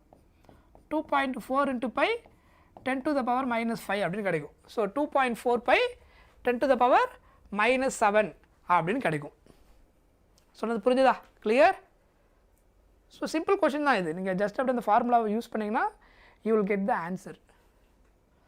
இது என்ன கொடுத்துருக்காங்க பாருங்க, solenoid 1200 tons is wound uniformly in single layer of glass tube 2 meter long and 0.2 meter in diameter. The magnetic intensity at the center of the solenoid when the current of 2 amps அப்படின்னு கேட்டிருக்கிறாங்க.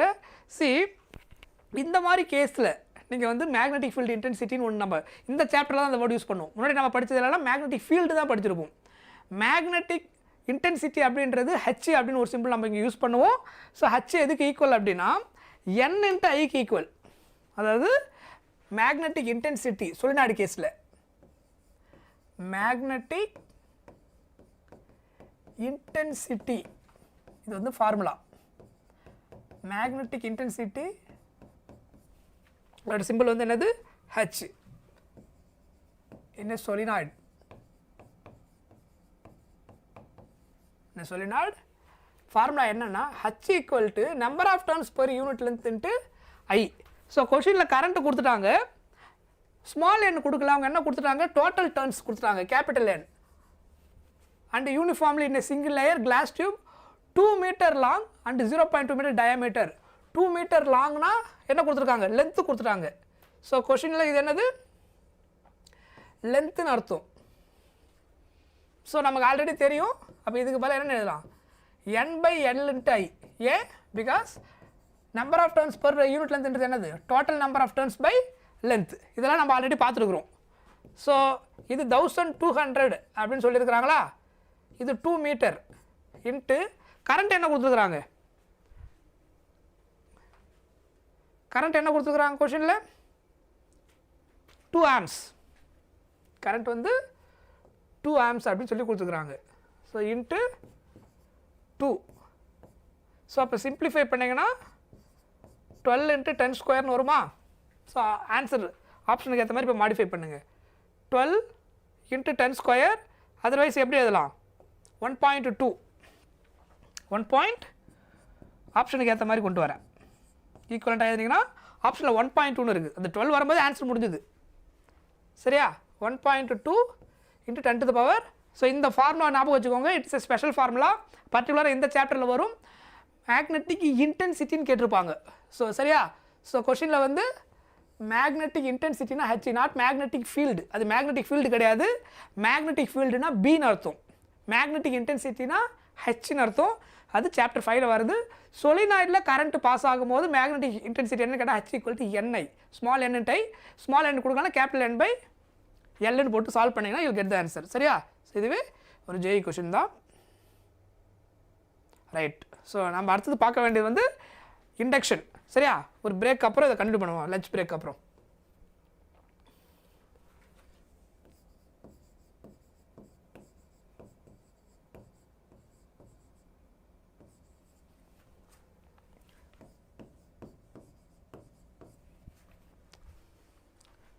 So will continue at 4 o'clock. சரி, அப்போ time 3 ஆகுது. 4 o'clock start continue பண்ணுவோம்.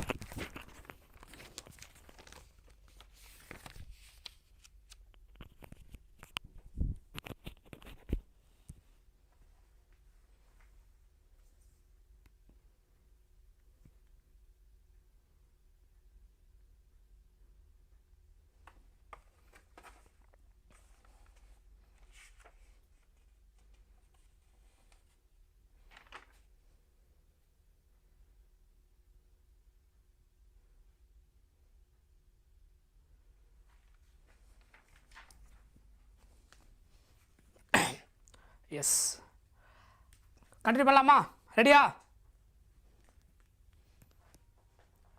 பிபிடியா? S, கண்டிப்பாக PPT இருக்கும். Class முடிஞ்சதுக்கப்புறம் உங்களுக்கு அந்த லிங்க் அனுப்புவாங்க. ஸோ நம்மளுடைய டெலகிராம் சேனல்லையும் நீங்கள் டவுன்லோட் பண்ணிக்கலாம். இல்லைனா நம்ம கமெண்ட் பாக்ஸில் வந்து அந்த லிங்க், டிஸ்கிரிப்ஷன் லிங்க் அனுப்புவாங்க, பிடிஎஃப் லிங்க்கு. ஸோ நீங்கள் அதில் கூட டவுன்லோட் பண்ணிக்கலாம். ஓகேவா? ஸோ கண்டிப்பாக இந்த செஷனுடைய ஃபுல் பிடிஎஃப் உங்களுக்கு கிடைக்கும். ரைட். ஸோ நம்ம இது வரைக்கும் என்ன முடிச்சிருக்கிறோம் அப்படின்னா சாப்டர் 5 வரைக்கும் முடிச்சிருக்கோம். மேக்னட்டிசம் அண்டு மேட்டர் முடிச்சிட்டோம். ஸோ இப்போ நம்ம பார்க்க வேண்டியது எலக்ட்ரோமேக்னெட்டிக் இண்டக்ஷன், அதுக்கப்புறம் ஏசி கரண்ட், EM வேவ்ஸ். இது முடித்தா வால்யூம் 1 நம்ம முடிஞ்சிடும். கரெக்டாக போகலாமா?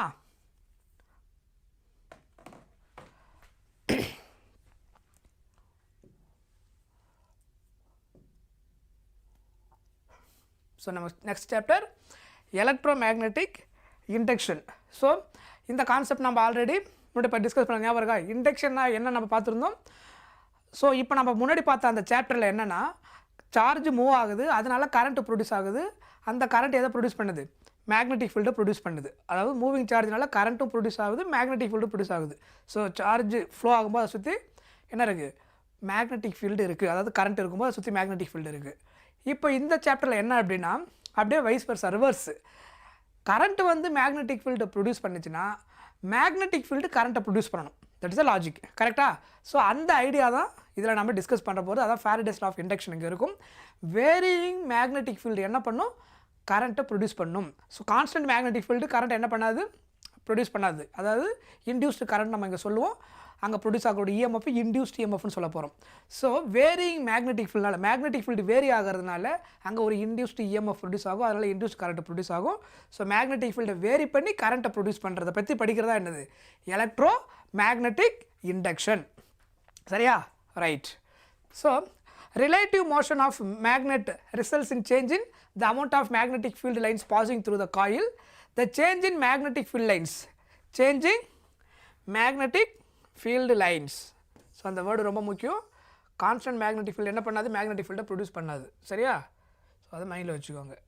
Change in magnetic field lines results in induced EMF.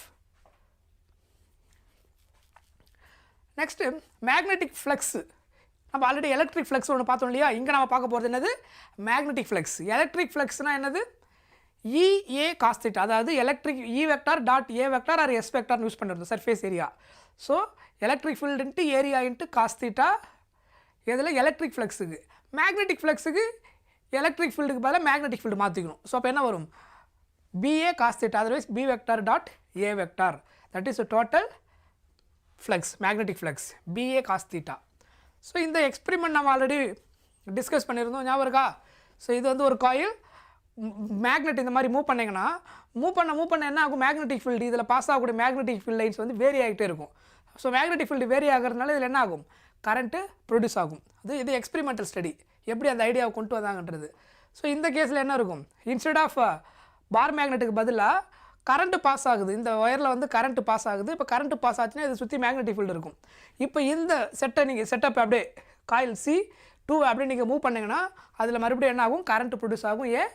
ஏன்னா கரண்ட் பாஸ் ஆகும்போது சுற்றி மேக்னெட்டிக் ஃபீல்ட் லைன்ஸ் ப்ரொடியூஸ் ஆகும். டுவர்ட்ஸ் நீங்கள் மூவ் பண்ணும்போது வேரியிங் மேக்னெட்டிக் ஃபீல்டு அதில் பாஸ் ஆகும். ஸோ அதனால் அங்கே கரண்ட் ப்ரொடியூஸ் ஆகும். ஸோ போன எக்ஸ்பெரிமெண்ட்டில் பார் மேக்னெட்டு, இதில் என்ன பண்ணுறோம்? கரண்ட்டை பாஸ் பண்ணி அதனால் ப்ரொடியூஸ் ஆகக்கூடிய மேக்னெட்டிக் ஃபீல்ட் லைன்ஸ் எதை ப்ரொடியூஸ் பண்ணி? இன்டியூஸ்டு கரண்ட்டாக அதில் ப்ரொடியூஸ் பண்ணுது இன்னொரு காயிலில். கரெக்டாக? That is other experimental study. அதுக்கப்புறம் பார்த்தீங்கன்னா இதை வந்து மூவ் பண்ணாமலேயே அதில் எப்படி இன்டியூஸ் பண்ணுறது, அதுதான் நம்ம இதில் பார்க்குறது. ஸோ இப்போ இதில் கரண்ட்டு பாஸ் ஆகுது. சுவிட்ச் ஆன் பண்ணிங்கன்னா சுவிட்சை ஆன் பண்ண உடனே இப்போ வந்து மேக்னெட்டிக் ஃபீல்டே கிடையாது, ஏன்னா இதில் கரண்ட்டே பாஸ் ஆகலை. சுவிட்சை ஆன் பண்ண உடனே இதில் என்ன ஆகுது? கரண்ட் பாஸ் ஆன உடனே இதில் வேரியிங் மேக்னெட்டிக் ஃபீல்டு ப்ரொடியூஸ் ஆகுது. ஏன்னா மேக்னெட்டிக் ஃபீல்டு இப்போ சுவிட்ச் ஆன் பண்ண உடனே கரண்ட் பாஸ் ஆகுது. ஸோ அந்த பர்டிகுலர் டைம் பீரியடில் என்ன ஆகுது? மேக்னெட்டிக் ஃபீல்டு ப்ரொடியூஸ் ஆகுது. சடனாக இதில் என்ன ஆகுது? கரண்ட் பாஸ் ஆகுது. Galvanometer shows deflection. எவ்வளோ கரண்ட் பாஸ் ஆச்சோ அதுக்கேற்ற மாதிரி டிஃப்ளெக்ஷன் காமிக்கும். அதுக்கப்புறம் இந்த சுவிட்ச் கீ வந்து ஆன்லேயே இருந்துச்சுன்னா அதுக்கப்புறம் என்ன ஆகாது? இதில் கரண்ட் டிஃப்ளெக்ஷன் காமிக்காது. ஏன்? கண்டினியூஸ் ஆனில் இருந்தால் கான்ஸ்டன்ட் மேக்னெட்டிக் ஃபீல்டு அதில் பாஸ் ஆகும். அது வேரியிங் மேக்னெட்டிக் ஃபீல்டு கிடையாது. ஸோ கான்ஸ்டண்ட்டாக இருக்கும். திரும்ப சுவிட்சை ஆஃப் பண்ணிங்கன்னா என்ன ஆகும்? ஆப்போசிட் டைரக்ஷன் டிஃப்ளெக்ஷன் நடக்கும். ஏன்னா கான்ஸ்டன்ட் மேக்னெட்டிக் ஃபீல்டுலேருந்து 0 ஆக ஆரம்பிக்குது. ஸோ அப்போ அதுவும் வேரியிங் மேக்னெட்டிக் ஃபீல்டு தான். மேக்னெட்டிக் ஃபீல்டு வேரிங்கிறது அது இன்க்ரீசிங் ஆர் டிக்ரீசிங் எது வேணாலும் இருக்கலாம். சரியா? ஸோ இதெல்லாம் நம்ம முன்னாடி பார்த்தா அந்த எக்ஸ்பிரிமெண்ட். அதுக்கப்புறம் Faraday's law of induction, induced EMF, the magnitude of the induced EMF in a circuit is equal to the time rate of change in magnetic flux through the circuit minus d phi by dt. இதான் என்னது induced EMF formula. Flux changes with respect to time, that is called induced EMF, is equal to minus d phi by dt. கரெக்டா? அதுக்கப்புறம் if n number of turns இருந்துச்சுன்னா minus n into d phi by dt போடுவோம். அதாவது single turns இருந்தால் induced EMF formula வந்து minus d phi by dt. So n number of windings இருக்கும்போது formula என்ன induced EMF minus n into d phi by dt. இதில் negative sign indicates the direction of induced EMF, hence the direction of current in a closed loop. அந்த negative எதை மீன் பண்ணுது induced EMF டைரக்ஷனை mention பண்ணுது. சரியா? Right. அதுக்கப்புறம் induced EMF increases when the number of turns in a coil increases. So number of turns அதிகமாச்சுன்னா induced EMF increase ஆகும். கரெக்டாக? So இது முக்கியமான ரிலேஷன், இதை கரெக்டாக நோட் பண்ணி வச்சுக்கோங்க. இதில் என்னென்னா ஆவரேஜுக்கும் இன்ஸ்டன்டேனியஸும் நம்ம கனெக்ட் பண்ணுறோம். இது வந்து ஆவரேஜ் induced EMF எடுத்திங்கன்னா நமக்கு என்ன யூஸ் பண்ணுவோம்னா டெல்டான்னு யூஸ் பண்ணுவோம். நமக்கு மேக்னிட்யூட் கால்குலேட் பண்ணுறோம். n இன்ட்டு டெல்டா ஃபை பினா என்ன அர்த்தம்? Magnetic flux. ஃபை பினா ஃபைனா நம்ம ஃப்ளக்ஸுக்கு யூஸ் பண்ணுற simple. Phi B means magnetic flux. So number of turns into del phi b by delta t, delta phi by delta t. இது என்னது? Average induced EMF. இதுவே இன்ஸ்டன்டேனியஸாக இருந்தால் என்ன வரும்? இன்ஸ்டன்டேனியஸ்னா டிஃப்ரென்ஷியேஷன். சரியா? நம்ம அதை தான் மென்ஷன் பண்ணுவோம். So n into d phi by dt, that is differentiation. அதுக்கப்புறம் இதிலிருந்து எப்படி கரண்ட்டை கால்குலேட் பண்ணுறது? சி இஎம்எஃப்ன்றதும் என்னென்னு சொல்லியிருந்தேன், it is a potential difference. That also unit என்னது? அதுக்கும் வோல்டேஜ். இஎம்எஃப்னா electromotive force, it is not a force, it is a potential difference. அதனுடைய யூனிட் என்னது? வோல்ட்டு தான். ஸோ ஓம்ஸில் நம்ம அப்ளை பண்ணும்போது I equal to V by R, விக்கு பதிலாக இஎம்எஃப் கொடுத்துருந்தாங்கன்னா E பை ஆர்னு எழுதணும். ஈன்றது என்னது? EMF also voltage. So current I is equal to V by R, otherwise EMF instead of voltage பதிலாக இஎம்எஃப்ல கொடுத்துருந்தாங்கன்னா EMF also potential difference. So I equal to E by R, EMF by ஆர்னு எழுத முடியும். சரியா? புரிஞ்சுதா? அப்போ ஆவரேஜ் கரண்ட்னு எழுதும்போது என்ன யூஸ் பண்ணணும்? Voltage by resistance. இங்கே இஎம்எஃப் வோல்டேஜ் இருந்து இங்கே EMF, average EMF by R. Average EMF எதுக்கு equal? n into delta phi by delta டிக்கு ஈக்குவல். அதுக்கப்புறம் அடுத்தது சார்ஜ் கூட கனெக்ட் பண்ணிங்கன்னா இதெல்லாமே இன்டர்லிங்க் ஃபார்முலா. ஒரு ஃபார்முலா இன்னொரு ஃபார்முலா எப்படியெல்லாம் கனெக்ட் பண்ணுவோம், ப்ராப்ளமுக்கு ஏற்ற மாதிரி எதை யூஸ் பண்ணணுன்றது தெரியணும். Delta Q equal to charge எதுக்கு equal? Current into time. I equal to Q by T. அப்போது Q equal to I into T. அப்போ இங்கே average current into delta T எதுக்கு ஈக்குவல்? டெல்டா கியூக்கு ஈக்குவல். டெல்டா கியூக்கு equal. சொல்கிறது புரியுதா? Change in charge இதெல்லாமே ஆவரேஜ் கூட கனெக்ட் பண்ணும்போது. அப்புறம் delta Q equal to average கரண்ட்டுக்கு பதிலாக என்ன எழுதலாம்? n into delta phi by delta டின்னு. ஏன்னா டெல்டா டி கேன்சல் ஆகிடும். என்ன கிடைக்கும்? n into delta phi B by R. So ஒரு ஃபார்முலாவிலிருந்து ஆல்ரெடி நமக்கு தெரிஞ்ச அந்த பேசிக் ஃபார்முலா இன்டர்லிங்க் பண்ணால் எப்படி வரும் அதை தான் உங்களுக்கு கொடுத்துருக்கேன். Total charge flow in a circuit. So அந்த சர்க்யூட்டில் இன்டியூஸ்ட் இஎம்எஃப் கேஸில் பாஸ் ஆகக்கூடிய டோட்டல் சார்ஜ் எப்படி கால்குலேட் பண்ணுறது கேட்டாங்கன்னா ஆவரேஜ் கேஸில் this is a formula. Delta Q equal to n into delta phi B by R resistance. இதுவே இன்ஸ்டன்டேனியஸ்ன்னு எடுத்திங்கன்னா இன்ஸ்டன்டேனியஸ் எடுக்கும்போது இங்கே என்ன ஆகும்? இன்ஸ்டன்டேனியஸ் அதே கேஸ் தான். டெல்டாவுக்கு பதிலாக என்ன போட்டுப்பீங்க? டி ஃபை பை டிடி அப்படின்னு போட்டுப்பீங்க. சரியா? ஸோ டிக்யூ டெல்டா கியூ பதிலாக இங்கே DQ instantaneous current into DT. So DQ equal to n into D phi by DD, that is instantaneous charge. சரியா? ரைட். Next Lenz law. லென்ஸ்லா வந்து நம்ம எதுக்கு யூஸ் பண்ணுவோம்? டைரக்ஷனை கண்டுபிடிக்கிறதுக்கு. The polarity of induced EMF is such that tends to produce a current which opposes the change in magnetic flux that produced it. So formula E is equal to EMF E equal to minus n into d phi by dt. So இது நம்ம முன்னாடி பார்த்தது. So இது நம்ம எதுக்காக use பண்ணுவோம்னா டைரக்ஷனை calculate பண்ணுறதுக்கு. See here, இப்போது இது வந்து ஒரு பார் மேக்னெட். ஸோ இது வந்து நார்த்து போல் சவுத்து போல். நீங்கள் என்ன பண்ணுறீங்க? பார் மேக்னெட்டை வந்து டுவர்ட்ஸ் இந்த காயில், சர்க்குலர் காயில் இருக்குது, டுவர்ட்ஸ் நீங்கள் மூவ் பண்ணும்போது இது நார்த்து இது சவுத் போலாக இருந்தால் நார்த்து இருக்கு இல்லையா, அந்த டைரக்ஷன் அந்த பொலாரிட்டி இருக்கிறத நீங்கள் டுவர்ட்ஸ் மூவ் பண்ணிங்கன்னா இதில் இன்டியூஸ் ஆகிற கரண்ட்டோட டைரக்ஷன் எப்படி இருக்கும்? ஆன்டி கிளாக் வைஸ் டைரக்ஷன் இருக்கும். சி ஹியர், இது ஆன்டி கிளாக் வைஸ் டைரக்ஷன். இது அப்படியே கனெக்ட் பண்ணிங்கன்னா எப்படி போகும்? Anticlockwise, north. சொல்கிறது புரியுதா? Right.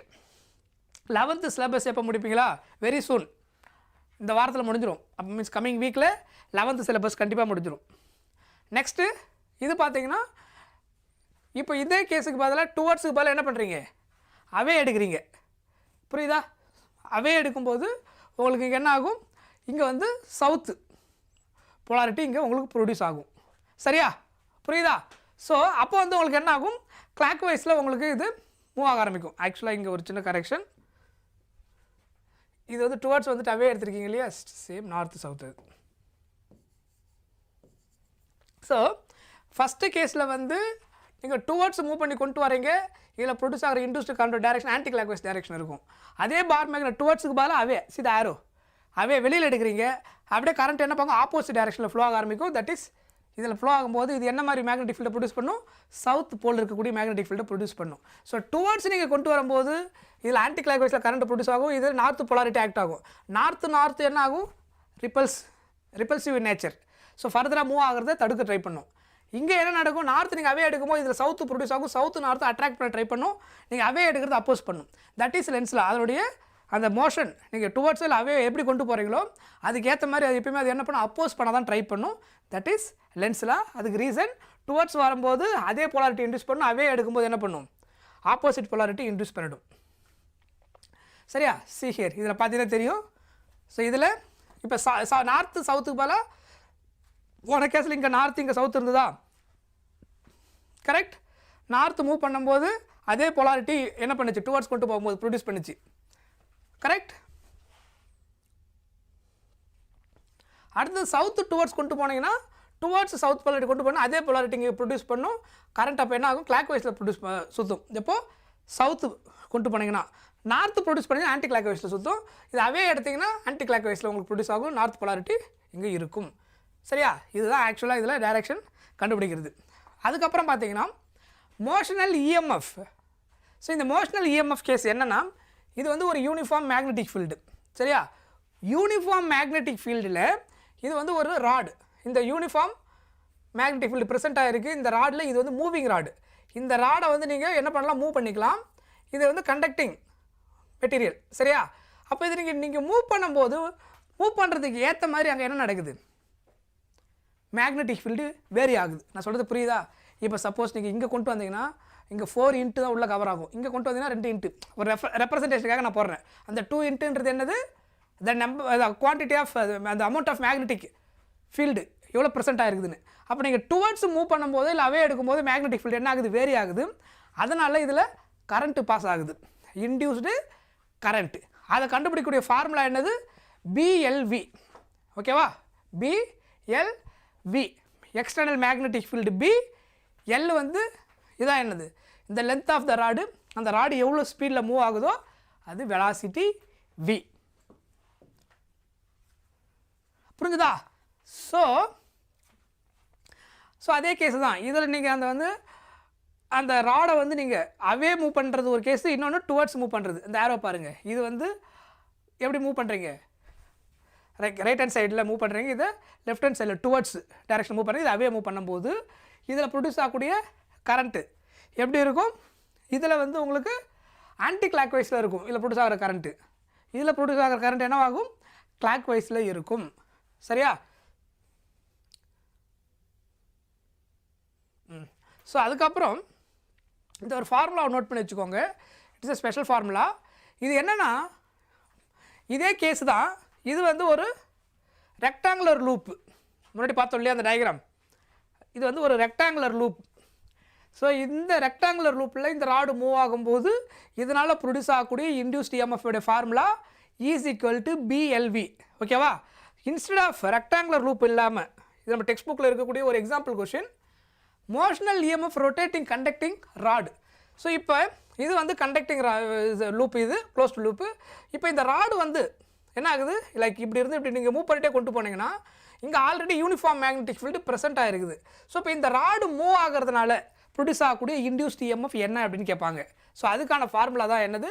half of b omega r square. இங்கே ஆறுன்றது நீங்கள் ரேடியஸ்னு எடுத்துக்கலாம், otherwise length of the rod. So இதான் அந்த ராடோடைய லென்த்து. ஸோ இதான் இப்படி மூவ் ஆகும்போது அப்போ அது எவ்வளோ மேக்னெட்டிக் ஃபீல்டை வந்து இப்போ மீன்ஸ் கவர் பண்ணிட்டு போகுது, அதுக்கு ஏற்ற மாதிரி என்ன ஆகும், இன்டியூஸ்டு அந்த இஎம்எஃப் இருக்கும். ஸோ அதனுடைய formula half of b omega r square. So முன்னாடி பார்த்த கேஸ் வந்து பிஎல்வி, அது வந்து நார்மலாக ரெக்டாங்குலர் லூப்பில். இது வந்து half of b omega r square, it is related to angular velocity.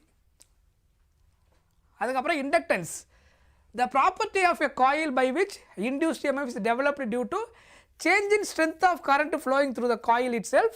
So the induced EMF will resist the rise of current when the current increases, vice versa. So applicable for time varying current, not for steady current. Steady current கேஸில் எது நம்ம calculate பண்ண மாட்டோம், inductance எல்லாம் calculate பண்ண மாட்டோம். சரியா, time varying current கேஸில் தான் என்ன இருக்கும், இண்டக்டன்ஸ் இருக்கும். அதான் அப்படி meaning, applicable for time varying current, not for steady current.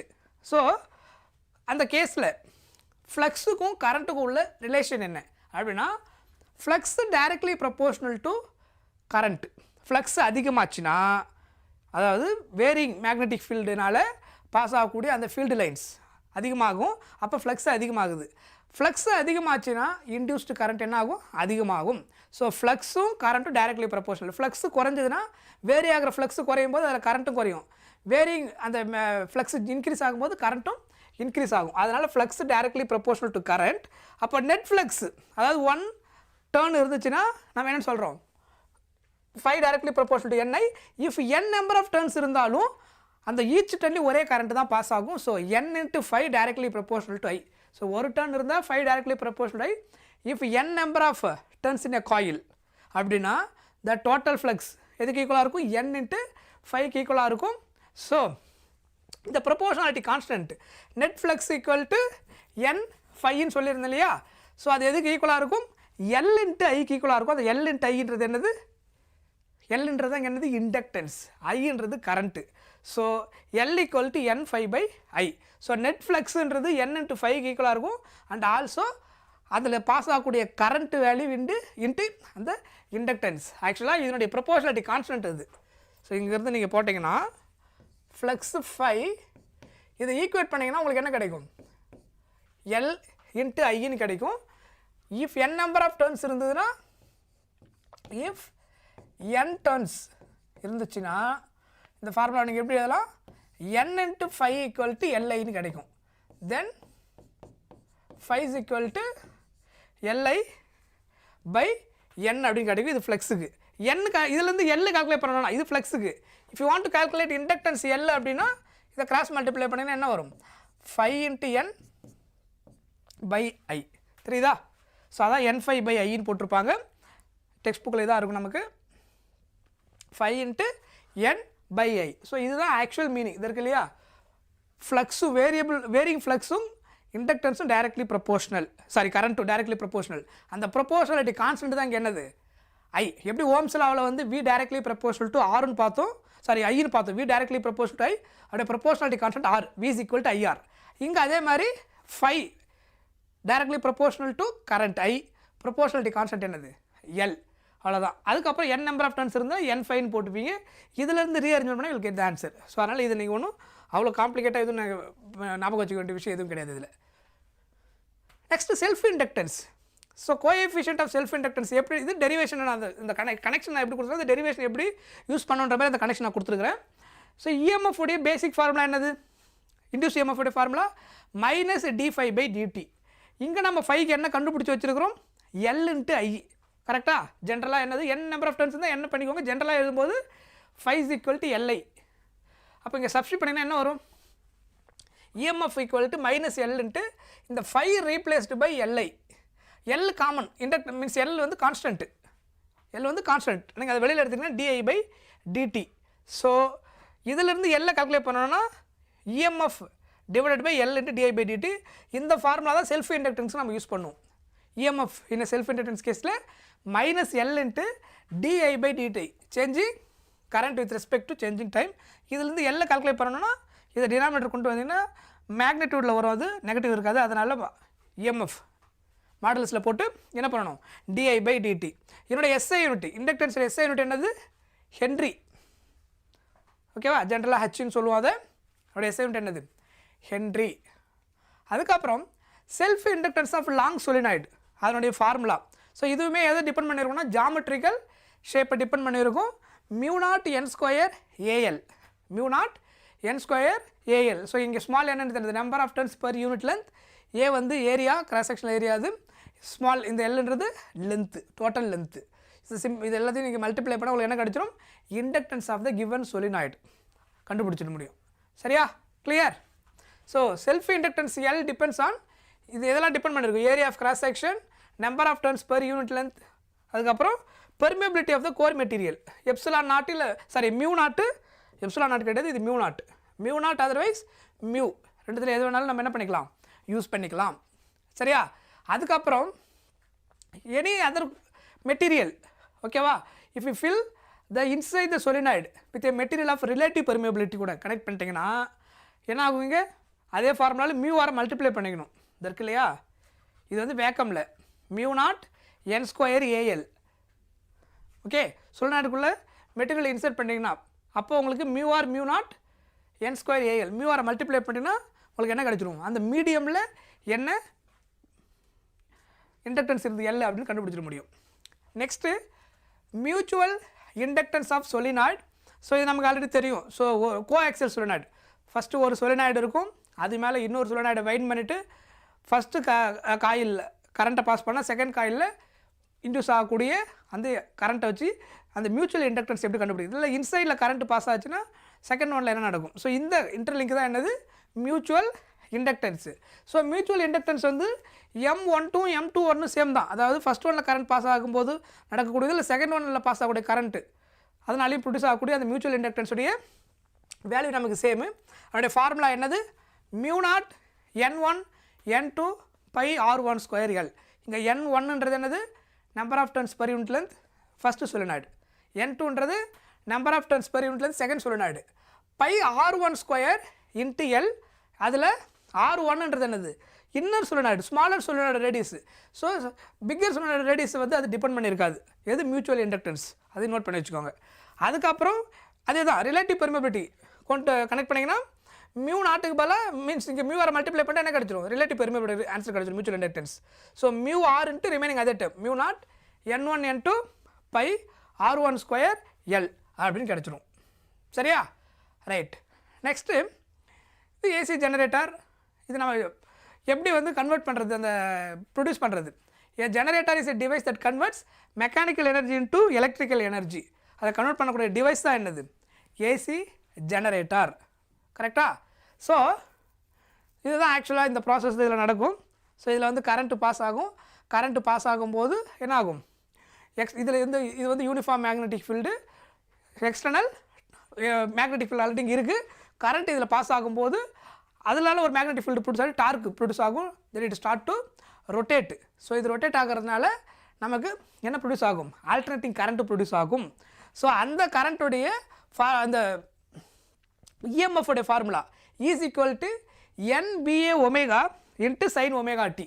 AC கரண்ட்டில் நம்ம கொடுக்கக்கூடிய அந்த இன்புட் வோல்டேஜ் இருக்கு இல்லையா EMF, அந்த EMF உடைய ஃபார்முலா என்னது E equal to NBA sine omega டின்னு யூஸ் பண்ணுவோம். அதாவது இப்படி இருக்கும் அந்த ஏசி கரண்ட்டுடைய EMF வந்து NBA omega into sine omega டின்னு கிடைக்கும்.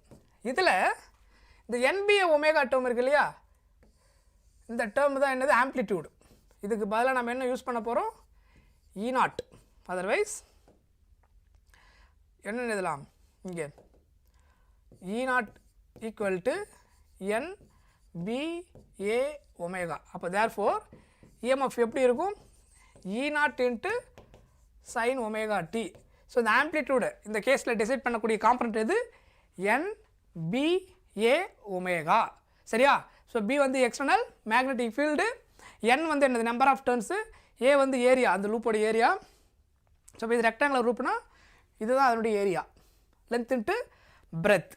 சொல்லுறது புரியுதா? ஸோ இதில் சப்ஸ்டிட் பண்ணால் நமக்கு என்ன கிடச்சிரும் அதனுடைய இஎம்எஃப் கிடைச்சிரும். ஸோ ஏசி சாப்டரில் நம்ம இதை தான் என்ன பண்ண போகிறோம், இன்புட் வோல்டேஜை அப்ளை பண்ண போகிறோம். E = E0 sin ωt அப்படின்னு அப்ளை பண்ண போகிறோம். சரியா? ஸோ இதில் பாயிண்ட்டு. ஸோ அது எப்படி ஜென்ரேட் ஆகுது அப்படின்னா, அந்த ஒன் கம்ப்ளீட் ரொட்டேஷன் சுற்றும் போது என்ன ஆகும், கம்ப்ளீட் ஒன் சைக்கிள் ஏசி கிடைக்கும். அதாவது ஸ்டார்டிங்கில் அது ஒரு பாயிண்டில் இருக்கும், ஃபஸ்ட்டு ஒரு ரொட்டேஷன் அதாவது 90 டிகிரி, அப்புறம் ஒரு 90, மறுபடியும் ஒரு 90, திரும்ப அது எப்படி இனிஷியலாக இருந்தோ அதே இடத்துக்கு திரும்ப வந்ததுக்கப்புறம் ஒன் கம்ப்ளீட் சைக்கிள் கிடைக்கும். ஸோ இங்கே பார்த்தீங்கன்னா தெரியும் ஏபிசிடி, அதுக்கப்புறம் 90 டிகிரி ரொட்டேட் ஆனதுக்கப்புறம் இங்கே பாருங்கள் ஏபி எங்கே வந்திருக்கு, இங்கே இருந்தது இந்த இடத்துக்கு வந்திருக்கு பாருங்கள், அதாவது 90 டிகிரி ரொட்டேஷன். அதுக்கப்புறம் அடுத்து ஒரு 90 டிகிரி வரும்போது அதோடைய பொசிஷன் மாறிட்டே இருக்கும். திரும்ப எப்படி இருந்ததோ ஸ்டார்டிங்கில் ஏபிசிடி அது எந்த மாதிரி இனிஷியல் பொசிஷனில் இருந்தோ அதே பொசிஷனுக்கு வந்துச்சுன்னா கம்ப்ளீட்டாக ஒன் சைக்கிள் முடிஞ்சிருக்கு. ஸோ ஃபஸ்ட்டு 90, செகண்ட் 90, அடுத்து 90, அதுக்கப்புறம் அடுத்து 90, 0 to 360 degree one complete cycle. So it produce what, AC current one complete ரொட்டேஷனில். ஸோ கண்டினியூஸாக ரொட்டேட் ஆகும்போது மறுபடியும் என்ன ஆகும், அந்த ஏசி வேவோ எவ்ரி கம்ப்ளீட் சைக்கிளுக்கும் ஏசி கரண்ட்டு ப்ரொடியூஸ் ஆகிட்டே போகும். புரியுதா? ரைட். ப்ராப்ளம் வாங்க. இந்த மேக்னெட்டிக் ஃப்ளக்ஸ் இது கொஞ்சம் ஈஸியான சாப்டர் தான், ப்ராப்ளமும் இந்த சாப்டர் ஈஸியாக தான் இருக்கும். இந்த magnetic flux linked with a loop is, flux கொடுத்துட்டாங்க, என்ன கொடுத்துருக்குறாங்க, phi = 6t² + 70 + 1 where phi is in milli வெபர்னு சொல்லி கொடுத்துருக்குறாங்க. ஸோ என்ன கொடுத்துருக்குறாங்க, மில்லி வெபர். ஸோ அதை கொஞ்சம் கேர்ஃபுல்லாக ரீட் பண்ணணும். சிம்பிளாக நீங்கள் வெபர்னு ரீட் பண்ணிட்டீங்கன்னா நீங்கள் அது ஆன்சர் தப்பாக கிடைக்கிறதுக்கு வாய்ப்பு அதிகம். ஏன்னா அங்கே என்ன இருக்கிறது, கண்டிப்பாக தப்பாக தான் கிடைக்கும். ஏன்னா கொஷினில் அவங்க மில்லி வெபர்னு தெளிவாக கொடுத்துருக்குறாங்க. And t is in second. What is the EMF induced at t = 2 செகண்டாக இருக்கும்போது என்ன EMF இருக்குன்னு கேட்டிருக்கிறாங்க. ஸோ இன்டியூஸ்ட் EMF கண்டுபிடிக்கிற ஃபார்முலா என்ன? ஸோ அங்கே ஆப்ஷனில் எல்லாமே இதில் இருக்குது, நெகட்டிவில் வந்திருக்கா. ஸோ நெகட்டிவில் இருக்கிறதுனால நீங்கள் என்ன பண்ணிக்கலாம், அதை அப்படியே அதை ஃபார்முலைஸ் பண்ணிக்கலாம். மேக்னெட்டிக் கண்டுபிடிக்க அவசியம் கிடையாது. -d∅/dt. So magnetic flux changes with respect to time. இதான் என்னது, இன்டியூஸ்ட் EMF உடைய ஃபார்முலா. ஸோ அப்போ டிஃபரன்ஷியேட் பண்ண வேண்டியதான் இது. d/dt ஃப்ளக்ஸ் என்ன கொடுத்துருக்குறாங்க பாருங்கள். What is the flux, 6t² + 70 + 1, 6t² + 70 + 1. So அப்போ இதை டிஃப்ரென்ஷியேட் பண்ணிங்கன்னா 6 × t² டிஃப்ரென்ஷியேட் பண்ணால் 2t. கரெக்டாக ஞாபகம் இருக்கா? 70 டிஃப்ரென்ஷியேட் பண்ணிங்கன்னா 70 டிஃப்ரென்ஷியேட் பண்ணால் 1 ஆகிடும், கான்ஸ்டன்ட் டிஃப்ரென்ஷியேட் பண்ணால் 0. ஸோ ஒரு டேர்ம் தனித்தனி டிஃப்ரென்ஷியேட் பண்ணியிருக்கிறோம். ஸோ இப்போ இங்கே என்ன வரும், 12t + 7. கரெக்டாக? அதுக்கப்புறம் இன்னொரு விஷயத்தை நம்ம இங்கே நோட் பண்ணணும். இது எதில் கொடுத்துருக்குறாங்க, மில்லி வெபர். அப்போ இன்ட்டிங் என்ன பண்ணி ஆகணும், 10⁻⁻, எல்லாத்துலேயும் சேர்த்துக்கிட்டே வரணும். நான் சொல்கிறது புரியுதா ஏன் அப்படின்னு? கொஸ்டினில் என்ன சொல்லியிருக்கிறாங்க, ஃப்ளக்ஸோட யூனிட்டு மில்லி வெபர், அதனால் மில்லி நீங்கள் கண்டிப்பாக யூஸ் பண்ணி தான் ஆகணும். சரியா? ஸோ அதனால் 10⁻³ வரும். t = 2 செகண்ட், அதனால் கொஸ்டினில் கொடுத்துருக்குறாங்க. t = 2 செகண்டாக இருந்தால், t = 2 செகண்டாக இருக்கும்போது EMF என்னவா இருக்கும், அதான் கொஸ்டின். ஸோ t = 2 செகண்டுனா இங்கே டீக்கு பதிலாக 2 சப்ஸ்டிட் பண்ணுங்க. ஸோ EMF இதுக்கு பதிலாக இதில் டீக்கு பதிலாக 2 போடுங்க, ப்ளஸ் இங்கே t கிடையாது, இன்ட்டு 10⁻⁻3. ஸோ 12 × 2 என்ன வரும், 24 + 7 இன்ட்டு 10⁻⁻3. ஸோ ஆட் பண்ணிங்கன்னா இங்கே ஆக்சுவலாக இங்கே ஒரு மைனஸ் சைன் இருக்கும் இல்லையா, நான் போட மறந்துட்டேன். ஃப்ரண்ட்டில் ஒரு மைனஸ் சைன் இருக்குது பாருங்கள், -d/dt இல்லையா. ஸோ அதனால் மைனஸ், அதெல்லாம் கொஞ்சம் கேர்ஃபுல்லாக செக் பண்ணிக்கணும்.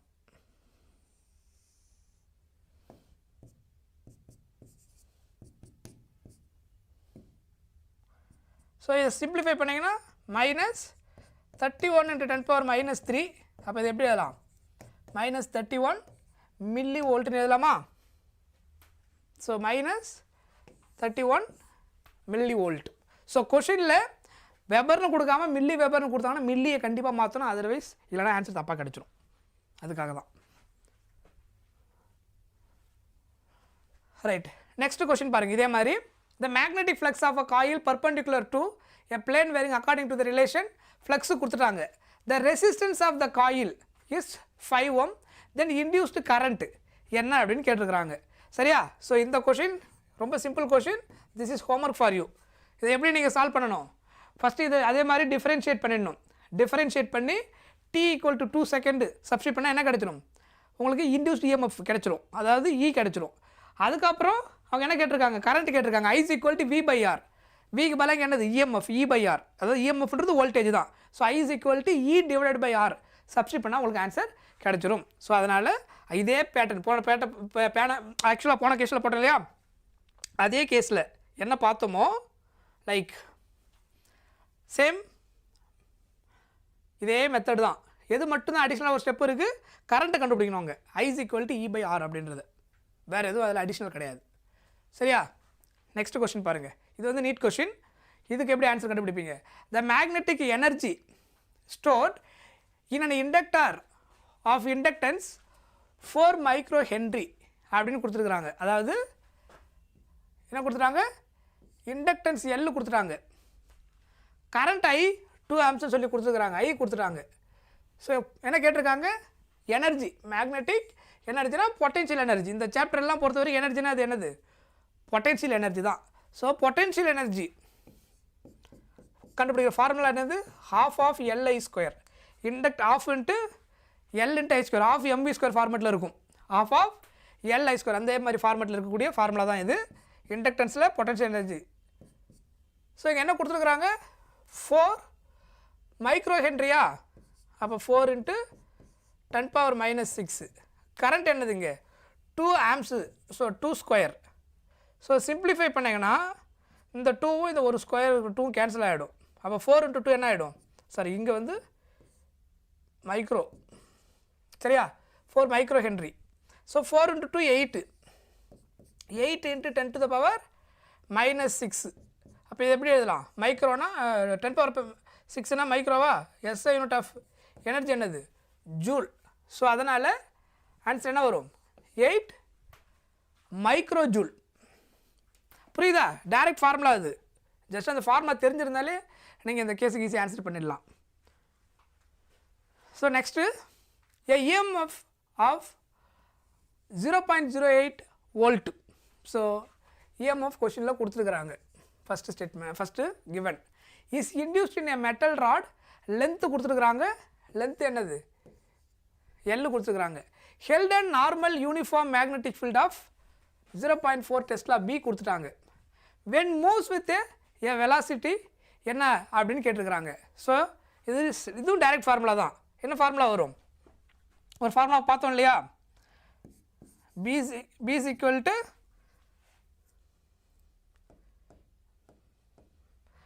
EMF கண்டுபிடிக்கணும். சரியா? E = BLV. Induced EMF E எதுக்கு ஈக்குவலாக இருக்கும்? BLV. ஸோ அவங்க என்ன கேட்டிருக்கிறாங்கன்னா வெலாசிட்டி கேட்டிருக்கிறாங்க, EMF கொடுத்துட்டாங்க, லென்த்து கொடுத்துட்டாங்க, அதுக்கப்புறம் என்ன கொடுத்துட்டாங்க? மேக்னெட்டிக் ஃபீல்டு கொடுத்துட்டாங்க. ஸோ அப்போ இதிலேருந்து நீங்கள் அதை அப்படியே கால்குலேட் பண்ண வேண்டியதான்.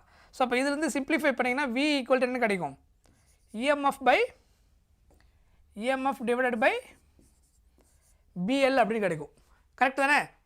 EMF / BL. அப்போ இதை சால்வ் பண்ணிங்கன்னா என்ன வரும்? V = EMF என்ன கொடுத்துருக்குறாங்க கொஷனில்? 0.08. 0.08 எப்படி எழுதலாம்? 8 × 10⁻⁻2 எழுதலாமா? கரெக்ட்? எழுதலாமா? கால்குலேஷன் ஈஸியாக இருக்கிறதுக்காக நான் என்ன பண்ணுறேன், அது எல்லாமே 10⁻⁻ மாதிரி ஹோல் வேல்யூ × 10⁻ எழுதுறேன். அதுக்கப்புறம் லென்த்து வந்து 10 centimetre, magnetic field 0.4. So length வந்து 10 சென்டிமீட்டர்னா 10 × சென்டிமீட்டர் எப்படி எழுதணும்? மீட்டராக மாற்றினா 10⁻⁻2 இன்ட்டு மேக்னெட்டிக் ஃபீல்டு 0.4 டெஸ்லாவா, அதை 4 × 10⁻⁻1 எழுதிக்கிறேன். 0.4 டெஸ்லாவை 4 × 10⁻⁻1. ஸோ இப்போ இதை சால்வ் பண்ணுங்கள். இதை சிம்பிளிஃபை பண்ணிங்கன்னா இதுவும் கேன்சல் ஆகிடும். கரெக்ட்? 10⁻⁻2 10⁻⁻2 கேன்சல் ஆகிடும். அதுக்கப்புறம் இது 2 டைம்ஸ். அப்போ P என்ன கிடைக்கும்? Velocity 2 m/s. கரெக்ட் தானே? So answer is 2 m/s. So very simple, direct formula இது. அதை அப்படியே சப்ஸ்டிட் பண்ணணும். கன்வர்ஷன் கரெக்டாக பண்ணணும் SI யூனிட்டுக்கு, அது ரொம்ப ரொம்ப முக்கியம். இல்லைனா ஆன்சர் கரெக்டாக கிடைக்காது.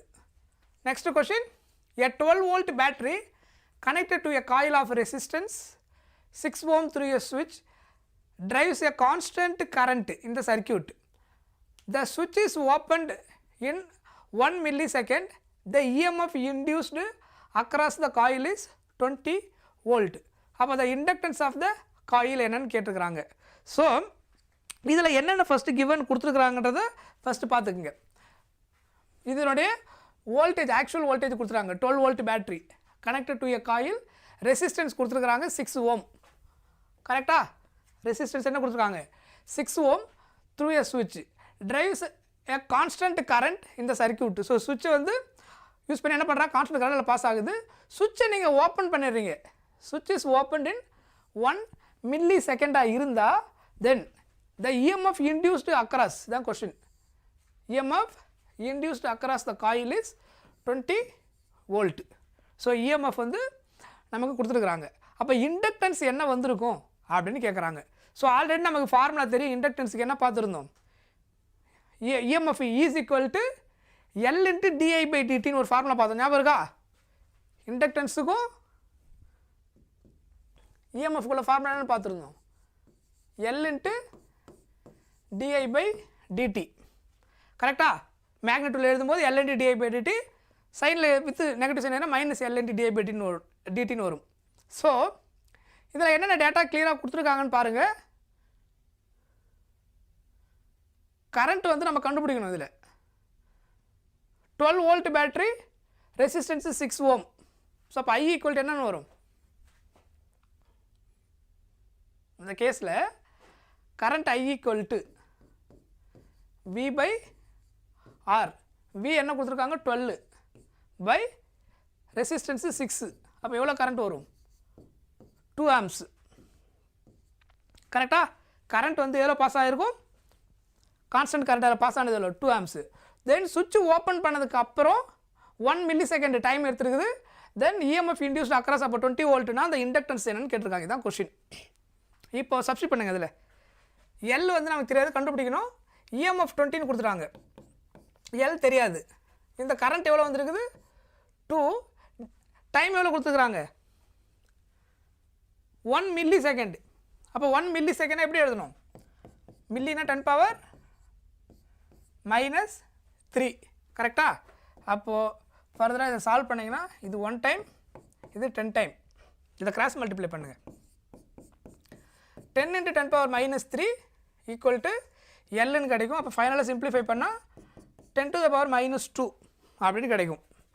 ஸோ ஆப்ஷனில் என்ன இருக்கோ அதுக்கேற்ற மாதிரி ஆன்சரை மாடிஃபை பண்ணுங்கள். ஸோ ஆப்ஷனில் மில்லி ஹென்ரியில் கொடுத்துருக்குறாங்க. எல்லாமே எதில் இருக்குது, மில்லியில் இருக்குது. அப்போ நீங்கள் இது என்ன பண்ண தேவையில்லை. இந்த கேஸில்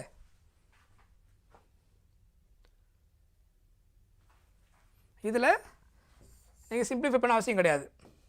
10⁻³ பதிலாக அப்படியே மில்லின்னு போட்டு வேண்டியதான். சொல்லுது புரியுதா? 10⁻³ பதிலாக என்ன ரீப்ளேஸ் பண்ணிக்கலாம், அப்படியே மில்லி நீங்கள் ரீப்ளேஸ் பண்ணால் ஆப்ஷனில் எல்லா டேட்டாவும் மில்லி ஹென்ரியில் கொடுத்துருக்காங்க. மில்லினா 10⁻³. அப்போ ஃபர்தராக சிம்பிளிஃபை பண்ண தேவையில்லை. சொல்லுது புரியுதா?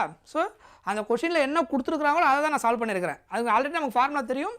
இண்டக்டன்ஸ் கேஸ் கூட EMF கண்டுபிடிக்கணும்னா L into di/dt. ஃப்ளக்ஸு கூட கனெக்ட் பண்ணும்போது EMF is equal to d∅/dt. Number of turns சேர்ந்துருந்தால் N into d∅/dt. அது ஃப்ளக்ஸை வச்சு சொல்லும் போது. இது கரண்ட் அண்டு இண்டக்டன்ஸ் கூட கனெக்ட் பண்ணும்போது L into di/dt. புரிஞ்சுதா? கிளியர்? ரைட். ஸோ இந்த கொஸ்டின் இதான் நான் சொன்னேன் இல்லையா, இதுவுமே நமக்கு முக்கியமான ஃபார்முலா தான். என்னென்னா cycle wheel of radius R. So இதுக்கு அந்த ரொட்டேஷன் கேஸ் ஒன்று தனியாக ஸ்பெஷலாக சொன்ன பாருங்க. உங்களுக்கு half of b⍵r² அப்படின்னு ஒரு ஃபார்முலா கொடுத்துருந்தேன். half of b⍵r². இதுதான் என்னது, ஒரு ராடு சர்க்குலர் பாத்தில் வந்து க்ளோஸ் லூப்பாக ஃபார்ம் பண்ணும்போது அதில் வேரியபிள் கரண்ட் பாஸ் ஆகும், means variable magnetic field produce ஆகும். அதனால் அங்கே இன்டியூஸ்ட் EMF ப்ரொடியூஸ் ஆகும். சரியா? அந்த வேரியபிள் மேக்னெட்டிக் ஃபீல்ட்லாம் ப்ரொடியூஸ் ஆகக்கூடிய அந்த இன்டியூஸ்ட் EMF எப்போ ரொட்டேட்டிங் ராட்னால half of b⍵r². அந்த ஃபார்முலா தான் இது. ரேடியஸ் கொடுத்துட்டாங்க 0.5 metre with constant angular velocity omega கொடுத்துட்டாங்க 10 radian per second. 10 radian per செகண்ட்னா என்ன அர்த்தம்? ஒமேகா. இங்கே வந்து radius R given, magnetic field 0.1 Tesla B given, which is perpendicular to the plane of the wheel சொல்லிட்டாங்க. The EMF generated between its center and rim ன்னு கேட்டிருக்காங்க. So இதான் question. So substitute பண்ணிங்கன்னா என்ன வரும்? ஹாஃப் மேக்னெட்டிக் ஃபீல்டு என்ன கொடுத்துருக்காங்க? 0.1 Tesla. So 0.1 எப்படி எழுதலாம்? 10 to the power -1.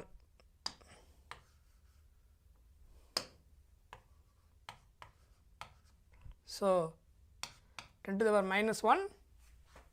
ஒமேகா வந்து 10 radian per second. ரேடியஸ் வந்து 0.5. 0.5 எப்படி எழுதலாம்? 5 into 10 to the power -1. கரெக்டா? ஸோ இதை சிம்பிளிஃபை பண்ணுங்க. இது 1 டைம். கரெக்டா? 5 into 2 என்னது? 10. அப்போது 5 into 5 25 into 10 to the power -2. So ஆப்ஷனில் என்ன வந்திருக்கு பாருங்கள், எல்லாமே 0 பாயிண்டில் கொடுத்துருக்குறாங்க. ஸோ அப்போ 10 power -2 எப்படி வரும்? இதில் 0.25. So answer is 0.25 volt. புரிஞ்சுதா? கிளியர்? ரைட். ஸோ நம்மளோட அடுத்த ஹெட்டிங் வந்து ஆல்டர்னேட்டிங் கரண்ட்.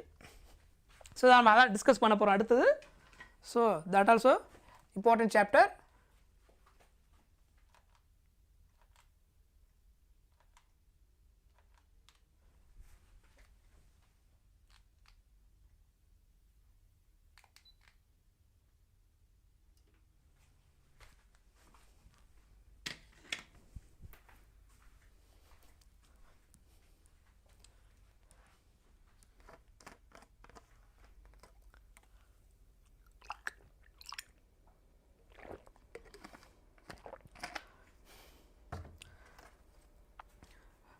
புரிஞ்சுதா? Right.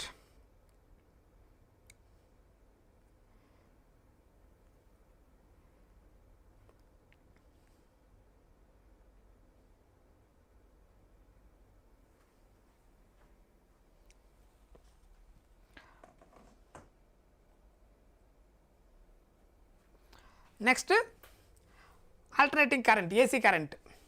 So one of the easy chapter தான் இதுவும். இதில் மெயினாக நமக்கு என்னது? ஏசி வோல்டேஜை வந்து ஒரு இது ரெசிஸ்டன்ஸ் சர்க்யூட்டுக்கு, அதாவது பியூர் ரெசிஸ்டன்ஸ் சர்க்யூட்டுக்கு கொடுத்தீங்கன்னா என்ன நடக்கும், அதில் என்ன கரண்ட்டு ப்ரொடியூஸ் ஆகும், பவர் எப்படி இருக்கும் மெயினாக. அதுக்கப்புறம் அது ரெசிஸ்டன்ஸ், பியூர் ரெசிஸ்டிவ் சர்க்யூட்டாக இருந்தால். இண்டக்டன்ஸ் அதே மாதிரி கெப்பாசிட்டன்ஸு. இண்டக்டன்ஸ் சர்க்யூட்டுக்கு ஏசி வோல்டேஜ் அப்ளை பண்ணும்போது ஏசி கரண்ட் எப்படி இருக்கும், அதே மாதிரி கெப்பாசிட்டன்ஸ் இண்டக்டன்ஸ் ரெண்டுத்துக்கும் எப்படி இருக்கும். ஸோ ஆர்எல்சி மூணுத்துக்குமே தனித்தனியாக ரெசிஸ்டன்ஸ், இண்டக்டன்ஸ், கெப்பாசிட்டன்ஸில் கரண்ட்டு அதுக்கப்புறம் பவர் எப்படி இருக்கும் when applying the same AC voltage. இதை நம்ம ஃபஸ்ட்டு பார்ப்போம். அதுக்கப்புறம் இந்த 3 connected in series RLC circuit, resistance, inductance and capacitance all 3 connected in series AC voltage apply பண்ணோம்னா அதனால் ப்ரொடியூஸ் ஆகக்கூடிய அந்த இம்பிடன்ஸ் Z எப்படி இருக்குது, அதனுடைய ஃபார்முலா என்ன, அதுக்கப்புறம் அந்த ஃபேஸ் ஆங்கிள் tan phi அப்படின்னு நம்ம கால்குலேட் பண்ணுவோம், அது எப்படி இருக்கும். அதுக்கப்புறம் அடுத்த முக்கியமான ஹெட்டிங் ரெசனன்ஸ். ரெசனன்ஸ்னால் என்ன கண்டிஷன், அப்போ இம்பிடன்ஸ் என்னவாக இருக்கும், அதுக்கான ஃபார்முலா என்ன, அப்புறம் ரெசனன்ஸ் ஃப்ரீக்குவென்சி அப்படியே ஃபார்முலா. இதுதான் அதில் மெயினாக இருக்கும். அப்புறம் லாஸ்ட்டாக நமக்கு என்ன இருக்கும், அடுத்தது முக்கியமாக டிரான்ஸ்ஃபார்மர். ஸோ டிரான்ஸ்ஃபார்மர் வந்து எப்படி ஒர்க் ஆகுது, number of turns, primary coil, secondary coil, voltage, அதுக்கப்புறம் வோல்டேஜ் மீன்ஸ் இங்கே EMF, otherwise voltage, primary secondary, அப்புறம் கரண்ட்டு, இதுக்குள்ள ரேஷியோ என்ன, அதுக்கப்புறம் அதில் இருக்கக்கூடிய முக்கியமான ட்ராபேக். இதுதான் இதில் இருக்கக்கூடிய ஓவரால் ஹெட்டிங். சரியா? ஸோ இதில் இது இப்போ நமக்கு கிடையாது ஆக்சுவலாக. Q ஃபேக்டர் இப்போ நம்ம யூஸ் பண்ணுறது கிடையாது, அது ஒமிட்டட் இப்போ. சரியா? ரைட். ஸோ இது ஆல்ரெடி நம்ம பேசிக்காக இங்கே வந்து ஒரு விஷயம் நம்ம நல்லா புரிஞ்சுக்கணும். நம்ம கரண்ட் வந்து பியூர் ரெசிஸ்டன்ஸு சர்க்யூட்டு கொடுக்குறோம், இண்டக்டன்ஸ் இதெல்லாம் கொடுக்கும்போது ஃபேஸ் எவ்வளோ சேஞ்ச் ஆகுது வோல்டேஜுக்கும் கரண்ட்டுக்கும். இதில் ரெசிஸ்டன்ஸ், இண்டக்டன்ஸ் அண்டு கெப்பாசிட்டர்ஸ், அதாவது கரண்ட் வந்து லீடிங்காக லேகிங்காக இல்லை அதை ஃபேஸ் சேஞ்சு இல்லை நோ ஃபேஸ் சேஞ்சாக இருந்தால் லீடிங் லேகிங் ஏன் கிடையாது. ஸோ அது என்ன மாதிரி சுச்சுவேஷனில் அது இருக்கும், அது ஒன்று. ரெண்டாவது ஆர்எம்எஸ் கரண்ட்னு நம்ம கண்டுபிடிப்போம். ஸோ இந்த ஆர்எம்எஸ் கரண்ட்னா என்ன, அதுக்கும் ஏசி பீக் வோல்டேஜுக்கும் பீக் கரண்ட்டுக்கும் உள்ள அந்த relation RMS current and RMS voltage அதெல்லாம் முக்கியமாக நம்ம பார்க்கணும். ஸோ இதெல்லாம் பேசிக்காக இருக்கும். ஸோ நமக்கு ஆல்ரெடி தெரியும் இது வந்து சைன் வேவ், 0லேருந்து ஸ்டார்ட் ஆச்சுன்னா சைன் வேவ். இது என்னது, காஸ் தீட்டா. 0க்கு நேராக நமக்கு வேல்யூ கிடச்சிதுன்னா, அதாவது காஸ் 0 வேல்யூ என்னது 1, 0க்கு நேராக நமக்கு வேல்யூ கிடைச்சா அது என்ன வேவ், காஸ் வேவ்னு அர்த்தம். ஸோ இன் டர்ம்ஸ் ஆஃப் காஸ்லேயும் எழுத முடியும், இன் டர்ம்ஸ் ஆஃப் சைன்லேயும் எழுதணும். நம்ம கொடுக்குற அந்த ஏசி வோல்டேஜ் சைனோசாய்டல் ஷேப்பில் இருக்கும். எய்தர் சைன் ஆர் காஸ், ரெண்டுத்தில் எது வேணாலும் இருக்கலாம். ஜென்ரலாக நம்ம சைன் யூஸ் பண்ணிட்டு இருக்கிறோம். சரியா? ஸோ இதில் அந்த ரூட் மீன் ஸ்கொயர் வேல்யூ சொன்னேன் இல்லையா, இருங்க அதோட ஃபார்மா நான் உங்களுக்கு காமிச்சிடுறேன். இது இருக்கு இல்லையா, IRMS ஈக்குவல் டு I0/√2. இது இருக்கு பாருங்க, இதுதான். இந்த ஐபின்றது என்னது, ஆக்சுவலாக இங்கே பீக் வோல்டேஜ். சரியா? அது எதுக்கு ஈக்குவலாக இருக்கும், I0/√2, sorry RMS. IV equal to IRMS. அது எதுக்கு ஈக்குவலாக இருக்கும், I0/√2. I0ன்றது இங்கே என்னது, பீக் கரண்ட்டு அப்படின்னு அர்த்தம். ஆக்சுவலாக நம்ம இங்கே எப்படி யூஸ் பண்ண போகிறோம்னா, சிம்பிளாக லிசன், RMS கரண்ட் அப்படின்னா IRMS ஈக்குவல் டு I0/√2. இப்படி தான் நம்ம யூஸ் பண்ண போகிறோம். IRMS equal to I0/√2, that is RMS current. I0ன்றது இங்கே என்னது, வாட் இஸ் I0? I0னா peak current, peak current. AC கரண்ட்டோடைய மேக்ஸிமம் ஆம்ப்ளிடியூடு, ஏசி கரண்ட்டோடைய மேக்ஸிமம் ஆம்ப்ளிடியூட் என்ன இருக்குதோ அதுதான் இங்கே என்னது I0, that is called I0 அப்படின்னு அர்த்தம். இதிலிருந்து நீங்கள் I0 கண்டுபிடிக்கணும்னா I0 equal to √2 into IRMS அப்படின்னு நம்ம எழுதுவோம். அதுக்கப்புறம் இன்னொரு பாயிண்ட் என்னென்னா, இதை வேறு எப்படி எழுதலாம், 1/√2 0.707 எழுத முடியும், I0ன்னு எழுத முடியும். 0.707 I0ன்னு எழுதிக்கலாம். இதை எப்படி எழுதலாம், அதே மாதிரி I0 ஈக்குவல் டு √2க்கு போல 1.414 IRMS. ஸோ இதை நீங்கள் ஞாபகம் வச்சுக்கணும். இது ஒரு செட்டு, அதுக்கப்புறம் இது ஒரு, சாரி,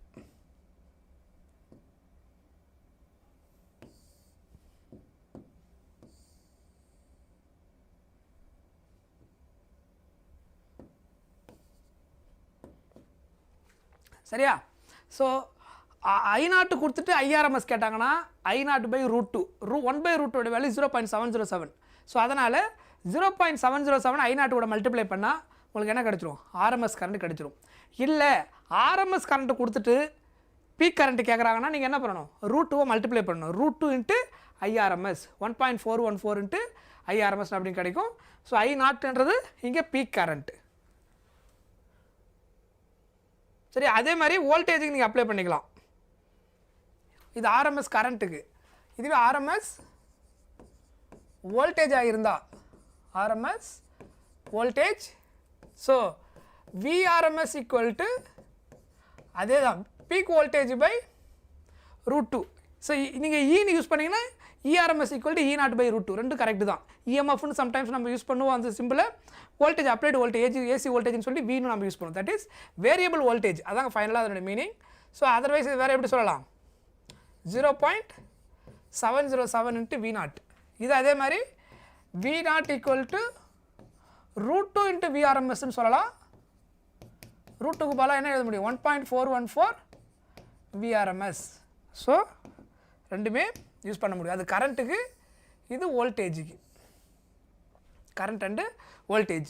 ஸோ இங்கே V0 என்னன்னு சொல்லியிருந்தேன், V0ன்றது பீக் வோல்டேஜ், பீக்னா மேக்ஸிமம்,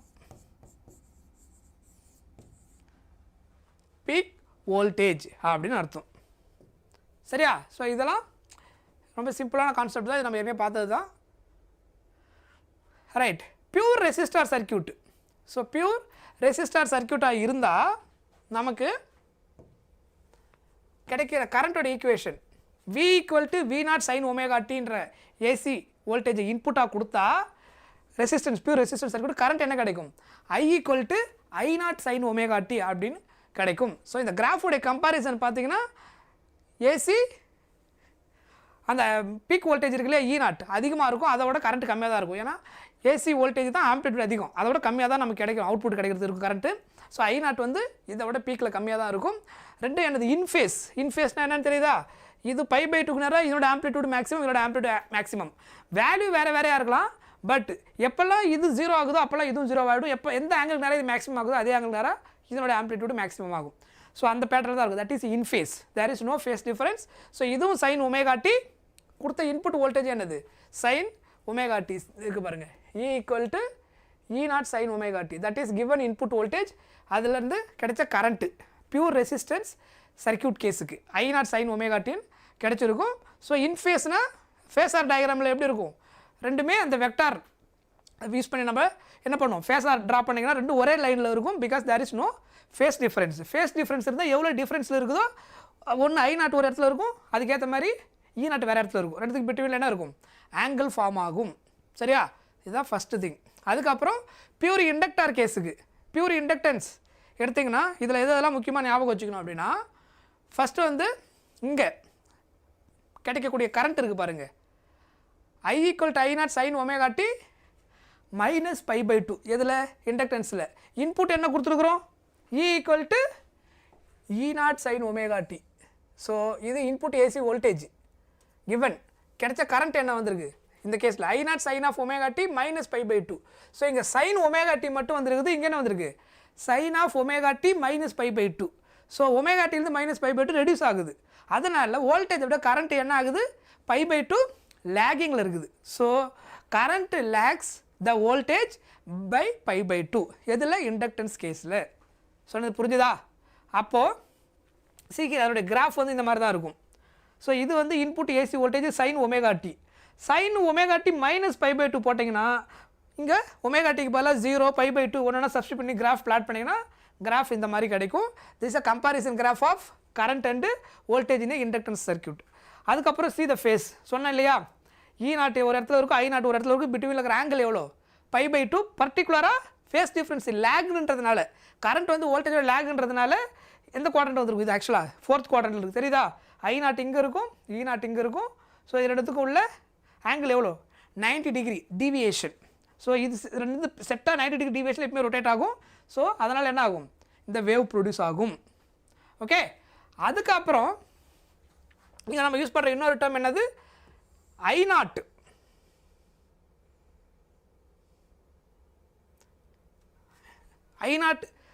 ஈக்குவல் டு என்னது E0 பை ஒமேகா எல். இந்த ஆம்ப்ளிட்யூட் I0 இருக்குல்ல இந்த ஃபார்முலாவில் போன கேஸில் I0 equal to E0 by ஆர்னு போட்டுடலாம். ஏன்னா current I is equal to what V/R. அப்போ I0 equal to E0 by R. ஆனால் இதில் ஆர் கிடையாது, இது என்ன சர்க்யூட்டு இண்டக்டன்ஸ் சர்க்யூட்.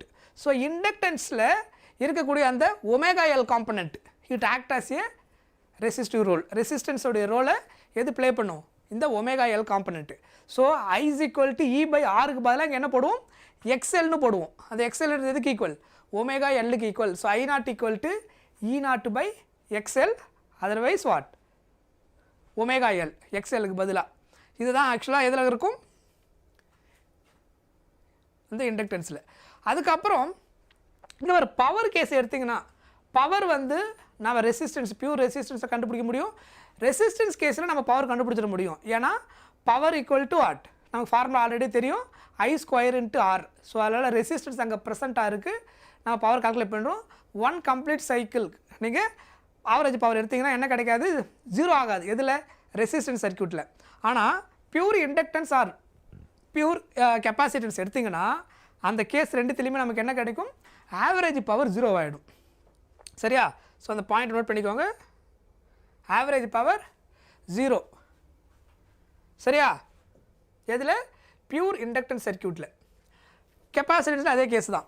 ஸோ இதுக்கும் அதுக்குள்ள டிஃப்ரென்ஸை கொஞ்சம் ஃபஸ்ட்டு ஒன்றா புரிஞ்சுங்க.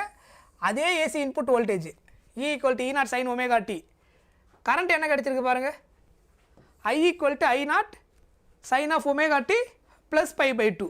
போன கேஸில் மைனஸ் π/2 இருந்தது. இங்கே I equal to I0 sin of omega t minus pi by 2 எதில் இண்டக்டன்ஸ் சர்க்கியூட்டில், கெப்பாசிட்டன்ஸில் ப்ளஸ் பை பை 2. அப்போது இதோட இது ஏசி வோல்டேஜோட கரண்ட் என்னது பை பை 2 லீடிங், கரண்ட் வந்து pi by 2 leading. So I equal to I0 sin of omega t plus pi by 2 அப்படின்னு கிடைக்கும். ஸோ அதனால் கரண்ட் வந்து லீடிங்னு அர்த்தம். ஸோ இந்த பாயிண்ட் இருக்குது, current leads the EMF by by by 2 radian. ஓகேவா? அதுக்கப்புறம் இங்கே நம்ம யூஸ் பண்ணக்கூடிய இன்னொரு ஸ்பெஷல் காம்பனன்ட் என்னது அப்படின்னா XC, capacitive reactance 1 by omega c-க்கு ஈக்குவல். அதுதான் இங்கே என்ன ரோல் ப்ளே பண்ணும், ரெசிஸ்டன்ஸோட ரோல் இங்கே அது ப்ளே பண்ணும். So I0 equal to E0 by Rன்னு போகிறதுக்கு பதிலாக இங்கே XCன்னு போடுவோம். XC எதுக்கு ஈக்குவல் 1 by omega c-க்கு ஈக்குவல். ஸோ அதனுடைய SI யூனிட் என்னது ஓம் தான், கெப்பாசிட்டிவ் ரியாக்டன்ஸ் சரி இண்டக்டிவ் ரியாக்டன்ஸ் சரி, SI யூனிட் வந்து ஓம் தான். சரியா? So see the graph. So current வந்து லீடிங், இது இன்புட் ஏசி வோல்டேஜ், அது எப்பயுமே நார்மல் சைன் வேவ். இது வந்து கரண்ட் லீடிங்கிறதுனால எங்கே ஸ்டார்ட் ஆகிருக்கு பாருங்கள், இங்கே ஸ்டார்ட் ஆகிட்டு அந்த பேட்டர்ன் இப்படி ஃபார்ம் ஆகிருக்கும். கரண்ட் வந்து வோல்டேஜை விட பை பை 2 லீடிங்கில் இருக்கும். ஸோ போன கேஸில் I0 எந்த குவாட்ரண்ட்டில் இருந்தது, 4th குவாட்ரண்ட்டில் இருந்தது. ஸோ ஏன்னா அது லேக்ன்றதுனால, இப்போ இது லீடிங்ன்றதுனால இது ஃபஸ்ட் குவாட்ரண்ட் இருக்குது. எது இது EMF உடைய ஆம்ப்ளிடியூடு, அந்த வெக்டார் காம்பனண்ட். இதில் என்ன வரும், எந்த குவாட்ரண்ட் வந்திருக்கு, செகண்ட் குவாட்ரண்ட். இது ரெண்டுத்துக்குள்ள ஆங்கிள் டிஃப்ரென்ஸ் எவ்வளோ pi by 2, because that is a phase difference கரண்ட்டுக்கும் வோல்டேஜுக்கும். பட் கரண்ட் வந்து இங்கே லீடு கெப்பாசிட்டன்ஸில், அதில் என்னது இண்டக்டன்ஸில் லேகு. இது ரெண்டும் முக்கியமான டிஃபரன்ஸ். சரியா? அதுக்கப்புறம் ஃப்ரீக்வன்சி வைஸ் நீங்கள் பார்த்தீங்கன்னா, ஃப்ரீக்வன்சி வைஸ் எடுத்திங்கன்னா நமக்கு என்ன வரும், இங்கே XL equal to omega L. Omega எதுக்கு equal, omega equal to 2 pi nu. இது ஆல்ரெடி நமக்கு தெரியும், கரெக்டாக? ஒமேகா எதுக்கு ஈக்குவல், சி ஹியர் தான் இருக்குது பாருங்கள். இங்கே ஃப்ரீக்வன்சிக்கு பதிலாக எஃப் நம்ம யூஸ் பண்ணியிருக்கிறோம். Omega equal to 2 pi. ஜென்ரலாக நம்ம யூஸ் பண்ணுற சிம்பிள் என்ன, ஃப்ரீக்வன்சிக்கு நியூ, கரெக்டாக? ஸோ 2 pi எஃப் அப்படின்னு நம்ம யூஸ் பண்ணிக்கலாம். சரியா? ரைட். ஸோ ஃப்ரீக்வன்சியும் இண்டக்டிவ் ரியாக்டன்ஸும் என்னது டைரக்ட்லி ப்ரப்போர்ஷனல். ஸோ அதனால் இங்கே என்ன வரும், லீனியர் கிராஃப் வரும். ஃப்ரீக்வன்சிக்கும் இண்டக்டிவ் ரியாக்டன்ஸுக்கும் கிராஃப் பிளாட் பண்ணால் லீனியராக இருக்கும், because XL equal to omega L. ஒமேகாவுக்கு பதிலாக 2 pi நியூ அப்படின்னு நம்ம சப்ஸ்டிட் பண்ணுவோம். So nu otherwise frequency 2 pi F. ஃப்ரீக்வன்சியும் கெப்பாசிட்டிவ் இண்டக்டிவ் ரியாக்டன்ஸும் என்னது டைரக்ட்லி ப்ரப்போர்ஷனல், அதனால் கிராஃப் வந்து லீனியர். ஆனால் இது இண்டக்டிவ் ரியாக்டன்ஸுக்கு. கெப்பாசிட்டிவ் ரியாக்டன்ஸுக்கு எடுத்திங்கன்னா XC 1 by F. XCயோடைய ஃபார்முலா என்னது, 1 by omega c, omega 2 pi எஃப்க்கு ஈக்குவல். ஸோ இங்கே சப்ஸ்டிட் பண்ணிங்கன்னா 2 pi FC. ஸோ இது வந்து இன்வர்ஸ்லி ப்ரப்போர்ஷனல், இங்கே டைரக்ட்லி ப்ரப்போர்ஷனல். XL இன்வர்ஸ்லி ப்ரப்போர்ஷனல்னால இண்டக்டிவ் ரியாக்டன்ஸுக்கும் ஃப்ரீக்வன்சிக்கும் உள்ள கிராஃப் பிளாட் பண்ணிங்கன்னா உங்களுக்கு என்ன கிடைக்கும், இன்வர்ஸ்லி ப்ரப்போர்ஷனல்னால பேரபோலிக் கிராஃப் கிடைக்கும். சரியா?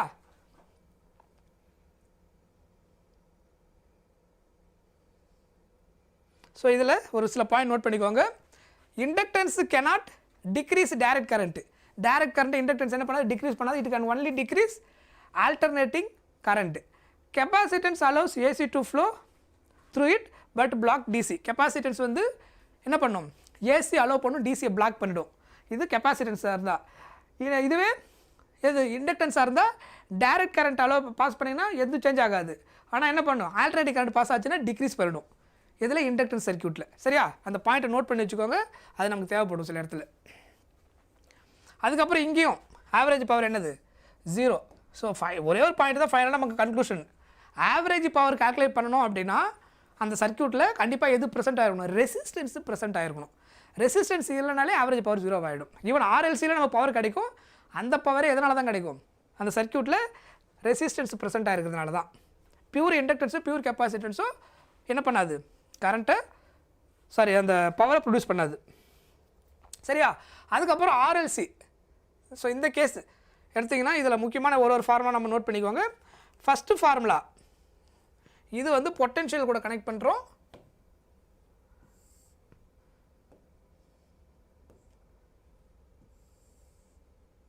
ஸோ இது வந்து ரூட்டில் வரும்.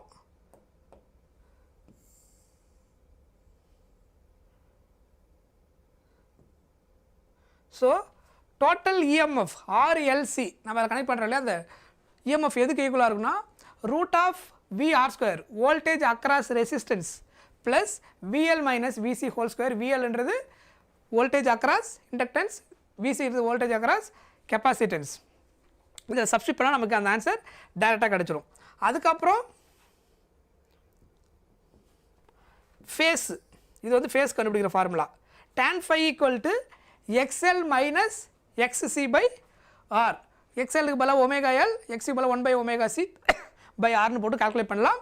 ஸோ டேரெக்டாக கெப்பாசிட்டிவ் ரியாக்டன்ஸும் இண்டக்டிவ் ரியாக்டன்ஸும் ரெசிஸ்டன்ஸ் கொடுத்துட்டு ஃபை கால்குலேட் பண்ணி இந்த ஃபார்முலா யூஸ் பண்ணணும். tan phi equal to XL minus XC அப்படின்னு நமக்கு இங்கே கிடைக்கும். சரியா? அதுக்கப்புறம் ஜெட்டுக்கு நம்ம யூஸ் பண்ணக்கூடிய இன்னொரு முக்கியமான ஃபார்முலா இது. இதான் நம்ம என்ன யூஸ் பண்ணுறோம், இது வந்து EMF E கண்டுபிடிக்கிற formula. Root of VR square plus VL minus VC whole square. Impedance ஜெட்டுனா என்ன அர்த்தம், இம்பிடன்ஸ். இதுக்கு பேர் என்னது, ஜெட்டுன்றது என்னது, இம்பிடன்ஸ். அது SI இன்ட்டு ரெசிஸ்டன்ஸ். சரியா? Root of R square plus XL minus XC whole square or XC minus XL whole square. So நமக்கு அது ஒன்றும் பிரச்சனை இல்லை, நீங்கள் ஹோல் ஸ்கொயர் பண்ணால் ஆட்டோமேட்டிக்காக என்ன ஆகிடும், ப்ளஸ் ஆகிடும். ஸோ இதுதான் மெயின் ஃபார்முலா. இதில் RLC சர்க்யூட்டில் நீங்கள் ஞாபகம் வச்சுக்க வேண்டிய ரொம்ப ரொம்ப முக்கியமான ஃபார்முலா. ஸோ அதில் நம்ம இப்போ தான் பார்த்துட்டோம். இதில் இந்த special case XL greater than XCயாக இருந்தால், அதாவது கெப்பாசிட்டிவ் ரியாக்டன்ஸை விட இண்டக்டிவ் ரியாக்டன்ஸோடைய வேல்யூ கிரேட்டராக இருந்துச்சுன்னா இந்த ஃபார்முலாவில் இது கிரேட்டர் இது ஸ்மாலர் ஆகிடும். அப்போ டிஃப்ரென்ஸ் எடுத்தால் பாசிட்டிவில் கிடைக்கும்.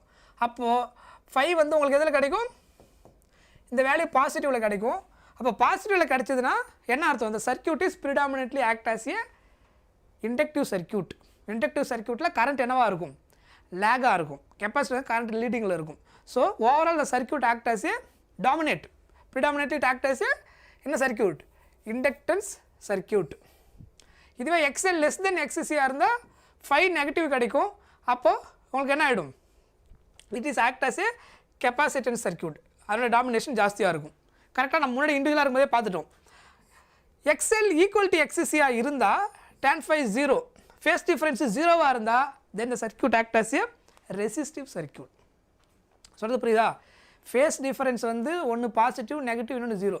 ஸோ இந்த எக்ஸ்பிரஷனில் XL மைனஸ் XC பை ஆரில் XL அந்த வேல்யூ வந்து கிரேட்டராக இருந்து XC ஸ்மாலராக இருந்ததுன்னா இந்த சர்க்யூட் எல்லோடைய வேல்யூ கிரேட்டராக இருந்ததுனால அது டாமினேட் பண்ணுறதுனால அந்த சர்க்யூட் நம்ம என்னென்னு சொல்கிறோம், ப்ரிடாமினென்ட்லி இண்டக்டிவ் சர்க்யூட் நம்ம எடுத்துக்கலாம். அதனுடைய கான்ட்ரிபியூஷன் ஜாஸ்தி. ஸோ அதோட இன்ஃப்ளூயன்ஸ் அதிகமாக இருக்குது. இதுவே XL லெஸ் தென் XCயாக இருந்தால் இந்த சர்க்யூட் ப்ரிடாமினென்ட்லி கெப்பாசிட்டிவ் சர்க்யூட்னு சொல்லலாம். அப்போது 5 வந்து tan phi என்ன கிடைக்கும், நெகட்டிவில் கிடைக்கும். இதில் பாசிட்டிவில் கிடைச்சது, இதில் நெகட்டிவ் கிடைச்சது. XL ஈக்குவல் டு XCயாக இருந்ததுன்னா கெப்பாசிட்டிவ் ரியாக்டன்ஸ் இண்டக்டிவ் ரியாக்டன்ஸ் ரெண்டுமே ஈக்குவலாக இருந்தால் phase difference 0, then the circuit is purely resistive சர்க்யூட்டாக மாறிடும். சரியா? That is what, purely resistive circuit. புரியுதா?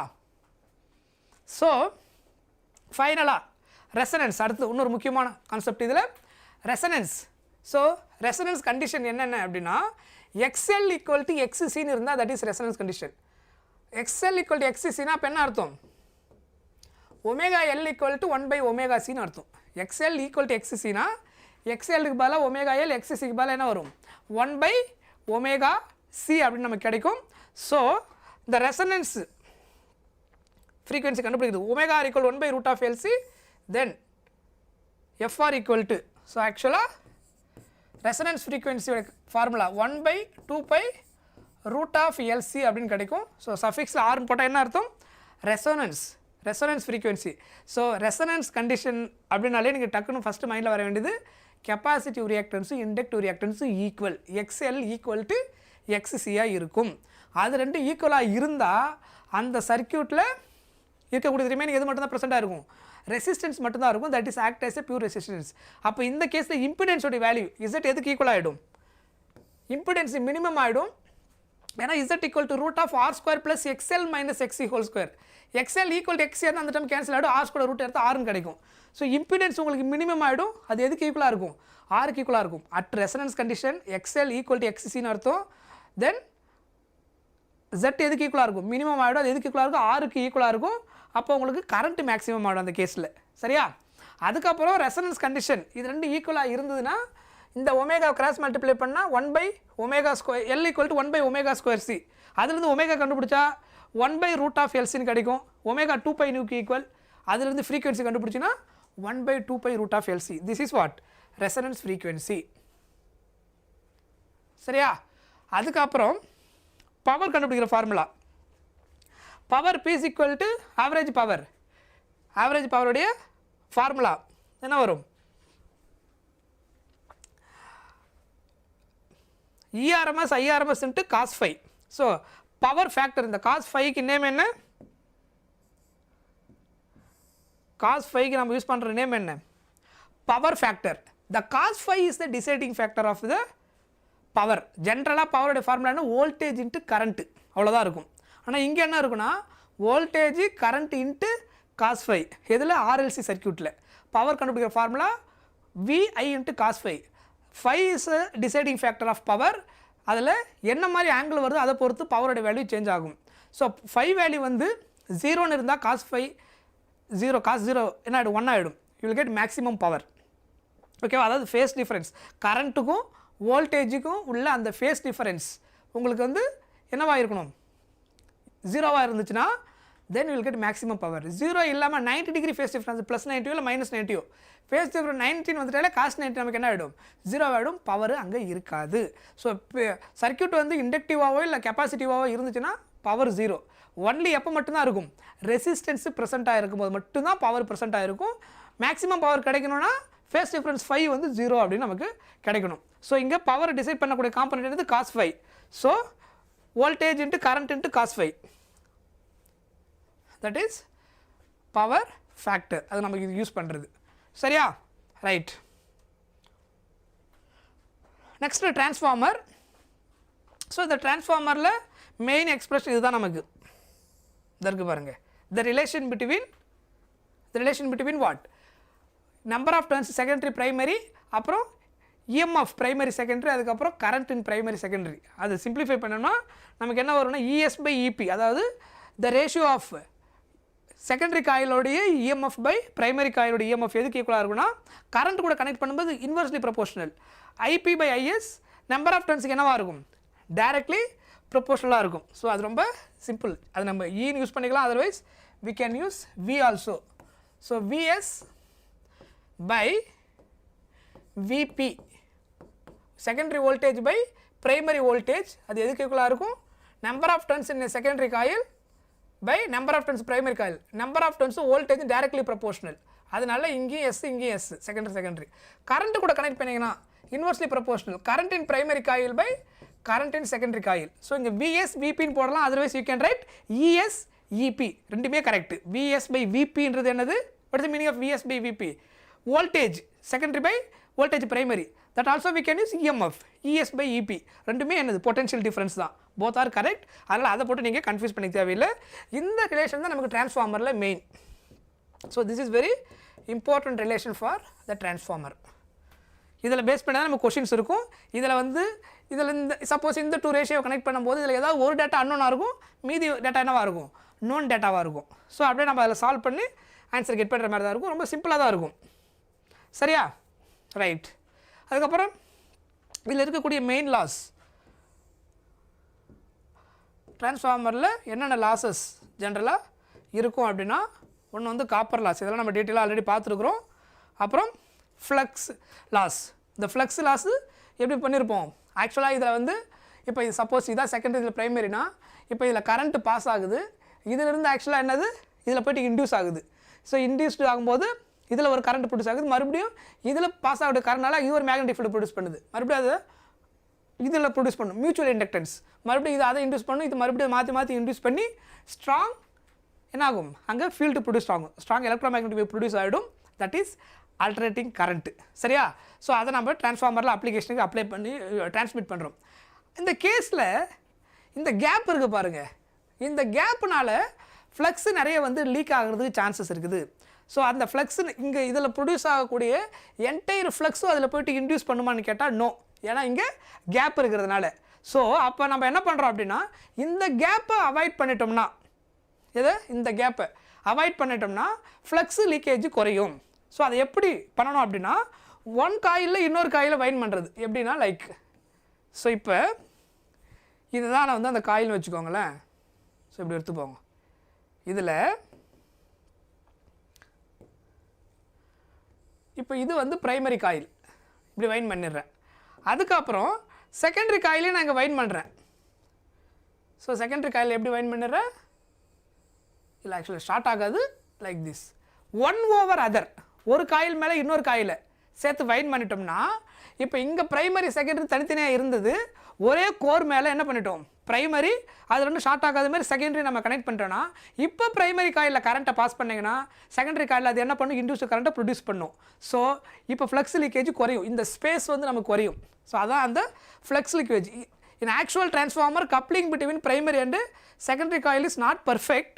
So certain amount of magnetic flux என்ன ஆகிடுது, வேஸ்ட் ஆகிடுது அப்படின்னு சொல்கிறாங்க. அதை அவாய்ட் பண்ணுறதுக்கு linkage can be maximised by using winding the coils. அதை குறைக்கிறதுக்கு என்ன பண்ணலாம், winding the coils over one another சொன்னேன் இல்லையா, அந்த மாதிரி பண்ணிங்கன்னா ஃப்ளக்ஸ் லீக்கேஜ் வந்து உங்களுக்கு குறையும். ஸோ அதுக்காக நம்ம அதை யூஸ் பண்ணுவோம். அதுக்கப்புறம் இதில் இருக்கக்கூடிய முக்கியமான லாஸஸ் இதெல்லாம் நம்ம ஏற்கனவே டீட்டெயிலாக டிஸ்கஸ் பண்ணியிருக்கிறோம். ஸோ அதனால் it's a theory portion. So அதெல்லாம் ரீட் பண்ணிக்கோங்க. ஸோ நம்ம கான்செப்ட் அடுத்து போயிடலாம். சரியா? ரைட். Next problem. இந்த சாப்டரில் கொஷின்ஸ் எப்படியெல்லாம் வந்திருக்கலாம், இல்லை வரதுக்கு சான்சஸ் இருக்குது அப்படின்னு நம்ம பார்க்க போகிறோம். புரியுதா? ஸோ இது வந்து ஒரு சர்க்கியூட், இது வந்து ஒரு சர்க்கியூட்டோட பார்ட் கொடுத்துருக்குறாங்க. ஏ என்ற பாயிண்ட்லேருந்து கரண்ட் வந்து பாஸ் ஆகுது. AB is a part of an electric circuit. The potential difference VA minus VB என்னன்னு கேட்டிருக்கிறாங்க. So potential difference VA minus VB அப்படின்னு கேட்டிருக்கிறாங்க. ஸோ இதுக்கும் பிட்வீனில் இருக்கக்கூடிய டோட்டல் பொட்டென்ஷியல் டிஃபரன்ஸ் என்ன அப்படின்னு கேட்டிருக்கிறாங்க. கொஷனில் என்னென்ன கொடுத்துருக்குறாங்க பாருங்கள். கரண்ட் I கொடுத்துருக்காங்க 2 amps. கரண்ட் I வந்து 2 amps and increasing at the rate of 1 ampere per second அப்படின்னு கொடுத்துருக்குறாங்க. புரியுதா? இப்போது கிர்ச்சாஃப்ஸ் லூப் ரூல் அப்ளை பண்ணுங்கள். டோட்டல் பொட்டென்ஷியல் நீங்கள் இந்த கேஸுக்கு கிர்ச்சாஃப்ஸ் வோல்டேஜில் அப்ளை பண்ணிங்கன்னா இங்கே பொட்டென்ஷியல் என்ன இருக்கும், VA. இங்கே என்ன பொட்டென்ஷியல் இருக்கும், இல்லை கரண்ட் ஐன்ற கரண்ட் இங்கே பாஸ் ஆகுது.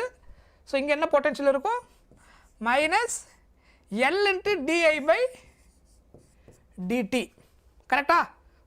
EMF across the inductance. இப்போ தான் பார்த்தோம் போன சாப்டரில். காயில் வைண்ட் பண்ணி அதில் கரண்ட் பாஸ் ஆச்சுன்னா அதில் ப்ரொடியூஸ் ஆகக்கூடிய EMF கண்டுபிடிக்கிற ஃபார்முலா என்னது, L into di/dt. ஸோ இங்கே வித் மைனஸ் L di/dt வரும். So EMF across the inductance minus L into di/dt. So இதில் கரண்ட் இப்படி தான் பாஸ் ஆகுது. ஸோ அப்போ பேட்டரியிலேருந்து இதான் பாசிட்டிவ் போலாரிட்டி. ஸோ இது கரண்ட் உள்ளே என்டர் ஆகுறதுனால இது என்னது, பேட்டரியிலேருந்து வரக்கூடிய கரண்ட் வெளில போகும், வெளியிருந்து ஏதோ ஒரு கரண்ட் இது உள்ள என்டர் ஆகிறதுனால பேட்டரியோடைய டைரெக்ஷன், பேட்டரியிலேருந்து வரக்கூடிய கரண்டோட டைரெக்ஷனும் நம்ம சூஸ் பண்ணுற லூப்போட டைரெக்ஷனும் ரெண்டு சேமாக இருந்துச்சுன்னா என்னவாக இருக்கும், பேட்டரி பாசிட்டிவ் எடுப்போம்.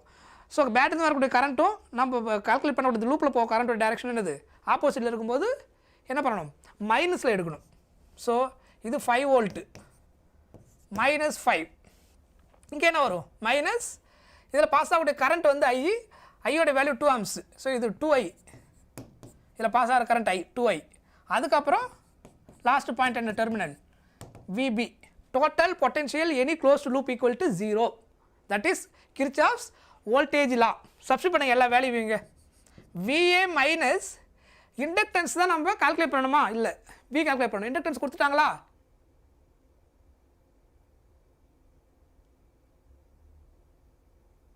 கொஸ்டின் டயக்ராம் கொடுத்துருக்காங்க. சாரி, இதான் L. ரெசிஸ்டன்ஸ் R கொடுத்துருக்குறாங்க 2 ohm. ஸோ எல்லாமே டயக்ராமில் இருக்குது. ஸோ இது அப்போ இண்டக்டன்ஸ் வந்து 1. di/dt கொடுத்துருக்குறாங்க. இதை கொடுத்துருக்காங்க பாருங்கள். இந்த டேட்டா தான் என்னது, di/dt. ஏன்னா யூனிட் என்ன கொடுத்துருக்காங்க பாருங்கள், 1 ampere per second. 1 ampere per secondனா என்ன அர்த்தம், di/dtன்னு அர்த்தம். ஏன்னா கொஸ்டினில் increasing at the rate of 1 ampere per second சொல்லி கொடுத்துருக்குறாங்க. So that is change in current by time. Unit வச்சு கண்டுபிடிங்க, ஆம்பியர் per second அப்படின்னா di/dt. That is 1. இதனுடைய வேல்யூ கொடுத்துட்டாங்க. மைனஸ் 5 2 இன்ட்டு இதில் பாஸ் ஆகக்கூடிய கரண்ட் எவ்வளோ சொல்லியிருக்கிறாங்க, 2 amps minus VB equal to 0. அப்போ இதை சிம்பிளிஃபை பண்ணுங்கள். ஸோ இது 1 ஆகிடும், -5 -4 minus VB equal to 0. So -10 ஆகிடுமா, -5 -1 -4 -10. So what is a VA minus VB? -10 அந்த பக்கம் கொண்டு போயிங்கன்னா +10. ஸோ இப்போ ஆன்சர் வந்து 10 வோல்ட். புரியுதா? இது எந்த வருஷம் கொஷின்? இந்த வருஷம் கேட்ட நீட் கொஷின் 2025 கொஷின் தான் இது. So this is not difficult. அதனுடைய பொட்டென்ஷியல் அக்ராஸ் என்ன இருக்குது, அந்த ஓம்ஸ் லாவை கரெக்டாக அப்ளை பண்ணிவிட்டு அது கிர்ச்சாஃப்ஸ் வோல்டேஜில் க்ளோஸ் லூப்பில் அப்ளை பண்ணி அப்புறம் அங்கங்கே ஓம்ஸ் லா எப்படி தேவைப்படுதோ நம்ம அப்ளை பண்ணிட்டே வந்தோம்னா இங்கே ஈஸி ஆன்சர் கெட் பண்ணிடலாம். இண்டக்டன்ஸ் கேஸில் வந்து ஃபாரடேஸ் லா வரும். ஸோ L × di/dt அப்ளை பண்ணோம்னா இந்த பொட்டென்ஷியல் அக்ராஸ் இண்டக்டன்ஸ் கிடச்சிருக்கும். சரியா? So the answer is 10 volt. Next, the peak voltage of AC source equal to, peak வோல்டேஜ்னா என்ன அர்த்தம்? V0. அது எதுக்கு ஈக்குவலாக இருக்குன்னு கேட்டிருக்காங்க. ஸோ V0 எதுக்கு ஈக்குவல்? நம்ம ஆல்ரெடி பார்த்துருக்குறோம். Vrms equal to V0/√2. That is the relation between RMS current and peak voltage. Vrms equal to V0/√2. அப்போ V0 எதுக்கு ஈக்குவலாக இருக்கும்? கிராஸ் மல்டிப்ளை பண்ணிட்டீங்கன்னா √2 × Vrms. ஸோ பீக் வோல்டேஜ் V0ன்றது peak voltage, √2 × RMS current, √2 times of RMS current. So ஆப்ஷனில் எது அந்த statement கனெக்டாக இருக்கான்னு பாருங்கள். The value of voltage supply to the circuit கிடையாது. The RMS value of the AC source கிடையாது. சி ஹியர் இங்கே கொடுத்துருக்காங்க பாருங்கள், √2 times the RMS value of the AC source. That is the correct statement. புரியுதா? So இதுவும் கிடையாது. 1/√2 times of the RMS சொல்லியிருக்கிறாங்க. So peak current அது கிடையாது. சரியா? ஸோ அதனால் அதுவும் கிடையாது. Next, a step down transformer connected and AC main supply 220 volt is made to operate 11 volt 44 watt lamp. Ignoring power losses in the transformer, if the current is primary circuit என்ன இருக்கும் அப்படின்னு கேட்டிருக்கிறாங்க. So ignoring power loss அப்படின்னா அப்போ என்ன meaning? Power input equal to power அவுட்புட்னு அர்த்தம். Power லாஸே இல்லைன்னா என்ன அர்த்தம்? தேர் இஸ் நோ லாஸ்னா இன்புட் பவர் அவுட்புட் பவர் ஈக்குவலாக இருந்திருக்குன்னு அர்த்தம். சொல்கிறது புரியுதா? பவருடைய ஃபார்முலா வோல்டேஜ் இன்ட்டு கரண்ட்டு. நம்ம எப்பவுமே வோல்டேஜ் எதுக்கு அப்ளை பண்ணுறோம்? பிரைமரி காயிலுக்கு சப்ளை கொடுப்போம். ஸோ பிரைமரி காயில் தான் செகண்டரி காயில் இன்டியூஸ் பண்ணும். மியூச்சுவல் இண்டக்டன்ஸ்னால அங்கே என்ன நடக்கும்? ஏசி கரண்ட் ஜென்ரேட் ஆகுது. ஸோ இங்கே பி இன்புட் அப்படின்னா இன்புட்ன்றது எதில் கொடுப்போம்? Primary coil. ஸோ அதில் இருக்கக்கூடிய பவர் ஃபார்முலா என்னது? VP into IP, because power equal to voltage into current. Input primary coil கொடுக்கறதுனால primary voltage into primary current தான் என்னது? Input power. நோ லாஸ்ன்றதுனால தான் நான் என்ன எடுத்துக்கிறேன்? ஈக்குவல்னு எடுத்துக்கிறேன். ஸோ அப்போ இங்கே என்ன வரும்? Power output. ஸோ அவங்க கொஸ்டின் என்ன கேட்டிருக்கிறாங்கன்னா பிரைமரி கரண்ட் கேட்டிருக்காங்க. பிரைமரி சர்க்யூட்டோடைய கரண்ட் இந்த ஐபி என்னன்னு கேட்டிருக்கிறாங்க. ஸோ வோல்டேஜ் கொடுத்துட்டாங்க. இனிஷியலாக பிரைமரியில் கொடுத்துருக்கிறது. அதுக்கப்புறம் 44 வாட் லேம்ப்னு சொல்லி கொடுத்துட்டாங்க. ஸோ இன்புட் அவுட்புட் ஈக்குவல்னா இப்போ இது எதுக்கு ஈக்குவல்? 44 வாட்டுக்கு ஈக்குவல். நான் சொன்னது புரியுதா பாருங்கள்? இது வந்து 44 watt input output equal. So இங்கே என்ன கொடுத்துருக்கோமோ அது அவுட்புட்லேயே வந்திருக்கும். That is 44 watt. எதுக்கு equal? VP into IP, voltage into current. அதாவது விஎஸ் இன்ட்டு ஐஎஸ் அதுவும் 44 தான். விபி இன்ட்டு ஐபி என்னது? அதுவும் 44 தான். Because there is no power loss. இது கொஸ்டின் கொடுத்த கண்டிஷன். ஸோ பிரைமரி தான் அவங்க கேட்குறாங்க. அப்போ 44/விபி 44 டிவைடட் பை பிரைமரி வோல்டேஜ். எவ்வளோ சப்ளை வோல்டேஜ் கொடுத்துருக்குறோம்? 220. ஸோ 220 சிம்பிளிஃபை பண்ணிங்கன்னா ஸோ இங்கே என்ன வரும்? இது வந்து 22 டேபிளில் பண்ணலாமா? 10 டைம்ஸ் வந்துருமா? இது 2 times. So 0.2 amps. So answer is 0.2 amps. புரிஞ்சுதா? Clear? Right. Next, a 40 microfarad capacitor is connected to a 200 watt 50 hertz supply. The RMS இது வந்து RMS. The RMS value of the current இந்த சர்க்யூட் என்னன்னு கேட்டிருக்கிறாங்க. So RMS value of the current தெரியணும்னா நமக்கு என்ன தெரியணும்? இப்போ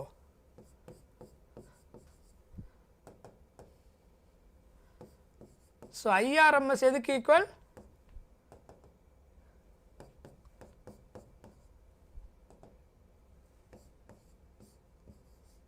I0/√2. இதுதான் என்னது IRMS கரண்ட் கண்டுபிடிக்கிறதுக்கான ஃபார்முலா. கொஷனில் நமக்கு என்ன கொடுத்துருக்குறாங்கன்னா இங்கே வோல்டேஜ் கொடுத்துருக்குறாங்க, ஃப்ரீக்வன்சி கொடுத்துட்டாங்க, கெப்பாசிட்டன்ஸ் கொடுத்துட்டாங்க. ஆனால் எது கொடுக்கல I0 கொடுக்கல. ஸோ I0 எப்படி கால்குலேட் பண்ணுவீங்க அப்போது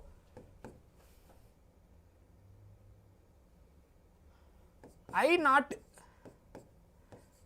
ஈக்குவல் டு என்ன வரும் V0 கெப்பாசிட்டன்ஸ் என்ன வரும் XC. கதான formula I is equal to V/R. ஆருக்கு பதிலாக கெப்பாசிட்டன்ஸ் கேஸில் ரெசிஸ்டன்ஸ் ரோல் எது ப்ளே பண்ணும் capacitive reactance. So V0 divided by V0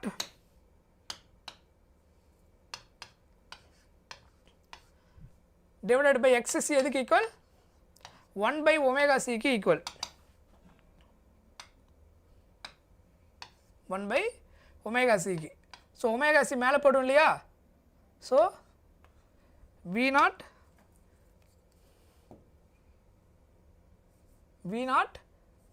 ωc சரியா. V0 ωc கிடைக்கும். ஃபைனலாக இப்போ எப்படி எழுதலாம்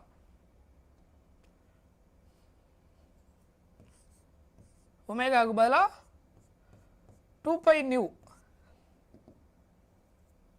2πν இன்ட்டு சி அப்படின்னு கிடைக்கும். ஸோ இதுக்கப்புறம் நம்ம சால்வ் பண்ண ஆன்சர் கிடைச்சிடும். ஃப்ரீக்வன்சி 50 ஹெர்ட்ஸு, இது 200 வோல்ட்டு, கெப்பாசிட்டி என்னது 40 × 10⁻⁻6 அதானே சியோட வேல்யூ. ஸோ அப்போ இதை சப்ஸ்டிட் பண்ணி கால்குலேட் பண்ண என்ன வருது பாருங்கள். I0 ஈக்குவல் டு V0க்கு பதிலாக 200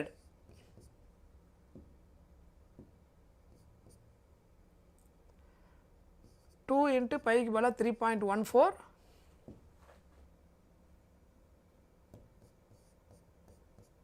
இன்ட்டு ஃப்ரீக்வன்சிக்கு பதிலாக 50 ஹெர்ட்ஸ்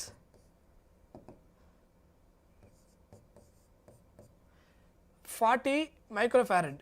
ஸோ 40 ×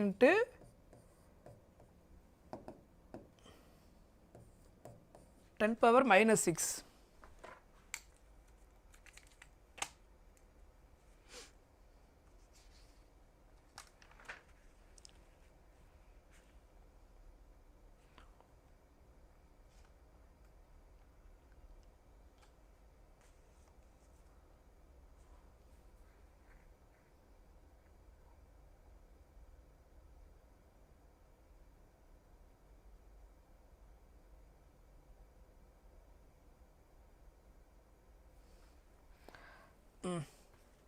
ஸோ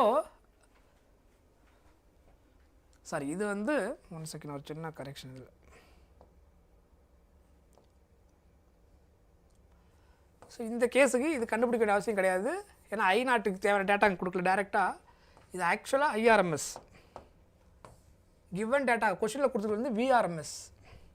ஸோ இது எப்படி எழுதலாம் IRMS ஈக்குவல் டு VRMS/XC சரியா. ஏன்னா கொஷனில் வந்துட்டு பீக் வோல்டேஜ்னு கொடுக்கல. கொஷனில் பீக் வோல்டேஜ்னு கொடுத்துருந்தாங்கன்னா தான் நம்ம எதை எடுக்கணும்.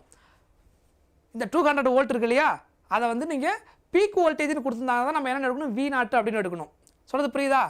Otherwise it is an RMS voltage, VRMS தான் அர்த்தம். ஸோ அவங்க கொஷனில் கேட்டிருக்கிறது டேரெக்டாகவே IRMS தான் கேட்டிருக்கிறாங்க கரெக்டாக. இந்த RMS கரெக்ட் அப்படியே கேட்டிருக்கிறாங்க. So IRMS equal to VRMS/XC அப்படின்னு யூஸ் பண்ணிக்க வேண்டியதான் சரியா. ரைட், ஃபர்தராக இதை சால்வ் பண்ணுங்கள். இதை சால்வ் பண்ணிங்கன்னா ஃபைனலாக ஒரு ஆன்சர் கிடைக்கும் அப்ராக்சிமேட்டாக. ஸோ அதை நீங்கள் அப்புறமா ட்ரை பண்ணுங்கள். ஆன்சர் 2.5 அப்படின்னு கிடைக்கும்.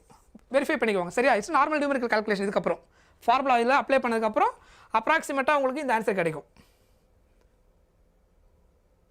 Right, next question. The instantaneous values of alternating current and voltages in a circuit are given. So இந்த கேஸில் என்னென்ன கொடுத்துருக்குறாங்கன்னு பாருங்கள். The average power in watts consumed கேட்டிருக்கிறாங்க. ஸோ இந்த கேஸில் நம்ம என்ன கால்குலேட் பண்ணணும் அப்படின்னா average power equal to VRMS அப்புறம் IRMS இன்ட்டு என்ன வரும் cos phi. இதுதான் என்னது ஆவரேஜ் பவர் கண்டுபிடிக்கிறதுக்கான formula VRMS IRMS into cos phi. அதாவது VI இன்ட்டு cos phi நம்ம பார்த்துருப்போம். ஸோ அங்கே VIன்றது என்னது VRMS IRMS into cos phi.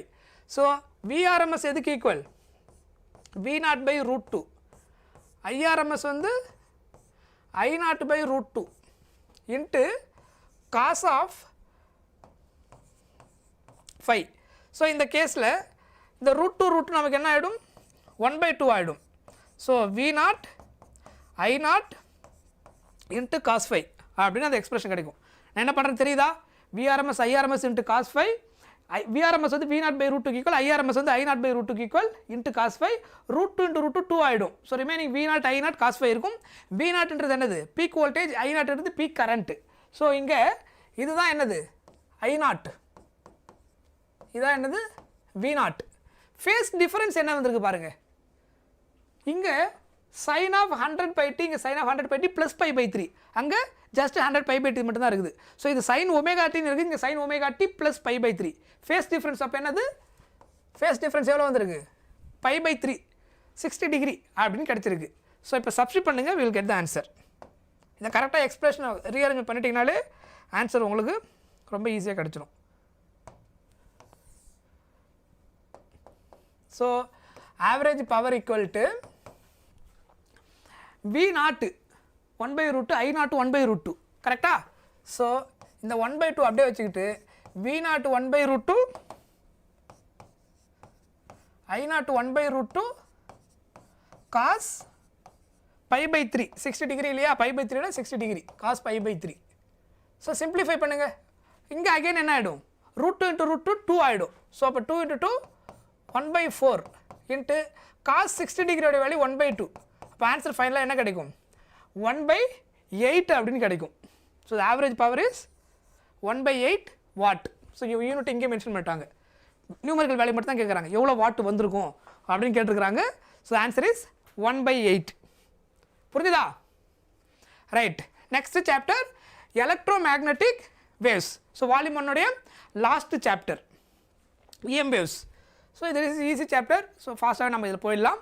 இதில் மெயினாக ஒரு நாள் நம்ம ஃபஸ்ட்டு ரிமைண்ட் பண்ணிப்போம். இதில் என்னென்னா மேக்ஸ்வெல் ஈக்குவேஷனை ஒரு ஓவர்வியூ பார்த்துட்டு அதுக்கப்புறம் மெயினாக இதில் இருக்கக்கூடிய அந்த ஸ்மால் எக்ஸ்பிரஷன் கொஞ்சம் இருக்குது. லாஸ்ட்டாக EM அந்த ஸ்பெக்ட்ரம் எலக்ட்ரோமேக்னெட்டிக் ஸ்பெக்ட்ரம் எப்படி இருக்கும் அதுதான் இதில் மெயினாக இருக்கும்.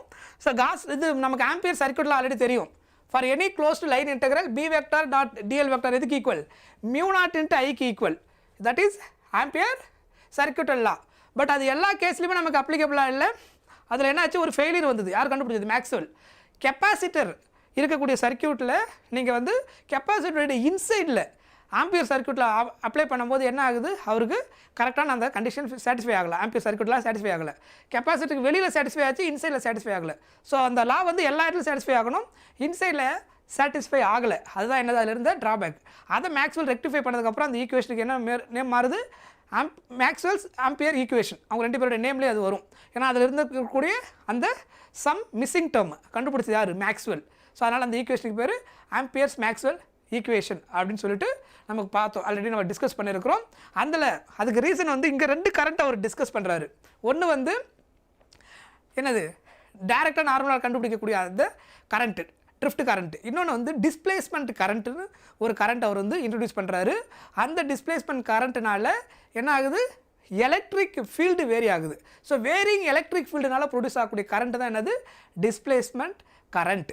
ஸோ அந்த ட்ராபேக் அவர் பேலன்ஸ் பண்ணதுக்கப்புறம் அந்த ஈக்குவேஷன் என்ன ஆகுது பேலன்ஸ்ட் ஆகிடுது ஆம்பியர் மேக்ஸ்வெல் ஈக்குவேஷன்.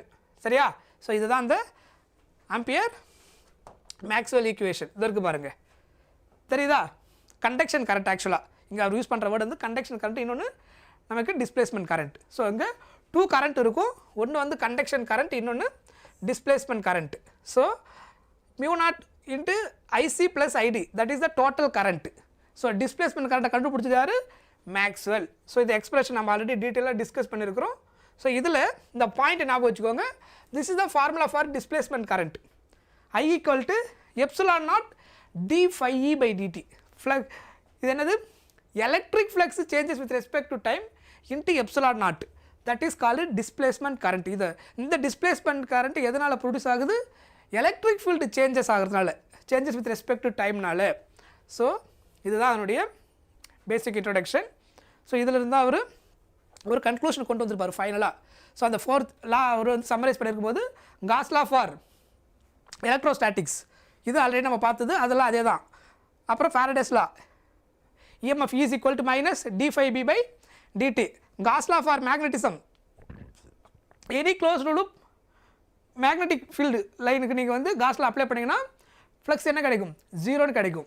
எலக்ட்ரிக் ஃப்ளக்ஸாக இருந்தால் q by epsilon naught கிடைக்கும். இது Gauss law for electrostatics, இது Gauss law for magnetism, அது Faraday's law. இதில் ப்ராப்ளம் இருந்தது ஃபைனலாக ampere Maxwell equation.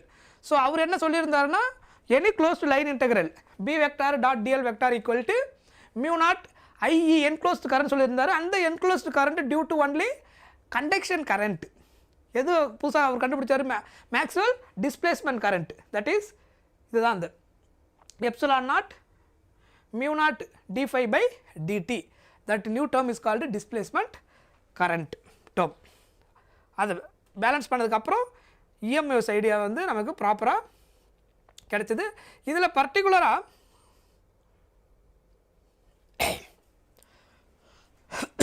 So electromagnetic waves வந்து ஆக்சுவலாக இது மாதிரி தான் ட்ராவல் ஆகும். சீக்கிரம் இந்த எலக்ட்ரிக் ஃபீல்டு இருக்கு இல்லையா, எலக்ட்ரிக் ஃபீல்டும் மேக்னெட்டிக் ஃபீல்டு எப்படியுமே எப்படி தரும்? மியூச்சுவலி பெர்பெண்டிகுலர் டு ஈச் அதராக இருக்கும். இந்த ரெண்டும் சேர்ந்து ட்ராவல் பண்ணக்கூடிய டைரக்ஷனுக்கு பேர் என்னது? Propagation direction. So electric field வந்து suppose X axis, magnetic field Y ஆக்சிஸ்னால் ரெண்டும் சேர்ந்து ப்ராபகேட் பண்ணக்கூடிய அந்த டைரக்ஷன் வந்து என்னது? Z axis. ஸோ நம்ம எந்த ஆக்சிஸ் எடுக்கிறோமோ இங்கே ஃபைனலாக 3 ஆக்சிஸ் யூஸ் ஆகிடும். எலக்ட்ரிக் ஃபீல்டு ஒரு ஆக்சிஸில் இருக்கும், மேக்னெட்டிக் ஃபீல்டு ஒரு ஆக்சிஸில் இருக்கும், அது ரெண்டும் சேர்ந்து ட்ராவல் ஆகக்கூடியது ப்ராபகேஷன் ஆக்சிஸ்.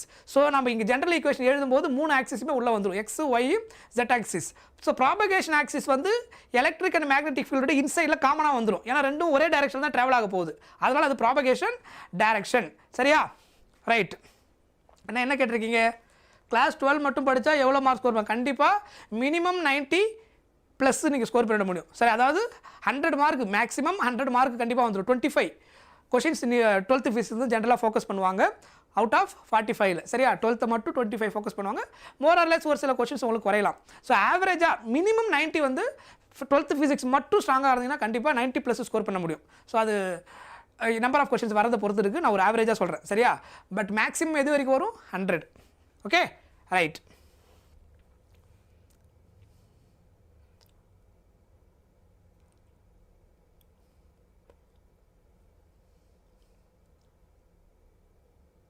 நெக்ஸ்ட்டு சிகியர் இந்த ஃபார்மா ஞாபகம் வச்சுக்கணும்.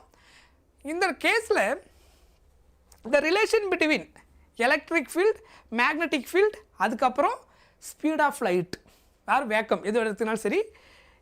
வேக்கம் எடுத்திங்கன்னா இந்த ஃபார்முலா எப்படி எழுதுவோம்? ஆக்சுவலாக C equal to E0 by B0. இது வேக்கமாக இருந்தால், எனி மீடியமாக இருந்தால் நீங்கள் வீன் போட்டுக்கணும். V is equal to E0 by B0. வேக்கமாக இருந்தால் ஸ்பீட் ஆஃப் லைட்டின் வேக்கம் வந்து C. So that is a relation between electric ஃபீல்டோட ஆம்ப்ளிடியூட், மேக்னெட்டிக் ஃபீல்டோட ஆம்ப்ளிடியூட், அதுக்கப்புறம் வெலாசிட்டிக்கு உள்ள ரிலேஷன். So V is equal to ஜென்ரலாக E by Bன்னு சொல்லுவோம். இங்கே வேக்கம் வரனால C E0 by B0 இதை யூஸ் பண்ணி கால்குலேட் பண்ணலாம். ஸ்பீட் ஆஃப் லைட்டு அந்த வேல்யூ கால்குலேட் பண்ணோம் இல்லையா, இதுக்கு எதுக்கு ஈக்குவல்? இந்த ஆன்சர் தான் எதுக்கு equal? 3 × 10⁸ metre per second. C is equal to 1 by root of mu naught epsilon naught equal. So mu naught ஓட வேல்யூ 4π × 10⁻⁷. எப்சிலான் நாட் வேல்யூ என்ன? 8.854 × 10⁻12. இதை மல்டிப்ளை பண்ணி ரூட் எடுத்து 1 by பண்ணிங்கன்னா அந்த வேல்யூ அப்ராக்சிமேட்டாக 2.99 × 10⁸ மீட்டர் பர் செகண்ட் கிடைக்கும். ஸோ 2.99 ரவுண்ட் ஆஃப் பண்ணி அப்ராக்சிமேட்டாக என்னது? 3. ஸோ ஸ்பீட் ஆஃப் லைட்டின் வேகமாக இப்படி தான் கண்டுபிடிச்சிருப்பாங்க.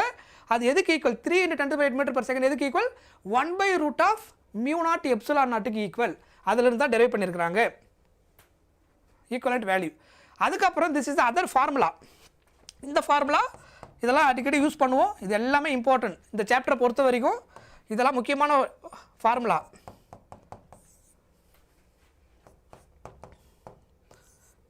ஓகே, இந்த ஃபார்முலா என்னன்னா relative permeability and permittivity. Relative permeability relative permittivity கூட ரிலேட் பண்ணும்போது V is equal to C by root of mu or epsilon r. So simple formula. இந்த ஃபார்முலா எல்லாம் ஞாபகம் வச்சுக்கோங்க. ரிலேட்டிவ் permittivity கொடுத்துட்டு லைட்டோட ஸ்பீடு மீடியமில் கேட்கும்போது v is equal to speed of light in vacuum by root of mu r epsilon r. இந்த formula use பண்ணிங்கன்னா you will get the answer directly. சரியா? இதெல்லாம் முக்கியமான ஃபார்முலா இந்த கேஸில். அதுக்கப்புறம் இங்கே ஒரு பாயிண்ட் நோட் பண்ணிக்கங்க. Energy density electric field energy density, potential energy actually half of epsilon naught E square energy density of electric field. Energy density of magnetic field வந்து half of B square by mu naught, otherwise B square by 2 mu naught. இது ரெண்டு formula, இது ரெண்டு நீங்கள் note பண்ணி வச்சுக்கோங்க. that is also important formula. இது நம்ம ஆல்ரெடி பார்த்தது தான் அந்த இண்டிவிஜுவலாக அந்த சாப்டரில். ரைட். அதுக்கப்புறம் எலக்ட்ரோமேக்னெட்டிக் ஸ்பெக்ட்ரம். ஸோ இது நமக்கு ஆல்ரெடி தெரியும். என்னது? ரெண்டு ஹை ஃப்ரீக்வன்சிலிருந்து லோ ஃப்ரீக்வன்சி ஆர்டரில் எழுதுனா start from gamma ray X ray ultra violet visible region infrared microwave லாஸ்ட்டாக என்ன வரும்? Radio wave. இதுதான் என்னது? ஹை ஃப்ரீக்வன்சியில் ஆரம்பித்து லோ ஃப்ரீக்வன்சி வரைக்கும் போகுது. ஃப்ரீக்வன்சி அதிகமாக இருந்தால் வேவ் லென்த் கம்மியாக இருக்கும். ஸோ ஓவரால் இந்த ஸ்பெக்ட்ரம்லேயே ஹையஸ்ட் ஃப்ரீக்வன்சி காமா ரேவுக்கு, லோவஸ்ட் வேவ் லென்த் அது. ஹையஸ்ட் ஃப்ரீக்வன்சியாக இருக்கிறது லோவஸ்ட் வேவ் லென்த்தாக இருக்கும். இந்த ஆர்டரில் லோவஸ்ட் ஃப்ரீக்வன்சி என்னது? Radio wave. Highest wave length எது? Radio wave. So inversely proportional. Frequency அதிகமாக இருக்கிறதுக்கு வேவ் லென்த்து கம்மியாக இருக்கும். விசிபிள் ரீஜனில் எது ஹை ஃப்ரீக்வன்சி அப்படின்னா வயலட். விசிபிளில் எது low frequency?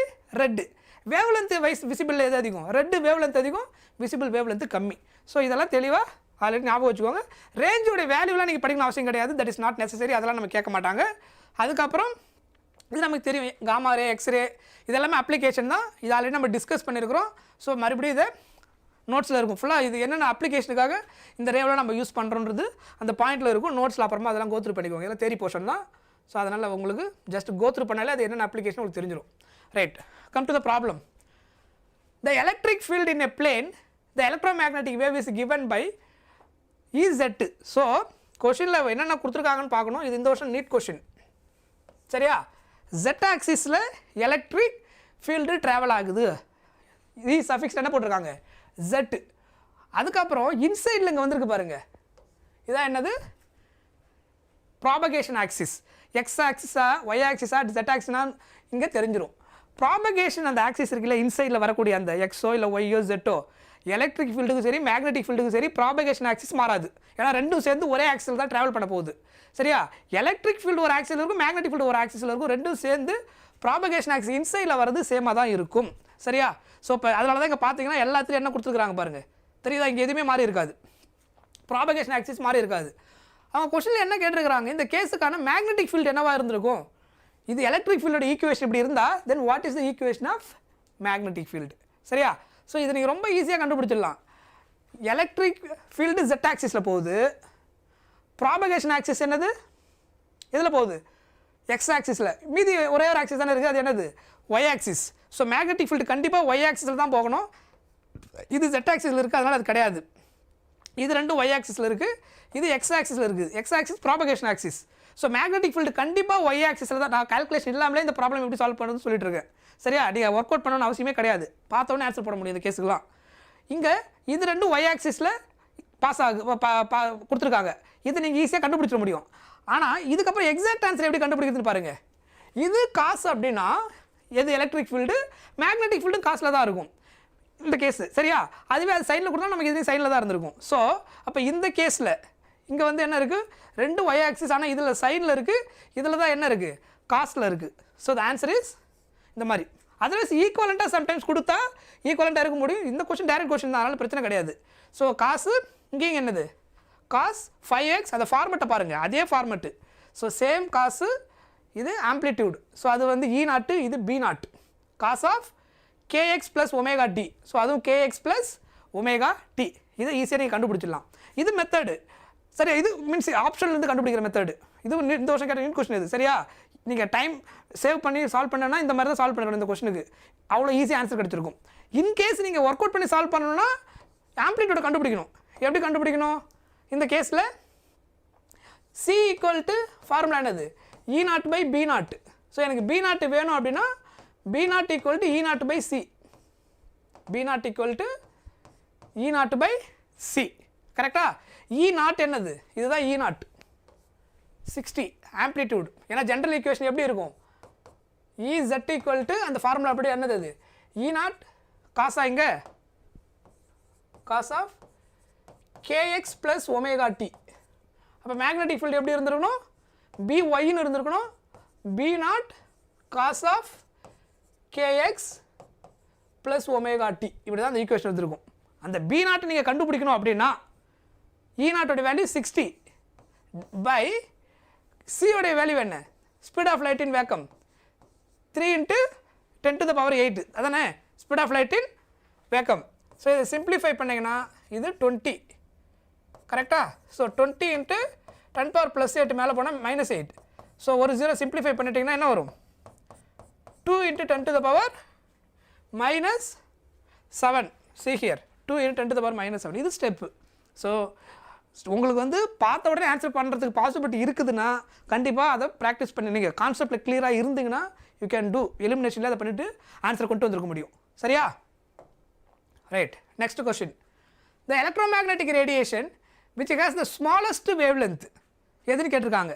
So wave length ரொம்ப இருக்குல்ல ஸ்மாலஸ்ட்னா அந்த ஆப்ஷனில் எதுக்கு ரொம்ப லோ ஃப்ரீக்வன்சி இருக்குதோ அதான் smallest wave length. So gamma ray present ஆயிருந்தாலே ஆட்டோமேட்டிக்காக என்னது ஓவரால் இருக்கிறதுலே ஸ்மாலஸ்ட் வேவ் லென்த் அதுதான். காமா ரே இல்லாமல் வேறு ஏதாவது கொடுத்தாங்கன்னா அதில் கம்பேர் பண்ணியிருப்பேன்.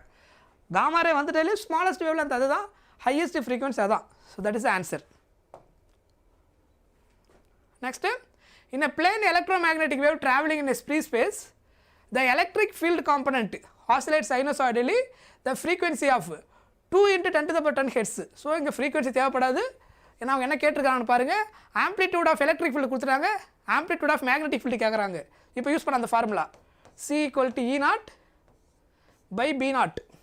So B0 equal to E0 by C. E0 என்ன கொடுத்துருக்காங்க 48 by 3 into 10 to the power 8. So இதை சிம்பிளிஃபை பண்ணால் இப்போ என்ன வரும் 16 16 into 3 48. So 16 into 10 to the power -8. So அவங்க 1 பாயிண்டில் எல்லாமே சொல்லியிருக்கிறாங்க, அதனால் ஒரு டெசிமல் இங்கே கொண்டு வந்துட்டிங்கன்னா 10 power -7 ஆகிடும். So 1.6 into 10 to the power -7 tesla. Option B is the answer.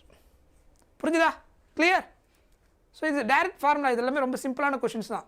So இந்த கொஷின் பாருங்கள், இது வந்து நீட் கொஷின் தான். இது ரொம்ப சிம்பிள். நீங்கள் வந்து ரேஞ்ச் எல்லாம் மெமரைஸ் பண்ணணும், ஞாபகம் வச்சணும் அவசியம் கிடையாது. நமக்கு அந்த ஆர்டர் தெரிஞ்சுதான் போதும். ஸோ இந்த கேஸில் இருக்கிறதுலே ஹையஸ்ட்டு வேவ் லென்த் எது, ரேடியோ வேவ். ஏஎம்னா என்ன அர்த்தம், ஆம்ப்ளிடியூட் மாடுலேஷன் ரேடியோ வேவ்ஸ். சரியா, ரேடியோ வேவ் தான் இருக்கிறதுல ஹையஸ்ட்டு வேவ் லென்த்து. அப்போ இங்கே இருக்கிறதுல எது ஹையஸ்ட்டு நம்பர் இருக்குதோ அதான் என்னது அதனுடைய ஆன்சர். ஸோ அப்போ இது 10 power -10 10 power மைனஸில் அதிகமாக போக போக ஸ்மாலர் வேல்யூன்னு அர்த்தம். ப்ளஸில் பவர் போச்சுன்னா தான் அது கிரேட்டர். ஸோ இது மட்டும் தான் ப்ளஸில் இருக்குது. ஸோ ஏவுக்கு ஆன்சர் என்ன வரும் 2. ஸோ ஏவுக்கு 2னா எங்கே இருக்குது பாருங்கள். ஸோ ஃபஸ்ட் ஒன்ல ஏவுக்கு 4, அதனால் கண்டிப்பாக இது கிடையாது. ஒரு ஆன்சர் தெரிஞ்சாலே நம்ம இதில் எலிமினேஷன் பண்ணலாம். ரெண்டு இடத்துல ஒரே ஆன்சர் வந்து அடுத்து இன்னொன்று செக் பண்ணணும். சரியா, இங்கே ஏவுக்கு 3, இங்கே ஏவுக்கு 3. ஸோ அப்போ இதில் தான் எனக்கு ஏவுக்கு 2 வந்திருக்கு.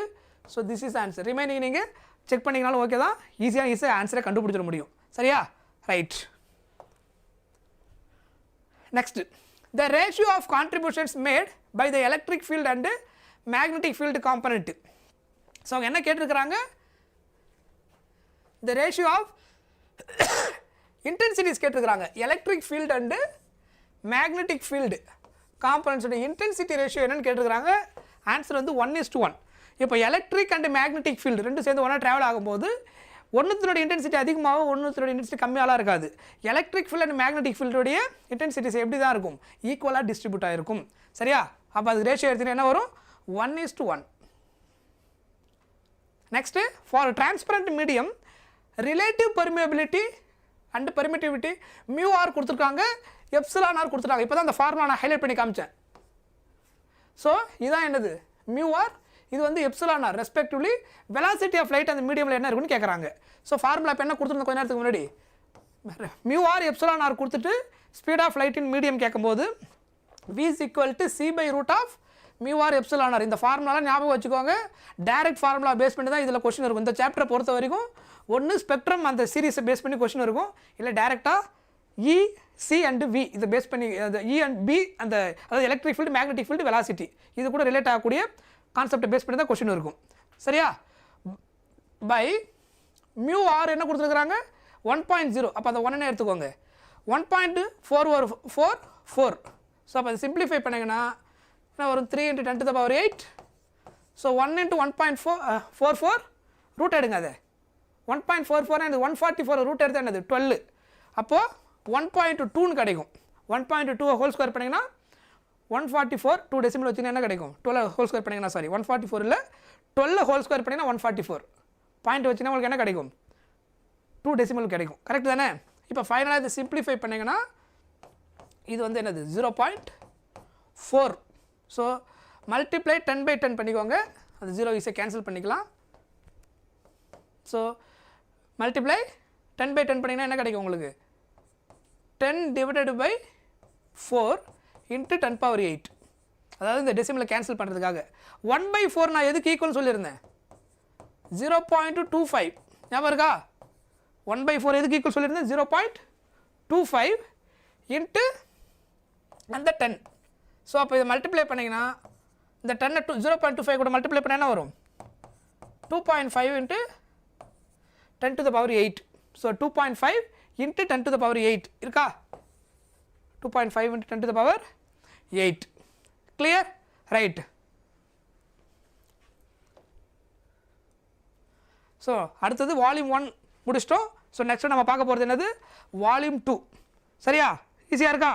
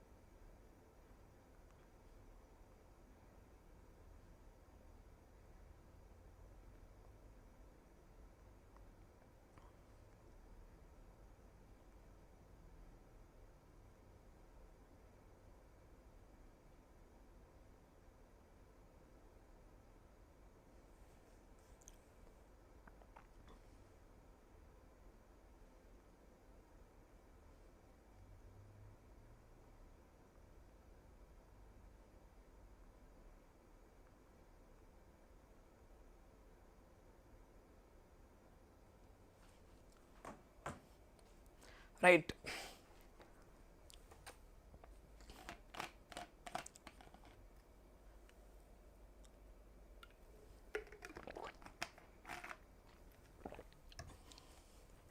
நெக்ஸ்ட்டு ரே ஆப்டிக்ஸ்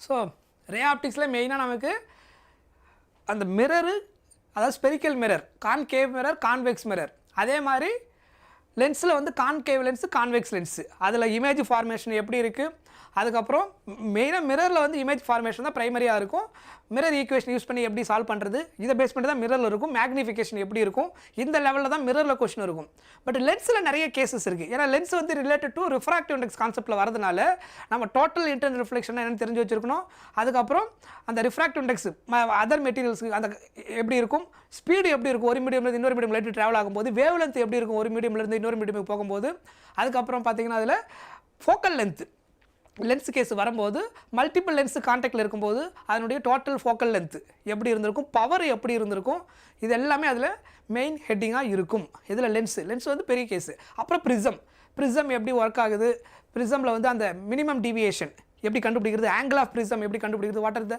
ரிலேஷன்ஸ் இதெல்லாம் அதில் நம்ம தெரிஞ்சு வச்சுக்கணும் லாஸ்ட்டாக அப்ளிகேஷன் மைக்ரோஸ்கோப் அதுக்கப்புறம் டெலஸ்கோப் இது எல்லாமே சரியா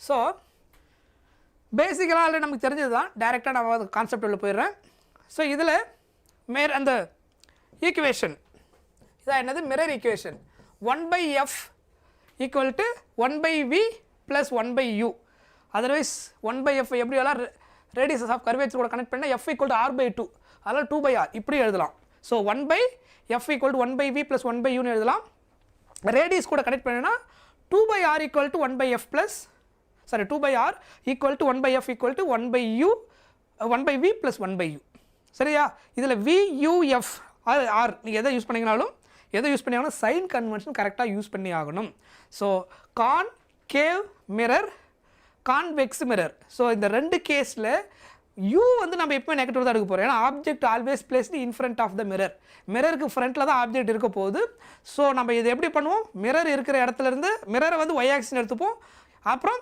தெரியுது இல்லையா அப்போ இதான் மிரர் அப்படின்னா லைக் இது ஒய் ஆக்சிஸ் இது நெகட்டிவ் எக்ஸ் ஆக்சிஸ் இந்த பக்கம் போச்சுன்னா பாசிட்டிவ் எக்ஸ் ஆக்சிஸ் ஸோ மிரரை வந்து ஒய் ஆக்சிஸாக இமேஜின் பண்ணிவிட்டு அதனுடைய left negative X axis right வந்து என்னது பாசிட்டிவ் எக்ஸ் ஆக்சிஸ் எடுத்துகிட்டு இதை வச்சு தான் சைன் கன்வென்ஷன் நம்ம யூஸ் பண்ணுறோம் ஸோ ஆப்ஜெக்ட் எங்கே வைக்கிறோம் இமேஜ் எங்கே ஃபார்ம் ஆகுது இதை பொறுத்து தான் நம்ம ஸ்டடி பண்ணுறோம் சரியா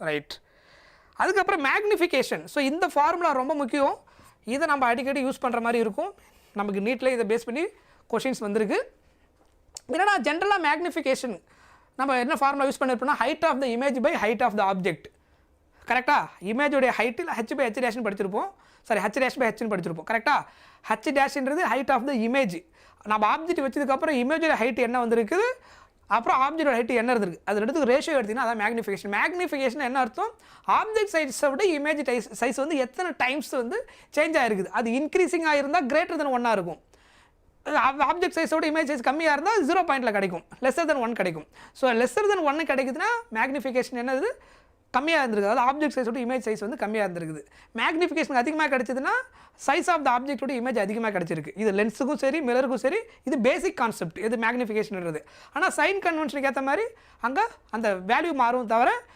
பேசிக் அந்த ப்ளஸ் அந்த மேக்னிடியூட் சொன்னேன் இல்லையா 1 அந்த less than 1 greater than magnitude வந்து கிரேட்டர் தென் 1 இருந்தால் கண்டிப்பாக ஆப்ஜெக்டோட சைஸை விட இமேஜ் சைஸ் அதிகம் லெஸ் தென் 1 இருந்தால் ஆப்ஜெக்ட் சைஸை விட இமேஜ் சைஸ் கம்மி இது ரெண்டுத்துக்குமே பொருந்தும் சரியா அதுக்கப்புறம் இந்த பர்டிகுலர் கேஸில் இது வந்து மேக்னிஃபிகேஷன் நீங்கள் எப்படியெல்லாம் எழுதலாம் ஜென்ரலாக அப்படின்னா m ஈக்குவல் டு நம்ம ஜென்ரலாக யூஸ் பண்ணுற ஃபார்முலா படி height of the image by height of the object that also equal to minus v by u இதான் என்னது மிரரில் either concave mirror or convex mirror மேக்னிஃபிகேஷனுடைய ஃபார்முலா சொல்கிறது புரியுதா ஸோ சைன் கன்வென்ஷன் மிரருக்கு ஏற்ற மாதிரி ப்ளஸ் மைனஸ் நம்ம அப்ளை பண்ணுவோம் ஃபோக்கல் லென்த்துக்கும் ஆப்ஜெக்ட் டிஸ்டன்ஸ் இல்லை ஃபோக்கல் லென்த் இமேஜ் டிஸ்டன்ஸ் அதில் கனெக்ட் பண்ணி மேக்னிஃபிகேஷன் கண்டுபிடிக்கிற ஃபார்முலா தான் இது m equal to focal length அதுக்கப்புறம் அந்த அதனுடைய ஆப்ஜெக்ட் டிஸ்டன்ஸ் கொடுத்துட்டு மேக்னிஃபிகேஷன் என்னவா இருக்கும் அப்படின்னு கேட்டுருந்தாங்கன்னா இந்த ஃபார்முலா சப்ஸ்டியூட் பண்ணால் டேரெக்டாக ஆன்சர் கிடைக்கும் இல்லைனா இதில் நம்ம அப்ளை பண்ணி ஒர்க் அவுட் பண்ணி ஸ்டெப்ஸ் போட்டு ஆன்சர் கொண்டு வரணும் தட் ஆல்சோ கரெக்ட் அதாவது லென்ஸ் ஃபார்முலாவையும் இதையும் யூஸ் பண்ணி ஆன்சர் கெட் பண்ணுற மாதிரி இருக்கும் பட் இதில் யூஸ் பண்ணினா ஒரே ஸ்டெப்பில் ஆன்சர் வந்துடும் எப்போ ஒரு லென்ஸோடைய மிரருக்கு நாட் லென்ஸ் மிரருடைய ஃபோக்கல் லென்த்தும் object distance or image distance கொடுத்துட்டாங்கன்னா ஆப்ஜெக்ட் டிஸ்டன்ஸ் கொடுக்கும்போது f by F minus U equal to எம்முக்கு ஈக்குவல் இமேஜ் டிஸ்டன்ஸ் கொடுத்துருந்தாங்கன்னா f minus V by F use பண்ணால் என்ன கிடைச்சிடும் மேக்னிஃபிகேஷன் கிடைச்சிடும் கரஸ்பாண்டிங் சைன் கன்வென்ஷன் யூஸ் பண்ணால் போதும் சரியா so that is very easy next இந்த இமேஜ் ஃபார்மேஷன் நமக்கு தெரியும் என்னது ஆப்ஜெக்ட் இது வந்து ஃபஸ்ட்டு நம்ம பார்க்க போகிறது கான்கேவ் மிரர் ஸோ கான்கேவ் மிரரில் ஆப்ஜெக்ட் பிளேஸ்டு அட்டு இன்ஃபினிட்டியாக இருந்தால் இமேஜ் எங்கே ஃபார்ம் ஆகும் ஆப்ஜெக்ட் பிளேஸ்டு அட்டு இன்ஃபினிட்னா image formed at focus point ஆப்ஜெக்டை இன்ஃபினிட்டியில் வைக்கிறீங்க அப்படின்னா ஆப்ஜெக்ட் வந்து இன்ஃபினிட்டியில் வச்சிங்கன்னா இமேஜ் ஃபார்ம் ஆகிற இடம் எங்கே ஃபோக்கஸ் பாயிண்ட் கரெக்டாக இதில் கான்கேவ் மிரரில் இப்போ ஆப்ஜெக்டை மூவ் பண்ணிட்டே வரீங்க டுவர்ட்ஸ் பியாண்ட் சி வைக்கும்போது ஆப்ஜெக்ட் வந்து பியாண்ட் சி அது இன்ஃபினிட்டியில் வைக்கும்போது ஃபோக்கஸில் வருது நீங்கள் ஆப்ஜெக்டை கிட்ட கொண்டு வர இமேஜ் இங்கிருந்து ஷிஃப்ட் ஆகிட்டே போகும் இதில் ஃபோக்கஸில் இருந்து இதுதான் இதில் நடக்க போகிறது அப்போது டுவர்ட்ஸ் நீங்கள் கொண்டு வரும்போது இமேஜ் எங்கே ஃபார்ம் ஆகும் பிட்வீன் சி அண்ட் எஃப்ல ஃபார்ம் ஆகும் எப்போது பியாண்ட் சியில் வைக்கும்போது ஸோ நீங்கள் டுவர்ட்ஸ் இப்படி கொண்டு வரும்போது இங்கேருந்து இங்கே ஷிஃப்ட் ஆக ஆரம்பிக்கும் அந்த ஆப்ஜெக்ட் சைஸ் இன்க்ரீஸ் ஆகிட்டே வரும் கொஞ்சம் கொஞ்சமாக ஸோ முன்னாடி இருந்த ஆப்ஜெக்ட் வந்து டிமினிஷ்டு இதில் சாரி இமேஜ் ஆப்ஜெக்ட் அட்டி இன்ஃபினிட்டி வைக்கும்போது இமேஜ் ஃபோக்கஸில் ஃபார்ம் ஆகிருக்கும் அதனுடைய சைஸ் என்னவாக இருக்கும் ஹைலி டிமினிஷ்டு அப்படின்னா ரொம்ப ரொம்ப குட்டி ரொம்ப ஸ்மாலாக இருந்திருக்கும் சரியா ஆனால் இந்த கேஸில் வைக்கும்போது நீங்கள் டுவர்ட்ஸ் மூவ் பண்ணிட்டு வரும்போது ஆப்ஜெக்ட் சைஸ் இன்க்ரீஸ் ஆகும் ஸ்டில் சைஸ் ஆஃப் த ஆப்ஜெக்டோட இமேஜ் சைஸ் என்னது கம்மியாக தான் இருக்குது ஏன்னா பிட்வீன் சி அண்ட் எஃப்ல இமேஜ் ஃபார்ம் ஆகிறதுனால அடுத்து தேர்ட் கேஸ் அட்டு சியில் வைக்கிறீங்க object placed exactly centre of curvature வச்சிங்கன்னா ஆப்ஜெக்ட் சைஸும் இமேஜ் சைஸும் ஈக்குவலாக இருக்கும் ஸோ இந்த கேஸ்லேயும் என்னது ஈக்குவலாக இருக்கும் and also inverted image first case second case எல்லாமே என்னது இமேஜ் வந்து real and inverted magnification negative சைடில் கிடைச்சா நான் சொல்கிறது வித் சைனோட. நெகட்டிவில் கிடைச்சா ரியல் அண்ட் இன்வெர்டட், பாசிட்டிவில் கிடைச்சா வர்ச்சுவல் அண்ட் எரெக்ட். எதில் மிரரில். புரியுதா? லென்ஸுக்கு அதே கேஸ் தான். மேக்னிஃபிகேஷன் பாசிட்டிவில் வந்தால் வர்ச்சுவல் அண்ட் எரெக்ட், நெகட்டிவில் வந்தால் தான் ரியல் அண்ட் இன்வெர்டட் இமேஜ்னு அர்த்தம். சரியா? அதுக்கேற்ற மாதிரி இது என்ன மிரர்னு கண்டுபிடிக்க முடியும். ரைட்? அடுத்தது ஸோ இது வந்து inverted equal size, object size image size என்னவாக இருக்கும்? ஈக்குவலாக இருக்கும் அட்டு சியில் வைக்கும்போது.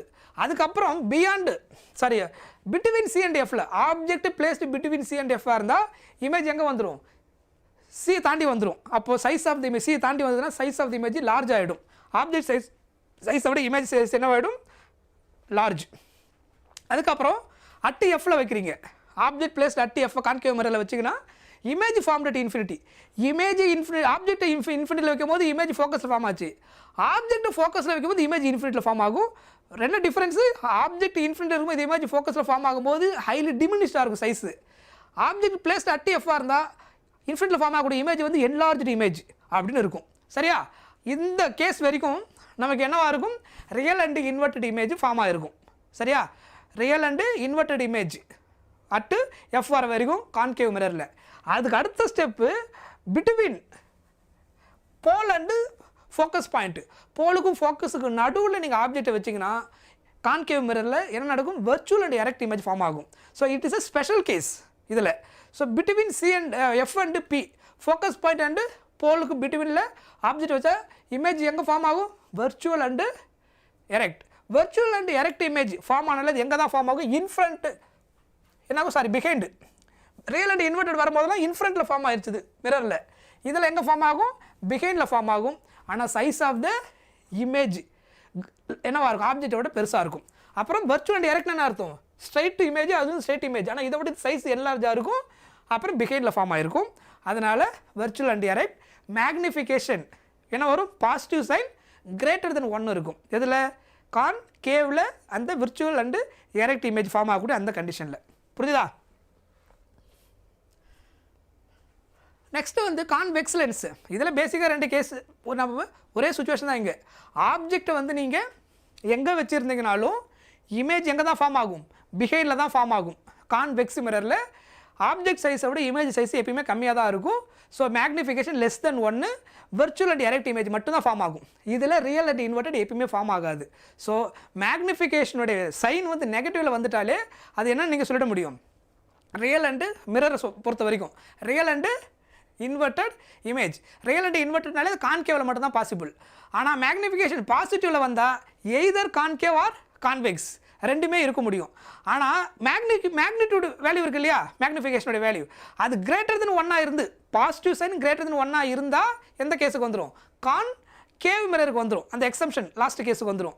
இதில் வந்து பாசிட்டிவ் லெஸ் தென் 1 இருக்கும். அப்போ அது என்ன மிரர் நீங்கள் கன்ஃபார்ம் பண்ண முடியும்? கான்வெக்ஸ் மிரர் அப்படின்னு கன்ஃபார்ம் பண்ண முடியும். கிளியர்? ரைட்.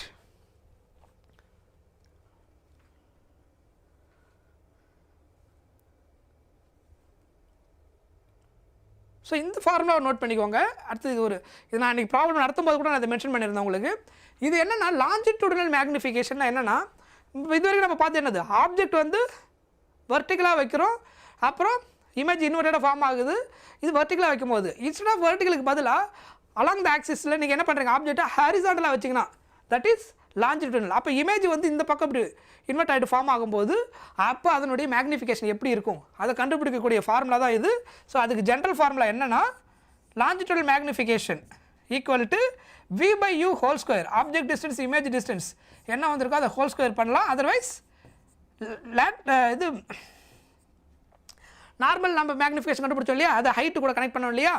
அதனுடைய மேக்னிஃபிகேஷனுக்கு டிரான்ஸ்வர்சல் மேக்னிஃபிகேஷன் சொல்லுவாங்க. ஸோ எம் ஈக்குவல் டு எதுக்கு ஈக்குவல்? v/u, அதாவது மைனஸ் v/u வந்திருக்கும். இது ஹோல் ஸ்கொயர் பண்ணும்போது மைனஸ் கேன்சல் ஆகிடும். ஸோ அதனுடைய மேக்னிஃபிகேஷனை ஸ்கொயர் பண்ணால் கூட நமக்கு டேரக்ட் ஆன்சர் கிடச்சிடும். அதாவது height of the object, height of the image ratio எடுத்து ஸ்கொயர் பண்ணால் என்ன ஆன்சர் வருமோ, லாஞ்சிடியூட் ரேஷியோ எடுத்தால் ஒரு ஆன்சர் வரும் இல்லையா? அதை ஸ்கொயர் பண்ணால் என்ன ஆகிடும்? லாஞ்சிடியூட் மேக்னிஃபிகேஷன் ஆகிடும் அதே ஆப்ஜெக்ட். அதாவது இப்படி வச்ச ஆப்ஜெக்ட் இப்படி வச்சுட்டா என்ன நடந்திருக்கும் அப்படின்றது அந்த கேஸு. ஸோ இந்த சுச்சுவேஷனில் வச்சுருக்கும் போது h'/h equal to minus v/u இது மேக்னிஃபிகேஷனுடைய ஃபார்முலா. இது வந்து முன்னாடி நம்ம பார்த்தது. இது வந்து லாஞ்சிடியூடனல் மேக்னிஃபிகேஷன் வந்து ஹரிசாண்டலாக இப்படி வச்சுட்டிங்கன்னா அப்போ என்ன நடக்கும் அப்படின்னா, அந்த வெர்டிகலாக வைக்கும்போது வர மேக்னிஃபிகேஷன் வேல்யூவை ஸ்கொயர் பண்ணால் போதும் இந்த ஆன்சர் கிடச்சிரும். That is longitudinal magnification. புரியுதா? இல்லை v by u கண்டுபிடிச்சி ஹோல் ஸ்கொயர் பண்ணாலும் போதும். you'll get the answer. next refraction. So இதில் நமக்கு ஆல்ரெடி தெரியும் ரிஃப்ராக்ஷனை பொறுத்த வரைக்கும் மெயினாக புரிஞ்சுக்க வேண்டிய பாயிண்ட் என்ன, ரிஃப்ராக்டிவ் இண்டெக்ஸ். அதில் 2 மீடியம் நம்ம மெயினாக கன்சிடர் பண்ணுறோம் கரெக்டாக. அதாவது டிரான்ஸ்பரண்ட் மீடியம், ஒரு மீடியம்லேருந்து இன்னொரு மீடியம், மல்டிபிள் மீடியம் கூட இருக்கலாம் ஃபஸ்ட் இனிஷியலாக நம்ம லேர்ன் பண்ணும்போது. ஸோ லைட் வந்து ஒரு மீடியம் டு இன்னொரு மீடியம் ட்ராவல் ஆகும்போது லைட்டுடைய ஸ்பீடு என்ன ஆகுது, சேஞ்ச் ஆகுது. அந்த சேஞ்ச் இன்க்ரீஸ் இருக்கலாம் டிக்ரீஸ் இருக்கலாம். இந்த 2 மீடியமில் ஒன்று ரேரராக இருக்கும், இன்னொன்று என்னவாக இருக்கும், டென்சராக இருக்கும். ஸோ ரேரர் மீடியமில் லைட்டோட ஸ்பீடு அதிகமாக இருக்கும், டென்சரில் லைட்டோட ஸ்பீடு கம்மியாக இருக்கும். அப்புறம் டென்சரி மீடியமும் ரிஃப்ராக்டிவ் இண்டெக்ஸ் அதிகம், ரேரர் மீடியம் ரிஃப்ராக்டிவ் இண்டெக்ஸ் கம்மி. வேவ் லென்த் ஆஃப் டென்சரி மீடியம் என்னவாக இருக்கும், கம்மியாக இருக்கும், ரேரர் மீடியம் அதிகமாக இருக்கும். ஸோ இந்த ரெண்டுத்தில் எது மட்டும் மாறாது, ஃப்ரீக்வன்சி மட்டும் மாறாது. ஒரு மீடியம்லேருந்து இன்னொரு மீடியம் போகும்போது லைட்டோடைய ஃப்ரீக்வன்சி என்னது, சேஞ்ச் ஆகாது. ஸோ சேஞ்ச் ஆகக்கூடிய காம்பனண்ட் என்னது, ஸ்பீடு சேஞ்ச் ஆகும். Light travel from one medium to other medium R rarer to tensor. அதுக்கப்புறம் இல்லை tensor to rarer, any one medium to other medium போகும்போது வெலாசிட்டி மாறும், ஸ்பீடு மாறும் கரெக்டாக. அதுக்கப்புறம் ரிஃப்ராக்டிவ் இண்டெக்ஸ் வேறு இருக்கும். ஆனால் எது மட்டும் சேஞ்ச் ஆகாது, ஃப்ரீக்வன்சி மட்டும் சேஞ்ச் ஆகாது ஒரு மீடியம்லேருந்து இன்னொரு மீடியம் போகும்போது. சரியா, இதை ஞாபகம் வச்சுக்கணும்.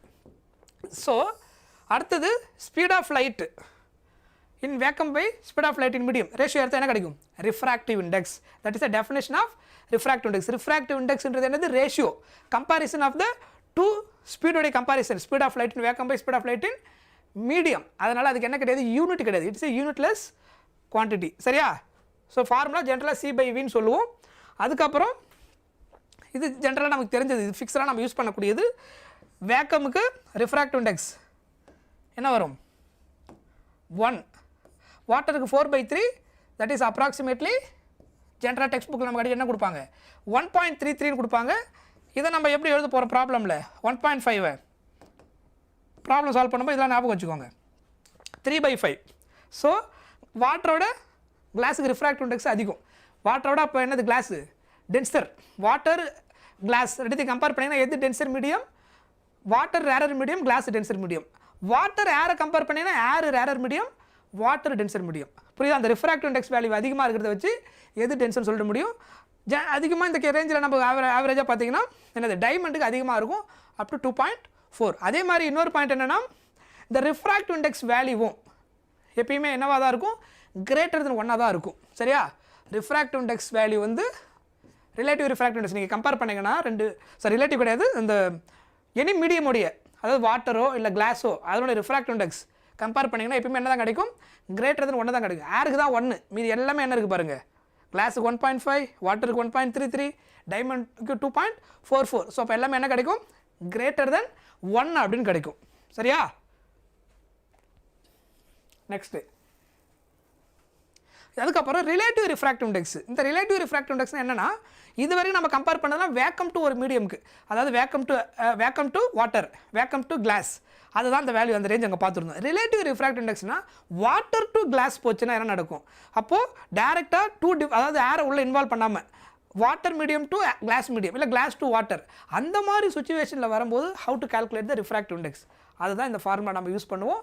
ஸோ அப்போ இண்டிவிஜுவலாக அதனுடைய ஸ்பீடு நமக்கு தெரியும், எதுலேருந்து கண்டுபிடிச்சிருப்போம், ரிஃப்ராக்டிவ் இண்டெக்ஸ் போன கேஸில் இருந்து. சரியா, சி பை வி யூஸ் பண்ணலையே அந்த ஃபார்முலாவிலிருந்து. ஸோ ரிஃப்ராக்டிவ் இண்டெக்ஸும் ஸ்பீடும் இன்வெர்ஸ்லி ப்ரொபோர்ஷனல். ரிஃப்ராக்டிவ் இண்டெக்ஸ் அதிகமாக இருந்தால் அங்கே ஸ்பீடு கம்மியாக இருக்கும், ரிஃப்ராக்டிவ் இண்டெக்ஸ் அதிகமாக இருந்தால் ஸ்பீடு கம்மியாக இருக்கும், ரிஃப்ராக்டிவ் இண்டெக்ஸ் கம்மியாக இருந்தால் ஸ்பீடு அதிகமாக இருக்கும். So refractive index and speed inversely proportional. So relative refractive index n2/n1 equal to v1/v2 because inversely proportional. புரியுதா, அதுக்கு ரீசன் புரியுதா. Next normal incidence. ஸோ இந்த நார்மல் இன்சிடென்ஸு இந்த பாயிண்ட் நோட் பண்ணி வச்சுக்கோங்க. லைட் வந்து ஒன் மீடியம் டு அதர் மீடியமில் போகும்போது பார்த்து டிவியேட் ஆகும். ஓகேவா, that is refraction, bending of light waves. ஒரு மீடியம் டு அதர் மீடியம் போகும்போது லைட்டோடைய பார்த்து சேஞ்ச் ஆகும் டியூ டு அந்த ரிஃப்ராக்ஷனால். ஆனால் எக்ஸாக்டாக நார்மல் லைனில் லைட் இன்சிடென்ட் பண்ணிங்கன்னா, சி ஹியர் இந்த மாதிரி இதான் நார்மல் லைன், இப்படி இன்சிடென்ட் பண்ணால் ஆப்ளிக்யூ இன்சிடென்ட். ஆப்ளிக்குவாக இன்சிடென்ட் பண்ணாமல் நார்மலாக லைட்டை இன்சிடென்ட் பண்ணிங்கன்னா லைட்டோடைய பார்த்து என்ன ஆகாது, சேஞ்ச் ஆகாது, அப்படியே ஸ்ட்ரெயிட்டாக தான் போகும். So there is no refraction எப்போ எக்ஸாக்டாக நார்மல் லைன் வழியாக லைட் இன்சிடென்ட் ஆகும்போது. சரியா? ஸோ அதான் அதோட மீனிங். இன்சிடென்ட் ஆங்கிளும் ரிஃப்ராக்ஷன் ஆங்கிளும் என்னது? 0 degree 0 degree. Through normal line வழியாக லைட்டை பாஸ் பண்ணிங்கன்னா இன்சிடென்ட் ஆங்கிளும் 0, ரிஃப்ராக்ஷன் ஆங்கிளும் 0. There is no bending of light, there is no refraction. அது நடந்திருக்காது.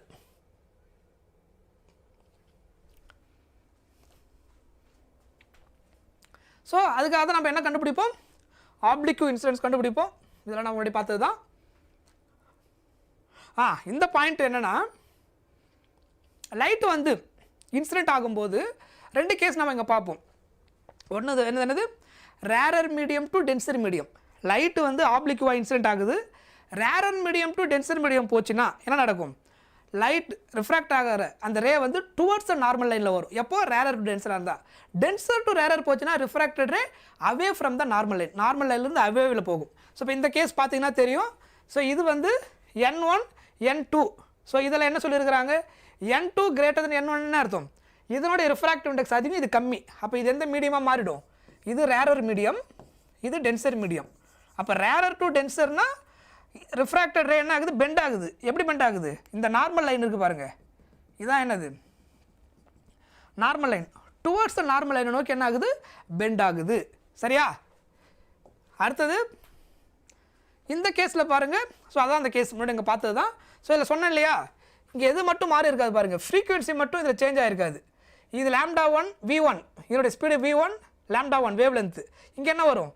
இன்னொரு மீடியம் பார்க்கும்போது ஸ்பீடு மாறும், அடுத்து எது மாறும்? வேவ் லென்த் மாறும். ஆனால் எது மாறல? F மாறல. So don't write F1 F2, 2 different frequency எழுதக்கூடாது. Frequency does not change with one medium to other medium. Right. அதுக்கப்புறம் ரைட், அடுத்தது இந்த ஸ்னெல்ஸ் லா இதை இருக்குது பாருங்கள். ஸ்னெல்ஸ் லா வந்து நீங்கள் நல்லா புரிஞ்சு வச்சுக்கணும். ஸோ இந்த ஸ்னெல்ஸ் லா வந்து இந்த N1 அப்படின்றது என்ன மீனிங் என்ன? லைட்டு இன்சிடென்ட் ஆகக்கூடிய மீடியமுடைய ரிஃப்ராக்டிவ் இண்டெக்ஸ். ஸோ அது N1 இருக்கலாம், N2 இருக்கலாம், அது எது வேணாலும் இருக்கலாம். ஸோ எப்படி நீங்கள் இந்த ஸ்னெல்ஸ் லாவை புரிஞ்சுக்கணும் அப்படின்னா, refractive index of the light incident medium அப்படின்னு படிக்கணும். அது எங்கே இன்சிடென்ட் ஆகுதோ அதுதான் இந்த medium. Into incident angle sin i equal to refractive index of the refracted medium, அதான் இது N2ன்றது. சைன் ஆஃப் ஆர்ன்றது என்னது? Refraction angle. சப்ஸ்டிட் பண்ண சிம்பிளிஃபை பண்ணால் நமக்கு இந்த ஆன்சர் கிடச்சிரும். And other thing, this is very important relation. இது ரெண்டும் இது என்னென்னா, இந்த கேஸில் இதிலிருந்து N2/N1 sin i கொண்டு வந்துடுங்க. sin r இப்படி கொண்டு வந்துட்டிங்கன்னா sin i/sin r என்ன கிடைக்கும்? N2/N1. ஸோ ஸ்னெல்ஸ் லா கேஸில் sin i/sin rன்றது N2/N1க்கு equal. So refractive index velocity நான் என்னன்னு சொல்லியிருந்தேன்? Inversely proportional. அதனால் N2 V1, N1 என்ன ஆகிடும்? V2. அதாவது இங்கே 2, இங்கே 1, இங்கே 1னா இங்கே 2. ஏன்? Speed and refractive index inversely proportional. Wave லென்த்தும் ரிஃப்ராக்டிவ் இண்டெக்ஸ் இன்வர்ஸ்லி ப்ரொப்போர்ஷனல். ஸ்பீடும் wavelength directly proportional. So அதனால் இங்கே V1 λ1, V2 λ2. ரிஃப்ராக்டிவ் இண்டெக்ஸ் பார்த்தீங்கன்னா இங்கே 2, இங்கே 1, இங்கே 1, இங்கே 2. That is the meaning of inversely proportional. சொல்கிறது புரியுதா? ரீசன் இது எப்படி நீங்கள் ஈஸியாக ஞாபகம் வச்சுக்கலாம்னா, ரிஃப்ராக்டிவ் இண்டெக்ஸ் n வந்து inversely proportional to speed, inversely proportional to wavelength. Speed into wavelength. ஸ்பீடும் வேவ் லென்த்தும் டைரக்ட்லி ப்ரொப்போர்ஷனல். சொன்னது புரிஞ்சுதா? கிளியர்? இது ரிஃப்ராக்டிவ் இண்டெக்ஸு. ரிஃப்ராக்டிவ் இண்டெக்ஸும் speed inversely proportional, wavelength inversely proportional. Wave லென்த்தும் speed என்னது? Directly proportional. புரியுதா? Clear? Right.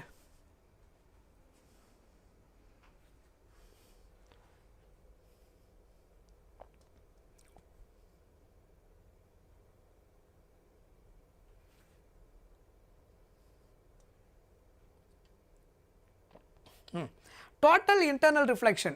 So total internal reflection கேஸில் என்ன ஃபஸ்ட்டு 2 கண்டிஷன் இருக்குது. Light should be travel from tensor medium to rarer medium. அப்போ தான் என்ன நடக்கும்? லைட் அதே மீடியமுக்கு ரிஃப்ளெக்ட் ஆகுதுன்னு பாசிபிலிட்டி இருக்கும். First condition, light should be travel from tensor to rarer. Rarer to tensor போச்சுன்னா டோட்டல் இன்டர்னல் ரிஃப்ளெக்ஷன் கிடைக்கிறதுக்கான பாசிபிலிட்டியே கிடையாது. ஆனால் டென்சர் டு ரேரர் போனால் மட்டும்தான் என்ன நடக்கும்? அவே ஃப்ரம் த நார்மல் இருக்கிறதுனால அதில் பாசிபிள் இருக்கும் refracted ray. So first condition, light should be travel from denser to rarer. That is first condition. Second condition, the angle of incidence, light incident ஆகிற angle வந்து greater than critical angle இருக்கணும். So critical ஆங்கிள்னா இப்போ என்ன அப்படின்னா light வந்து tensor to ரேரில் incident ஆகும்போது ஒரு particular angle light incident ஆகும்போது என்ன ஆகும், ரிஃப்ராக்டட் ஆங்கிள் வந்து அலாங் த இன்டர்ஃபேஸில் போகும். அதாவது ரெண்டு மீடியமுடைய அந்த இன்டர்ஃபேஸ் இருக்கு இல்லையா, அந்த லைன் வழியாக பாஸ் ஆகும்போது ரிஃப்ராக்டட் ஆங்கிள் என்ன இருக்கும், 90 டிகிரியாக இருக்கும். அந்த ஆங்கிள் தான் கிரிட்டிக்கல் ஆங்கிள். அதை விட கிரேட்டராக நம்ம லைட் இன்சிடென்ட் பண்ணிட்டோம்னா டோட்டலாக அந்த லைட் எங்கே வந்துடும், அதே மீடியமே ரிட்டர்ன் வந்துடும். டோட்டல் இன்டர்னல் ரிஃப்ளெக்ஷன் நடக்க ஆரம்பிச்சிடும். சரியா? ஸோ அதுதான் ஆங்கிள் ஆஃப் இன்சிடென்ட். இது கிரிட்டிக்கல் ஆங்கிள். ரிஃப்ராக்ஷன் ஆங்கிள் என்னவாக இருக்கும், 90 degree. See here, first light இது டென்சர். சரியா? இந்த மீடியம் என்ன medium, denser medium. This one is tensor, this one is rarer medium. So இது டென்சர், இது ரேரர். ஸோ அப்போ டென்சர் டு ரேரர் லைட் வந்து இன்சிடென்ட் ஆகும்போது நான் ஒரு ரெஃபரன்ஸை நம்ம எடுக்கிறோம். லைட்டை சம் ஆங்கிள் இன்சிடென்ட் பண்ணுறோம், இது அவே ரிஃப்ராக்டட் இங்கே வந்திருக்கு. இப்போ ஆங்கிள் இன்னைக்கு அடுத்த கேஸ் என்ன பண்ணியிருக்கிறோம், இங்கேருந்து லைட்டை இன்க்ரீஸ் பண்ணுறோம். அப்போ இன்னும் பெண்டிங் ஆகுது. அப்போ கண்டினியூஸாக இன்க்ரீஸ் பண்ணிட்டே வரும்போது ஒரு பாயிண்டில் என்ன ஆகிடுது, லைட் வந்து அலாங் த இன்டர்ஃபேஸில் என்ன ஆகுது, ரிஃப்ராக்ட் ஆகுது. அப்போ ஆர் ஈக்குவல் டு என்னது, 90 டிகிரி. இப்போ இதுதான் கிரிட்டிக்கல் ஆங்கிள். எந்த ஆங்கிள் லைட்டை இன்சிடென்ட் பண்ணும்போது இங்கே 90 டிகிரி ஆங்கிள் கிடைக்குதோ, ரிஃப்ராக்டட் அலாங் த இன்டர்ஃபேஸில் இருக்குதோ, அந்த ஆங்கிள் தான் என்னது, 90 டிகிரி ஆங்கிளில். அதுக்கு அடுத்த கேஸ் என்ன வரும், லைட்டை இதுக்கப்புறம் ஃபர்தராக நீங்கள் மூவ் பண்ணிங்கன்னா the total light reflected to the same medium. The total light reflected to the same medium. The angle of incident is greater then critical ஆங்கிளாக இருக்கும். சொன்னது புரிஞ்சுதா? அப்போது டோட்டல் இன்டர்னல் ரிஃப்ளெக்ஷன் நடக்கும்.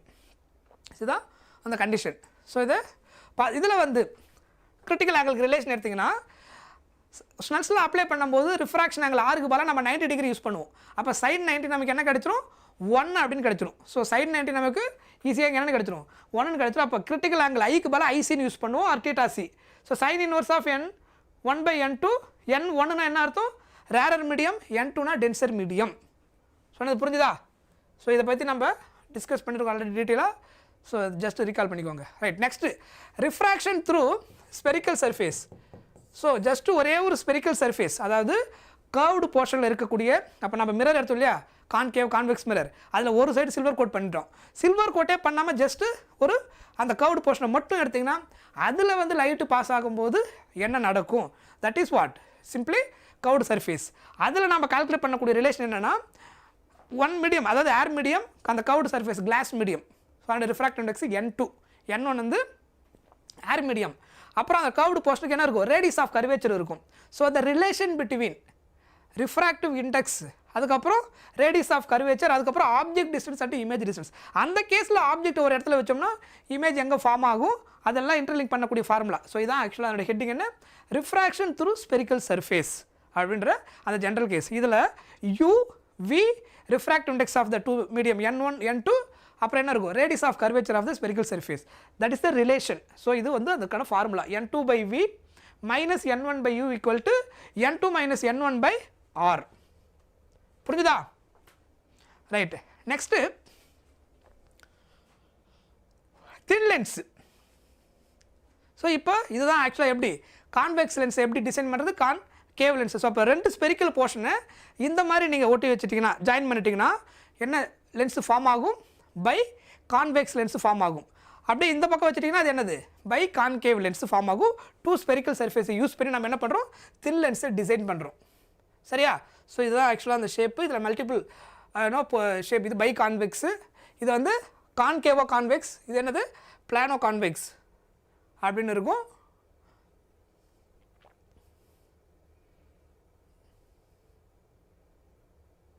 Next lens formula. Mirror formula நம்ம முன்னாடி பார்த்துருந்தோம். Mirror formula எதுக்கு equal, mirror formula 1/v + 1/u = 1/f. அதில் ப்ளஸ் வந்திருக்கும், 1/v + 1/u = 1/f.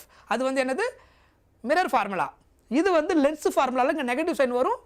1/v minus 1/u = 1/f is general formula. இங்கே நமக்கு சைன் கன்வென்ஷன் இருக்கும். சைன் கன்வென்ஷனுக்கு ஏற்ற மாதிரி நம்ம என்ன பண்ணணும், ப்ளஸ் மைனஸ் சைனை அப்ளை பண்ணணும். சரியா? ரைட். ஸோ இதை ஞாபகம் வச்சுக்கோங்க. அதுக்கப்புறம் this is lens maker formula. இது வந்து என்னது, lens makers formula.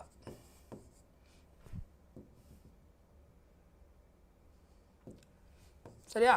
Lens makers formula. So இந்த lens maker formula 1/f focal length கண்டுபிடிக்கிறதுக்காக தான் யூஸ் பண்ணுவோம். 1/f equal to relative refractive index, அதாவது n2/n1 அப்படின்னு சொல்லுவோம். Relative refractive index -1 equal to 1/r1 into 1/r2. So first இந்த lens இல்லையா, so ஒரு லென்ஸோடைய ரேடியஸ் r1, இன்னொரு லென்ஸோட ரேடியஸ் r2, அதோட சைன் கன்வென்ஷன் அது எப்படி இருக்கும் அதுக்கேற்ற மாதிரி இங்கே சப்ஸ்டிட் பண்ணி அதோட ரிலேட்டிவ் ரிஃப்ராக்டிவ் இண்டெக்ஸ் சிம்பிளிஃபை பண்ணி கால்குலேட் பண்ண என்ன கிடைக்கும், the total equivalent focal length of the lens கிடச்சிரும். அதனுடைய ஃபோக்கல் லென்த் கண்டுபிடிக்கிறதுக்கான ஈஸியான ஃபார்முலா அது. ரைட். ஸோ அதுக்கப்புறம் இதில் கான்வெக்ஸ் அண்ட் கான்கேவ் இதில் 2 ஃபோக்கல் லென்த் வரும். ஏன்னா 2 கர்வ்டு போர்ஷன் இருக்கிறதுனால இப்போ கான்கேவ் வந்து இப்படி இருக்கும், கான்வெக்ஸ் இப்படி இருக்கும். ரெண்டுத்துக்குமே என்ன இருக்கும், கர்வ்டு போர்ஷன் இருக்கிறதுனால ரெண்டுமே என்ன பார்க்குறோம், 2 சைட்லையும் ஃபோக்கல் லென்த் இருக்கும். ஸோ ஒன்று f1 எடுத்துக்கிறோம், இன்னொன்று f2 எடுத்துக்கிறோம். ஸோ அப்போ அதை வச்சு நம்ம இங்கே இமேஜ் எப்படி ஃபார்ம் ஆகுதுன்றதை டீட்டெயிலாக பார்க்குறோம். ஸோ ஃபஸ்ட்டு கேஸ் இங்கே பார்த்தீங்கன்னா இங்கே ஃபஸ்ட்டு என்ன இருக்குது பாருங்கள், image formation by convex lens.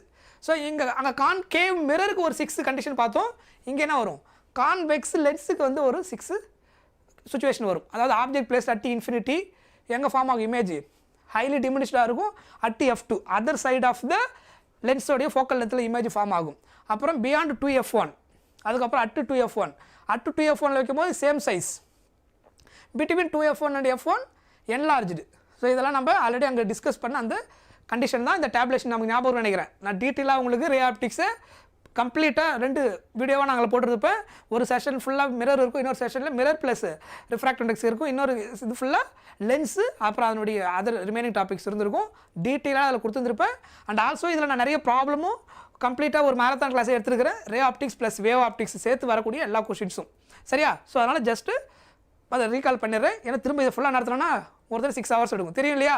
So அதனால் ஐ ஹோப் எல்லாருமே நீங்கள் ஞாபகம் வச்சிருப்பீங்கன்னு நினைக்கிறேன். ஸோ அதனால் ஜஸ்ட் நான் அந்த பாயிண்ட்டை ரிமைண்ட் பண்ணிடுறேன் ஒரு சில இதெல்லாம். சரியா? ஏன்னா இதெல்லாம் நான் ரொம்ப டீட்டெயிலாக நடத்தின சாப்டர். அதனால் இதில் ஒரு விஷயம் நோட் பண்ணிக்கங்க, இதுலேயும் ஆக்சுவலாக ஒரே ஒரு ஸ்பெஷல் கேஸ் வரும். இங்கே பாருங்கள், இதில் என்ன நடந்திருக்கு, வெர்ச்சுவல் அண்டு எரெக்ட். இதில் ஆப்ஜெக்ட் பிளேஸ்டு ஆப்டிக்கல் சென்டருக்கும் f1க்கும் நடுவில் ஆப்ஜெக்ட் வச்சுருக்கீங்கன்னா இமேஜ் எங்கே ஃபார்ம் ஆகும், உங்களுக்கு எங்கே ஃபார்ம் ஆகும், இந்த விதத்தில் இன்ஃப்ரண்ட்டில் ஃபார்ம் ஆகிடும். ஃப்ரண்ட்டில் ஃபார்ம் ஆகும்போது விர்ச்சுவல் அண்ட் எரெக்ட், பிஹைண்டில் இங்கே அதர் சைடில் ஃபார்ம் ஆச்சுன்னா ரியல் அண்ட் இன்வெர்டட். இமேஜ் வந்து லென்ஸில் அதர் சைடில் ஃபார்ம் ஆச்சுன்னா ரியல் அண்ட் இன்வெர்டட், ஃப்ரண்ட்டில் ஃபார்ம் ஆச்சுன்னா வெர்ச்சுவல் அண்ட் எரெக்ட். ஸோ இது எல்லாமே ரியல் அண்ட் இன்வெர்டடாக இருக்கும். இந்த லாஸ்ட் கேஸில் மட்டும் வெர்ச்சுவல் அண்ட் எரெக்ட். இதுதான் எதில் இருந்தது, கான்கேவ் மிரர்லேயும் இதே மாதிரி ஒரு 6, first 5 condition real and inverted, அந்த 6th கண்டிஷன் என்னது, வெர்ச்சுவல் அண்ட் எரெக்ட். அதே தான் இதில் இருக்கும். ஸோ இங்கேயுமே மேக்னிஃபிகேஷன் m நெகட்டிவில் கிடச்சிதுன்னா ரியல் அண்ட் இன்வெர்டட், மேக்னிஃபிகேஷன் பாசிட்டிவில் கிடச்சா வெர்ச்சுவல் அண்ட் எரெக்ட். ஸோ லென்ஸில் மேக்னிஃபிகேஷன் நெகட்டிவ்னா அப்போ நீங்கள் என்ன லென்ஸ் சொல்லிட முடியாது, இந்த கேஸில் ஈஸியாக கான்வெக்ஸ் லென்ஸ் சொல்லிட முடியும். மேக்னிஃபிகேஷன் பாசிட்டிவில் கிடச்சதுன்னா அது என்னது, 2 பாசிபிலிட்டி இருக்கும், கான்கேவாக இருக்கலாம், கான்வெக்ஸாக இருக்கலாம். ஏன்னா இதில் ஒரு ஸ்பெஷல் கேஸ் இருக்குது. இதில் எப்பயுமே உங்களுக்கு என்ன கிடைக்காது, ரியல் அண்ட் இன்வெர்டட் கிடைக்காது. அதே மாதிரி இதில் மேக்னிஃபிகேஷன் வந்து பாசிட்டிவ் என்லார்ஜாக இருக்கும், இதில் மேக்னிஃபிகேஷன் பாசிட்டிவ் என்னவாக இருக்கும், ஸ்மாலாக இருக்கும். ஸோ அதை வச்சு தான் கரெக்டாக எந்த லென்ஸோடைய அந்த ப்ராப்பர்ட்டி வந்துருக்குன்றது நீங்கள் சொல்லிட முடியும். சொல்கிறது புரியுதா? ஸோ இந்த கண்டிஷன் ஆகும். இதில் எப்பயுமே வெர்ச்சுவல் அண்ட் எரெக்ட் தான் ஆல்வேஸ் ஹைலி டிமினிஷ்டு. எப்படி அங்கே கான்வெக்ஸ் மிரர் இருந்துச்சோ அது மாதிரி இங்கே கான்கேவ் லென்ஸுக்கு அந்த 2 சிம்பிள் ப்ராப்பர்ட்டி இங்கே கொடுத்துருப்பாங்க. ஓகே, இதில் எப்பயுமே இமேஜ் வந்து டிமினிஷ்டாக தான் இருக்கும். ரைட். ஸோ இங்கே சொன்ன இல்லையா, மேக்னிஃபிகேஷனுடைய general formula m equal to hi/h0, height of the image by height of the object equal to plus v/uன்னு வரும். மிரரில் வந்து -v/u. இந்த h/h0ன்றது பேசிக் டெஃபினேஷன். சரியா? ஆனால் அங்கே ஆப்ஜெக்ட் டிஸ்டன்ஸ் இமேஜ் டிஸ்டன்ஸ் கூட மேக்னிஃபிகேஷன் கனெக்ட் பண்ணிங்கன்னா மிரரில் m ஈக்குவல் டு -v/u, இங்கே ப்ளஸ் v/u.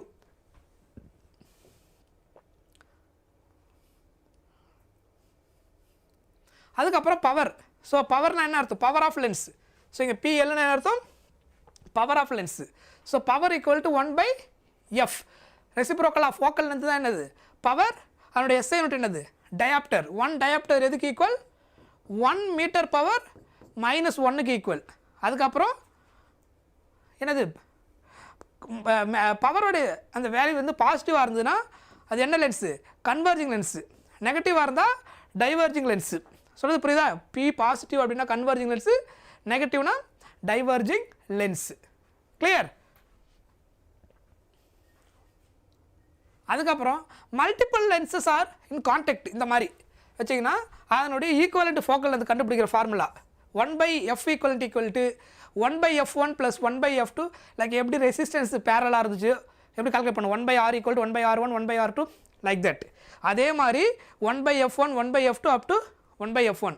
அப்போ பவர் எப்படி இருக்கும் அப்படின்னா 1/fக்கு பதிலாக ஈக்குவலண்ட் பவர் P = 1/f1 க்கு பதிலாக P1 1/f2 க்கு பதிலாக P2 பிகாஸ் பவர் = 1/f லென்ஸில். அப்போ அதெல்லாம் ஆட் பண்ணால் என்ன கிடைக்கும் டோட்டல் பவர் ஈக்குவலண்ட் பவர் கிடைச்சது ஈக்குவலண்ட் லென்ஸ். சரியா? அடுத்தது ப்ரிசம். ஸோ ப்ரிசம் அதில் நமக்கு மெயினாக கேட்கக்கூடியது வந்து என்ன ஃபார்முலா கனெக்ட் ஆகுதுன்னு பார்த்தீங்கன்னா அந்த மினிமம் டீவியேஷன் இருக்கும். அதுக்கப்புறம் நார்மலாக டீவியேஷன் கேஸ் என்ன இருக்குன்றதை தெரிஞ்சு வச்சுன்னா refractive index of the prism என்னவாக இருக்கும் அதுக்கு தேவையான டேட்டாஸ்லாம் நமக்கு கொடுத்துருவாங்க. ஸோ இதில் என்னென்னலாம் மெயினாக இருக்குதுன்னு ஃபஸ்ட்டு பார்த்தோம். ஆங்கிள் ஆஃப் ப்ரிசம்னு ஒன்று இருக்கும். அது வந்து என்னது ஏ இது இருக்கு இல்லையா, இந்த ஏன்றது என்னது இது வந்து ஆங்கிள் ஆஃப் ப்ரிசம். இது லைட் இங்கே இன்சிடென்ட் ஆகுது, இது ரிஃப்ராக்ட் ஆகுது, திரும்ப இந்த லைட்டு போய்ட்டு மறுபடியும் என்ன ஆகும் இந்த 2 இன்டர்ஃபேஸில் இன்சிடென்ட் ஆகிட்டு ரிஃப்ராக்ட் ஆகிடும். ஸோ இன்சிடென்ட் ஆங்கிள் இதுக்கு பேர் என்னது எமர்ஜ்டு ஆங்கிள். ஃபைனலாக லைட் ரே ப்ரிசம்லேருந்து வெளியில் வரக்கூடிய ஆங்கிள் என்னன்னு சொல்லுவோம் எமர்ஜ்டு ஆங்கிள் அப்படின்னு சொல்லுவோம். சரியா?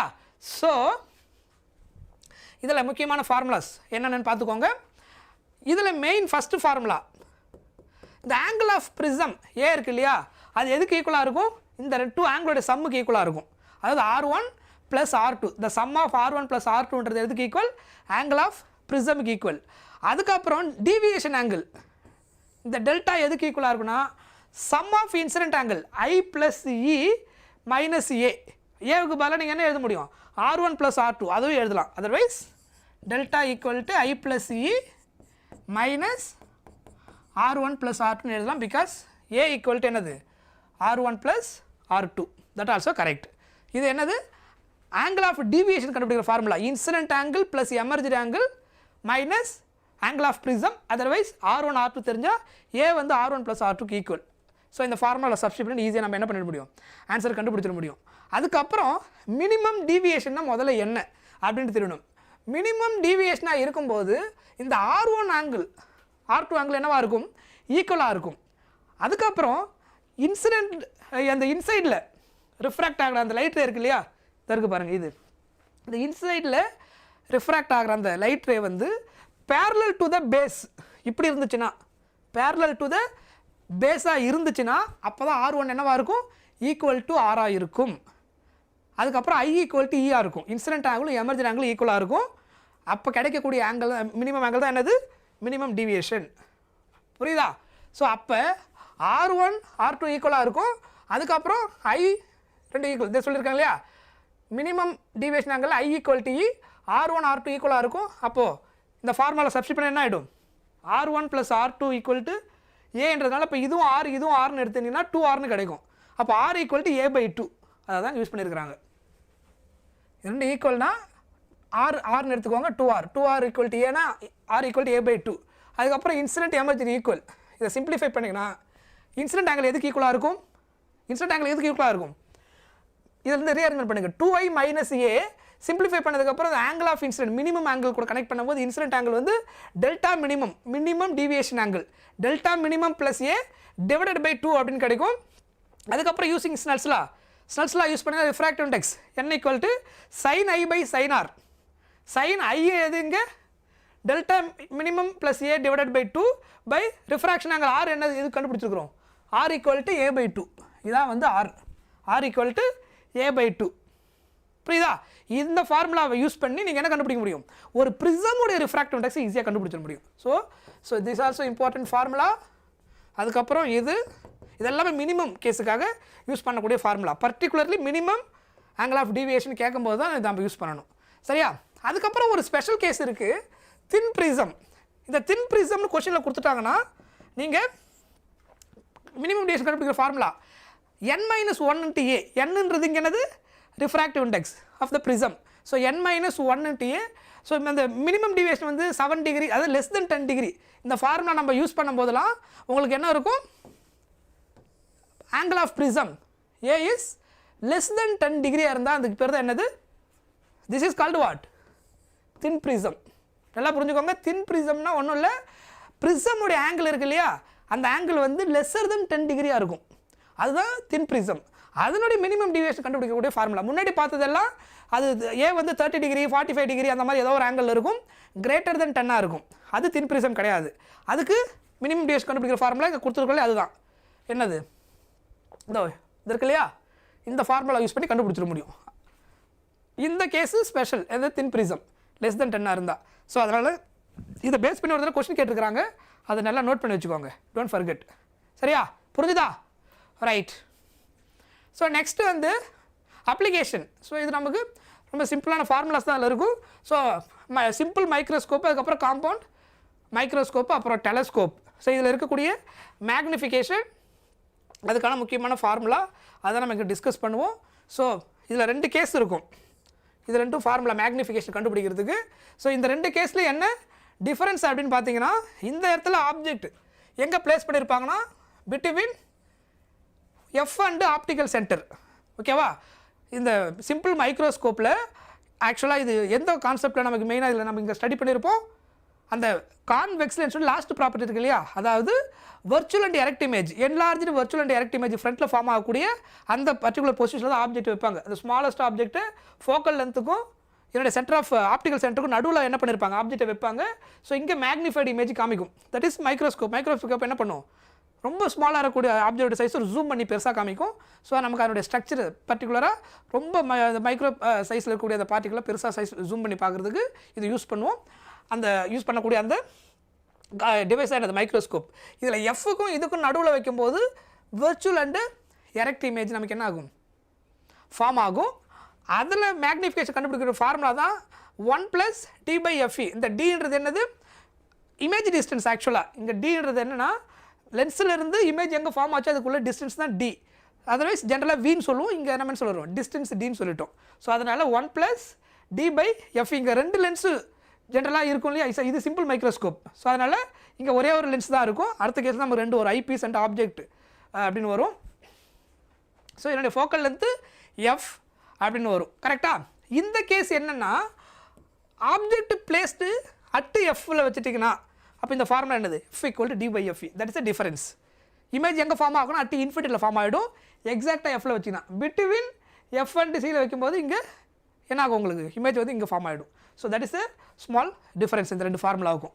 சரியா? ஸோ இதுதான் ஆக்சுவலாக இதில் மெயின் ஃபார்முலாவாக இருக்கும் நம்ம யூஸ் பண்ணுறதுக்கு. அதுக்கப்புறம் காம்பவுண்ட் மைக்ரோஸ்கோப், இதில் வந்து 2 லென்ஸ் இருக்கும். ஒன்று வந்து ஐபீஸ்ன்னு என்னது, அப்ஜெக்டிவ். ஐபீஸ் வந்து கிரேட்டர் லென்ஸ் பெருசாக இருக்கும், அப்ஜெக்டிவ் வந்து என்னவாக இருக்கும், ஸ்மாலராக இருக்கும். எதில், காம்பவுண்ட் மைக்ரோஸ்கோப். சரியா? அதில் லென்த் ஆஃப் மைக்ரோஸ்கோப் வந்து V0 + U ஈக்குவல், அதுக்கப்புறம் இங்கே மேக்னிஃபிகேஷனுடைய ஃபார்முலா V0/U0 × d/fe. ஸோ இந்த V0 U0ன்றது என்னது, அப்ஜெக்டிவோடைய ஃபோக்கல் லென்த் டிஸ்டன்ஸ் V0, அப்ஜெக்டிவோடைய distance U0 object distance × d/fe. So இந்த ஃபார்முலா சப்ஸ்டிட் பண்ணால் நமக்கு ஈஸியாக ஆன்சர் கிடச்சிரும். ஸோ அதுக்கப்புறம் this is also adjustment case. இதெல்லாம் நம்ம ரொம்ப ரேராக தான் இது யூஸ் பண்ணுவோம். That's previous one is important formula. Right, டெலஸ்கோப்புக்கு வாங்க. ஸோ இந்த டெலஸ்கோப்பில் லென்த் ஆஃப் த டெலஸ்கோப் வந்து f0 இருக்கு இல்லையா, இதான் லென்த்து. இந்த டிஸ்டன்ஸ் f0, இது uv. இது ரெண்டுத்தையும் ஆட் பண்ணிங்கன்னா எதுக்கு ஈக்குவல், டெலஸ்கோப்போட லென்த்துக்கு equal. That is f0 + uv. கரெக்டா? ரைட். ஸோ அதுக்கப்புறம்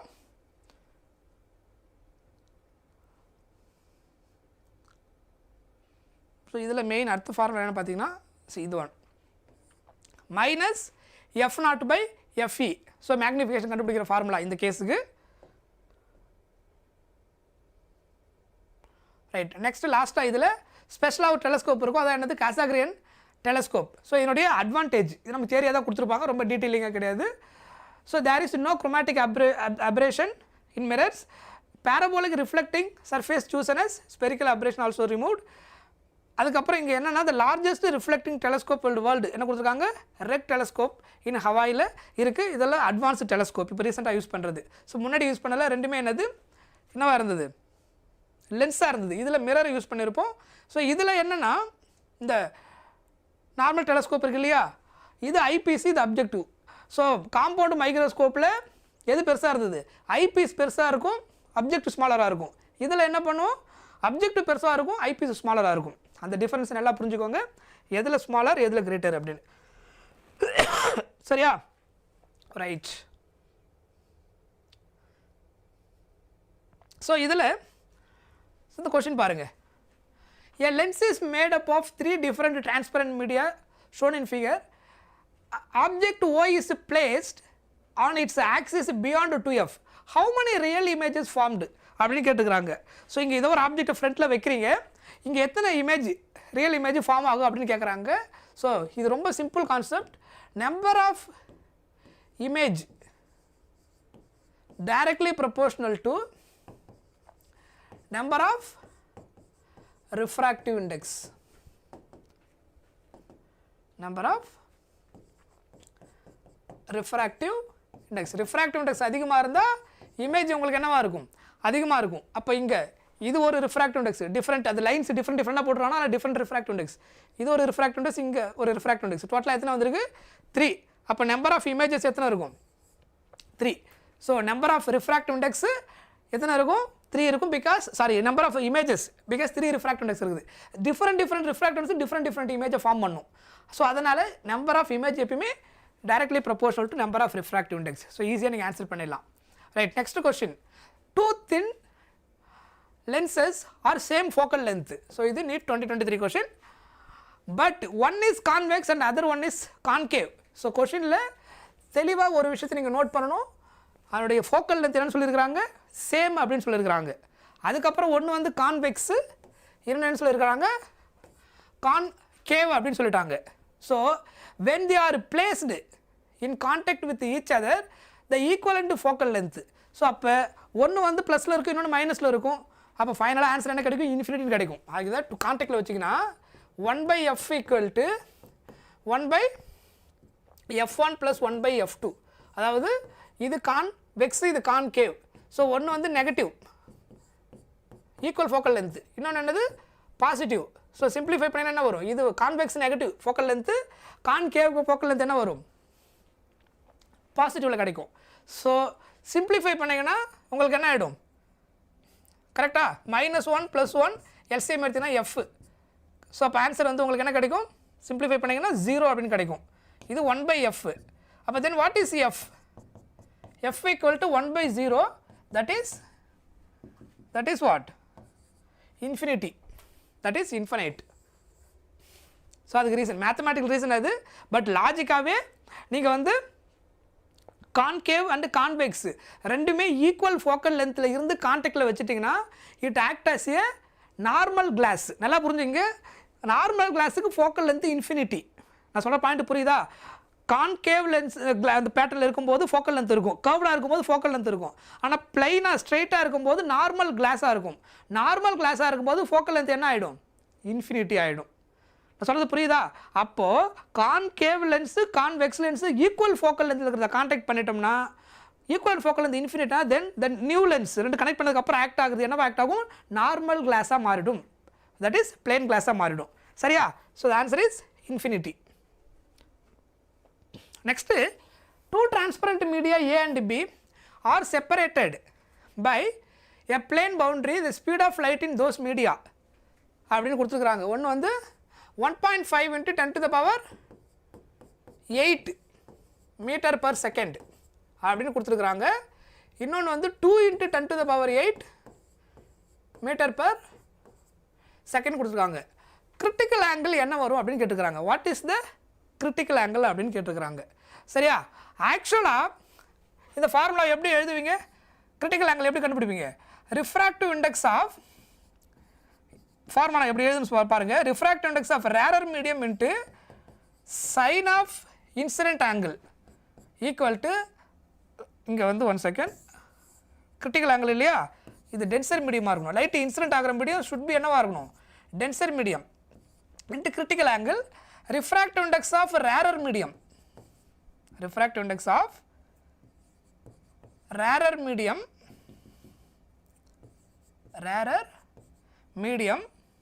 into sin of refracted angle. இதுதான் ஆக்சுவலாக இப்படி வரும் அந்த ரிலேஷன். இதில் டென்சர் மீடியம் உடைய refractive index, rarer refractive index. R வந்து இங்கே என்னவா இருக்கும்? கிரிட்டிக்கல் ஆங்கிள் கேஸில் ஆர் வந்து நமக்கு என்ன ஆகிடும்? 90 டிகிரி. ஞாபகம் இருக்கா? கிரிட்டிக்கல் ஆங்கிள் கேஸாக இருக்கும்போது ரிஃப்ராக்ஷன் ஆங்கிள் என்னது? 90 டிகிரி. அப்போ then what is sine IC? Sine IC, critical angle sine IC equal to, so இங்கே ரேரர் இங்கே வந்துடும், refractive index of rarer by refractive index of denser. Refractive index of denser. So sin IC equal to refractive index of rarer by refractive index of denser. அவங்க என்ன கேட்டிருக்காங்க? இந்த critical angle தான் கேட்டிருக்காங்க. refractive index of rarer எப்படி கண்டுபிடிப்பீங்க? இதில் refractive index ஸ்பீடும் refractive index inversely proportional.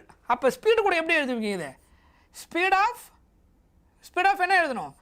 Tensor by speed of rarer. நான் சொல்கிறது புரியுதான்னு பாருங்கள். கிரிட்டிக்கல் ஆங்கிள் கேஸுக்கு நான் கனெக்ட் பண்ணியிருக்கிறேன். ரிஃப்ராக்டிவ் இண்டெக்ஸ் ஆஃப் டென்சர், இது ரேரர் பை டென்சர் வரும். ஸ்பீடும் ரிஃப்ராக்டிவ் இண்டெக்ஸ் இன்வெர்ஸ்லி ப்ரொபோஷனல், அதனால ஸ்பீடோட டென்சர் மேலே இருக்கும், ரேரர் கீழே வந்து பிகாஸ் ஆஃப் இன்வெர்ஸ்லி ப்ரொபோஷனல். இப்போது இந்த வேல்யூவை சப்ஸ்டியூட் பண்ணுங்க, என்ன வரும்? Sine IC equal to, substitute பண்ணிங்கன்னா என்ன வரும்? Sine IC equal to what is the speed? Speed of denser எது, ஸ்பீட் ஆஃப் ரேரர் எது? எப்படி கண்டுபிடிக்கிறது சார்? கொஸ்டினில் கொடுக்கவே இல்லையா, அந்த மாதிரி ஸ்டேட்மெண்ட் எங்கே யூஸ் பண்ணலையே அப்படின்னா, லைட்டோடைய ஸ்பீடோடைய நேச்சர் நமக்கு தெரிஞ்சிருக்கணும். ரேரரில் லைட்டோடைய ஸ்பீடு அதிகமாக இருக்கும், டென்சரில் லைட்டோடைய ஸ்பீடு கம்மியாக இருக்கும். அப்போ இதில் எது லைட்டோடைய ஸ்பீடு அதிகமாக இருக்குதோ அதுதான் என்னது? Speed of rarer. அப்போ 1.5 வந்து டென்சர், ஏன்னா ஸ்பீடு கம்மியாக இருக்குது. டென்சரில் தான் லைட்டோடைய ஸ்பீடு கம்மியாக இருக்கும், ரேரரில் லைட்டோடைய ஸ்பீடு அதிகமாக இருக்கும். ஸோ இதான் கிவன் டேட்டா. இன்டைரக்டாக இப்படி தான் அதை கண்டுபிடிக்கணும். சொன்னது புரிஞ்சுதா? ஸோ சப்ஸ்டியூட் பண்ணுங்கள். 1.5 எப்படி எழுதலாம்? இப்படி எழுதிக்கோங்க, 3/2 × 10⁸ மீட்டர் பர் செகண்ட் அப்படின்னு நீங்கள் எடுத்துக்கிட்டிங்கன்னா, சப்ஸ்டியூட் பண்ணுங்கள் அந்த வேல்யூவை. ஃபஸ்ட்டு ரேரர் இல்லையா, sorry denser by rarer. So denser வந்து 3/2 × 10⁸. So 3/2 × 10⁸ by 2 × 10⁸. ஸோ 10⁸ 10⁸ கேன்சல் ஆகிடும், இந்த 2 மல்டிப்ளை ஆகிடும். ஸோ இப்போ என்ன வரும்? 3/4. What is 3/4? 0.75. That is sine IC. So what is critical angle? Sine inverse of 0.75. சொன்னது புரிஞ்சுதா? Sine inverse of 0.75. So what is the answer? Sine inverse of 0.750. So கரெக்டாக ஃபார்முலாவை எப்படி கனெக்ட் பண்ண தெரியணும். சிம்பிளாக நீங்கள் வந்து இந்த ஃபார்முலாவை n1 sin i = n2 sin r எடுத்துட்டிங்கன்னா நிறைய கன்ஃபியூஷன் இருக்கும். நீங்கள் n1 n2ன்றது இந்த first மீடியமுக்கு n1 second medium n2 அப்படி தான் கொடுக்கணும் அவசியம் கிடையாது. That is a representation. ஆனால் நீங்கள் எப்படி புரிஞ்சுக்கணும்? ரேரர் டென்சர்னு தான் புரிஞ்சுக்கணும். கிரிட்டிக்கல் ஆங்கிள் கேஸ் வந்தாலே டோட்டல் இன்டர் ரிஃப்ளெக்ஷன். அப்போது லைட்டு இன்சிடென்ட் ஆகக்கூடிய மீடியம் டென்சர் மீடியம், ரிஃப்ராக்ட் ஆகக்கூடிய medium rarer medium. So refractive index of denser sine of incident angle equal to refractive index of rarer equal to sine of refracted angle. Critical ஆங்கிளாக இருக்கும்போது r 90 degree. அதுக்கப்புறம் கொஷினில் என்ன கொடுக்கல, அந்த ரெண்டு மீடியமுடைய ரிஃப்ராக்டிவ் இண்டெக்ஸ் கொடுக்காம ஸ்பீடு கொடுத்துட்டாங்க. ஸ்பீடும் refractive index inversely proportional. So அதை எப்பயுமே மைண்டில் வச்சுக்கணும். புரிஞ்சுதா? Clear?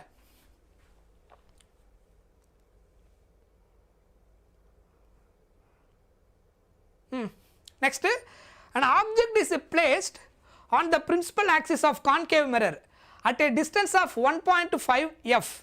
The image will be at ன்னு கேட்டிருக்காங்க. ஸோ இது ஒரு neat question. an object is placed on the principal axis, என்ன மிரர் சொல்லிட்டாங்க? Concave mirror. ஆப்ஜெக்ட் எங்கே பிளேஸ் பண்ணியிருக்கிறாங்க? 1.5 f. அப்போ இமேஜ் எங்கே ஃபார்ம் ஆகுன்னு கேட்டிருக்காங்க. நீங்கள் ஆக்சுவலாக நீங்கள் மிரர் ஈக்குவேஷன்லாம் சால்வ் பண்ணி இதை ஒர்க் அவுட் பண்ணி சால்வ் பண்ணி தான் கெட் பண்ண அவசியம் கிடையாது. இதை பாருங்கள் எப்படி ஈஸியாக சால்வ் பண்ணுறது நான் சொல்கிறேன் பாருங்கள். நமக்கு ஆல்ரெடி கான்கேவ் மிரர் எப்படி இருக்குன்னு தெரியும், correct? So this is the concave mirror. So இந்த கான்கேவ் மிரரில்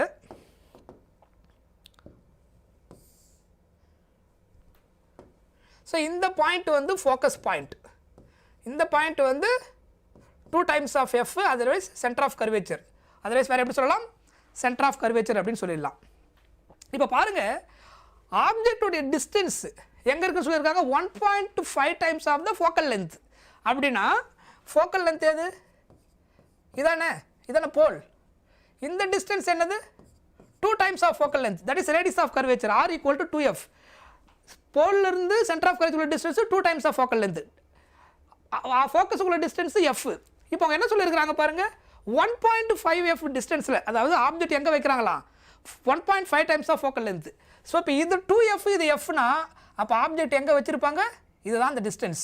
இந்த டிஸ்டன்ஸ் எதுக்கு ஈக்குவல் 1.5f, இதுதான் u. u equal to object u equal to 1.5f.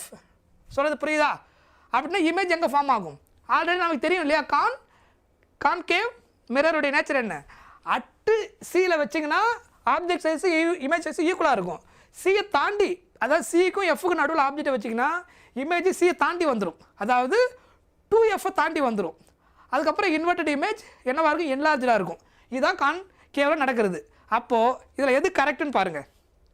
Image முதல்ல எங்கே ஃபார்ம் ஆகும், இங்கே ஆப்ஜெக்ட் என்ன வச்சுன்னா இமேஜ் இன்ஃப்ரண்ட்டில் ஃபார்ம் ஆகும். இந்த பாயிண்ட்லேருந்து இது எந்த axis, negative axis. So image ஃப்ரண்ட்டில் தான் கண்டிப்பாக ஃபார்ம் ஆகும். அதனால் ப்ளஸில் வர 2 ஆன்சரும் முதல்ல கிடையாது. சொல்கிறது புரியுதா? கான்கேவ் மிரரில் இமேஜ் எங்கே ஃபார்ம் ஆகும், real image in front of the mirror. Correct. அந்த லாஸ்ட் கேஸில் தான் எதில் ஃபார்ம் ஆகும், ஸ்பெஷல் கேஸ். அந்த லாஸ்ட் ஒனில் தான் உங்களுக்கு வந்து விர்ச்சுவல் இமேஜ் பிஹைண்டில் ஃபார்ம் ஆகும் கான்கேவ் மிரரில்.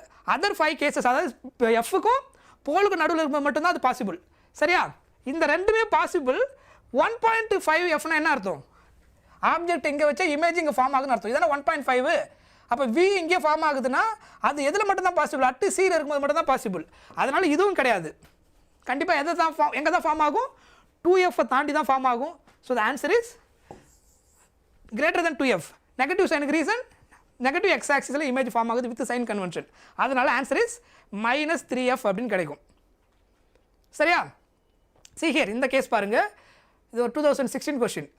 மேக்னிஃபிகேஷன். ஸோ நல்லா புரிஞ்சுங்க, இந்த பாயிண்ட் எல்லாம் மைண்டில் வச்சுக்கோங்க. மேக்னிஃபிகேஷன் நெகட்டிவ், சைன் வேல்யூ நெகட்டிவ்னு வந்துட்டா நீங்கள் என்ன கன்க்ளூஷன் கொண்டு வரணும், ஆல்வேஸ் கான்கேவ் மிரர். அதில் டவுட்டே வேணும், ஆல்வேஸ் கான்கேவ் மிரர். மேக்னிஃபிகேஷனுடைய சைன் வந்து பாசிட்டிவில் இருந்தால் either positive, either concave or convex, ரெண்டுக்கு எதுவுமே வரும் பாசிட்டிவ் சைன் அப்படின்னு வரும். இதில் பாசிட்டிவில் வந்து எக்ஸாக்டாக எப்படி கான்வெக்ஸோடைய அந்த ரிசல்ட்டு இல்லை கான்கேவோட ரிசல்ட் எப்படி கண்டுபிடிக்கிறதுனா, இந்த கேஸில் ஸ்பெஷல் கேஸில் இதில் என்ன வரும்னா, பர்டிகுலராக இந்த கேஸில் மாடுலஸ் ஆஃப் எம் வந்து லெஸ் தென் 1, அதாவது மேக்னிடியூட், இன்னும் சொல்ல போனால் சிம்பிளாக magnitude, numerical value. So magnitude வச்சுக்கோங்க. இது வந்து கிரேட்டர் தென் 1, இன்னொரு கேஸில் என்ன வரும், லெஸ் தென் 1. கிரேட்டர் தென் 1 இருந்தால் இந்த பாசிட்டிவ் சைன் வரும்போது கான்கேவ் மிரருடைய ப்ராப்பர்ட்டி, கான்கேவ் மிரர் கேஸ்னு அர்த்தம். மேக்னிடியூட் வந்து லெஸ் தென் 1 இருந்தால் என்ன அர்த்தம், கான்வெக்ஸ் மிரர்னு அர்த்தம், கான்வெக்ஸ் மிரர். ஸோ இப்போ வாங்க ஒரு கேஸுக்கா, எம் நெகட்டிவ்னு வந்ததுனால கண்டிப்பாக நான் இது என்னன்னு சொல்லிட முடியும், கான்கேவுக்கு கனெக்ட் பண்ண முடியும். சொல்கிற பாயிண்ட் புரியுதா? இங்கே ஆப்ஷனில் எப்படி முதல்ல கொடுத்துருக்காங்கன்னு பாருங்கள், அப்போ தான் நீங்கள் அதை கனெக்ட் பண்ணுறது உங்களுக்கு ஈஸியாக இருக்கும். see here, ஃபஸ்ட் ஒன்னுக்கு 2 சாய்ஸ், ஒரு ரெண்டு சாய்ஸ் கொடுத்துருக்குறாங்க. அப்போ இதில் எது கரெக்டுன்றதை நம்ம இப்போ கண்டுபிடிக்கணும்.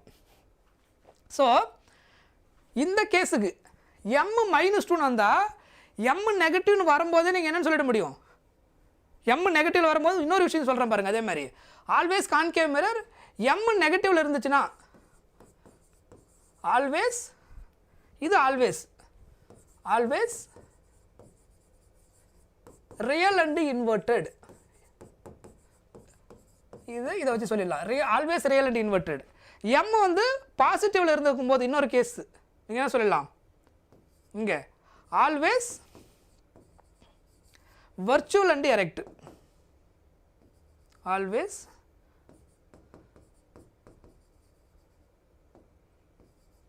virtual and erect.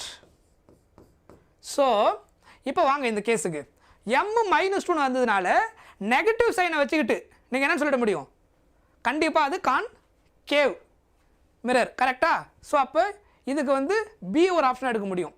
ரெண்டாவது நெகட்டிவ் சைன் வரதுனால அது கண்டிப்பாக என்ன இமேஜாக தான் இருக்கும், ரியல் இமேஜாக தான் இருக்கும். அப்போ எம்முக்கு வந்து ஃபஸ்ட்டு ஏவுக்கு எது எது பாசிபிள், பிசி ரெண்டுமே கரெக்டு.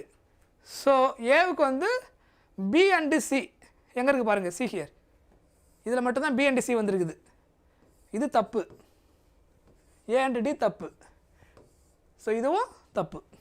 புரியுதா? இதுக்கு மட்டும்தான் பி அண்டு சி வந்துருக்குது. So that's why it is correct. இதில் எடுத்து பாருங்கள், இதுக்கப்புறம் வெரிஃபை பண்ண தேவையில்லை, ஆன்சர் முடிஞ்சது. Suppose if you want to verify M equal to -1/2னா நெகட்டிவில் வந்தால் அது எந்த மிரர், கான்கேவ் மிரர் கண்டிப்பாக. அதுக்கப்புறம் இது நெகட்டிவ் சைன் இன்னொரு என்ன மீனிங் கொடுக்கும், real image, real and inverted, இங்கே ரியல் இமேஜ் மட்டும் இருக்குது. ஸோ இதுக்கும் பி அண்ட் சி பாசிபிள், எதுக்கு, பி ஆப்ஷனுக்கு. ஸோ அதனால் C here B and C. அதுக்கப்புறம் இந்த கேஸுக்கு என்ன வரும், m+2னா மேக்னிஃபிகேஷன் பாசிட்டிவ்னா virtual and direct image. So ப்ளஸ்ன்றதுனால virtual and direct D possible. அதுக்கப்புறம் கிரேட்டர் தென் 1 வந்துருக்குது. இந்த கேஸு கிரேட்டர் தென் 1 இருந்தால் அது என்ன மிரர், பாசிட்டிவில் கிரேட்டர் தென் 1 வந்திருக்குன்னா கான்கேவ் மிரர்னு அர்த்தம். ஏன்னா கான்வெக்ஸில் பாசிட்டிவ் லெஸ் தென் 1 மட்டும் தான் வரும். ஸோ விர்ச்சுவல் அண்ட் டைரக்ட், அதுக்கப்புறம் கான்கேவ் மிரர். ஸோ சிக்கு வந்து எதாவது பாசிபிள், பி அண்டு டி. சிக்கு வந்து பி அண்டு டி. டிக்கு என்ன வந்திருக்கு பாருங்கள், ஏ அண்டு டி. ஏன் +1/2 பாசிட்டிவ்ன்றதுனால virtual and direct, less than 1ன்றதுனால பாசிட்டிவில் அது கான்வெக்ஸ் மிரர்னு அர்த்தம். புரிஞ்சுதா, கிளியர், தெளிவாக புரிஞ்சுதா? ரைட். ஸோ நம்ம அடுத்தது பார்க்க வேண்டியது வேவ் ஆப்டிக்ஸ். ஸோ ஒரு 15 minutes பிரேக் அப்புறம் வில் கண்டினியூ.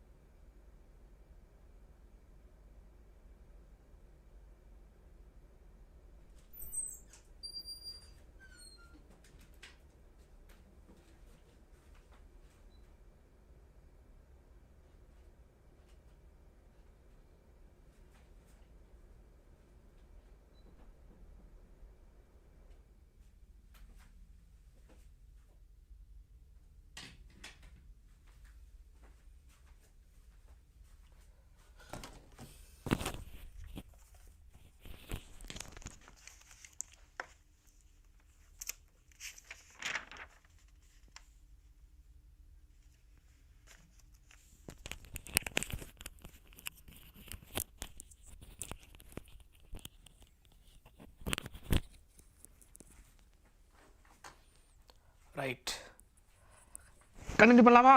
ரெடியா?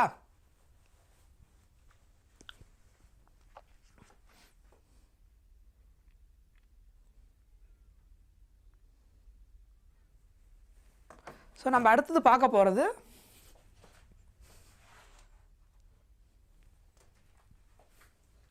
Wave optics.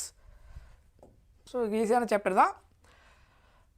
ஸோ இதில் மெயினாக நம்ம என்னது லைட்டை வந்து முன்னாடி சாப்டரில் வந்து லைக்கில் வந்து ஸ்ட்ரெயிட் லைனாக நம்ம கன்சிடர் பண்ணி ஸ்டடி பண்ணியிருந்தோம். அதாவது ஜாமெட்ரிக்கல் ஆப்டிக்ஸ்னு சொல்லுவோம் அது.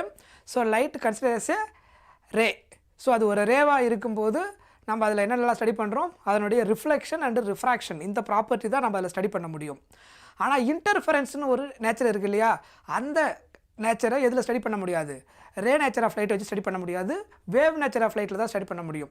ஸோ லைட்டு வந்து வேவ் நேச்சர் ஸ்டடி பண்ணும்போது தான் இன்டர்ஃபரன்ஸ், டைஃப்ராக்ஷன் இதை பற்றி எல்லாம் டீட்டெயிலாக படிக்க முடியும். இதெல்லாம் due to wave nature of லைட்டுனால நடக்கிறது. சரியா? ஸோ ஹையன்ஸ் வேவ் தேரி இதெல்லாம் நம்ம ஆல்ரெடி கொஞ்சம் பார்த்துருக்கோம்.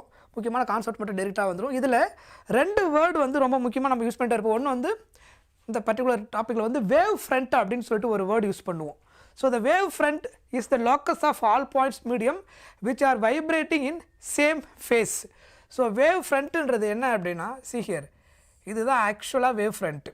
இது இருக்கு இல்லையா, இந்த இடத்துல இது எல்லாமே சேம் பேட்டர்னில் உங்களுக்கு இங்கே மூவ் ஆகும். ஸோ இந்த வியூவில் இங்கே பார்த்தீங்கன்னா தெரியும். ஸோ அது எல்லாமே என்ன இருக்கும், ஒரே ஃபேஸில் வைப்ரேட் ஆகும். இது வந்து ஒரு வேவ் ஃப்ரண்ட்டு. சொல்கிறது புரியுதா? இது என்ன பண்ணும், அடுத்த வேவ் ஃப்ரண்ட்டை ப்ரொடியூஸ் பண்ணும் லைக் திஸ், இந்த மாதிரி. இது ஆக்சுவலாக கம்ப்ளீட்டாக சர்க்கிளாக அடுத்தடுத்த வேவ்ஸ் என்ன பண்ணும், ப்ரொடியூஸ் பண்ணும். That is what, wave front. So first wave front இன்னொன்று ப்ரொடியூஸ் பண்ணும், அடுத்து செகண்ட் இருக்குது அது இன்னொன்று ப்ரொடியூஸ் பண்ணும். ஸோ அது எல்லாமே செகண்டரி வேவ் ஃப்ரண்ட் அப்படின்னு நம்ம சொல்லுவோம். சரியா? அதுக்கப்புறம் types of wave front. So straight லைனில் இருக்கும்போது எப்படி இருக்கும், லைக் பாயிண்ட் சோர்ஸாக இருக்கும்போது எப்படி இருக்கும். ஸோ இது வந்து ஒரு பாயிண்ட் சோர்ஸ். அந்த ஒரு பாயிண்ட் சோர்ஸ்லேருந்து லைட் ரே ட்ராவல் ஆச்சுன்னா அதுலேருந்து வரக்கூடிய வேவ் ஃப்ரண்ட் எப்படி இருக்கும், ஸ்பெரிக்கலாக இருக்கும். நீங்கள் ஒரு பாயிண்ட், ஒரு லைட் எடுக்கிறீங்க, ஒரு பால் ஷேப்பில் ஒரு லைட் எடுங்க, எல்லா பக்கமும் லைட் ரே ட்ராவல் ஆகும். அங்கேருந்து ஒரு ரேடியஸ் எடுத்து ஒரு இமேஜினரி ஸ்பியர் வரைஞ்சிங்கன்னா அடுத்தடுத்து நீங்கள் ஒரு இமேஜினரி ஸ்பியர் வரைஞ்சிங்கன்னா அதான் என்னது, அடுத்தடுத்து ஸ்பெரிக்கல் வேவ் ஃப்ரண்ட். ஸோ அதனால தான் லைக் திஸ், இந்த மாதிரி பேட்டர்னில் அது என்ன ஆகுது, மூவ் ஆகிட்டே போகுது. ஸோ இது வந்து ஸ்பெரிக்கல் வேவ் ஃப்ரண்ட்.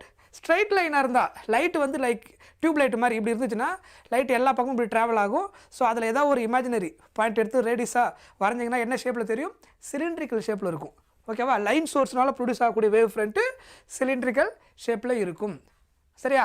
அதுக்கப்புறம் இது வந்து plane wave front. For large distances எப்படி இருக்கும், பிளேன் வேவ் ஃப்ரண்ட் ஷேப்பில் நமக்கு கிடைக்கும். அது பாயிண்ட் சோர்ஸாக இருந்தாலும் சரி, சிலிண்ட்ரிக்கல் சோர்ஸாக இருந்தாலும் சரி, லைன் சோர்ஸாக இருந்தாலும் சரி, லார்ஜ் டிஸ்டன்ஸுக்கு எப்படி கிடைக்கும், இது மாதிரி தான் இருக்கும். ஸோ இதுதான் நம்ம ஜென்ரலாக யூஸ் பண்ணுறது அந்த வேவ் ஃப்ரண்ட்டு அப்படின்றது. ஓகேவா? ரைட். ஸோ அதான் ப்ரைமரி, செகண்டரி நான் சொன்னேன் இல்லையா. ஸோ இது என்ன பண்ணும், அடுத்தடுத்து வேவ் ஃப்ரண்ட்டை ப்ரொடியூஸ் பண்ணும். அப்புறம் இது அடுத்த வேவ் ஃப்ரண்ட்டை ப்ரொடியூஸ் பண்ணிகிட்டே போகும். ஸோ அதை ப்ரொடியூஸ் பண்ணுறது இந்த பேட்டர்னில் பார்த்தோம் இல்லையா, அதுதான். ரைட். நெக்ஸ்ட்டு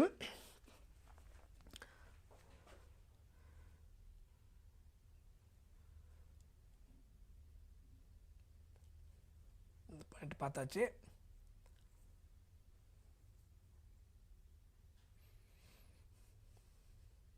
ஓகே, இந்த ஹைகன்ஸ் பிரின்சிபல் வந்து நமக்கு அதனுடைய ரிஃப்ராக்ஷன் அண்டு ரிஃப்ராக்ஷன். ஸோ இதுலேயுமே என்ன ஆகும், ஒபே ஆகும். லைட் வந்து பிளேன் வேவ் ஃப்ரண்ட்டாக வந்துட்டு ஒரு மீடியமில் இன்சிடென்ட் ஆகும்போது ரிஃப்ளெக்ஷன் நடக்கும், ரிஃப்ராக்ஷன் நடக்கும். ரிஃப்ளெக்ட் ஆகும்போது என்ன ஆகும், அது வேவ் ஃப்ரண்ட்டாக ரிஃப்ளெக்ட் ஆகும். ரிஃப்ராக்ட் ஆகும்போது வேவ் ஃப்ரண்ட்டாக ரிஃப்ராக்ட் ஆகும். ஸோ அதை இந்த எக்ஸ்பெரிமெண்ட்லேருந்து என்ன பண்ணியிருப்பாங்க, கன்க்ளூட் பண்ணியிருப்பாங்க. ஸோ நமக்கு ஜஸ்ட் அது பாயிண்ட் என்னென்னு தெரிஞ்சிருந்தால் போதும். ஸோ நமக்கு இதில் மெயின் ஹெட்டிங் வந்து இன்டர்ஃபரன்ஸ், அதுக்கப்புறம் யங்ஸ் டபுள் ஸ்லிட் எக்ஸ்பெரிமெண்ட், அதான் மெயின். அதுக்கப்புறம் ஒரு சில கீவேர்ட்ஸ் மெயினாக தெரிஞ்சு வச்சுக்கணும். இன்கொஹிரண்ட் வேவ்ஸ் அப்படின்னா என்ன. ஸோ கொஹிரண்ட் சோர்ஸ்னால் ஃபஸ்ட் என்னென்னு பார்த்துங்க, அதுக்கப்புறம் இன்கொஹிரண்ட். ஸோ கொஹிரண்ட் அப்படின்னா ஹியர் இங்கே பார்த்தீங்கன்னா அந்த வேவ் அந்த ஃபேஸ் இருக்குது பாருங்கள், இது எல்லாமே எதில் இருக்கும், லைக் ஃபேஸ் வந்து உங்களுக்கு ஒன்று கான்ஸ்டன்ட் ஃபேஸ் டிஃப்ரென்ஸில் இருக்கும், அதுக்கப்புறம் மோனோக்ரோமேட்டிக் லைட்டாக இருக்கும். எது கொஹிரண்ட் சோர்ஸாக இருந்தால். இப்போ சப்போஸ் நீங்கள் ரெட் கலர் எடுக்கிறீங்கன்னா அதே ரெட் கலர் லைட்டோடைய வேவ் லென்த் தான் வெளியில் வரும். அதுக்கப்புறம் அந்த ஃபேஸ் டிஃபரன்ஸ் இருக்கு இல்லையா, அது என்னவாக இருக்கும், கான்ஸ்டன்ட் ஃபேஸ் டிஃபரன்ஸாக இருக்கும். எதுக்கு, கொஹிரண்ட்டாக இருந்துச்சுன்னா. The sources are set to be coherent sources, they produce waves having condition என்னென்னு பார்த்துக்கோங்க. Having frequency same wave length have constant phase difference. Same frequency இருக்கணும் ஆர் சேம் வேவ் லென்த் இருக்கணும். அதுக்கப்புறம் கான்ஸ்டன்ட் ஃபேஸ் டிஃபரன்ஸ் இருந்துச்சுன்னா அதான் நம்ம என்ன சொல்ல போகிறோம், அதாவது வித் ரெஸ்பெக்ட் டு டைமை பொறுத்து என்ன ஆகுது, ஃபேஸ் டிஃபரன்ஸ் மாறக்கூடாது. Then the two waves are coherent sources. So இதை ஒரு 2 சோர்ஸ் எடுத்து கம்பேர் பண்ணுறீங்க. ஸோ சேம் ஃப்ரீக்வன்சி, ஸோ அதான் மோனோக்ரோமேட்டிக் லைட் நான் சொன்னது காரணம், same frequency or same wave length ரெண்டுமே இருக்கும். ஸோ கொஹிரன்ஸுக்கு நீங்கள் ஞாபகம் வச்சுக்க வேண்டிய குழு இதுதான். கொஹிரண்ட் சோர்ஸ்னால் அந்த 2 லைட் சோர்ஸும் சேம் ஃப்ரீக்வன்சியாக இருக்கும், சேம் வேவ் லென்த்தாக இருக்கும், கான்ஸ்டன்ட் ஃபேஸ் டிஃபரன்ஸில் இருக்கும். அப்படி இருந்தால் அது கொஹிரன்ஸ். ஸோ இன்கொஹிரண்ட்னா உங்களுக்கு என்ன இருக்கும், டிஃப்ரெண்ட் ஃப்ரீக்வன்சி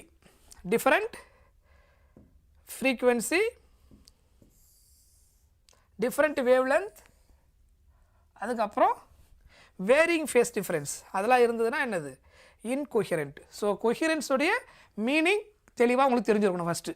சரியா, புரிஞ்சுதா? ரைட்.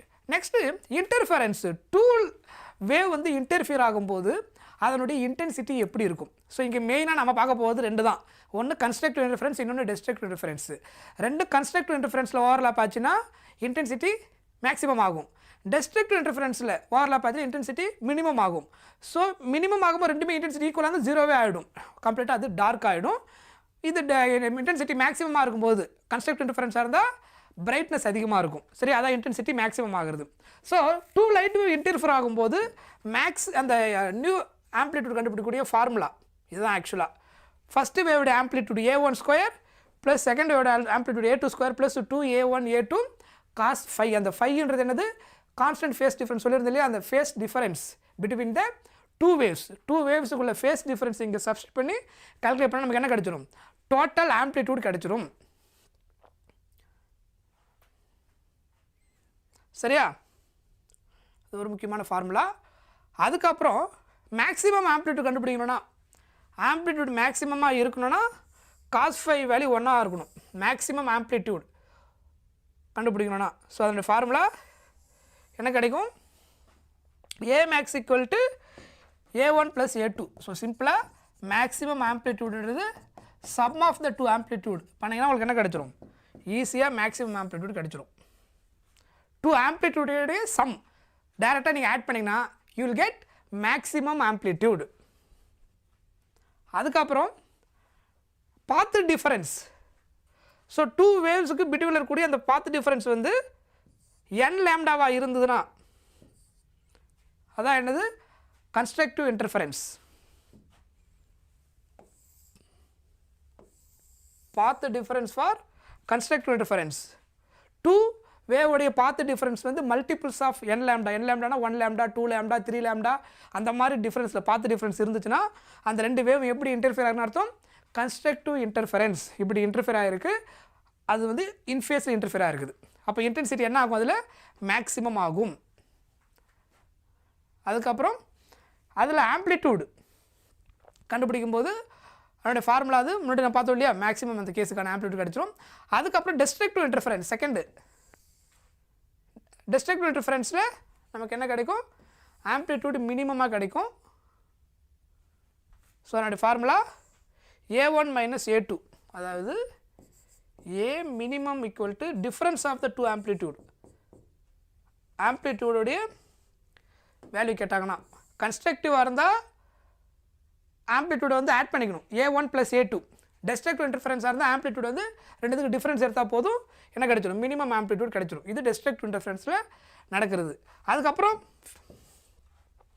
இதனுடைய destructive இன்டர்ஃபரன்ஸோடைய path டிஃபரன்ஸோடைய formula 2n plus 1 into lambda by 2, lambda by 2, 3 lambda by 2, 5 lambda by 2.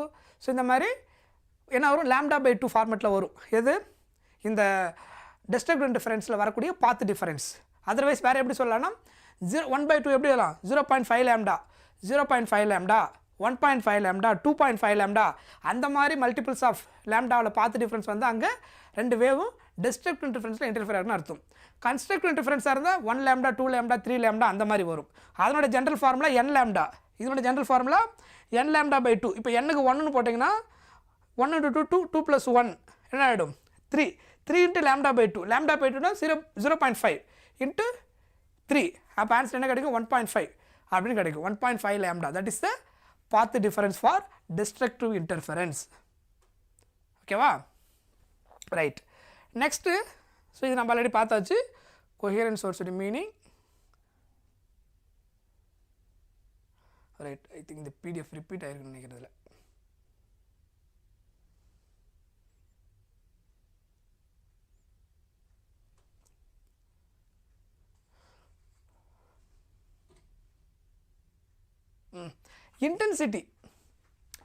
Intensity எப்படி இருக்கும் ஆம்ப்ளிடியூட் பார்த்துட்டோம். கன்ஸ்ட்ரக்டிவ் டெஸ்ட்ரக்டிவ் இன்டர்ஃபரன்ஸுக்கு மேக்ஸிமம்னா A1 + A2, மினிமம்னா A1 - A2. ஜென்ரல் ஃபார்முலா என்னது மேக்ஸிமம் மினிமம் 2 வேவ் இன்டர்ஃபியர் ஆச்சுன்னா அப்போ வந்து amplitude A = √A1² + A2² + 2A1 cos phi. A1 × A2 cos phi. ஃபைன்றது ஃபேஸ் டிஃப்ரென்ஸ். அதுக்கேற்ற மாதிரி நமக்கு ஆன்சர் கிடைக்கும். அதுக்கப்புறம் இன்டென்சிட்டி நீங்கள் கால்குலேட் பண்ணிங்கன்னா இதுதான் இன்டென்சிட்டிக்கான ஃபார்முலா. இதாக இருக்கு இல்லையா, this is the formula for intensity. ஆம்ப்ளிடியூடுக்கு பார்த்தது வந்து √A1² + A2² + 2A1 cos phi பார்த்துருந்தோம். இதில் என்ன வரும் அப்படின்னா I1 + I2 + 2 times of √I1 I2 cos phi அப்படின்னு கிடைக்கும். இது இன்டென்சிட்டிக்கு. ஆம்ப்ளிடியூடு இன்டென்சிட்டிக்கு ரிலேஷன் எடுத்திங்கன்னா இன்டென்சிட்டி வந்து டைரக்ட்லி ப்ரொபோர்ஷனல் டு A² அர்த்தம். சரியா, இன்டென்சிட்டி இதாக இருக்குது பாருங்கள். intensity வந்து directly proportional to amplitude square. I is directly proportional to A square. ரெண்டு வேவ் இன்டர்ஃபியர் ஆச்சுன்னா நெட் இன்டென்சிட்டி கண்டுபிடிக்கக்கூடிய formula I1 + I2 2 times of plus √I1 I2 cos phi. Formula எல்லாம் ஞாபகம் வச்சுக்கணும். அதுக்கப்புறம் இந்த கேஸு ரெண்டு இன்டென்சிட்டியும் ஈக்குவலாக இருந்துச்சுன்னா, அதாவது I1 = I2 = Iன்னு இருந்தால் தென் ரிசல்டன்ட் இன்டென்சிட்டி கண்டுபிடிக்க formula 4I cos² phi by 2. இதில் I1 I2 வேறு வேல்யூ. ஒருவேளை I1 I2 ரெண்டுமே ஈக்குவல் இன்டென்சிட்டியாக இருந்துச்சுன்னா தென் ரிசல்டன்ட் இன்டென்சிட்டி கண்டுபிடிக்கிற formula 4I cos² phi by 2. இந்த ஃபார்முலா யூஸ் பண்ணால் ஆன்சர் கிடச்சிடும். அதுக்கப்புறம் இது முன்னாடி பார்த்தது தான் கன்ஸ்ட்ரக்டிவ் இன்டர்ஃபரன்ஸுக்கு இன்டென்சிட்டி மேக்ஸிமம்னு அர்த்தம். ஃபை வேல்யூ வந்து உங்களுக்கு என்னவாக இருக்கும் 0 அப்படின்னு கிடைக்கும். டெஸ்ட்ரக்டிவ் இன்டர்ஃபரன்ஸாக இருந்தால் ஃபை வேல்யூ வந்து நமக்கு அவுட் ஆஃப் ஃபேஸ் -1 கிடைக்கும். cos phi உங்களுக்கு -1 ஆகிடும். ஸோ இந்த கேஸில் மேக்ஸிமம் என்ன ஒரு இதில் சப்ஸ்டிட் பண்ணணும் √I1² √I2² கிடைக்கும். ஆஃப்டர் சிம்பிளிஃபை பண்ணதுக்கு அப்புறம் ஆன்சர் என்ன வரும் √I1 + I2². மேக்ஸிமம் ஆம்ப்ளிடியூட் கண்டுபிடிக்கணும்னா A1 + A2. மேக்ஸிமம் இன்டென்சிட்டி கண்டுபிடிக்கணும்னா என்ன வரணும் √I1 + √I2² அப்படின்னு கிடைக்கும். அதுக்கப்புறம் ரெண்டு இன்டென்சிட்டி ஈக்குவலாக இருந்துச்சுன்னா இஃப் I1 I2 = Iனா ஆன்சர் என்ன கிடைக்கும் 4Iன்னு கிடைக்கும். அந்த முன்னாடி கொடுத்த அந்த ஈக்குவேஷனில் எதுவுமே சப்ஸ்டிட் பண்ணால் போதும். அதுக்கப்புறம் இது முக்கியமான relation condition for constructive interference. Path difference வந்து n lambdaன்னு இருக்கணும். ஃபேஸ் டிஃபரன்ஸ் வந்து எப்படி இருக்கணும் மல்டிபிள்ஸ் ஆஃப் 2ல் இருக்கணும். அதாவது ஈவன் மல்டிபிள்ஸ் ஆஃப் பையில் வரணும். 0 ± 2π 6π 4π 10π அந்த மாதிரி ஈவன் மல்டிபிள்ஸ் ஆஃப் பையில் வந்ததுன்னா அது கன்ஸ்ட்ரக்டிவ் இன்டர்ஃபரன்ஸில் இருந்திருக்கு அந்த ரெண்டு வேவும் அப்படின்னு நம்ம சொல்லிட முடியும். சரியா, அதுக்கப்புறம் ஓகே இது அந்த எக்ஸ்ப்ளனேஷன். இது நம்ம ஏற்கனவே பார்த்தது தான். இதெல்லாம் டீட்டெயிலாக பார்த்தா டைம் ஆகும். சரியா, முக்கியமானது மட்டும் நமக்கு பார்த்துக்குவோம். அதுக்கப்புறம் டெஸ்ட்ரக்டிவ் இன்டர்ஃபரன்ஸ் வந்தீங்கன்னா மினிமம் இன்டென்சிட்டி ஃபார்முலா என்ன வரும் டெஸ்ட்ரக்டிவ்னா இன்டென்சிட்டி மினிமம் ஆகிடும் √I1 - I2². கன்ஸ்ட்ரக்டிவ்னா √I1 + I2². இது √I1 - I2². அதுக்கப்புறம் ரெண்டு இன்டென்சிட்டி ஈக்குவலாக இருந்துச்சுன்னா டெஸ்ட்ரக்டிவ் இன்டர்ஃபரன்ஸ் கிடைக்கும்போது நமக்கு என்ன கிடைக்கும் மினிமம் இன்டென்சிட்டி, அதாவது கம்ப்ளீட்டாக டார்க்காக கிடைக்கும். லைட்டே கிடைக்காது, கம்ப்ளீட்டாக டார்க்கு. எப்போ 2 இன்டென்சிட்டிஸ் ஆர் ஈக்குவலாக இருந்து டெஸ்ட்ரக்டிவ் இன்டர்ஃபரன்ஸ் நடந்திருந்தா. இதனுடைய கண்டிஷன் இதுக்கான பாத் டிஃபரன்ஸ் வந்து என்ன பார்த்துருந்தோம் லைக் திஸ் 2n + 1 × λ/2. அதுக்கப்புறம் ஃபேஸ் டிஃபரன்ஸ் எடுத்திங்கன்னா +or - π 3π 5π அந்த மாதிரி நமக்கு கிடைக்கும். ஸோ இது எல்லாமே என்னதில் இருக்கும் phase difference odd multiples of பையில் இருக்கும் கன்ஸ்ட்ரக்டிவ் இன்டர்ஃபரன்ஸாக இருந்தால் ஃபேஸ் டிஃப்ரென்ஸ் வந்து even multiples of pi 0 2 pi plus or minus 2 pi 4 pi அந்த மாதிரி இருக்கும் இதில் 3 பை 5 பை 7 பை அந்த மாதிரி ஆட் மல்டிபிள்ஸ் ஆஃப் பையில் இருக்கும் இது ஃபேஸ் டிஃபரன்ஸ் இது டெஸ்ட்ரக்டிவ்க்கு புரிஞ்சுதா இது நம்ம முன்னாடி பார்த்தா அதே ஃபார்முலா தான்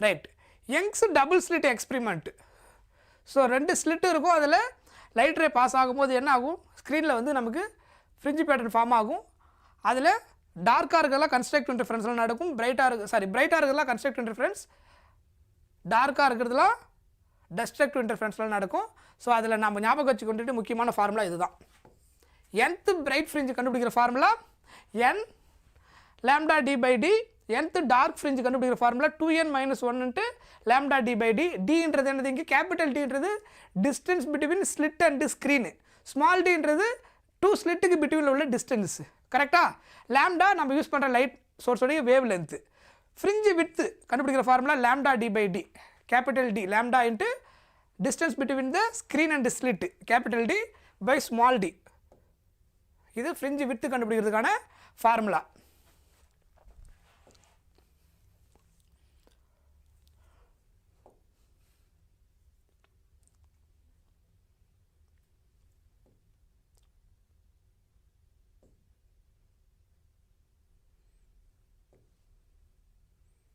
ஸோ நெக்ஸ்ட் வந்து டைஃப்ராக்ஷன் ஸோ டைஃப்ராக்ஷனுடைய ஃபார்முலா என்ன பார்த்துருந்தோம்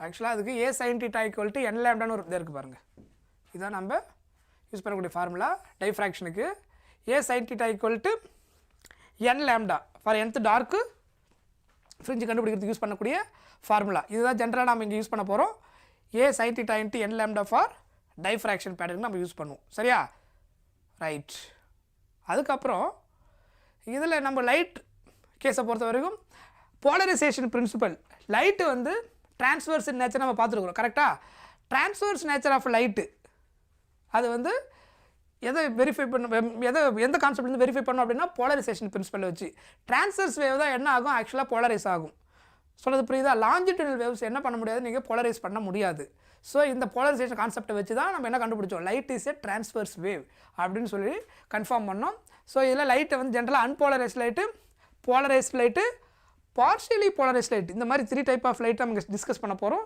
ஸோ அன்போலரைஸ்ட் லைட்னா லைட் வந்து எல்லா டேரக்ஷனும் ட்ராவல் ஆகுதுன்னு அர்த்தம் போலரைஸ்ட் லைட்னா அந்த லைட் எல்லா டேரக்ஷனும் ட்ராவல் ஆகிறத ஃபில்டர் பண்ணி ஒரு டேரக்ஷனில் ஓரியன்டேஷன் ஒரே டேரக்ஷனில் இருக்கிற மாதிரி ட்ராவல் பண்ண வைக்கிறது போலரைஸ்ட் லைட்டு அதுக்கப்புறம் பார்ஷியலி போலரைஸ்ட்னா சில ஒரு டேரக்ஷனில் சில போலரைஸ் ஆகும் மீதி டேரக்ஷனில் அன்போலரைஸ் ஆகிருக்கும் that is what partially polarised wave so பேசிக்காக இதுதான் என்னது அன்போலரைஸ்ட் லைட் இது இருக்குது இல்லையா இதுதான் அன்போலரைஸ் எல்லா பக்கமும் ட்ராவல் ஆகும் இது சிம்பிளாக ரெப்ரசன்ட் எப்படி பண்ணுவாங்கன்னா இந்த மாதிரி ரெப்ரசன்ட் பண்ணுவாங்க இந்த இடத்துல ஒரு டாட் வச்சுட்டு இந்த இடத்துல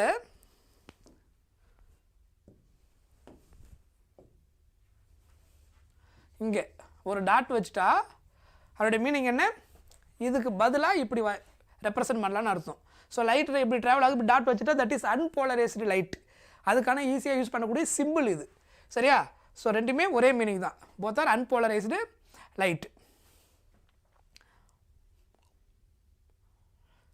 நெக்ஸ்ட்டு போலரைஸ்ட் லைட்டை எப்படி கொண்டு வர்றது அப்படின்னா யூஸிங் போலரைசர் இது வந்து அன்போலரைஸ்டு லைட்டு இப்போ இந்த போலரைசர் இங்கே அங்கே லைனாக இருக்குது பார்த்தீங்களா அது என்ன பண்ணோம் அப்படின்னா இந்த லைன் வந்து வெர்டிக்கலாக நீங்கள் வச்சுருக்கிறீங்கன்னா இந்த லைட் அன்போலரைஸ்ட் லைட் உள்ளே என்ட்ரு ஆகும்போது வெர்டிக்கலாக இருக்கிற லைட் ரே மட்டும்தான் அதை அலோவ் பண்ணும் மீது எல்லாத்தையும் ஃபில்டர் பண்ணிவிடும் அப்போ ஃபைனலாக வெளியில் வர லைட் ரே இதில் எதெல்லாம் வெர்டிக்கலாக இருந்ததோ அது எல்லாம் வெளியில் வரும் மீதி எல்லா டேரக்ஷனில் இருந்து பிளாக் பண்ணிவிடும் அது அலோவ் பண்ணாது ஸோ வெர்டிக்கலாக இருக்கிற லைட் ரே மட்டும் இதை அலோவ் பண்ணி ஃபைனலாக என்ன ஆகும் அந்த லைட் வெளியில் வர வைக்குமா ஸோ வெளியில் வர இந்த லைட் ஆஃப்டர் போலரைசர் என்ட்ரு ஆகிட்டு வெளியில் வர லைட் ரே வந்து ஒன்லி எது மட்டும்தான் இருக்கும் லைக் திஸ் இது மட்டும்தான் இப்படி வெளியில் வரும் that is called polarised light இப்போ முன்னாடி எல்லா பக்கமும் ட்ராவல் ஆகிருந்த அந்த லைட்டு இந்த போலரைசருக்குள்ளே பாஸ் ஆனவுடனே அது எல்லாத்தையும் ஃபில்டர் பண்ணிவிட்டு நான் எந்த டேரக்ஷனில் இருக்கிற லைட்டு மட்டும் வெளியில் வரணும்னு நினச்சனோ அதுக்கேற்ற மாதிரி இங்கே வச்ச உடனே அந்த லைட்டு மட்டும் வெளியில் வரும் தட் இஸ் போலரைஸ்டு லைட். சொன்னது புரிஞ்சுதா? இப்படி தான் நம்ம போலரைசேஷன் பிரின்சிபலை அப்ளை பண்ணுறோம்.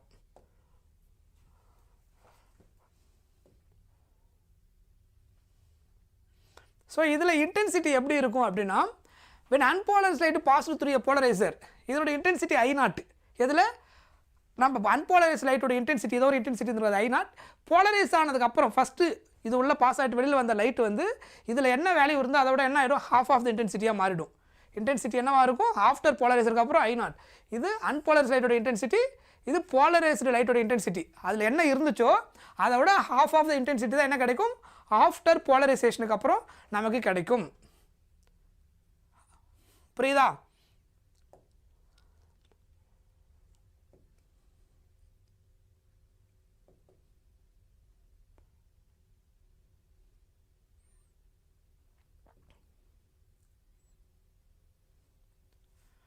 ரைட். ஸோ நம்ம அடுத்து பார்க்க போகிறது வந்து Brewster law, one of the other important concept. இதில் இந்த போலரைசேஷன் கான்செப்டை பேஸ் பண்ணி தான் இருக்கும். இந்த கேஸ் என்னென்னா, ஒரு அன்போலரைஸ்டு லைட்டு வந்து ஒரு மீடியமில், டிரான்ஸ்பரண்ட் மீடியமில் இன்சிடென்ட் ஆகுது. லைட்டுடைய நேச்சர் நல்லா புரிஞ்சுக்கோங்க. லைட்டு வந்து ரிஃப்ராக்ஷன் கேஸ் நடக்கும்போது ரிஃப்ளெக்ஷன் நடக்கும். லைட்டு வந்து எது மேலே இன்சிடென்ட் ஆனாலும் ரிஃப்ளெக்ஷன் கண்டிப்பாக நடக்கும். மிரராக இருக்கும்போது கம்ப்ளீட்லி ரிஃப்ளெக்ஷன் மட்டும்தான் இருக்கும். இதுவே டிரான்ஸ்பரண்ட் மீடியமாக இருந்ததுன்னா ரிஃப்ராக்ஷன் ஆல்சோ ரிஃப்ளெக்ஷன். நம்ம ரிஃப்ராக்ஷன் மட்டும் ஸ்டடி பண்ணி வச்சுருந்தோம், பட் ரியாலிட்டி ரிஃப்ராக்ஷன் நடக்கும். இந்த கேஸ் என்ன அப்படின்னா, லைட்டு வந்து இந்த டிரான்ஸ்பரண்ட் மீடியமில் இன்சிடென்ட் ஆகுது. ஒரு பர்டிகுலர் ஆங்கிளில் நீங்கள் லைட்டை இன்சிடென்ட் பண்ணும்போது ரிஃப்ளெக்ட் ஆகிற light, some amount of light reflect ஆகும், அதுக்கப்புறம் என்ன ஆகும், ரிஃப்ராக்டும் ஆகும். இதுதான் எப்பயுமே ரியலாக நடக்கிறது. நம்ம ரிஃப்ராக்ஷனை மட்டும் ஸ்டடி பண்ணோம், ரிஃப்ளெக்ஷனை ஃபோக்கஸ் பண்ணலை ப்ரீவியஸாக அந்த ரிஃப்ராக்ஷன் ஸ்டடி பண்ணும்போது. ரியாலிட்டியில் ரிஃப்ளெக்ஷன் கண்டிப்பாக இருக்கும். ஸோ ஒரு பர்டிகுலர் ஆங்கிள் லைட்டை நீங்கள் அன்போலரைஸ் லைட் இன்சிடென்ட் பண்ணிங்கன்னா, இந்த மாதிரி டாட் வச்சா என்ன அர்த்தம், இது எல்லாமே அன்போலரைஸ்டு லைட். ஸோ இந்த மாதிரி அன்போலரைஸ்டு லைட்டை இன்சிடென்ட் பண்ணிங்கன்னா, இது இருக்கு இல்லையா, இன்சிடென்ட் பண்ணுறோம். ஒரு பர்டிகுலர் ஆங்கிளில் இன்சிடென்ட் பண்ணும்போது இந்த ரிஃப்ளெக்ட் ஆகிற லைட் எல்லாமே என்ன ஆகும், போலரைஸ்ட் ஆகிடும். ரிஃப்ளெக்ட் ஆகிற லைட் ஒன்லி சிங்கிள் டாட் மட்டும் வச்சா அது வந்து போலரைஸ்ட்னு அர்த்தம். ஒன்றும் சிங்கிள் டாட்டு இல்லை, லைக் இந்த லைனை மட்டும் வரைஞ்சிங்கன்னா அது என்ன அர்த்தம், போலரைஸ்ட் லைட்னு அர்த்தம். அப்போ இது போலரைஸ்ட் ஆகிடுது, இது அன்போலரைஸ்ட் லைட்டு. ரிஃப்ராக்ட் ஆகிற லைட்டில் இருக்குது பார்த்தீங்களா, பார்ஷியலி போலரைஸ்டு லைட்டாக இருக்குது. எப்போது ஒரு பர்டிகுலர் ஆங்கிள் இன்சிடென்ட் பண்ணும்போது அந்த ஆங்கிளுக்கு நேம் தான் என்னது, ப்ரூஸ்டர் ஆங்கிள், அதாவது போலரைஸ்டு ஆங்கிள். இந்த லாவை தான் நம்ம என்னென்னு சொல்ல போகிறோம், ப்ரூஸ்டர் லா. அதாவது எந்த பர்டிகுலர் ஆங்கிளில் அன்போலரைஸ்ட் லைட்டை இன்சிடென்ட் பண்ணும்போது ரிஃப்ளெக்ட் ஆகிற லைட்டு போலரைஸ் ஆகுது, பார்ஷியலி என்ன சில லைட் வந்து ரிஃப்ராக்ட் ஆகிடுது. ஸோ எந்த ஆங்கிள் இன்சிடென்ட் பண்ணும்போது ரிஃப்ளெக்ட் ஆகுதோ அதில் போலரைஸ் ஆகுது. அப்போ ரிஃப்ராக்டட் ரேவுக்கும் ரிஃப்ளெக்ட் ரேவுக்கும் பிட்வீனில் இருக்கிற ஆங்கிள் என்னவாக இருக்கும், ரைட் ஆங்கிளாக இருக்கும். இதெல்லாமே ப்ரூஸ்டர் லாவில் ஞாபகம் வச்சுக்கணும், முக்கியமான பாயிண்ட். சொன்னது புரிஞ்சுதா? ஸோ அப்போ இந்த என்னுடைய ரிஃப்ராக்டிவ் இண்டெக்ஸ் எப்படி கண்டுபிடிக்கிறது அப்படின்னா, இதுதான் என்னது, ரிஃப்ராக்டிவ் இண்டெக்ஸுக்கும் போலரைசேஷன் ஆங்கிளுக்கும் உள்ள அந்த formula, that is Brewster angle. மியூன்றது refractive index, tan of IP, ஐபின்றது என்னது, polarised incident angle. So tan of IP equal to எதுக்கு ஈக்குவல், அந்த மீடியமோட ரிஃப்ராக்டிவ் இண்டெக்ஸுக்கு ஈக்குவலாக இருக்கும். அதுக்கு ஏற்ற மாதிரி தான் என்ன இருக்கும், அந்த போலரைசேஷன் ஆங்கிள் இருக்கும். It depends on the refractive index, that is Brewster law. ஓகேவா? அதுக்கப்புறம் so see here two coherent sources of light interfere and produce a fringe pattern on the screen. For central maxima, phase difference between two waves என்னவா இருக்கும், ஜீரோவாக இருக்கும். ஏன், central bright spot fringe pattern இங்கே form ஆகும்போது central bright spot, அதில் ஓவராலாகவே எங்கே அதிகமான பிரைட்னஸ் இருக்கும், சென்ட்ரலில். ஏன் அங்கே அதிகமான பிரைட்னஸ் இருக்கும், பிகாஸ் அந்த டூ வேவ் இன்டர்ஃபியர் ஆகும்போது ஃபேஸ் டிஃப்ரென்ஸு ஜீரோ. அதுலேருந்து ரெண்டு வேவும் கம்ப்ளீட்டாக என்ன ஆகுது, மெர்ஜ் ஆகிட்டு ஹையஸ்ட் இன்டென்சிட்டியை ப்ரொடியூஸ் பண்ணும். ஸோ அதனால் கொஷினில் அவங்க கேட்டுருக்கிறது என்னது, சென்ட்ரல் மேக்ஸிமம் இருக்கும்போது ஃபேஸ் டிஃப்ரென்ஸ் கேட்டிருக்காங்க. சென்ட்ரல் மேக்ஸிமமாக இருக்கும்போது ஃபேஸ் டிஃப்ரென்ஸ் என்னவாக இருக்கும், zero. That is the answer. ஓகேவா? Next, Young's double slit experiment, the separation between coherent sources halved, okay, and the distance between the screen sources doubled. So அப்படினா the fringe width becomes என்னவா இருக்கும்னு கேட்டிருக்காங்க. So fringe width உடைய formula என்ன? beta is equal to lambda d by d. இதான் என்னது? Formula of fringe width. கரெக்டா? So அதில் ஃபஸ்ட்டு அவங்க என்ன கொடுத்துட்டாங்கன்னா யங்ஸ் டபுள் ஸ்லிட் எக்ஸ்பெரிமெண்ட்டில் செப்பரேஷன் பிட்வீன் கொஹிரன்ட் சோர்ஸஸ்னால் இப்போ என்ன அர்த்தம் ஸ்மால் டி கொஷினில் கொடுத்துட்டாங்க. இந்த கேஸில் என்ன கொடுத்துருக்காங்கன்னா D dash equal to half of the D. New distance வந்து முன்னாடி இருந்த டிஸ்டன்ஸை விட ஹாஃபாக எடுத்துக்கோங்க.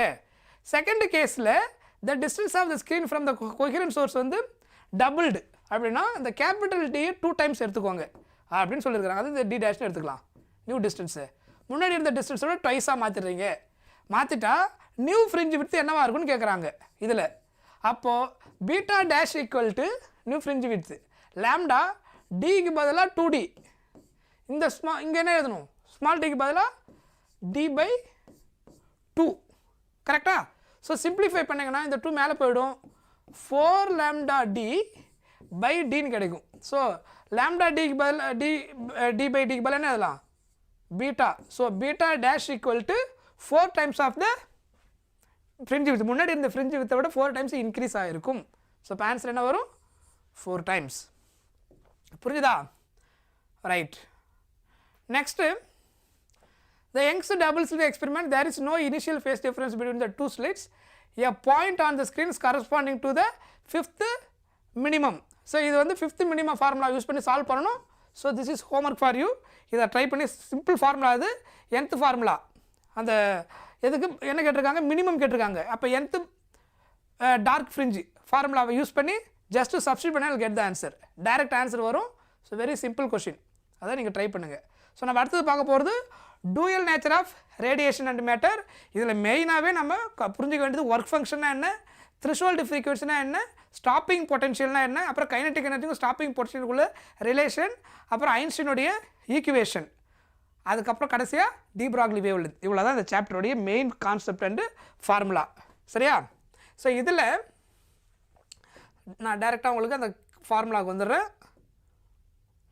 ஸோ இந்த சாப்டரை பொறுத்த வரைக்கும் light act as a particle also a wave. That is what dual nature. So dual nature of radiation and matter அப்படின்னா அதே மாதிரி மேட்டர் வேவுக்கு மேட்டருக்கு என்ன இருக்குன்னு சொல்கிறாரு இந்த இதில் டி ப்ராக்லியோட ஐடியா. அதுக்கு வேவ் நேச்சரும் இருக்கும். எப்படி பார்ட்டிகளுக்கு வேவ் நேச்சர், இது லைட் பார்ட்டிகல் இருக்குல்லையே, அதை வேவுக்கு வந்து பார்ட்டிகல் நேச்சர் இருக்கும்போது பார்ட்டிகளுக்கு ஏன் வேவ் நேச்சர் இருக்கக்கூடாது, அந்த ஐடியா வச்சு தான் அவர் டி ப்ராக்லி வந்து ஒரு ஐடியா கொண்டு வந்திருப்பார். ஸோ அந்த ரெண்டுத்தையும் பற்றி ஸ்டடி பண்ணுறதா என்னது இந்த சாப்டர் டூயல் நேச்சர். புரியுதா? இதில் எனர்ஜியோடைய formula is equal to HF. Otherwise நம்ம டெக்ஸ்ட் புக்கில் எப்படி யூஸ் பண்ணுவோம்?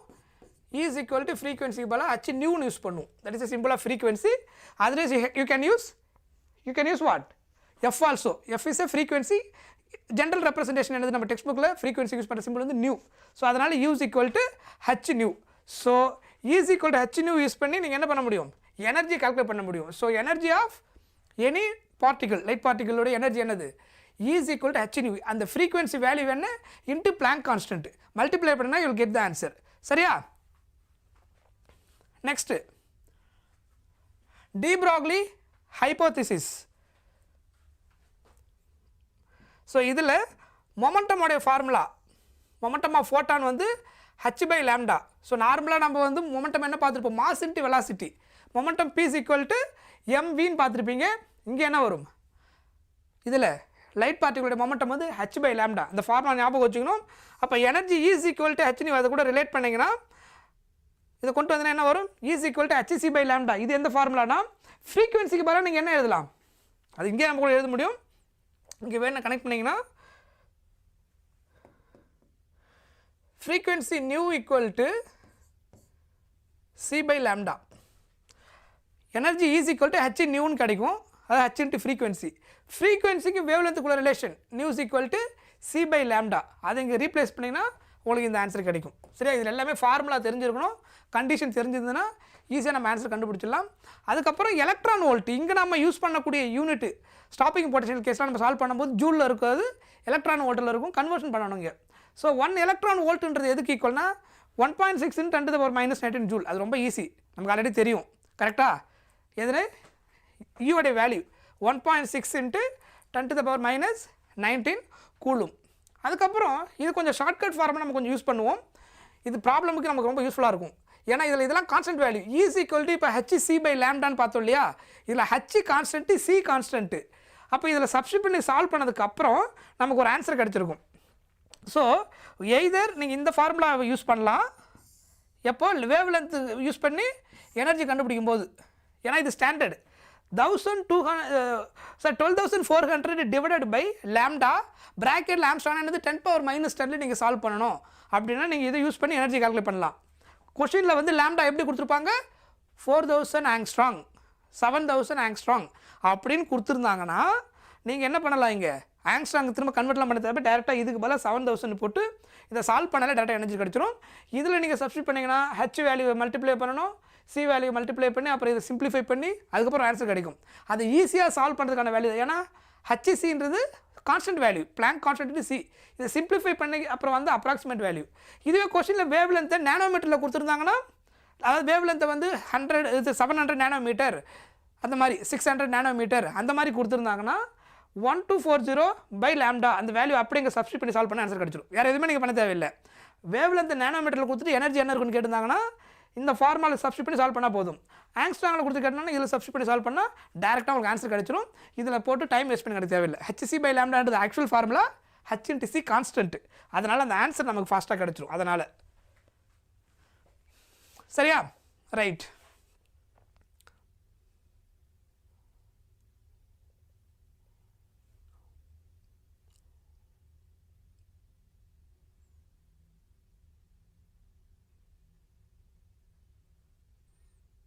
ஸோ தேரியெல்லாம் நம்ம ஆல்ரெடி டீட்டெயிலாக பார்த்துருக்குறோம்.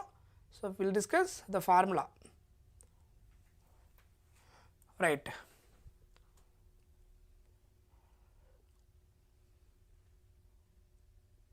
இதில் இந்த ஒர்க் ஃபங்க்ஷன் அப்படின்றது ரொம்ப முக்கியம்.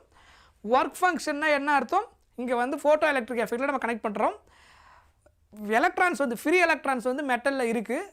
அந்த ஃப்ரீ எலக்ட்ரான்ஸை வந்து நம்ம என்ன பண்ணணும், அதிலிருந்து ரிமூவ் பண்ணி வெளியில் எடுக்கணும். அப்படின்னா we have to provide some amount of energy. அதுலேருந்து எலக்ட்ரான் புரோட்டான் அட்ராக்ஷனால தான் என்ன இருக்குது, அதில் கனெக்ட் ஆகிருக்குது எதில், அந்த மெட்டலில். அப்போது அந்த எலக்ட்ரான் புரோட்டான் அட்ராக்ஷனை விட கிரேட்டர் ஃபோர்ஸை நான் கொடுத்தோன்னா, பிரேக் பண்ணுற அளவுக்கு கொடுத்தோன்னா என்ன ஆகிடும், எலக்ட்ரான் எஜெக்ட் ஆகிட்டு வெளியில் வந்துடும்.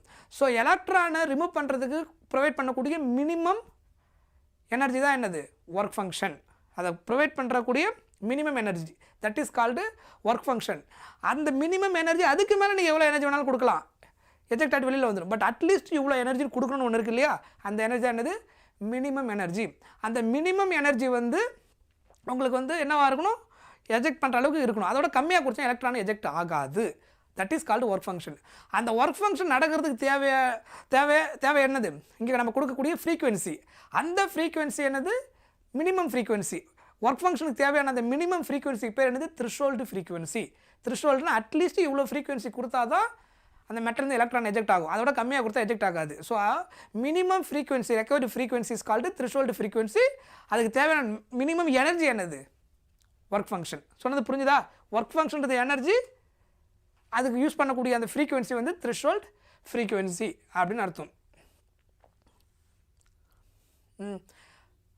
ஸோ இதுதான் ஆக்சுவலாக அந்த ரிலேஷன் கைனடிக் எனர்ஜி. இந்த கைனடிக் எனர்ஜின்றது என்ன அப்படின்னா, எலக்ட்ரானை எஜெக்ட் பண்ணுறதுக்கு நம்ம மினிமம் உள்ள எனர்ஜி கொடுத்தா போதுன்னு ஒன்று இருக்கும். நம்ம அந்த மினிமம் எனர்ஜியோட அதிகமான எனர்ஜி கொடுத்துட்டோம் அப்படின்னா ரெண்டு கேஸும் எலக்ட்ரான் எஜெக்ட் ஆகும். இப்போ இந்த பென் இங்கே இருக்குது, நான் இப்போ வந்து இதை தூக்குறதுக்கு எனக்கு இவ்வளோ எனர்ஜி கொடுத்தா போதுன்னா இவ்வளோ, தட் இஸ் இனஃப். அது மினிமம். நான் அதை தாண்டி எவ்வளோ வேணாலும் கொடுக்க முடியும். நான் அதிகமாக கொடுத்துட்டேன்னா ஃபாஸ்ட்டாக வெளியில் ஓடி வந்துடும். அப்போது டிஃப்ரென்ஸ் என்ன, எனர்ஜி மினிமமாக கொடுக்கும்போது எஜெக்ட் ஆகுது, அதிகமாக கொடுக்கும்போது வெளியில் வந்துடுது. டிஃப்ரென்ஸ் வந்து வர ஸ்பீடு. நான் மினிமம் எனர்ஜி கொடுத்தா ஜஸ்ட் வெளியில் வரும், நான் அதிகமான எனர்ஜி கொடுத்துட்டேன்னா கொடுக்குற எனர்ஜிக்கு ஏற்ற மாதிரி அதோட ஸ்பீடு ஜாஸ்தி ஆகிடும். ஸோ அதோட ஸ்பீடு ஜாஸ்தி ஆச்சுன்னா அது என்னது, கைனடிக் எனர்ஜி. அந்த எனர்ஜி எதுக்கு ஈக்குவலாக இருக்கும், நான் எவ்வளோ எக்ஸஸ் எனர்ஜி கொடுத்துருக்கேன்னு பொறுத்து இருக்கும். ஏன்னா அதுக்கு ரிமூவ் பண்ணுறதுக்கு மினிமம் இவ்வளோ எனர்ஜி நம்ம கால்குலேட் பண்ணி வச்சுருக்கிறோம். அதை விட நான் எவ்வளோ எக்ஸஸாக கொடுக்கணும், அது என்னவாக மாறிடும், கைனடிக் எனர்ஜியாக மாறிடும். அதுக்கான ஃபார்முலா தான் லைக் திஸ். அதர்வைஸ் நம்ம யூஸ் பண்ணக்கூடிய அந்த ஃபார்முலாவில் யூஸ் பண்ணோன்னா, ஹச் நியூவில் யூஸ் பண்ணால் என்ன வரும், நம்ம டெக்ஸ்ட் புக்கில் kinetic energy maximum equal to H nu minus H nu naught. Nu நாட்ன்றது த்ரெஷோல்ட் ஃப்ரீக்வன்சி. அந்த எலக்ட்ரானை எஜெக்ட் பண்ண தேவையான மினிமம் எனர்ஜி இது. இது நான் கொடுத்துருக்கிற எக்ஸ்ட்ரா, அதாவது கொடுத்த டோட்டல் எனர்ஜி. டோட்டல் எனர்ஜிலிருந்து மினிமம் எனர்ஜி சப்ராக்ட் பண்ணிட்டா ரிமைனிங் எனக்கு ஒரு எனர்ஜி கிடைக்குது இல்லையா, அந்த ரிமைனிங் எனர்ஜி தான் எனக்கு என்னது, எக்ஸஸ் எனர்ஜி. அந்த எனர்ஜி தான் எதுவாக மாறுது, கைனடிக் எனர்ஜியாக மாறுது. சொல்கிறது புரிஞ்சுதா?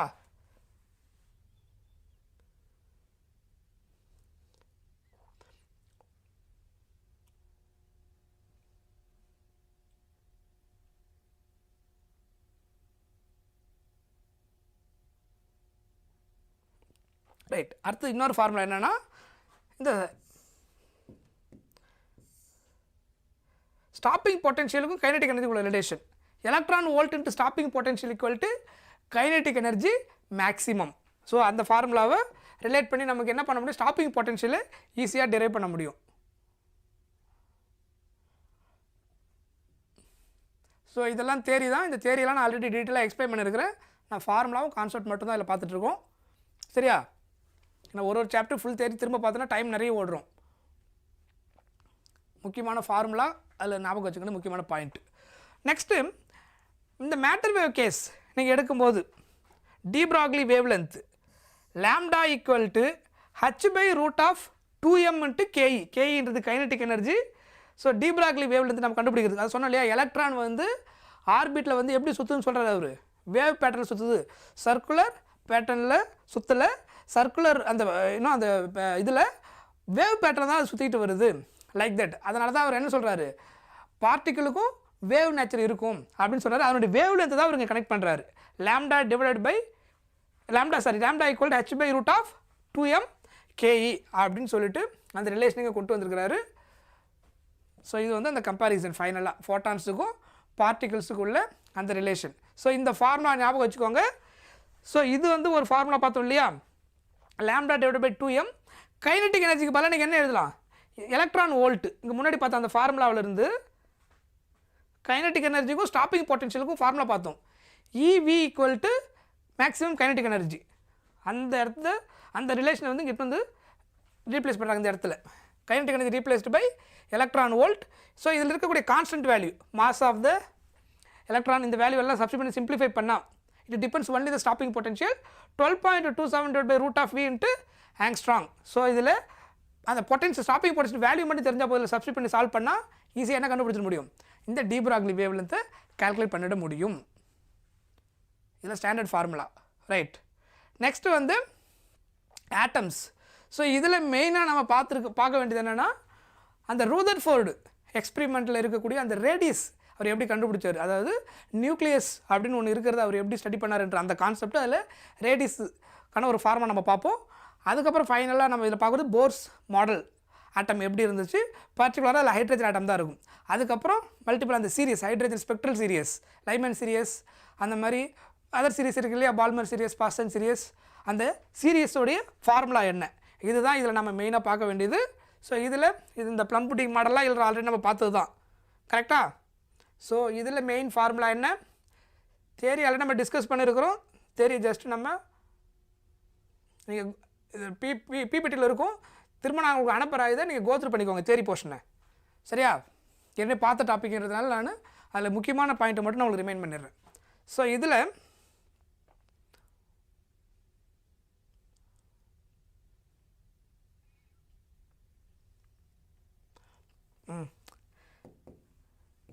இது எனர்ஜிக்கான formula. So total energy of the orbit, nth ஆர்பிட்டோடைய ஃபார்முலா என்ன, -kZe²/2r. ஸோ ஆர் வந்து radius of the orbit, Z வந்து நமக்கு என்னென்னு தெரியும், அந்த அட்டாமிக் நம்பர், கரெக்டாக. அட்டாமிக் நம்பர் மாஸ் நம்பர்னு இருக்கும் இல்லையா, அதனுடைய அட்டாமிக் நம்பர் வந்து Z. ஸோ இதுதான் என்னது, nth ஆர்பிட்டோடைய எனர்ஜி கண்டுபிடிக்கக்கூடிய formula. The negative indicates what, binding energy, அது வந்து பைண்ட் பண்ணி வச்சுருக்கிறதுனால அந்த எனர்ஜி வந்து நெகட்டிவ். ஸோ இது ஒரு முக்கியமான ஃபார்முலா. அதுக்கப்புறம்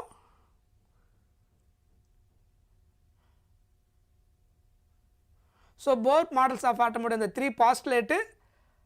அதுக்கப்புறம் இந்த ஃபோட்டான் எனர்ஜி எதுக்கு ஈக்குவலாக இருக்கும், அந்த ஃபோட்டான் எனர்ஜி வந்து நீங்கள் அந்த எனர்ஜி டிஃபரன்ஸ் இருக்குது இல்லையா, அதாவது அந்த ஹையர் எனர்ஜி லோயர் எனர்ஜின்னு இருக்கும். ஸோ இந்த 2 எனர்ஜி லெவலுக்கு உள்ள டிஃபரன்ஸு பொறுத்து தான் என்ன இருக்கும், அதிலேருந்து வெளியில் வரக்கூடிய எனர்ஜி, h நியூக்கு ஈக்குவலாக இருக்கும். இல்லை electron lower ground level to அது ஹையர் லெவல், அதாவது கிரவுண்ட் ஸ்டேட்டு டு எக்ஸைட்டட் ஸ்டேட்டுக்கு எலக்ட்ரான் மூவ் ஆகணும் அப்படின்னா அந்த ரெண்டுத்துக்குள்ள கேப்பை பொறுத்து தான் என்ன ஆகும், நமக்கு ரெக்கவர்டு எனர்ஜி தேவைப்படும். ஸோ எலக்ட்ரான் திரும்ப அங்கேருந்து ரிட்டர்ன் வரும்போது அது ரிலீஸ் பண்ணக்கூடிய எனர்ஜி வந்து அது என்ன எனர்ஜிலேருந்து ரிட்டர்ன் வருதோ அதுக்கு ஏற்ற மாதிரி தான் என்ன இருக்கும், எனர்ஜி ரிலீஸ் பண்ணும். அதை எதை வச்சு கால்குலேட் பண்ணும் அப்படின்னா டிஃப்ரெண்ட் எனர்ஜி லெவல்ஸோடைய வேல்யூ நமக்கு இருக்கும். ஸோ அதனால் initial energy level minus final energy level ரெண்டுத்துக்கும் டிஃப்ரென்ஸ் எடுத்தால் நமக்கு எவ்வளோ எனர்ஜி இங்கே தேவைப்படும் அப்படின்னு நம்ம கண்டுபிடிச்சிட முடியும். ஸோ ஒரு எனர்ஜி லெவல்ஸுக்கும் கண்டுபிடிக்கிறதுக்கு நமக்கு ஃபார்முலா இப்போ பார்த்தோம் இல்லையா, nth எனர்ஜி லெவல், அந்த ஃபார்முலாவை யூஸ் பண்ணிங்கன்னா you will get h new அப்படின்னு நமக்கு ஆன்சர் கிடச்சிரும். சரியா? அதுக்கப்புறம் செகண்ட் முக்கியமான இன்னொரு சில ஃபார்முலாஸ்லாம் நம்ம இங்கே பார்க்கணும். Potential energy and kinetic energy. So அது கூட நீங்கள் ரிலேட் பண்ணிங்கன்னா சி திஸ் ஃபார்முலா, இதில் இந்த கான்ஸ்டன்ட் வேல்யூலாம் சப்ஸ்டிட் பண்ணதுக்கப்புறம் இந்த இருக்கு இல்லையா ஃபார் ஹைட்ரஜன் ஆட்டம், இந்த ஃபார்முலா இதில் நம்ம அதிகமாக யூஸ் பண்ண போகிறோம்.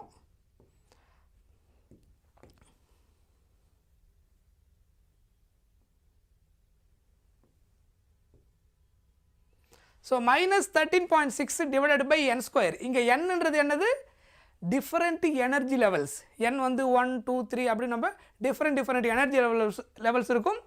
டிஃப்ரெண்ட் எனர்ஜி லெவல்ஸுக்கு ஏற்ற மாதிரி நமக்கு என்ன கிடைக்கும், அந்த nth ஆர்பிட்டோட எனர்ஜி லெவலை கண்டுபிடிச்ச முடியும். மைனஸ் 13.6 டிவைடட் பை n ஸ்கொயர்ன்றது 1 இருந்தால் 1 ஸ்கொயர், 2 இருந்தால் 2 ஸ்கொயர். ஆஃப்டர் சிம்பிளிஃபை பண்ணால் அந்த ஆர்பிட்டோட எனர்ஜி லெவலை நம்ம ஈஸியாக கால்குலேட் பண்ண முடியும் for hydrogen atom.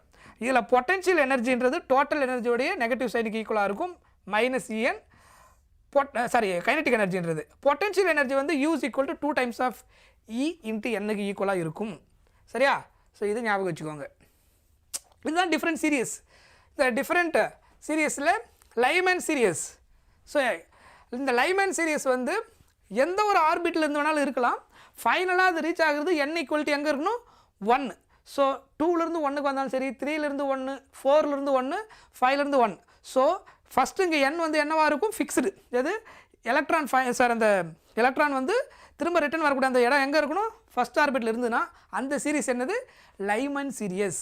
So electron jump from higher energy orbitals 2 3 4 to lower energy orbit. Higher energy, இதெல்லாம் ஹையர் எனர்ஜி. இங்கேருந்து எங்கே வரும், லோயர் எனர்ஜி வரும். அந்த லோயர் எனர்ஜி வந்து ஃபஸ்ட்டு ஆர்பிட்டுக்கு வந்ததுன்னா ஃபஸ்ட் ஆர்பிட்டுக்கு எங்கே இருந்தாலும் வரலாம். 2லேருந்து ஃபஸ்ட்டுக்கு வரலாம், 3லேருந்து ஃபஸ்ட்டுக்கு வரலாம், அது மாதிரி இன்ஃபினிட்டிலேருந்து எங்கே வரலாம், ஃபஸ்ட்டுக்கு வரலாம். ஆனால் ஃபைனலாக டெஸ்டினேஷன் எங்கே இருக்கணும், ஃபஸ்ட்டு ஆர்பிட். ஃபஸ்ட்டு ஆர்பிட்டில் வந்து எலக்ட்ரான் அந்த லோவர் எனர்ஜிக்கு வந்ததுன்னா அந்த சீரீஸுக்கு பேர் என்னது, லைமன் சீரியஸ். சரியா? அதில் ஜென்ரலாக எமிட் ஆகக்கூடிய லைட் ரே என்னவா இருக்கும், அந்த லைட் எனர்ஜியோடைய வேல்யூ வந்து அல்ட்ரா வயலட் ரீஜனில் இருக்கும். புரியுதா அதனுடைய ரேஞ்சு? அப்போ அல்ட்ரா வயலட்னா என்ன அர்த்தம், ஹை ஃப்ரீக்குவென்சின்னு அர்த்தம். கரெக்டாக யூவின்றது என்னது, ஹை ஃப்ரீக்குவென்சி. அப்போ லைமன் சீரியஸில் any higher energy level to lower energy level n equal to 1க்கு வரும்போது, அதான் நம்ம பர்டிகுலராக லைமன் சீரிஸ்னால் n ஈக்குவல் டு 1. இது general formula 1/1 square minus 1/n square. இது ஃபிக்ஸ்டு. இந்த nன்றது 2 3 4 எனிதிங் we can substitute. சொல்கிறது புரியுதா? So you'll get ultraviolet region. Balmer series எடுத்தீங்க அப்படின்னா எங்கே வரும், அப் டு 2 வரைக்கும் தான் வரும், 1க்கு போகாது. 3லேருந்து 2 வரலாம், 4லேருந்து 2, அல்லது 10லேருந்து 2, ஆர் இன்ஃபினிட்டி 2 எங்கே வரலாம் 2. ஃபைனலாக அது வரக்கூடிய லோவஸ்ட் எனர்ஜி எங்கேவா இருக்கும், 2க்கு வந்துடும். அதுதான் எந்த சீரியஸ், பால்மர் சீரியஸ். அப்போ 1/2 ஸ்கொயர் மைனஸ் n ஸ்கொயர், இந்த n வேல்யூ 3 4 5 அப்படி தான் இருக்குமே தவிர இது 1க்கு வராது. 1க்கு வந்தால் அது லைமன் சீரியஸ். புரியுதா? இங்கே 2க்கு வந்தால் பால்மர் சீரியஸ். அதே மாதிரி ஸோ அதை நான் இங்கே சொல்லிடுறேன் உங்களுக்கு, அது உங்களை அதில் டயக்ராமில் பார்த்துட்டு இதை கண்டுபிடிச்சிடலாம். சொல்கிறது புரியுதா? ஸோ இது வந்து லைமன் சீரிஸ் பார்த்தோமா, இது பால்மர் சீரிஸ். இது வந்து பாஸ்டன் சீரிஸ் எங்கே 3க்கு வரும்போது பாஸ்டன் சீரிஸ். அப்போ அதுக்கு ஃபார்முலா எப்படி வரும், 1/3 ஸ்கொயர் மைனஸ் 1/n ஸ்கொயர் அப்படின்னு கிடைக்கும். அதுக்கப்புறம் bracket series and fun series ரெண்டு இருக்கும். ஸோ இதில் பார்த்தீங்கன்னா இன்னும் கிளியராக தெரியும் பாருங்க டயக்ராம். See here 1 second. இங்கே பார்த்தீங்கன்னா தெரியும். ஸோ எனி எனர்ஜி லெவல் இது எல்லாமே ஹையர் எனர்ஜி லெவல்.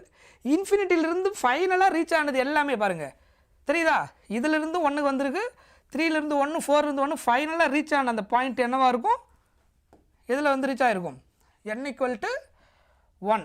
ஸோ இந்த இடத்துல வந்து ரீச் ஆகும்போது தான் என்னது அது லைமன் சீரியஸ். கரெக்டாக? இதுவே பால்மர் சீரியஸ்னால் destination final lowest energy level எதுவாக இருக்கும் 2ஆக தான் இருக்கும். 2 தாண்டி இங்கே வராது, அது வந்து லைமன் சீரிஸாக மாறிடும்.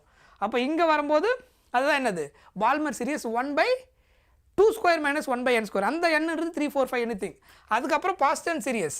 ஸோ இதில் பர்டிகுலராக இந்த கேஸில் யூவி அல்ட்ரா வயலட்டு, இதில் என்ன வரும் அந்த ஃப்ரீக்வன்சியோட ரேஞ்ச் வந்து விசிபிள் ரேஞ்சினாக இருக்கும். இதில் வந்து இன்ஃப்ரா ரெட்.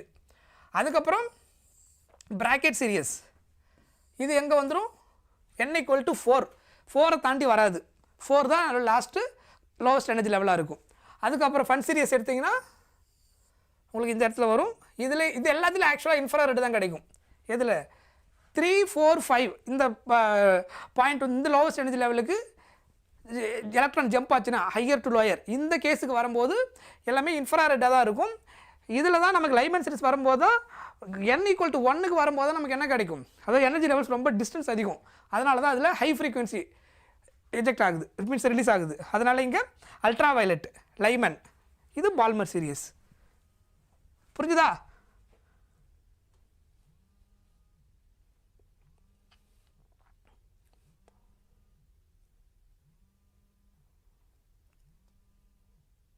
ஸோ அந்த லிமிட்டேஷன்ஸ் பார்த்துக்கோங்க. அதுக்கப்புறம் நியூக்ளியை கேஸ். ஸோ இந்த நியூக்ளியில் ஸோ நம்ம மெயினாக என்ன பார்க்குறோம் அப்படின்னா ஜென்ரலாக ஆட்டமை எப்படி ரெப்ரசன்ட் பண்ணுறோம். ஸோ அதில் வந்து நமக்கு என்னது அட்டாமிக் நம்பர் அப்புறம் மாஸ் நம்பர் 2 கேஸ் இருக்குது, கரெக்டாக? ஸோ அதில் இது வந்து Z, இது வந்து A, இது வந்து மாஸ் நம்பர், இது வந்து அட்டாமிக் நம்பர், கரெக்டாக? ஸோ இந்த அட்டாமிக் நம்பர்ன்றது number of electrons or number of proton present in an atom. Mass நம்பர்ன்றது என்னது நியூக்ளியஸோடைய வேல்யூ, அதாவது sum of neutron plus proton ரெண்டுத்தையும் ஆட் பண்ணால் என்னது டோட்டலாக அதனுடைய மாஸ் நம்பர் கிடச்சிடும், கரெக்டாக? That is A, this is Z.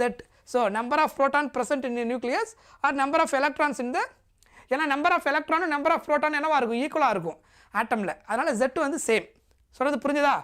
Next mass number, அது வந்து நியூக்ளியான்ஸ்னால் என்னது நியூட்ரான் ப்ளஸ் புரோட்டான் ஆட் பண்ணிங்கன்னா உங்களுக்கு கிடைக்கிறது. இதில் மெயினாக 3 ஹெட்டிங் இருக்கும். இதில் இந்த டைப்பு ஐசோபார்ஸ், ஐசோடோப்ஸ், அதுக்கப்புறம் ஐசோடோன். ஸோ இப்போ இதில் உங்களுக்கு மெயினாக என்னது மாஸ் நம்பர் சேம், இதில் same mass number different atomic நம்பரில் இருக்கும். எது ஐசோபாராக இருந்தால் மாஸ் நம்பர் வந்து என்ன உங்களுக்கு different, sorry same atomic number டிஃப்ரெண்ட்டாக இருக்கும் ஐசோபாராக இருந்ததுன்னா. ஐசோடோப்பில் நமக்கு என்ன இருக்கும் mass number different atomic number same. எதில் ஐசோடோப்ஸ். ஐசோடோன்ஸாக இருந்ததுன்னா மாஸ் நம்பரும் டிஃப்ரெண்ட் அட்டாமிக் நம்பரும் டிஃப்ரெண்ட், ஆனால் A - Z இருக்குது பாருங்கள், அதாவது நியூட்ரான் என்னவா இருக்கும் ஈக்குவலாக இருக்கும். A - Zனா என்ன அர்த்தம் mass number minus number of proton present. அதை சப்ராக்ட் பண்ணால் ஃபைனலாக எது கிடைக்கும் அந்த ஆட்டமில் இருக்கக்கூடிய நியூட்ரான் கிடைக்கும். அந்த நியூட்ரான் என்னவாக இருக்கும் ஈக்குவலாக இருக்கும். எதில் ஐசோடோன்ஸில், கரெக்டாக? அதுக்கப்புறம் இதில் யூஸ் பண்ணக்கூடிய முக்கியமான இன்னொரு ஃபார்முலா, இதில் இருக்கக்கூடிய ஃபார்முலா இதுதான், அதாவது radius of the nucleus. So volume of the nucleus directly proportional to the nucleons கிடைக்கும். இந்த ரேடியஸ் R = R0, அது ஃபிக்ஸ்டு. ஏன்றது என்ன அப்படின்னா மாஸ் நம்பர். மாஸ் நம்பரை பொறுத்து தான் இங்கே ரேடியஸ் வந்து என்ன ஆகும், மீன்ஸ் அதுக்கேற்ற மாதிரி வேல்யூ சேஞ்ச் ஆகும். So A⁻1/3 R = R0, A⁻1/3 அதனுடைய value R0 value constant 1.5 × 10⁻⁻15 metre. புரியுதா? அதான் அதனுடைய ஜென்ரல் ஃபார்முலா. இதெல்லாம் மல்டிபிள் ஃபோர்ஸஸ் நம்ம பார்த்துருக்கோம். இருக்கிறதுலே ஸ்ட்ராங்கஸ்ட் ஃபோர்ஸ் எந்த ஃபோர்ஸ்னு சொல்லியிருந்தேன் நியூக்ளியர் ஃபோர்ஸு. வீக்கஸ்ட் ஃபோர்ஸ் வந்து கிராவிடேஷனல் ஃபோர்ஸு. இதெல்லாம் நம்ம ஏற்கனவே டிஸ்கஸ் பண்ணியிருக்கிறோம். ஃபுல்லாக இதில் மோஸ்ட்லி கொஞ்சம் தேரி தான் இருக்கும், ரொம்ப இதில் ப்ராப்ளம்ஸ் அதிகமாக இருக்காது. மெயினாக இதில் முக்கியமான ஃபார்முலா என்ன அப்படின்னா இதுதான் ஒன் ஆஃப் த ஃபார்முலா. இது வந்து மாஸ் டிஃபெக்ட் அப்படின்னு சொல்லிட்டு ஒன்று கால்குலேட் பண்ணுவோம். இந்த மாஸ் டிஃபெக்ட்ன்றது என்ன அப்படின்னா இப்போ இந்த பைண்டிங் எனர்ஜி இப்போ நம்ம ஒன்று கனெக்ட் பண்ண போகிறோம். என்னென்னா இப்போ எலக்ட்ரான் புரோட்டான் ஆட்டமில் இருக்குது, சென்ட்ரலில் வந்து புரோட்டான் இருக்குது, இங்கே வெளியில் எலக்ட்ரான் இருக்குது. இன்சைடில் நியூக்ளியஸ்க்குள்ளே வாங்க. இப்போ நம்ம இங்கே படிக்கிற நியூக்ளியஸ் சாப்டர் இல்லையா, நியூக்ளியஸுக்குள்ளே வந்தீங்கன்னா புரோட்டான் இருக்குது, நியூட்ரான் இருக்குது. இப்போ இந்த நியூட்ரானோட நேச்சர் என்ன, இல்லை நியூட்ரான் எல்லாமே என்னது ஒரே சார்ஜ், பாசிட்டிவ்னால என்னென்ன ஆகும் ரிப்பல்சிவ் ஆகும். பாசிட்டிவ் ரிப்பல்சிவ் நேச்சரில் இருக்குது, ஆனாலும் நியூக்ளியஸ் விட்டு அது எஸ்கேப் ஆகலை. இப்போ பாசிட்டிவ் ரிப்பல்ஸ் ஆச்சுன்னா என்ன ஆகும், வெளியில் தானே போகணும். ஆனால் நியூக்ளியஸ் விட்டு எஸ்கேப் ஆக முடியாத அளவுக்கு அதுக்கு இன்சைடில் இன்னொரு ஃபோர்ஸ் ஒன்று ஆக்ட் ஆகுது. அந்த ஃபோர்ஸ் தான் என்னது, நியூக்ளியர் ஃபோர்ஸ். அந்த ஃபோர்ஸ் என்ன பண்ணுதுன்னா அந்த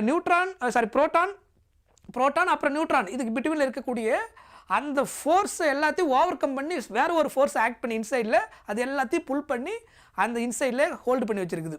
அந்த ஃபோர்ஸு, அந்த பைண்டிங் பண்ணி வச்சுருக்க அந்த ஃபோர்ஸ் தான் என்னது, பைண்டிங் எனர்ஜி அப்படின்னு நம்ம சொல்கிறோம். சொன்னது புரிஞ்சுதா? That is the meaning of binding energy. இங்கே நம்ம என்ன கால்குலேட் பண்ண போகிறோம், இந்த மாஸ் டிஃபெக்ட் எப்படி கால்குலேட் பண்ண போகிறோம்னா, sum of the mass of all nucleons separated is greater தென்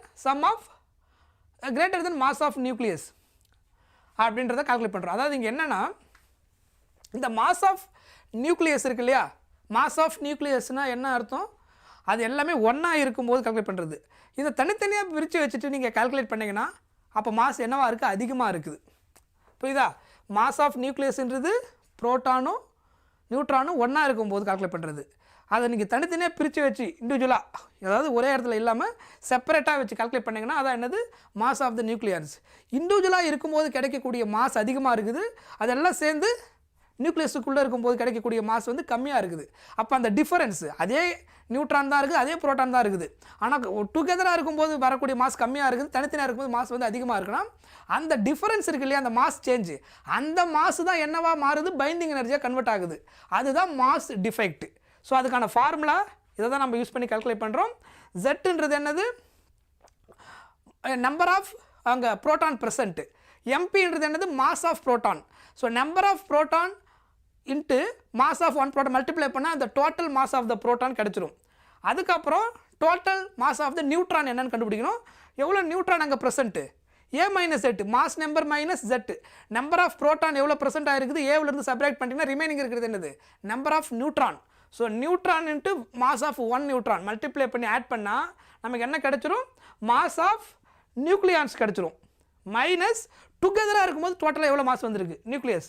இது ரெண்டுத்தையும் சப்ராக்ட் பண்ணால் நமக்கு என்ன கிடைக்கும், சேஞ்ச் இன் மாஸ் கிடைக்கும். That change in mass is called mass defect. அதுதான் என்னவாக மாறுது, பைண்டிங் எனர்ஜியாக மாறுது. தட் இஸ் ஐன்ஸ்டீனோட அந்த ஈக்குவேஷன் E = mc² கூட கனெக்ட் பண்ணுறோம் அந்த ஃபார்முலாவை தான். சரியா?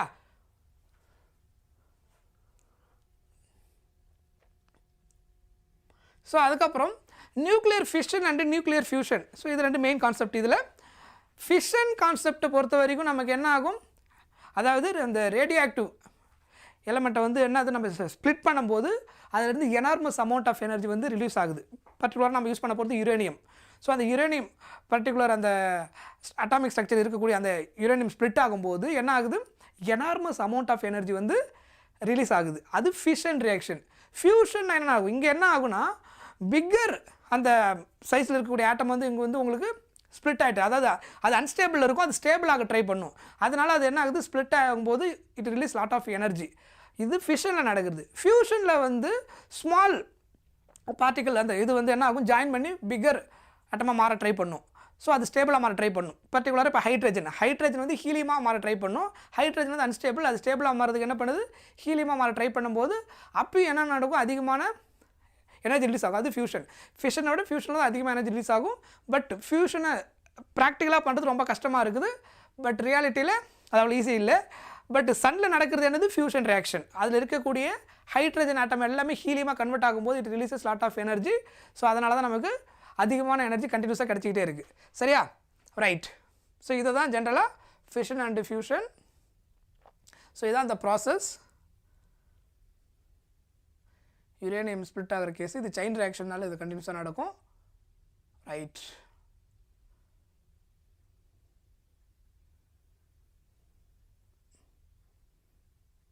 அதுக்குள்ள difference. Right. Next heading, last heading இந்த சாப்டருடைய நமக்கு லாஸ்ட் ஹெட்டிங் எது, semiconductor. This is very important high weightage chapter. சரியா? இதில் மெயினாக நீங்கள் ஞாபகம் வச்சுக்க வேண்டிய விஷயம், ஃபிக்ஸ்டாக ஒரு கொஷின் நமக்கு எதுலேருந்து இருக்கும், லாஜிக் கேட்லேருந்து இருக்கும். கான்ஃபிடென்ட்டாக நீங்கள் இந்த சாப்டர் படிச்சுட்டு போகலாம்.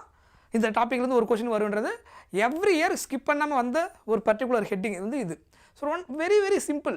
லாஜிக் கேட் நமக்கு மெயினாக இங்கே கொடுத்துருக்குது டோட்டலாக 5 தான். இன்னும் சில கேட்ஸ் இருக்குது, எக்ஸ்ஆர் கேட்டு அந்த மாதிரி எக்ஸ்நார் கேட் இந்த மாதிரிலாம் இருக்குது. பட் அதெல்லாம் நமக்கு கிடையாது. அண்டு கேட்டு, ஆர் கேட்டு, நாட் கேட், நேண்ட் கேட்டு, நார் கேட், இந்த 5 கேட் இது எப்படி ஒர்க் ஆகுது, இதில் வந்து என்ன இன்புட் கொடுத்தா என்ன மாதிரி அவுட்புட் கிடைக்கும், அதில் மல்டிபிள் கேட்ஸை கனெக்ட் பண்ணி அதுக்கப்புறம் மீன்ஸ் கனெக்ஷன் கொடுத்ததுக்கப்புறம் என்ன மாதிரி அவுட்புட் அது கிடைக்கும் அப்படின்ற மாதிரி தான் கேட்பாங்க. இல்லை அதனுடைய ஈக்குவலண்ட் எந்த கேட்டுடைய அவுட்புட்டுக்கு இந்த மல்டிபிள் கனெக்ஷன் கொடுத்ததுக்கப்புறம் அந்த கேட்டுக்கு ஈக்குவலண்ட் கேட் என்னவாக இருந்திருக்கும் அப்படின்னு சொல்லிட்டு ஆப்ஷனில் கேட்கலாம். இந்த மாதிரி நிறைய பாசிபிலிட்டிஸ் இருக்குது. ஸோ இதில் ஒரு கேட்டுடைய வேல்யூ இது வந்து அதனுடைய சிம்பிள், அண்டு கேட்டுடைய சிம்பிள் வந்து இப்படி தான் இருக்கும். That is symbol of AND gate. So A B அப்படின்னு நம்ம இங்கே ஒன்லி நம்ம 0 அண்டு 1 மட்டும்தான் நம்ம என்னவாக கொடுப்போம், இன்புட்டாக கொடுப்போம். ஸோ இங்கே அதுக்கு அவுட்புட்டும் எய்தர் 0 or 1 தான் வரும். அண்டு கேட்டுன்றது multiplication A into B. So 0 into 0 0, 0 into 1 0, 1 into 0 0, அப்புறம் 1 into 1 என்ன கிடைக்கும், 1 அப்படின்னு கிடைக்கும். கரெக்டாக? இது வந்து அண்டு கேட், இதனுடைய ட்ரூத் டேபிள். மல்டிப்ளிகேஷன் அது A into Bன்னு இருக்கும். ஆர் கேட்னா addition, y equal to A plus B. So 0 plus 0 0, 0 plus 1 1, 1 plus 0 0 1, 1 plus 1 இங்கே என்ன போடக்கூடாது, 0 போடக்கூடாது, 2 போடக்கூடாது, 1 plus 1 1 தான். இங்கே 0 1 தவிர எதுவுமே வராது. சரியா? புரிஞ்சுதா? இது எதெல்லாம் நடக்கும், ஆர் கேட்டு. நாட்டு கேட்டு அப்படின்னா அப்படியே ஆப்போசிட்டு.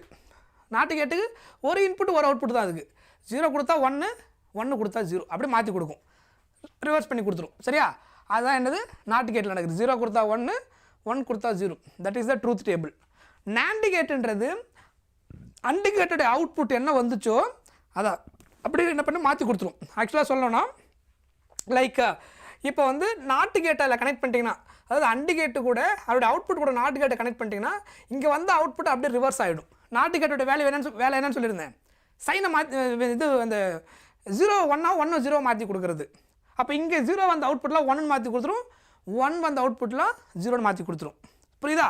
அப்போ அண்டு கேட்டுக்கு என்ன ஆன்சர் வந்ததோ எங்கெல்லாம் 0 வந்து அங்கெல்லாம் 1 ஆகிடும், 1 வந்த இடத்துல 0 ஆகிடும். அந்த கேட்டு தான் என்னது நாண்டு கேட். ஸோ இதனுடைய ஆன்சர் வந்து ஆக்சுவலாக 0 0 1 அண்டு கேட்டாக இருந்தால், நாண்டு கேட்டாக மாறினதுனால 0 வந்த இடம்லாம் 1 ஆகிடுச்சு, 1 வந்த இடம் 0 ஆகிடும். கரெக்டாக? இதெல்லாம் நம்ம ஆல்ரெடி டிஸ்கஸ் பண்ணியிருக்கிறோம். ஸோ அதனால் ஐ ஹோப் இதை பற்றி நான் ரொம்ப டீட்டெயிலாக எக்ஸ்பிளைன் பண்ணியிருந்தேன். இது ரொம்ப முக்கியமான கான்செப்ட். அதுக்கப்புறம் அதே மாதிரி நார் கேட்டு, ஆர் கேட்டோடைய அவுட்புட்டை பார் எடுத்திங்கன்னா, அதாவது அதனுடைய அவுட்புட்டுக்கு 0 1 கன்வெர்ட் பண்ணிட்டீங்கன்னா, 0க்கு பதிலாக 1 1க்கு பதிலாக 0ன்னு மாற்றிட்டிங்கன்னா you will get this truth table. அப்படி ரிவர்ஸில் கிடைக்கும். இதான் என்னது ஜென்ரலாக இது நாண்டு கேட். சாரி நாண்டில் என்ன கேட் பார்த்தோம், நார் கேட். கரெக்டாக? ரைட். ஸோ இதில் அடுத்து நம்ம மெயினாக பார்க்க வேண்டியது செமிகண்டக்டர். இதனுடைய மெயின் கிளாசிஃபிகேஷன் வந்து முக்கியமாக ஒரு சில பாயிண்ட்ஸ் எல்லாம் நீங்கள் நோட் பண்ணிக்கணும். இதில் ஞாபகம் வச்சுக்கணும் முக்கியமான கேஸ் என்னென்னா, இங்கே மெயின் செமிகண்டக்டர் நம்ம ஸ்டடி பண்ண போகிறது வந்து சிலிக்கான் ஜெர்மானியம். இதுதான் ஆக்சுவலாக அதிகமாக யூஸ் பண்ணக்கூடிய செமிகண்டக்டர் மெட்டீரியல். அதில் ரொம்ப அபண்டன்ட் எதுன்னா சிலிக்கான் தான். சிலிக்கான் தான் அதிகமாக யூஸ் பண்ணக்கூடிய செமிகண்டக்டிங் எலமெண்ட். ஓகேவா? ஸோ இது ரெண்டு தான் ப்ரைமரியாக நம்ம யூஸ் பண்ணுறோம். ஸோ இது வந்து எலமெண்டல் செமிகண்டக்டர்னு சொல்லுவோம். சரியா? இந்த டைப் ஆஃப் செமிகண்டக்டர் நேம் வந்து எலமெண்டல். ஸோ இது சில காம்பவுண்ட் செமிகண்டக்டரும் இருக்குது. அதுக்கு எக்ஸாம்பிள் பார்த்தீங்கன்னா, அதில் காம்பவுண்ட் செமிகண்டக்டரில் some classification are there. Inorganic, organic, அதுக்கப்புறம் ஆர்கானிக் பாலிமர்ஸ். இன்ஆர்கானிக்கில் சிடிஎஸ் கேட்மியம் சல்ஃபைடு, அது மாதிரி gallium arsenide, cadmium selenide, indium phosphate, இதெல்லாம் அதுக்கு எக்ஸாம்பிள் வரும். ஸோ இதெல்லாம் நோட் பண்ணி வச்சுக்கோங்க 1 மார்க்கில். இன்ஆர்கானிக் அந்த காம்பவுண்ட் செமிகண்டக்டரில் இன்ஆர்கானிக் செமிகண்டக்டரான எக்ஸாம்பிள் எது அப்படின்னு கேட்கலாம். அதுக்கப்புறம் ஆர்கானிக், இது நம்ம டெக்ஸ்ட் புக்கில் இருக்கக்கூடிய டேட்டா. அதுக்கப்புறம் organic polymers, organic polymers. So இதை நோட் பண்ணி வச்சுக்கோங்க. இதெல்லாம் காம்பவுண்ட் செமிகண்டக்டர். சிலிக்கான் ஜெர்மானியம் தான் நம்ம அதிகமாக யூஸ் பண்ணக்கூடிய எலமெண்டல் செமிகண்டக்டர்ஸ். ஓகேவா? ஸோ இங்கே எனர்ஜி பேண்டு, எனர்ஜி பேண்ட் இங்கே மெயினாக ரெண்டு, வேலன்ஸ் பேண்ட், கண்டக்ஷன் பேண்டு அப்படின்னு நமக்கு ரெண்டாக பிரிஞ்சிருக்கும். எது கண்டக்டராக இருந்தாலும் சரி, இன்சுலேட்டராக இருந்தாலும் சரி, செமிகண்டக்டராக இருந்தாலும் சரி, எனர்ஜி லெவல்ஸ்னு இங்கே இருக்கும். வேலன்ஸ் பேண்டு, கண்டக்ஷன் பேண்ட் அப்படின்னு 2 டிஃப்ரெண்ட் பேண்ட் இருக்கும். அதுக்கு பிட்வீனில் இருக்கக்கூடிய கேப்புக்கு பேர் என்னது, பேண்ட் கேப். ஸோ அதுக்கு தேவையான எனர்ஜி வந்து பேண்ட் கேப் எனர்ஜின்னு சொல்லுவோம். Valence band to electron conduction band கொண்டு போகிறதுக்கு. சி ஹியர், இதை பார்த்தீங்கன்னா உங்களுக்கு தெரியும். இதுதான் என்னது, இதுதான் ஆக்சுவலாக இதுக்கு பேர் வேலன்ஸ் பேண்டு, இதுக்கு பேர் கண்டக்ஷன் பேண்டு. எலக்ட்ரான் வேலன்ஸ் பேண்டில் இருந்தால் கண்டக்ஷன் பண்ணாது. எலக்ட்ரான்ஸ் இங்கேருந்து எங்கே போகணும், கண்டக்ஷன் பேண்டுக்கு போகணும். எலக்ட்ரான் வேலன்ஸ் பேண்ட்லேருந்து கண்டக்ஷன் பேண்டுக்கு போனால் தான் அது என்னவா ஆக்ட் ஆகும், கண்டக்ட் பண்ண கரண்ட்டாக கண்டக்ட் பண்ணுறதுக்கான பாசிபிலிட்டியை அச்சீவ் பண்ண முடியும். கண்டக்டராக அப்போ தான் ஆக்ட் ஆகும். சரியா? இந்த கேப் இருக்குது பார்த்தீங்களா, இந்த கேப் தான் என்னது band gap. This is called band gap. Valence பேண்டோட அந்த டாப் எனர்ஜி லெவலுக்கும் கண்டக்ஷன் பேண்ட் இந்த லோவஸ்ட் இருக்கிறதுக்கு உள்ள அந்த கேப்புக்கு பேர் என்னது பேண்ட் கேப். இந்த பேண்ட் கேப் வந்து கண்டக்டருக்கு வந்து 1/, அது ஓவர்லேப் ஆகிருக்கும், அதுலேயும் இருக்கும். ஆனால் பேண்ட் கேப் ஈஜி என்னவாக இருக்கும், 0வாக இருக்கும். கண்டக்டருக்கு பேண்ட் கேப்பு 0. அதனால தான் எலக்ட்ரான் எப்பயுமே எங்கே இருக்குது, கண்டக்ஷன் பேண்டில் இருக்குது. அதனால் அது ஈஸியாக கண்டக்ட் பண்ணிடுது. செமி கண்டக்டரில் எலக்ட்ரான்ஸ் அட் 0 கெல்வினில் எல்லாமே இங்கே ப்ரெசென்ட் ஆகிருக்கும். எக்ஸ்டர்னல் ஃபீல்டு நம்ம கொடுக்கும்போது, அதாவது எக்ஸ்டர்னல் எனர்ஜி கொடுத்தீங்கன்னா எலக்ட்ரான் இங்கேருந்து எங்கே ஜம்ப் ஆகும், வேலன்ஸ் பேண்டு டு கண்டக்ஷன் பேண்டுக்கு போகும். இந்த கேப் எவ்வளோ இருக்குதோ அதை பிரேக் பண்ணுற அளவுக்கு நம்ம எனர்ஜி கொடுத்தோன்னா எலக்ட்ரான்ஸ் வேலன்ஸ் டு கண்டக்ஷன் பேண்டுக்கு ஜம்ப் ஆச்சுன்னா தென் அது என்ன பண்ண ஆரம்பிக்கும், கண்டக்டர் ஆக்ட் ஆக ஆரம்பிச்சிடும். சொல்கிறது புரியுதா? இன்சுலேட்டர்லையும் இப்படி தான் இருக்கும். எலக்ட்ரான்ஸ் எல்லாமே வேலன்ஸ் பேண்டில் ஃபில்லாக இருக்கும், கண்டக்ஷன் பேண்டில் எலக்ட்ரான் எதுவுமே இருக்காது. நம்ம எவ்வளோ எக்ஸ்டர்னல் எனர்ஜி கொடுத்தாலும் எலக்ட்ரான் எங்கே மூவ் ஆகாது, இன்சுலேட்டரில் வேலன்ஸ் டு கண்டக்ஷன் பேண்டுக்கு போகாது. அதனால தான் அது எப்பயுமே கண்டக்டராக ஆக்ட் ஆகாது. ஆனால் செமி கண்டக்டரில் 0 கெல்வினில் எல்லா எலக்ட்ரான் இங்கே ப்ரெசென்ட் ஆகிருக்கும் வேலன்ஸ் பேண்டில். எனர்ஜி கொடுத்ததுக்கப்புறம் வேலன்ஸ் பேண்டு டு கண்டக்ஷன் பேண்டுக்கு போகும். புரியுதா? ஸோ கண்டக்டருக்கு பேண்ட் கேப் எனர்ஜி 0, கரெக்ட். செமி கண்டக்டரை பொறுத்த வரைக்கும் band gap energy less than 3 electron வோல்ட்டாக இருக்கும். Band gap energy greater than 3 electron வோல்ட்டாக இருந்தால் அது இன்சுலேட்டராக மாறிடும். அதில் நீங்கள் எவ்வளோ எனர்ஜி கொடுத்தாலும் என்ன நடக்காது, கண்டக்ஷன் நடக்காது. புரிஞ்சுதா?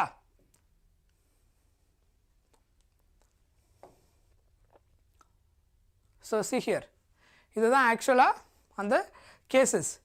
இதில் எப்படி ஓவர்லாப் ஆகிருக்கு பாருங்கள். இந்த கேஸுக்கு மெட்டல்ஸுக்கு தெரியுதா, மெட்டலுக்கு கண்டக்ஷன் பேண்டும் வேலன்ஸ் பேண்டும். மெட்டலில் கண்டக்ஷன் பேண்ட் வேலன்ஸ் பேண்ட் இல்லைன்னு சொல்லக்கூடாது, ரெண்டுமே 1/, அது ஓவர்லாப் ஆகிருக்கும். ஸோ பேண்ட் கேப் எனர்ஜி அங்கே ஆல்மோஸ்ட் என்னது 0க்கு ஈக்குவலாக இருக்கும். ஸோ அதனால தான் எப்பயுமே அது ஈஸியாக கண்டக்ட் பண்ணுது. எலக்ட்ரான் கண்டக்ஷன் பேண்டில் இருந்தால் தான் கண்டக்ஷன் பண்ணும், சரியா? வேலன்ஸ் பேண்ட் தான் கண்டக்ஷன் நடக்காது. ஸோ மெட்டல்ஸில் பொறுத்த வரைக்கும் அது ரெண்டும் 1/, அது ஓவர்லாப்பாக இருக்கிறதுனால ஈஸியாக கண்டக்ஷன் ப்ராசஸ் நடக்குது. இதுவே இன்சுலேட்டர் எடுத்திங்கன்னா see here, இந்த டயக்ராம் பார்த்தீங்கன்னா தெரியும். Band gap energy greater than 3 electron volt இருந்துச்சுன்னா, band gap energy if it is greater than 3 electron volt, 3 electron வோல்ட்டை விட இந்த பேண்ட் கேப் எனர்ஜி கிரேட்டராக இருந்துச்சுன்னா அது இன்சுலேட்டர்னு அர்த்தம். நீங்கள் எவ்வளோ எனர்ஜி கொடுத்தாலும் electrons valence band to conduction பேண்டுக்கு போகாது. அதனால தான் இன்சுலேட்டர் எப்பயுமே என்ன பண்ணுறது இல்லை, கண்டக்ஷன் பண்ணுறது கிடையாது. லெஸ் தென் 3 எலக்ட்ரான் வோல்ட் வந்து எதுக்கு இருக்கும், செமி கண்டக்டருக்கு இருக்கும். see here, இது செமி கண்டக்டருக்கு. ஸோ பேண்ட் கேப் எனர்ஜி கண்டக்டருக்கு 0, செமி கண்டக்டருக்கு லெஸ் தென் 3 எலக்ட்ரான் வோல்ட், இன்சுலேட்டருக்கு கிரேட்டர் தென் 3 எலக்ட்ரான் வோல்ட். புரியுதா? ஆனால் எல்லாத்துலேயுமே என்ன இருக்கும், வேலன்ஸ் பேண்ட் கண்டக்ஷன் பேண்டு இருக்கும். பேண்ட் கேப் எனர்ஜி பொறுத்து சேஞ்ச் ஆகுது, அது என்ன மாதிரின்றது. செமி கண்டக்டரில் மட்டும் எக்ஸ்டர்னல் எனர்ஜி கொடுக்கும்போது வேலன்ஸ் டு கண்டக்ஷனுக்கு போகுது. ஆனால் இதில் இன்சுலேட்டரில் அதுவும் நடக்கிறது இல்லை. கண்டக்டருக்கு ஆல்ரெடி இது கண்டக்ஷன் பேண்டில் இருக்கிறதுனால ஈஸி டு கண்டக்ட். புரியுதா? அதுக்கப்புறம் இங்கே நம்ம செமிகண்டக்டர் கேஸை நம்ம ரெண்டாக ஸ்டடி பண்ண போகிறோம். ஒன்று இன்ட்ரென்சிக் செமிகண்டக்டர், இன்னொன்று எக்ஸ்ட்ரென்சிக் செமிகண்டக்டர். இன்ட்ரென்சிக் செமிகண்டக்டருக்கு இன்னொரு நேம் என்னது, பியூர் செமிகண்டக்டர்.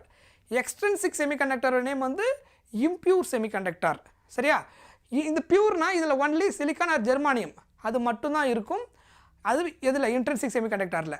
ஆனால் எக்ஸ்ட்ரென்சிக் செமிகண்டக்டரில் நம்ம டோப்பிங் பண்ணுவோம். டோப்பிங்னா சம் எக்ஸ்டர்னல் ஏஜென்ட்டை ஆட் பண்ணுவோம். அதனால் அதில் என்ன ஆகும், சம் அமௌண்ட் ஆஃப் அந்த எலக்ட்ரானோ இல்லை ஹோல்ஸோ அதிகமாகும்.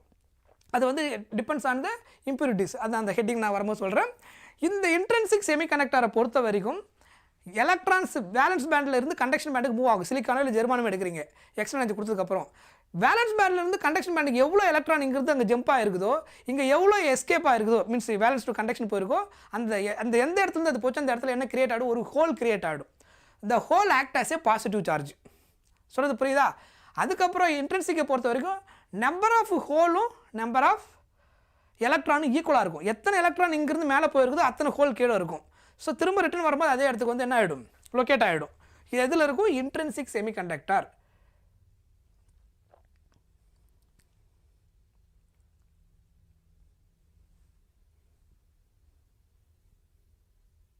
see the diagram. ஸோ இது இருக்கு இல்லையா, 0 கெல்வினில் எல்லா எலக்ட்ரான் எங்கே இருக்குது, வேலன்ஸ் பேண்டில் இருக்குது. அதுக்கப்புறம் நம்ம எக்ஸ்டர்னல் எனர்ஜி கொடுத்து அதாவது ஹீட் கொடுத்ததுக்கப்புறம் டெம்பரேச்சர் இன்க்ரீஸ் பண்ணுறோம். அதுக்கப்புறம் எலக்ட்ரான் இங்கிருந்து எவ்வளோ ஜம்ப் ஆகிருக்கு பாருங்கள். இங்கே எத்தனை 1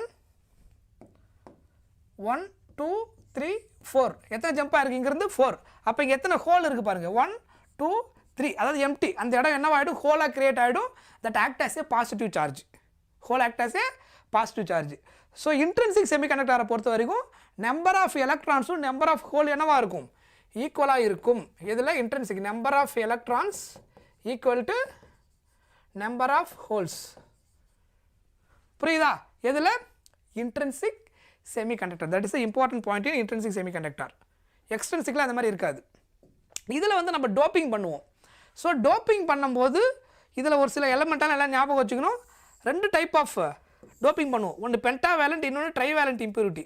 இந்த சிலிக்கான் ஆர் ஜெர்மானியம் எடுத்திங்கன்னா அதனுடைய வேலன்ஸ் எலக்ட்ரான் இருக்குது இல்லையா, அதனுடைய வேலன்ஸ் எலக்ட்ரான் வந்து எத்தனை இருக்கும் 4 இருக்கும். எதுக்கு silicon R ஜெர்மானியம்க்கு.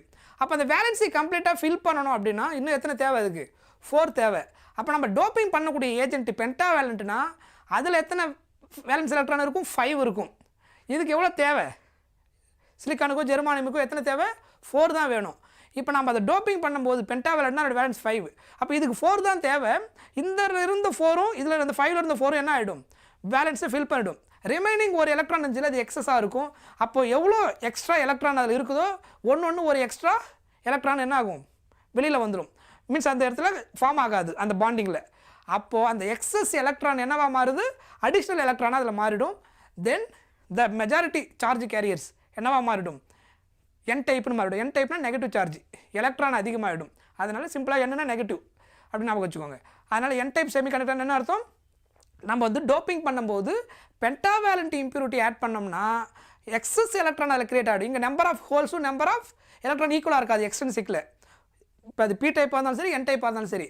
So majority charge careers எது மாறிடும் பென்டாவேலண்ட் இம்பியூரிட்டி ஆட் பண்ணிங்கன்னா N type number of electrons அதிகமாகிடும். That is N type semiconductor. So அதுக்கு யூஸ் பண்ணக்கூடிய எக்ஸாம்பிள் எலமெண்ட் இது ஞாபகம் வச்சுக்கோங்க. Arsenic, antimony, phosphorus. அதுக்கப்புறம் ட்ரைவேலண்ட் இம்பியூரிட்டினா அதோட பேலன்ஸ் 3. சிலிக்கான் ஜெர்மானியம் 4 வேணும், இது 3 தான் கொடுக்குது. அப்போ ரிமைனிங் ஒன்று ஃபில் ஆகாமல் இருக்குல்ல அது எம்டி ஆகுது. அந்த எம்டி ஹோல் ஆக்ட் ஆக ஆரம்பிக்குது. த மெஜாரிட்டி சார்ஜ் கேரியர்ஸ் இங்கே என்னது hole, that is positive charge, that is P type. இதில் செகண்ட் கேஸில் அதாவது ட்ரைவேலண்ட் இம்பியூரிட்டிஸை ஆட் பண்ணும்போது சிலிக்கானுக்கோ ஜெர்மானியமுக்கோ that type of semiconductor is called P type semiconductor. இதுதான் இதில் ரெண்டிலும் மெயினாக ஞாபகம் வச்சுக்க வேண்டியது. ஸோ இதில் நம்பர் ஆஃப் எலக்ட்ரான்ஸும் ஹோல்ஸும் ஈக்குவலாக இருக்காது.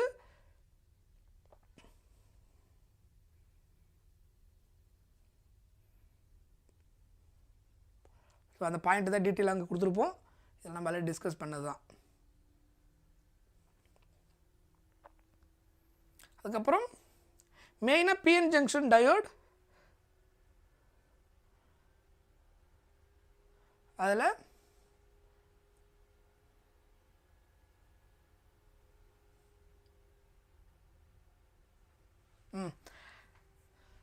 ஸோ பிஎன் ஜங்ஷன் டயோடுக்கு ஃபார்வர்ட் பயாஸ் ரிவர்ஸ் பயாஸ் கொடுக்கும்போது என்ன நடக்கும்.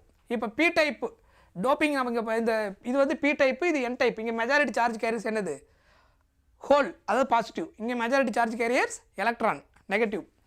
இப்போது ஃபார்வர்ட் பயாஸ்னால் இது பாசிட்டிவ். இங்கே என்ன நீங்கள் பொலாரிட்டி கொடுக்கணும் பாசிட்டிவே கொடுக்கணும், இங்கே நெகட்டிவ் கொடுக்கணும். ஸோ பிக்கு ப்ளஸ்ஸையும் என்னுக்கு மைனஸையும் நீங்கள் கனெக்ட் பண்ணிட்டீங்கன்னா அது என்னவா மாறிடும் லைக் என்னவா ஆக்ட் ஆகும் ஃபார்வர்ட் பயாஸாக ஆக்ட் ஆகும். ஃபார்வர்ட் பயாஸ்னால் என்னது பாசிட்டிவ்க்கு பாசிட்டிவ் நெகட்டிவ்க்கு நெகட்டிவ், அதாவது எலக்ட்ரானுக்கு நெகட்டிவ் பாசிட்டிவ்க்கு பாசிட்டிவ் கனெக்ட் பண்ணிட்டீங்கன்னா then it act as a forward bias. அப்போ என்ன நடக்கும் இதில் நீங்கள் பாசிட்டிவ் கொடுக்கும்போது இதில் இருக்கிறது எல்லாம் பாசிட்டிவ் சார்ஜ். அப்போ இதுவும் பாசிட்டிவ் ரிப்பல்சிவ் நேச்சர். இது எல்லாம் இந்த பக்கம் புஷ் பண்ணும்.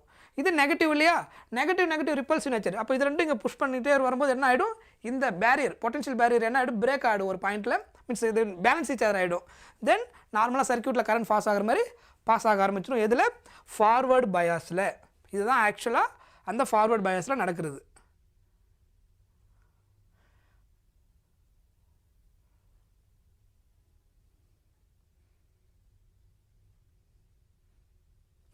ரிவர்ஸ் பயாஸில் என்ன நடக்கும் அப்படின்னா இங்கே நெகட்டிவ் பொலாரிட்டியை பி சைடும் பாசிட்டிவ் பொலாரிட்டியை என் சைடும் கனெக்ட் பண்ணிங்கன்னா, அதாவது இதுக்கு வந்து நெகட்டிவ் வந்து பிக்கும் பாசிட்டிவ் என்னக்கும் நீங்கள் கனெக்ட் பண்ணிட்டீங்கன்னா இப்போ என்ன நடக்கும், இதிலேருந்து வரக்கூடிய நெகட்டிவ் இங்கே இருக்கிற பாசிட்டிவ் அட்ராக்ஷனால எல்லாமே இந்த பக்கம் மூவ் ஆக ஆரம்பிக்கும். இதில் இருக்கக்கூடிய நெகட்டிவ் சார்ஜ் இங்கே நம்ம பாசிட்டிவ் கூட கனெக்ட் பண்ணிக்கிறதுனால பாசிட்டிவ் நெகட்டிவ் அட்ராக்ஷனால இப்படி மூவ் ஆக ஆரம்பிக்கும். அப்போ இங்கே என்ன ஆகிடும், இந்த இது இருக்குல்ல, இந்த வித்து என்ன ஆகும், இன்க்ரீஸ் ஆக ஆரம்பிக்கும். அந்த பிஎன் ஜங்ஷன் ஃபார்ம் ஆகும்போது இருந்த அந்த வித்து என்ன ஆகும், இன்க்ரீஸ் ஆக ஆரம்பிக்கும். எது வரைக்கும் இன்க்ரீஸ் ஆகும் அப்படின்னா அதுக்கு ஒரு லிமிட் இருக்குது, ஒரு ரேஞ்ச் வரைக்கும் இன்க்ரீஸ் ஆகிட்டே வரும். ஒரு பர்டிகுலர் பாயிண்ட்டில் இந்த வித்து என்ன ஆகிடும், கம்ப்ளீட்டாக கொலாப்ஸ் ஆகிடும், பிரேக் ஆகிடும். அதுக்கப்புறம் இதில் என்ன ஆகாது, கரண்ட் ஃப்ளோவே இருக்காது, ஸ்டாப் ஆகிடும். ஸோ இந்த அப்ளிகேஷன் தான் நம்ம ஜீனர் டயோடில் யூஸ் பண்ணுவோம் இந்த ரிவர்ஸ் பயாஸ் கேஸில். சரியா, இதுதான் அந்த ரிவர்ஸ் பயாஸில் நடக்கக்கூடிய முக்கியமான பாயிண்ட்டு. அந்த பொட்டென்ஷியல் வந்து பேரியர் பொட்டென்ஷியல், எந்த பர்டிகுலர் பொட்டென்ஷியல் அது பிரேக் ஆகுதோ that is called barrier potential அப்படின்னு நம்ம பார்த்துருந்தோம். ஸோ அதனுடைய கிராஃப் இதுதான். அப்புறம் Zener diode. So one of the important point இதில் Zener diode is defined as the semiconductor which is heavily doped. So ஞாபகம் வச்சுக்கோங்க, ஹெவிலி டோப்டு செமிகண்டக்டர் யூஸ் பண்ணுவோம் which operate reverse direction, reverse biasல இது work ஆகும், otherwise break down region. இதுதான் ஆக்சுவலாக என்னது ஜீனர் டயோட், அது ஹெவிலி டோப்டு. ஸோ இது நம்ம அப்ளிகேஷன் அதிகமாக நம்ம one of the regular application use பண்ணக்கூடிய ஒன் ஆஃப் த இந்த கான்செப்டில் எதை யூஸ் பண்ணுவாங்கன்னா ஜெனர் டயோடு யூஸ் பண்ணுவோம், பர்டிகுலராக வோல்டேஜ் ரெகுலேட்டர்.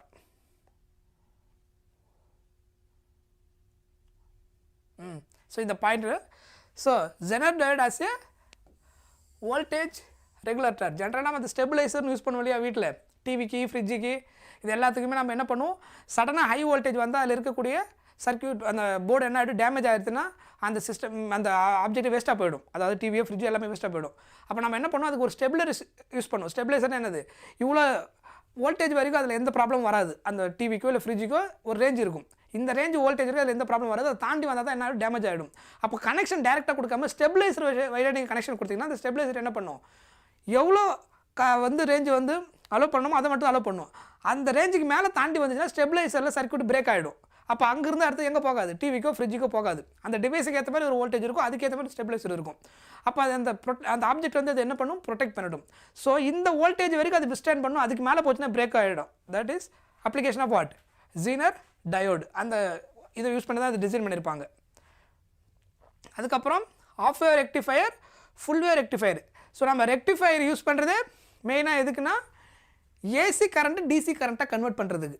ரெக்டிஃபயருடைய மெயின் யூஸ் என்னது, converting alternating current into direct current. Alternating current into direct current நம்ம என்ன பண்ணுறோம், கன்வெர்ட் பண்ணுறோம். அதுக்கு யூஸ் பண்ணக்கூடிய டிவைஸ் தான் என்னது, ரெக்டிஃபயர். ஸோ அதில் half wave rectifier, full wave rectifier ரெண்டு டைப் இருக்குது. ஸோ அதனுடைய டயக்ராம் இது வந்து என்னது, ஹாஃப் வேவ் ரெக்டிஃபயர். ஸோ இங்கே ப்ரைமரி காயில், ஸோ இங்கே செகண்டரி காயில் நம்ம கனெக்ட் பண்ணி இங்கே ஃபில்ட்ரு பண்ணதுக்கப்புறம் இங்கே ஆக்சுவலாக டயோடு கனெக்ட் பண்ணியிருப்போம். இந்த டயோடு தான் என்ன பண்ணும், நெகட்டிவ் சைக்கிளை ஃபில்ட்ரு பண்ணிவிட்டு பாசிட்டிவ் சைக்கிள் மட்டும் அலோவ் பண்ணும் ஆஃப் வேவ் ரெக்டிஃபயராக இருக்கும்போது. ஸோ ஒன்லி பாசிட்டிவ் சைக்கிள் மட்டும் வெளியில் வரும், நெகட்டிவ் சைக்கிள் என்ன ஆகிடும், பிளாக் ஆகிடும். எதில், ஹாஃப் வேவ் ரெக்டிஃபயரில். சரியா, அதுதான் இங்கே நடக்கும்.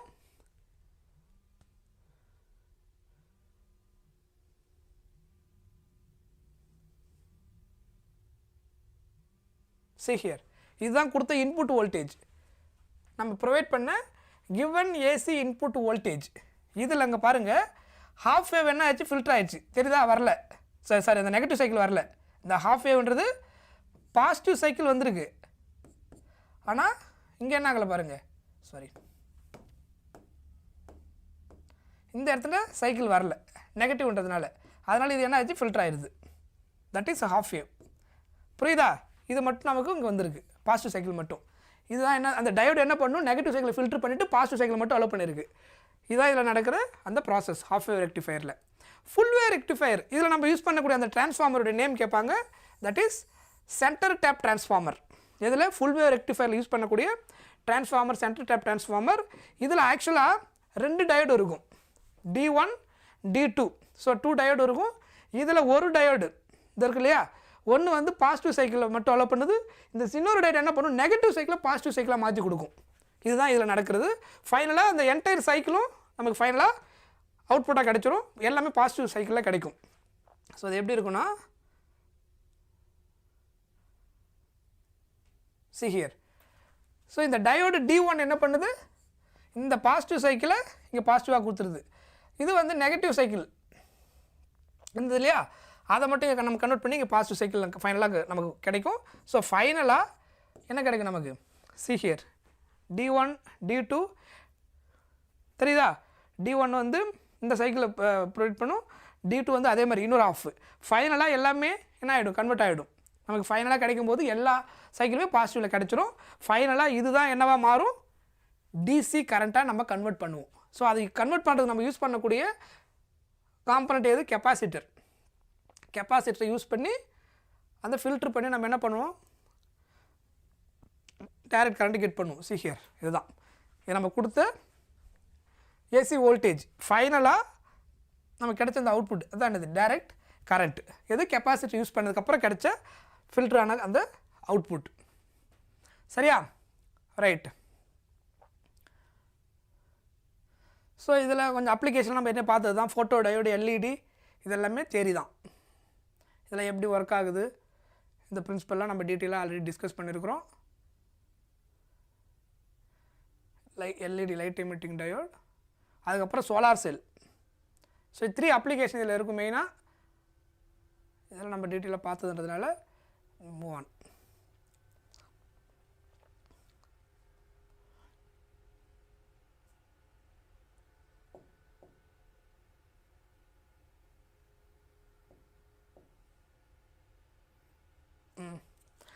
So right, 1 second, last page போயிடுச்சு, 1 செகண்ட்.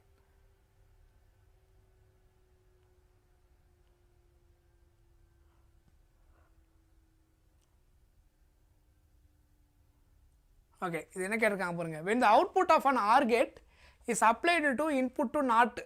ஸோ ஆன்சர் என்ன வரும், இது சிம்பிள் டைரக்ட் கொஸ்டின். என்ன வரும், NOR கேட். கரெக்டா, என்ன வரும், NOR கேட். அதாவது ஆர் கேட்டு கூட நாட்டு கேட்டை நீங்கள் கனெக்ட் பண்ணிட்டீங்கன்னா அப்புறம் ஃபைனலாக வரக்கூடிய அவுட்புட் உங்களுக்கு என்னவாக இருக்கும், ஆர் கேட்டு ப்ளஸ் நாட்டு ரெண்டு சேர்ந்து என்ன கிடைக்கும், NOR கேட் அப்படின்னு கிடைக்கும். அதாவது நாட் ஆஃப் ஆர் கேட் அதனுடைய மீனிங். ஸோ அதனால் டேரெக்டாக நம்ம ஈஸியாக சொல்லிடலாம் அதில். அதுக்கப்புறம் a full wave rectifier circuit consists of 2 PN junction diode center trap transformer, capacitor and load resistance கொடுத்துருக்காங்க. which of this component remove the ripple from the rectified circuit. So அது எது, கெப்பாசிட்டர். முதல்ல சொன்னேன் இல்லையா, கெப்பாசிட்டர் ஃபில்டர் சர்க்யூட். ஸோ அதனால் அந்த ரிப்பிளை filter பண்ணுறது எது, கெப்பாசிட்டர். கிளியர். ஸோ அது ஞாபகம் வச்சுக்கோங்க. Next, for a p-type semiconductor which of the following statements is true அப்படின்னு கேட்டிருக்கிறாங்க. p-typeனா என்ன அர்த்தம், மெஜாரிட்டி சார்ஜ் கேரியர்ஸ் வந்து ஹோல்ஸு. கரெக்டாக. ஸோ p-typeனாலே மெஜாரிட்டி சார்ஜ் கேரியர்ஸ் ஹோல்ஸு. இங்கே எலக்ட்ரான்ஸ் மெஜாரிட்டி சார்ஜ் கேரியர்ஸ் சொல்லியிருக்கிறாங்க, அதனால் இது தப்பு. Electrons are majority, electrons majority ரெண்டுத்துலையுமே எனக்கு கிடையாது. அதுக்கப்புறம் ஹோல்ஸ் தான் என்னது மெஜாரிட்டி. இங்கே ஹோல்ஸ் மைனாரிட்டி சொல்லுறாங்க, அது கண்டிப்பாக கிடையாது. So holes R the majority charge careers. அதுக்கப்புறம் ட்ரைவேலண்ட் டோப்பன்ஸ், அதனால தான் p-type ஃபார்ம் ஆச்சு. ட்ரைவேலண்ட் பண்ணும்போது அந்த எக்ஸஸ் ஒரு எலக்ட்ரான் ஃபில் ஆகாமல் இருக்கும், அதான் என்னது ஹோல்ஸாக இருக்கும்.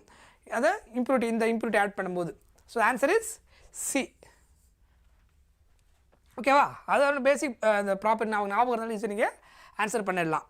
ஸோ திஸ் இஸ் அவர் நம்ம சேனலுடைய அந்த QR கோடு.